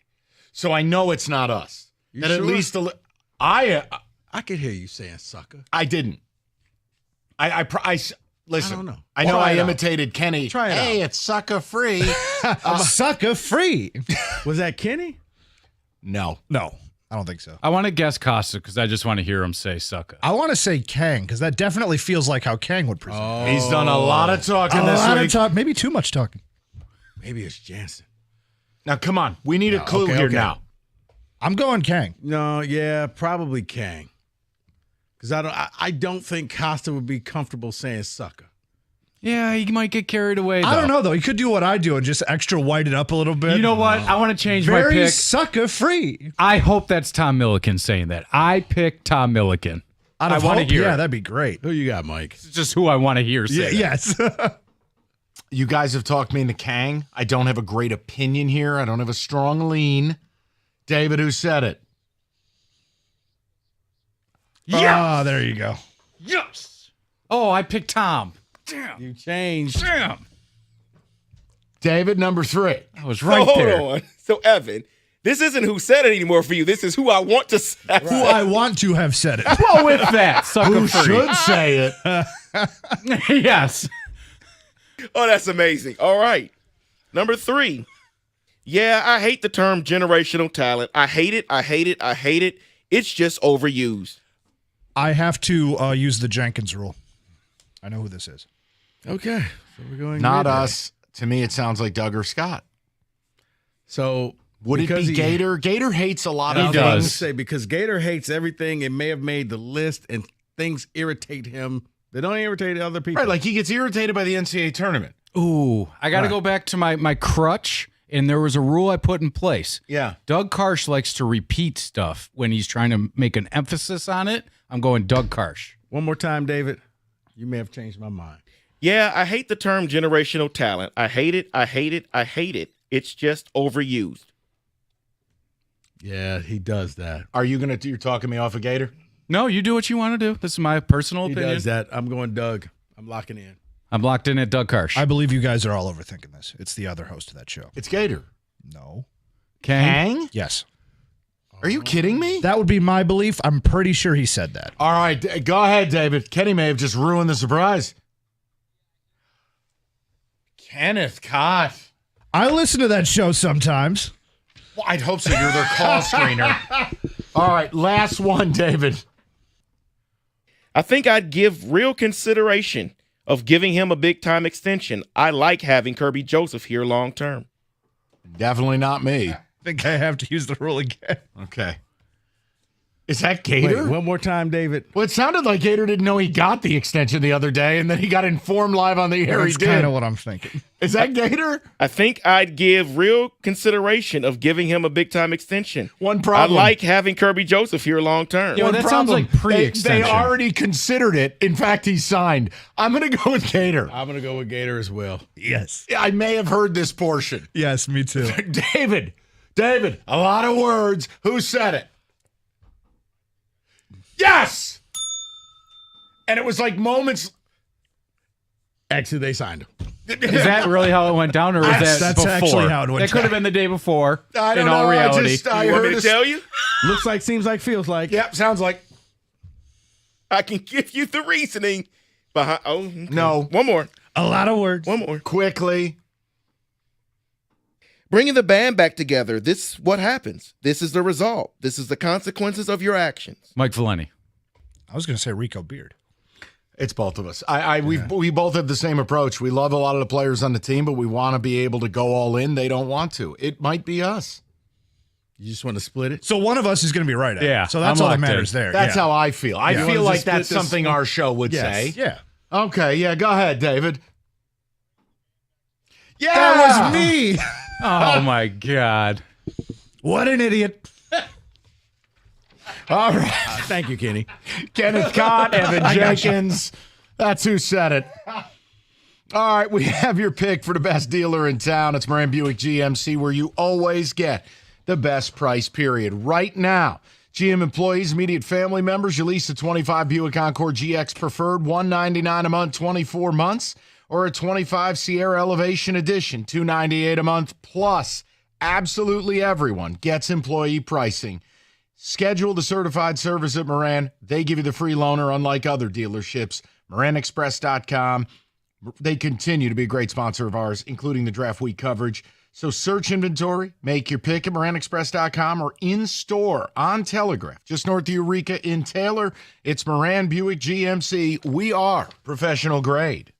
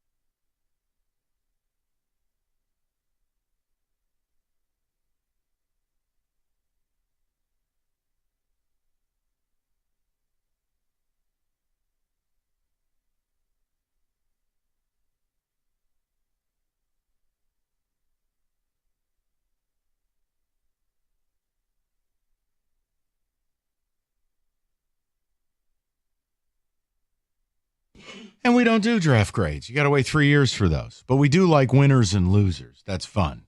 So, David, hit it.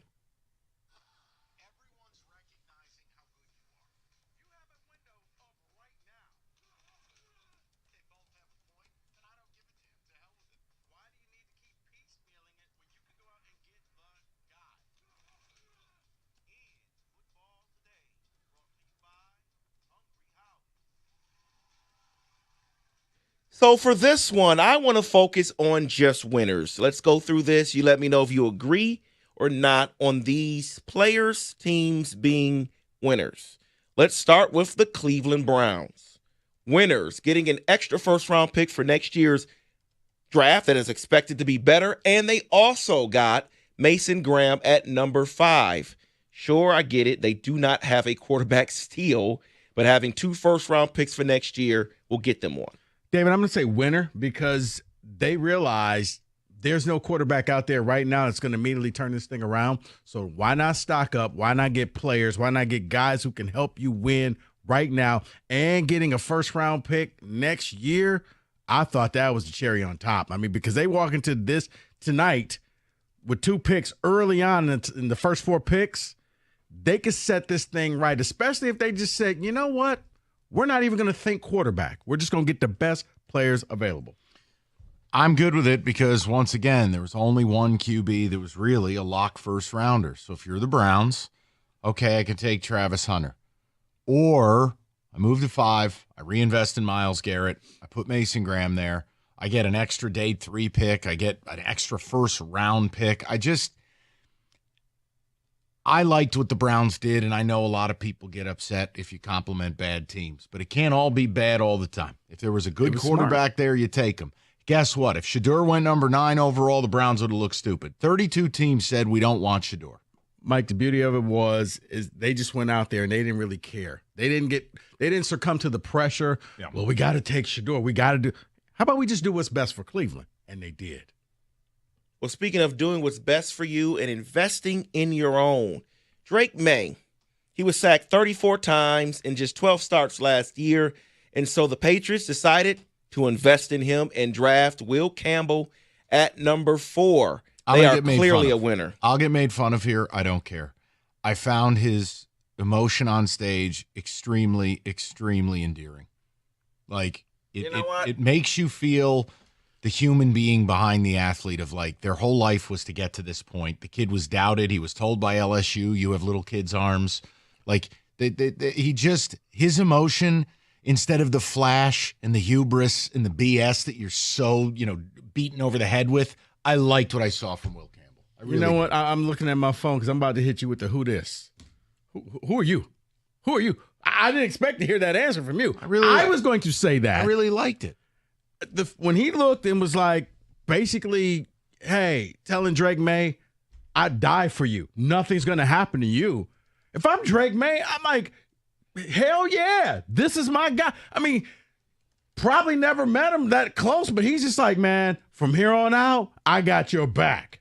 Yeah, that was something because it wasn't contrived. It wasn't planned. You could tell his agent didn't say, go out there and say this. That was from the heart because I thought it was over when he just broke down and started crying. They were like, well, thank you. Wait, I'm not done.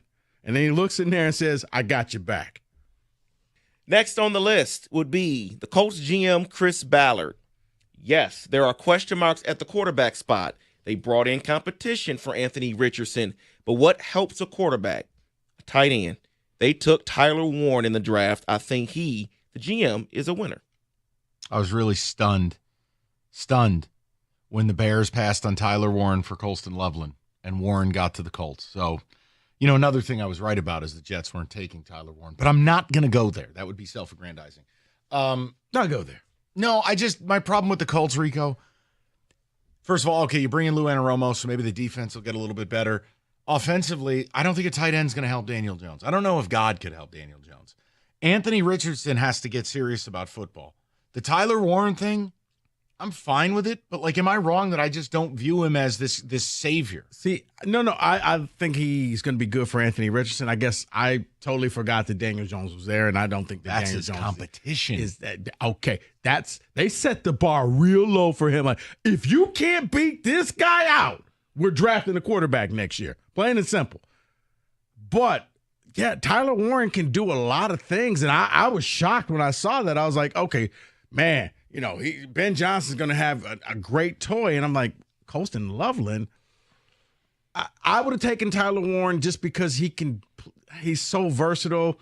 Whether you send him out in routes, he can pass block, he can turn into a wildcat quarterback if you need. Like, I thought the Colts got extremely lucky, and this was just that pick that fell right in their lap, and they said, thank you to the rest of the league. We'll take it.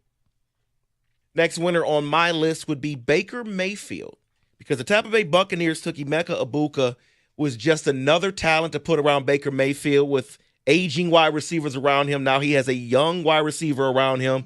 Yes, he has another offensive coordinator, but who cares? When you got talent around you, just go out there and throw the ball. I hated it. Yeah, I thought they were a loser. First of all, they can't stop the run. You can't keep leaning on Vita Vea. You have no pass rush. Todd Bowles' defense requires it. You already have Mike Evans, aging, yes. You already have Chris Godwin coming off an injury. You drafted Jaden McMillan. You have tight ends that matter. You have Bucky Irving. Do I really need to add a fourth wide receiver in first-round draft capital, or do I get better up front? David, maybe they had a top 10 grade on this guy. Maybe Godwin is Lieutenant Dan. You got new legs. Maybe he won't be ready this season. I don't know. Now, Mike, I think what you're thinking is that's kind of old school football, but right now it's all about scoring points. And you got to be the team that just goes out there with so many weapons and scores, kind of like what the Lions did. So even if your defense is okay, you just you scored 38 to 40 points on a team and you won the game. David, I like the pick, bringing in that extra guy, a more of a possession type receiver for him. I'm good with it. Next on my list will be the Green Bay Packers in a division where every team scores lots of points. You drafted for the first time in 23 years a wide receiver in the first round, Matthew Golden, and now you have Romeo Doubs, Jaden Reed, Christian Watson, and Matthew Golden all under 26 years old for Jordan Love. Well, Christian Watson probably going to get hurt. Convinced not a real person. He's a real person. You got the fastest player in the draft. It's your version of Xavier Worthy or your version of Tyreek Hill or J-Mo. Look, they needed a number one. They didn't get DK Metcalf. They weren't able to secure a T. Higgins. I don't hate it. No. It's fine. I didn't first time since 2002 they took in a wide receiver in the first round, which is wild to think about. But no, I'm good with it, honestly. Now, you haven't said one team that I thought was a big winner and it was in this division. I loved what Minnesota did. Do you? Yeah, I okay. do. All offseason, David, you know what they've upgraded? That offensive line. They have. And there's no better weapon for a young QB. And JJ, again, turn around, hand the ball off. That offensive line is going to be a much better unit this season. And if they get any quarterback play, don't be shocked they win 11, 12 games again. You could almost say that every team in this division is a winner in the draft. They had really good drafts. The Bears did. I mean, Aaron Rodgers is going to look great in that offense. You stop it right now. David, go ahead. And then I'll close it out with this one. I don't know if you agree with me, Michael, but I will say Brian Daboll and Joe Shane are winners. Grabbing the best player in the draft and then getting your guy, Jackson Dart, late in the first round. Again, last night on the Twitch thing, Cookies got all butthurt about this Jackson Dart stuff. And I'm like, Jim, I'm not saying I love the kid, but if the Giants don't get a quarterback, they get bitched at. If they do get a quarterback, they get bitched at. Here's the reality. Oh, why didn't they take Shedeur? Brian Daboll has been very open. He wants a mobile quarterback. Do you know who's not mobile? Shedeur Sanders. It wasn't what they were looking for. Do I think Jackson Dart's ready to play this year? Absolutely not. I do not. But you know what? You have two quarterbacks that are there. Yes. That you can essentially redshirt him this year. And here's the beauty of it. If you do, I don't think that Mr. Dart is going to be yelling at the Giants saying, why aren't you playing my son? My son is great. And again, they got the best player in the draft. They got Abdul Carter. Is it going to help us? No. We could have drafted Jesus last night. We'd struggle to win 7 games. But there was a good night for a bad franchise. Yes. See, I'm feeling like David is going to slander my team a little bit later on. I don't know why. We have time. Don't worry. Those are your winners. Oh, those are all the winners. NFL draft. Okay. 97-1.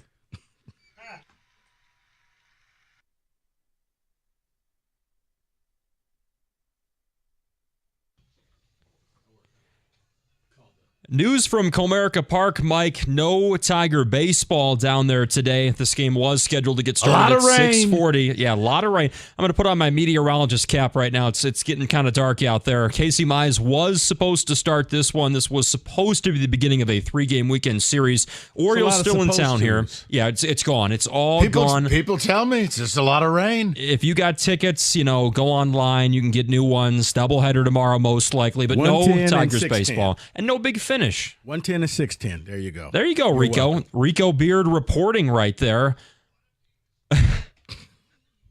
Lions are back on the clock tonight. Picks number 60 and 102 in the second and third rounds of the NFL draft. Ohio State defensive tackle Tyleik Williams was the pick in the first round last night. And GM Brad Holmes was asked, hey, maybe another player added to the front tonight, maybe an edge this time?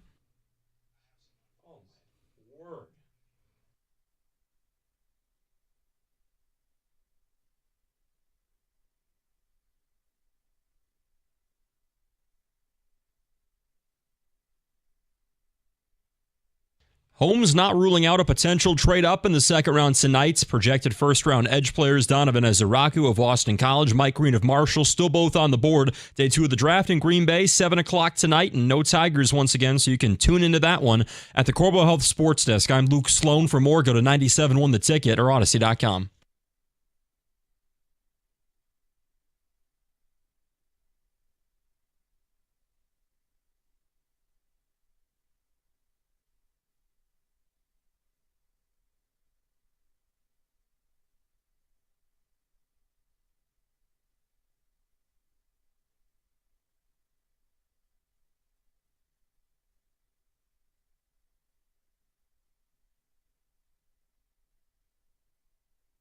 Yes, Dave. At 5 o'clock, we've got.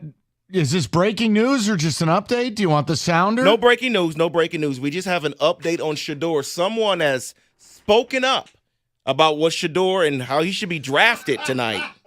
God. This report is too big to be real, and it's breaking right now, which is crazy. Okay. Our fearless leader, President Donald Trump. Deion Sanders, what a great college football player. This is real. He actually said hold on. Is this you playing pretend or is this real? This is me reading a tweet of his. Great college football player, even greater in the NFL. He's also a very good coach, streetwise and smart. Therefore, Shedeur Sanders and his quarterback son has the phenomenal genes and all set for greatness, should be picked immediately by a team that wants to win. Good luck, Shedeur, and say hello to your wonderful father. That's exactly what he said. Whoa, I can't even make it up. He actually just said that. He's from the genes of Deion, so wow. Listen, black jobs. We're gonna listen. Say it right, black jobs. The point I'm making, he's gonna get drafted tonight. Somebody getting lectured last night, like every team was stupid for passing on him. It's like, well, they all did, so I guess the whole league's dumb. He'll get taken tonight. There's no crime in being a high second-round pick. He should never have been considered a top 5 draft pick. Here's the beauty of it. If you're Shedeur Sanders, you get to write your own book. You can go out there, play with the chip on your shoulder, and prove everybody wrong and say, hey, and you'll get the last laugh. Or you just sit there and you pout about it. But look, you're going to make it in the league. Now, if the whole draft goes and he doesn't, all right, then something's up. Now we got the conspiracy going. Now maybe I'll there's be some very collusion. surprised if Cleveland just doesn't take him with the first pick tonight, honestly. But all right, let's move on. Lions I'm draft. still saying Saints. Fine enough. Wanna The bet? point is, no, I think you could be very right. Seriously, I just never in the top 10. Well, you got your quarterback. You don't care. I don't even know if Jackson Dart will be any good. I just know what Dayball wanted, and Shedeur didn't have it. But, here, let's all impugn the Giants, abhorrent racist for not wanting Shedeur. Well, you do come from a racist city like New York. Or it was perfectly made clear Dayball values athleticism. Don't let a good story get in the way of a fun narrative. All right, Lions. We like the draft pick. namely because we mentioned this kid as a possibility yesterday. No, I'm kidding. The point is, again, Tyleik Williams, 335-pound, war daddy up front, athletic. He's not just a guy, a blob. And it fits need and best available. Because I no longer consider Pete Schrager doesn't run the Lions. Mel Kiper doesn't run the Lions. The best available is who Brad Holmes takes.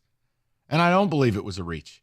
And we talked about it. The same player you get at 10 is the same player you're going to get at 40. Meaning, there's absolutely no doubt in my mind Brad Holmes had this guy ahead of some players that were taken. So, like the draft pick, but here's the question. This draft is going to start in under 2 hours, Rico. Mm-hmm. We all believe the Lions are cusp of Super Bowl. I understand how badly you want them to take an edge. The people want them to take it. Fine.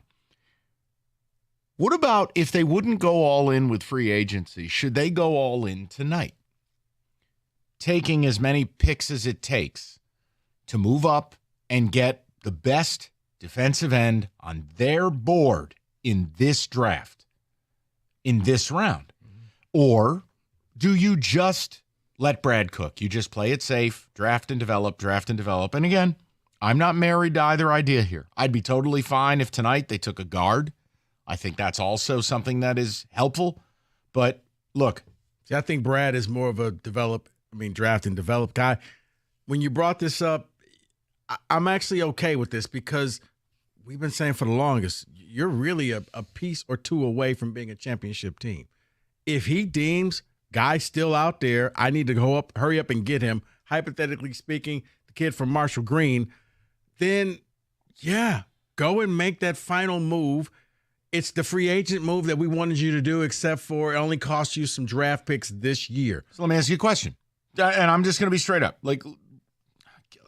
David, can you pull up Lions draft picks tonight? Just rest of the draft, like round 2, 3, 4. My point is, let's say it took 3 draft picks to move up and rifle into the top 10 picks tonight. Here are some of the players, and you can just go yes, no. Is that fair? Okay. So start out, local kid, Will Johnson. No. Okay. You got too many corners. All right. Mike Green, defensive end, Marshall. Yeah. Baggage, but don't care. Donovan Ezaraku, the kid from BC, the edge rusher. Yeah. Darius Alexander, D-tackle from Toledo, disruptor. No, you just took one. Okay. I'll skip the corners. Nick Scorton, edge.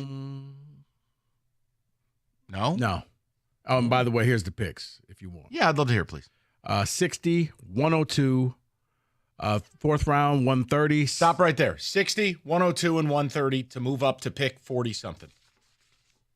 Would you do it? Is that what you, the people, would like him to do? That you walk out of here with one more first-round caliber player. You've already built the roster. You've already got your depth. What if they moved up and they had a guy they loved? Like if Brad Holmes came to you guys and said, look, we had a first-round grade on JT Tuimoloau, and we wanted to go all in and go get him. We had a first-round grade on Landon Jackson, the kid for Arkansas, 6'6", 265, kind of like Dan Campbell as a defensive end. Mm-hmm. Guys, is that what you want, or do you just want to, nope, we'll just best available. Because, again, part of the reason I guess they would take a player like Tyleik Williams yesterday was, oh, you guys want an edge? Well, he's never doing that. So the question is, do they do the double tap tonight where it's like, okay, got the D-tackle yesterday, reinvest up front, and you go, well, why? I would. Well, DJ Reader's on one leg, Onwuzurike's on a 1-year deal, and Aleem's not going to play probably till Thanksgiving. And if it's best available plus need? See, here's the thing. You're drafting. I would do it. I would go for, if it was Mike Green from Marshall, yes, I would absolutely do this. But being realistic, you're very twisted up right here. No, because you hit me with a question. It was a pretty good question. I try. Thank you. You ran out of bodies at the end of the year. You can't let that happen again. I think that was one of the reasons why you got embarrassed by the Commanders, because you just ran out of bodies. So, no, I'd rather you just go out there and get depth, not projects. Not people who aren't going to play for a while, but actual people who will be in your 2 deep or 3 playing special teams, but could go out there and start if you need them. So based upon how the season ended, Mike, I'm going to say no. Even though I would like to see them go and get a Mike Green, because I think your locker room can handle whatever baggage he has, I'm going to say no. You need more bodies here because of all the injuries that are. You still got people who are injured and are not going to be 100% by the time the season starts. 248-539-9797. Whether it is Sorry, that was a long way around. No, to get to you're that good because I understand it requires some thought, and it's the conversation. What I don't want to do is start pounding the table. Oh, they must do X. It's like, no, that's first of all, if that's your approach to Lions drafting, you're never going to be happy. And second of all, I've never agreed more with Brett Holmes. We don't have all the information.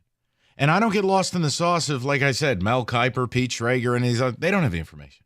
You can't allow those thoughts that are totally unrelated and uncorrelated to Detroit Lion thoughts to influence your opinion. The whole idea is, if you wanted an edge tonight, there are several that, depending on some of that stuff, could have been first-round picks. Are they to Brad Holmes? I don't know. But you could make a splash move here. You could. Good. You're a Super Bowl caliber team, flush with picks. You have your roster is set. If they love an edge, would you do it? And there's plenty of defensive ends I like, having watched them play. Now, does that mean Brad Holmes likes them? No. He might be looking for different things. All I'll tell you is there are a couple of guys that fit the profile of what the Lions want as an edge. The Lions want guys who can set an edge. They're not really into the undersized speed rusher. Now, Mike Green is only 248, 251.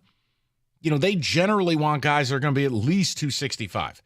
Tall. Like Landon Jackson I brought up, he's 6'6", 6'7", 265. That's, yeah, you know what? He ain't going nowhere. Right.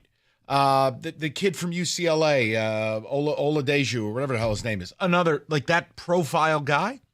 Hey, if they love him, add him to the mix and go. Because, Rico, here's the one problem. Let's say they do what you're talking about. What depth do they really need? I know last year we had this historical amount of injuries. Like, you talking a wide receiver, perhaps? No. I'm talking more of offensive and defensive line. So you may not get that guy on the D line, but you've gotten guys that you could plug in there who can play for you. Because they were fortunate that they pretty much kept the offense going. Some injuries on the offense, but it was mostly on the defense. You can't go through that again. You have to have bodies in there in place to win because you are built to win right now. So therefore, 15-2 went out the window because, who was starting with the team when the playoffs came? See, a kid I like, he doesn't fit kind of the player they would draft would be Nick Scorton. I mean, not only from his time at Purdue where I think he had 10 or 11 sacks before he left for A&M. Right. He's like 6'2", 250. He's small, but he's a hustler. Right. He plays hard. I don't know. I'd like to hear from the people on it. 248-539-9797. We'll get the calls, ticket texts in the mix as well. Would you make a last night? What do you want tonight? Yeah, I don't think they would take Josiah Stewart either. What, from Michigan? Yeah. Speed demon. It's just not 6'1". But you know what? 250. They're a Super Bowl team. If I used a second-round pick tonight on a speed demon and I go, look, he's only going to play in known passing downs, how's that bad? Oh, it's not. I'm just saying it doesn't fit the Brad. It doesn't. Let him cook. If you like pizza, Hungry Howie's has got you covered. You got plenty of downtime this weekend since the Red Wings can't make the playoffs, but you do have the draft, and you do have a game on Sunday as well. So look, go at Hungry Howie's. You go to hungryhowies.com. You sign up for the emails. You make a $10 order, you get a free medium 2-topping pizza. It's just that simple. Any flavored crust you want, any 2-topping combo you're craving, fresh dough made in-house, real mozzarella cheese, not that Wisconsin space cheese other places use. It's a limited time offer. It's so simple. Only online and only for a limited time only at hungryhowies.com.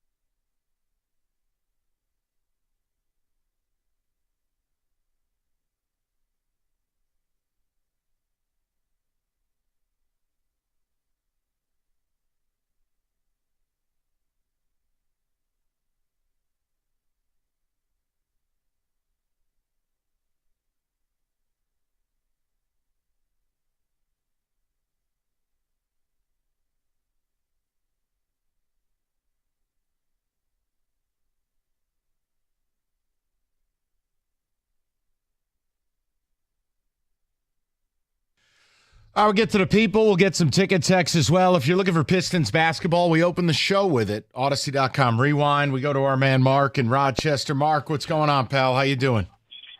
Hey, Mike. Good to talk to you. How are you doing? Excellent. What do you got for me? Yeah, I gotta ask, like, you're not really giving a resounding endorsement to Jackson Dart, are you? No, I just understand that reality versus what I want. You've got a coach who demanded the player. The GM's job at a certain level is to get the coach the player he wants, and they wanted his profile. Do I think Jackson Dart is a sure thing? No, far from it. I don't think any of these quarterbacks are that good. But look, if the Giants didn't go out and get a quarterback, they get shredded. And if they do get one, they get shredded. It's a pretty convenient narrative. I got the best player in the draft in Abdul Carter. Anything that happens after that's a bonus to me. Hey, fair enough. I listen, I'm rooting for the kid for your mental sanity. I just see the end of that Florida game, and I'm sorry for you. I'm sorry. No, I also didn't like the way he played against. I didn't like the way he played against Kentucky. Look, Jackson Dart is not ready to play. That's the deal. He's going to sit this year. If he plays, this season went bleeps up. What do you got on your team? Yeah, no, you got to help me out. I am struggling with this pick with Tyleik. I think that, I played D-tackle at a pretty high level. I like to think I know what I'm talking about. But I understand the value he's providing, right? He's going to go, okay, this is the A gap, this is the B gap. I'm in charge of both. You're not allowed to have either one. They're mine. So your run game has to go elsewhere. And that value is tremendous. And I like to see that added to our team. But I'm struggling in that. We're at pick 28. We're in a Super Bowl run. Is that the most impactful guy we can get there in terms of winning the Super Bowl? I would like to. I mean, if we look back in 2 years and Gia Campbell has 12 and a half sacks, it's a bad pick. And it's just, I'm frustrated in that I don't think he's a great player. I like the address of the D-line as a position. I don't have a problem with that, but in terms of impact, in terms of the level of player, I'm struggling endorsing him. We'll see what they do tonight, but I'm struggling with that a bit. What do you think?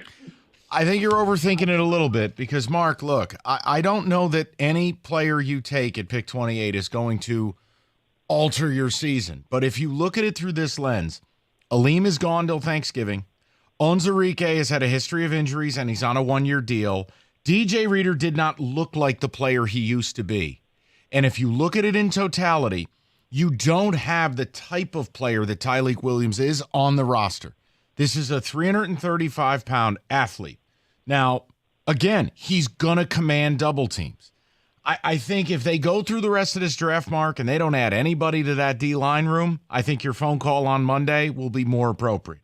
Don't freak out, though. Remember, this is the same guy who took a running back way too high. It ends up it's Jahmyr Gibbs. He takes an inside off-the-ball linebacker too high. It's Jack Campbell. Like, we have to let it roll. He's earned enough of that. Yeah. Mark, you know my deal. Got J-Mo. Exactly. I'm critical of Brett Holmes' free agency approach. I can't be critical of the drafting. So, Mark, let's see what tonight brings. Let's see what tonight brings. Like, look, if he ends up with a guy like Nick Scorton, who if he had taken him last night at 28, you may have liked, and he gets him tonight, you'll feel way different, right? I would. I just don't like Tyleik. I just don't like him as a player. I hope he turns out well. Brad Holmes was formerly a D-tackle, if I remember correctly, so I think it'll work out. It's just a situation of, like, that's not who I wanted. But I remember when we took Sam Laporta, and he was, tight end 4 behind Michael Mayer and whatnot. Yep. If I can throw my hat in the ring really quick, Mike, I'm predicting at pick, 60, it's going to be Josiah Stewart. And if it's Josiah Stewart and Tyleik, that's a solid draft to walk away from. Is it going to guarantee us a Super Bowl like the Eagles taking Campbell? I don't know. That doesn't guarantee a Super Bowl. But, Mark, I hear you loud and clear. Listen, if we're here Monday and they don't add anything in the next couple of picks as it would relate to the D-line room, pass rush, I think that's a major conversation we should have. Yeah, pretty much what are you doing? You need to explain this to me. And it's okay to have those conversations, but I'll let it roll. I like the first pick. I can't lie to my audience and say I don't. And no, it's not because I had him on the 2 names I gave you yesterday. It's because he fits what the team needs. Even when Aleem comes back, I want to be very clear. Aleem needs that guy next to him. Or either that or they can rotate in and out. But as of right now, to start the season with the schedule that you have, you need him. You can't afford to lose a game. 248-539-9797. David, a few ticket texts, if you don't mind, on a cornucopia of topics. Someone says, just wondering how many roster spots are really available. I'd rather go get 2 players, and then if we need bodies later in the year, they rated other people's rosters. I'm fine with that as well. I mean, look, if you could say you could use a wideout. I don't think that's crazy. I think you absolutely could use a guard, and you could use a pass rusher. Beyond that, there's really not much this team needs, and I'm not being flippant. If you wanted another linebacker, I was about to say a line. I would throw a linebacker in the mix. But guys, we're getting really deep here. Other teams are scrambling for starters. Go ahead. That's a good thing. You're right about that. Yeah, it's a credit to what Holmes has helped build. You mentioned Will Johnson, so someone texted in, draft Will Johnson or keep Vildor. Yes, no brainer. We need to draft Johnson. We need another quality cornerback. What do you think happens with Will Johnson? Well, Vildor's gone, isn't he? He's saying instead of trying to get him back later, get Will Johnson now. When do you think we hear his name? Do you think this is this year's Nakobe Dean and he falls further, or do you think Will Johnson's one of the first 3 guys off the board tonight? I would say I think he's one of the first 4 guys. I don't think he gets past Cleveland's second pick. I think he's a 4th-round selection. So he'll be drafted tomorrow. Well, the problem is such a hater. Well, you're not a Michigan fan. You're not. I didn't think my fandom of any school mattered when it came to the draft. David, this is why people say you're not a Michigan fan. You're a poser. No, I think that somebody with multiple second-round picks is going to take him, and I'm thinking it's probably Cleveland. Pair him back up with Mason Graham. Get the little Michigan connection going. Let's snag an offensive lineman and the edge from Michigan. The rest is gravy. Derek in a car. Someone else says, go all in on an edge rusher tonight. Walking around the draft, talking to other Lions fans. Everyone wants an edge rusher tonight. That is Wes in Green Bay at the draft currently. Which makes me feel more likely Brad is not going to do it. He doesn't care about what we want. I'd love to see a defensive end, truly. And edge rushers, look, stylistically, it doesn't have to be about speed and explosion. It can be a power rusher. Look, an effective way to get to the quarterback is collapsing that pocket. Like a Landon Jackson's going to play a totally different brand of football than a Josiah Stewart. Mm-hmm.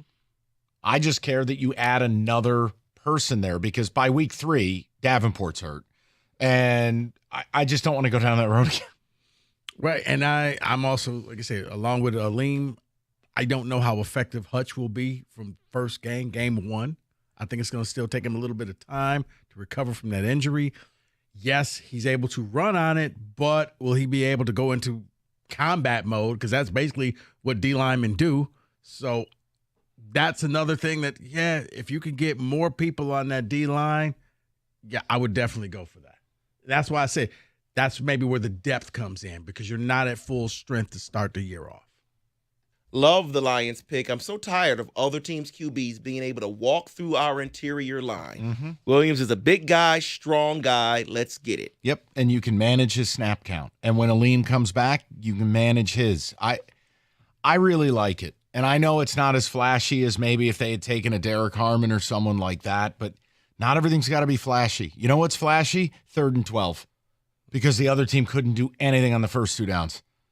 That's flashy to me. Well, yeah, because they were like, well, he didn't have a lot of tackles for losses. And I'm like, okay, guys, what you have to remember, when you stop a guy for a half-yard gain, that counts. Because, as you say, now you're looking at 2nd and 9. It's also the double teams he takes that allow To'omalu and Jack Sawyer to be freed up a little more. So it all plays. Yes, Kenny? You also said flashy. I don't need you to be flashy all the time, but, like, also, there's still a whole nother, several rounds of draft left. You could be flashy in the next round. We talked about it earlier. You could trade up for your shining star in the second round. What about Tulamalu? Would you take him?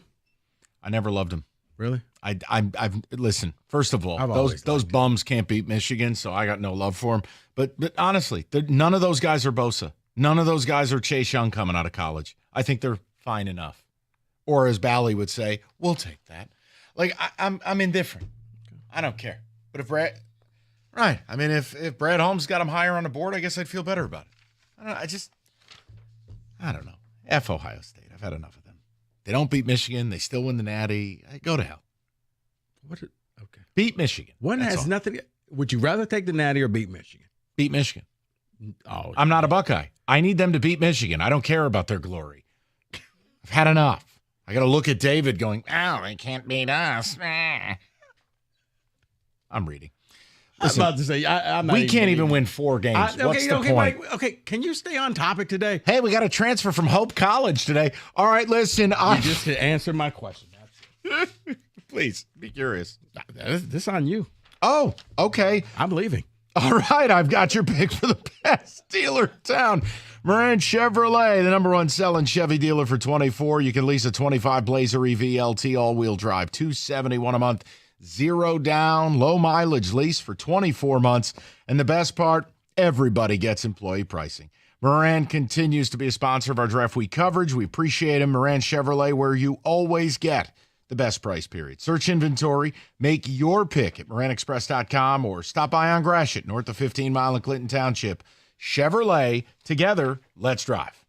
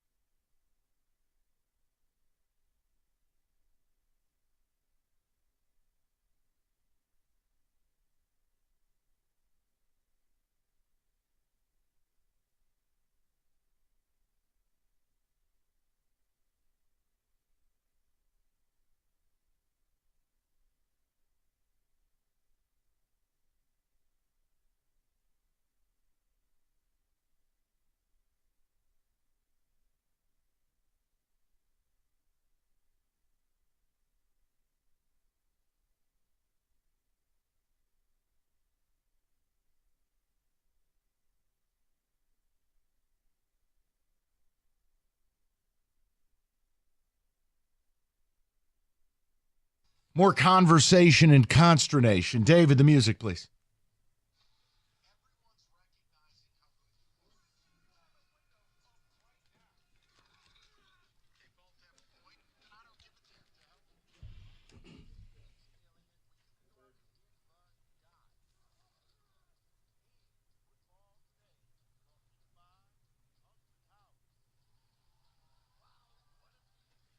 Kenny, please. All right. David, what are we doing? So we went over winners. Let's go over some losers from the NFL first taking round. slander from you.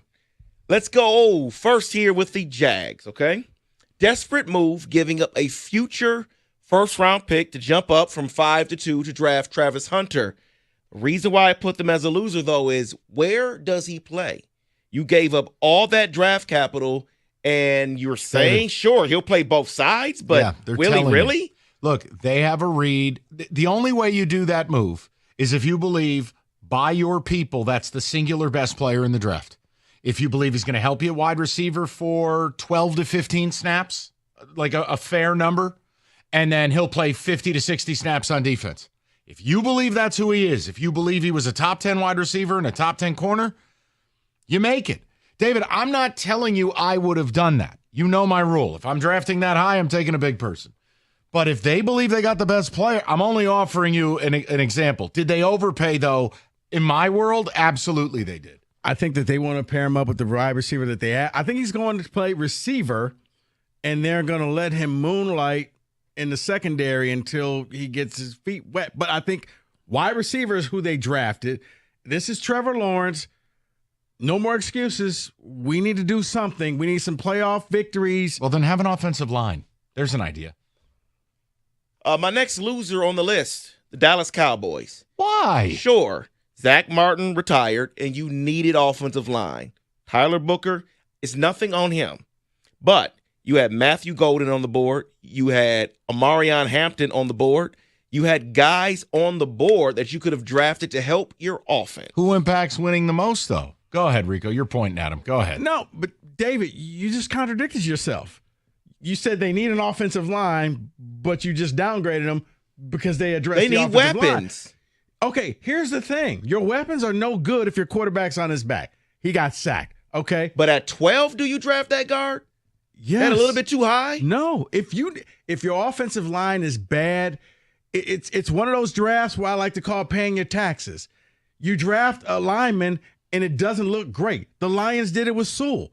Didn't look great at the time. You passed on a lot of people, but it was an investment that paid off. And I think that's what the Cowboys just did. Go ahead, Mike. No, I'm done. You said it all. I'm good. So the next on my list will be the Atlanta Falcons, similar to the reason with the Jags, okay? Totally disagree. Nothing wrong with Jalen Walker at 15. Nothing wrong with James Pierce at 26. But it's what you gave up to get James Pierce at 26. You gave up a future first-round pick. We talked about this before the draft. They only had 4 selections in that draft. Yeah. I don't like giving up a first-round pick for that. Look, it's a double tap. They've been second worst in the league in sacks last year. They've been worst in the league over the last 5. They've been trying to fix this problem for how long? Here's how this is going to go. It's either going to be a stroke of genius or someone's getting fired. Pierce is going to be the best pass rusher in football or out of the league in 2 years. They doubled down and said, look, we're not going to do this again. We're not going to be dead last in sacks. We're not going to be helpless. Right. We're going to improve our defense. We can score points. We got a ton of offensive players. I actually like what they did. I do too. And David, it's one of those we'll worry about next year. But right here, right now, they believe we got 2 first-round selections coming off the opposite ends of the ball, 2 edge rushers. It's bold. I like it. I like when teams take swings. Yeah. Well, here's what I'll say, and I hear you guys saying it's bold. And put it this way. Okay, and congratulations, you gave up pick 16 next year. It's not like you're giving up pick 1 or 2. Oh, yeah, because Michael Penix is the quarterback and he's taking him to the playoffs? I mean, I don't think that's a crazy thought. No, it's not, but we also... He's just trying to be mean, that's all. The Saints blow. I'm not sold on the Panthers and the Bucks. I mean, okay, but they're gettable. All right, come on, let's move on. This isn't, what is this, the John Kincaid show? This isn't It's the Atlanta Michael radio. Penix show for Rico. Let's get to the next loser on the list. It is Ashton Genty. Agreed. Wonderful selection. Great draft prospect, but the Raiders have no offensive line. Correct. Terrible fit. I feel for the kid. I'm happy he got his money, but I hated where he landed. I mean, but the Raiders are in a win now. You hired a 70-year-old coach. He really doesn't have time to sit there and develop. He needs toys. But you need offensive line. That's what you just told me. David, you absolutely do. But in his world, I don't have time. I may not be coaching this team in 3 years at 73. So this is one. I don't agree with it, but I see the rationale behind. The Raiders are going to take a toy no matter what. But they're the Raiders. They do this every year. On the other side, I would say another loser because of a running back, they passed on one, would be the Denver Broncos. Marion Hampton was sitting right there for them. We all thought before the draft they were going to get a running back to pair with Bo Nix, and they didn't. I was puzzled. I honestly thought they would take it back or they would trade out. It was just kind of a weird piece of the draft. I thought what the Steelers did was interesting. They're my next loser. Well, hold on. Why? Hold on. But as far as this, David, I guess the Broncos are saying if we want to be taken seriously in the AFC, we got to stop quarterbacks. The AFC is loaded with quarterbacks. They made a lot of steps to improve their defense and said, I think we can score enough points, but we have to be able to shut down Mahomes. We got to be able to shut down these other quarterbacks who keep beating us if we want to go far. So I was like you, but then I saw the rationale behind it. They said we're investing heavily in the defense this offseason. Yeah, the Steelers would be next on my list, not because of who they drafted. Derek Harmon is a wonderful selection. But when you have teams like the Giants and the Falcons that you know are trying to trade back up and you don't have a second-round selection and you're not going to take a quarterback, then you need to find a way to trade down. But how do you know the Giants ever offered you anything? I don't right now. I want that report. I do. I just got to find a way. All I've heard out of New York is they were holding their water, and once it got in the mid-20s, they felt like they could move. It doesn't sound like the pricing structure was going to be there. Look, I'm just glad you're not mad they passed on Shedeur. Oh, no. Every team passed on. Because, David, I think the draft capital would have been a little bit too much where I could save a couple of draft picks, keep to myself. If I wait a few more picks, I get what you're saying. Would have been the perfect spot. It would have been. But unless you were coming out there and you had people thinking you were going to take Jackson Dart, now maybe the Giants are saying, hey, whoa. But they showed all their love to Sanders leading to the draft, so there was no way to fool teams. They didn't fool him. Well, you know what? Even though he hasn't signed with you yet, welcome to the world of Aaron Rodgers. This is how he destroys teams. I'm going to have fun with this next one. Not so much fun with the one after that one. The loser, Cam Ward. Congratulations on being the number 1 overall pick. But I have a list for you, Cam Ward. Vince Young, Jake Locker, Marcus Mariota, and Will Levis. All supposed to be the next guys at Tennessee. They all failed in Tennessee. I think it's Tennessee. Not you. It's probably Tennessee. Sorry. But see, David, I'm going to give him a chance because I don't believe in judging people based off of what other folks have done. Cam Ward, you saw it when he got drafted. He looks like I'm not even close to being done. He looks like he is all about business. This is a guy who's had nothing handed to him, and he's going into another situation where he feels like, I'll show you. I got to prove myself again, and I will. I don't like judging people based off of what past performance, because he had nothing to do with Vince Young. He had nothing to do with any of those guys.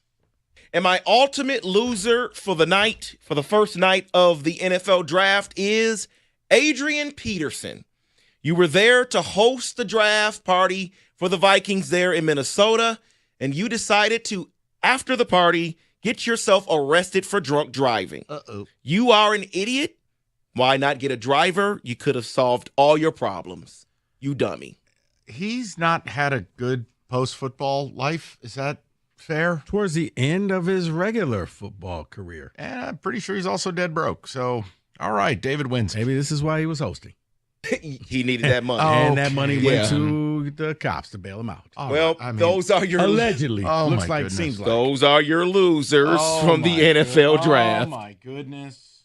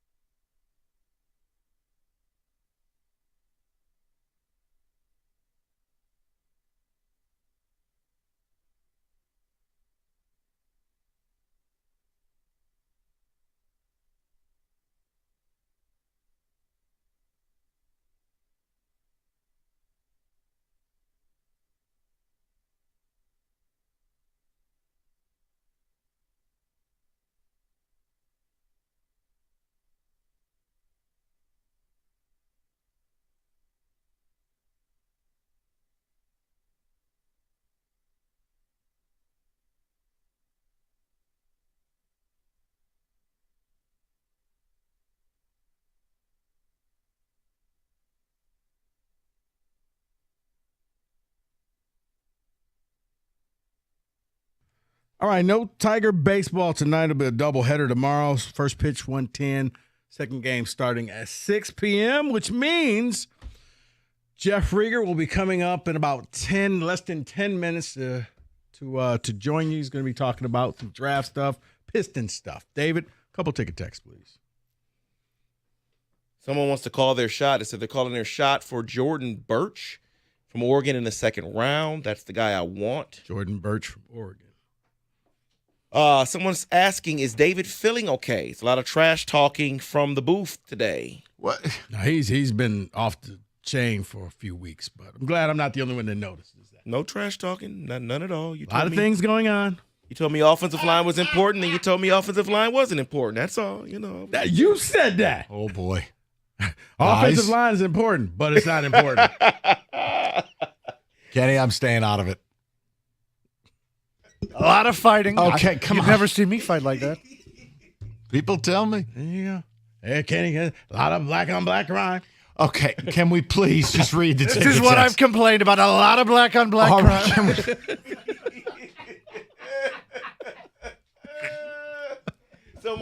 And by the way, if you're just joining the show and you're like, what the hell are these losers doing? None of us realized Kenny Cott did an incredible, almost bordering on Shane Gillis level Trump imitation. It's fabulous. My impression is me doing an impression of Shane Gillis doing an impression of Donald Trump. But it's solid, man. Thanks, man. And there's no animus. It's just fun. I don't know. I never knew you had that talent. Yeah, I apologize to everyone. I've been selfish. He's been doing this back here for weeks. I didn't say anything to anybody. I enjoyed it, though. I thought I was annoying the bleep out of this guy back here with that. Just offensive line talk is annoying me. That's all.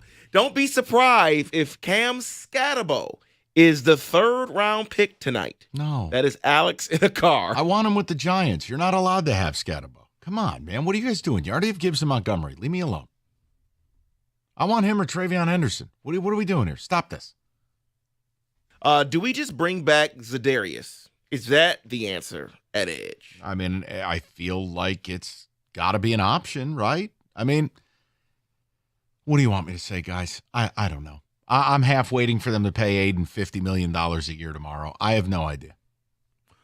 Well, we said it would be at least one more. So they added the fifth year to both. I think it's now if they rush to pay Aiden, I don't know why you added the fifth year and just didn't come out with the extension. But I think for both, it's kind of a smart move. Someone says we need more Kenny Trump, please. It's fantastic. Don't do it anymore, Kenny. It's killing your voice. Take a break. Take a break. There we go. That'll work.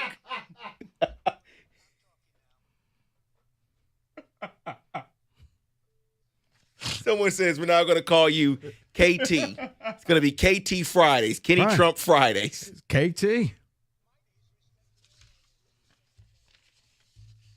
Someone else says it's actually a really good impression. It's awesome. LOL. And again, there's no animus. It's just fun. It is hilarious. Especially when you read the actual message about Shedeur Sanders. Yes. I almost feel like there should be a segment each day, like POTUS on sports, except it's just Kenny reading a sports story as POTUS. Oh, kind of like the Sports Minute. Yes. We could just get rid of those. Yes. Maybe they'll talk offensive line. Okay. What you need to let it go. What did you do to him? I don't know. He's choosing violence. Every day. Riggs. Every day. So, boys, let me ask you this. Yeah. So I'm driving around. I'm listening. I love Cott Trump. It's amazing. Has he done this on the air before? No. Or you unveiled it? Now, why was today apparently different? he's been doing it behind the glass for a few weeks. Newsflash, we don't get to hear what goes on back there. So he busted out with this earlier. We were in our little show meeting. Pretty good. And I go, whoa, what did you just say? And he did it again. And I go, are you doing what I think you're doing? And he goes, yeah. I go, that needs to be like, dude, that's really solid. Okay, I have a show concept for you. Just like one little segment or two. There's another individual, Gusman, that works here. He does a fantastic Trump too. Can we have a Trump off? Him and Kenny? I mean, it'd be so good. We're approaching summer where things like that are absolutely in play. I'm not mad about it. Oh, it'd be good. Yeah, but Kenny's got it. I mean, that's really good. So how long have you been perfecting this? I wouldn't say perfecting it. I've just been Pretty good. like I've been driving my girlfriend insane around the apartment, just doing it, just like. Yeah, exactly. Yeah, she's not a fan. All right. Jeez. Rico's tapping out. He's waving goodbye. The timing of So good. that. My girlfriend chased my girlfriend around the apartment with that. Timing is everything with drops. Everything. The only thing missing was after that was Roberts. No, only thing missing with that was What a school. was followed by Cat Williams. No. School. What is school? No.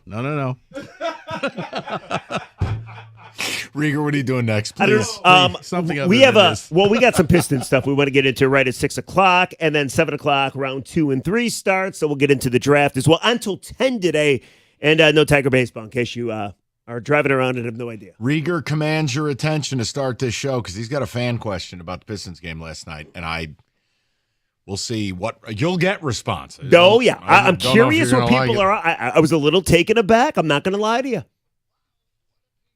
All right, we are out of here. We'll talk to you guys on Monday. 97.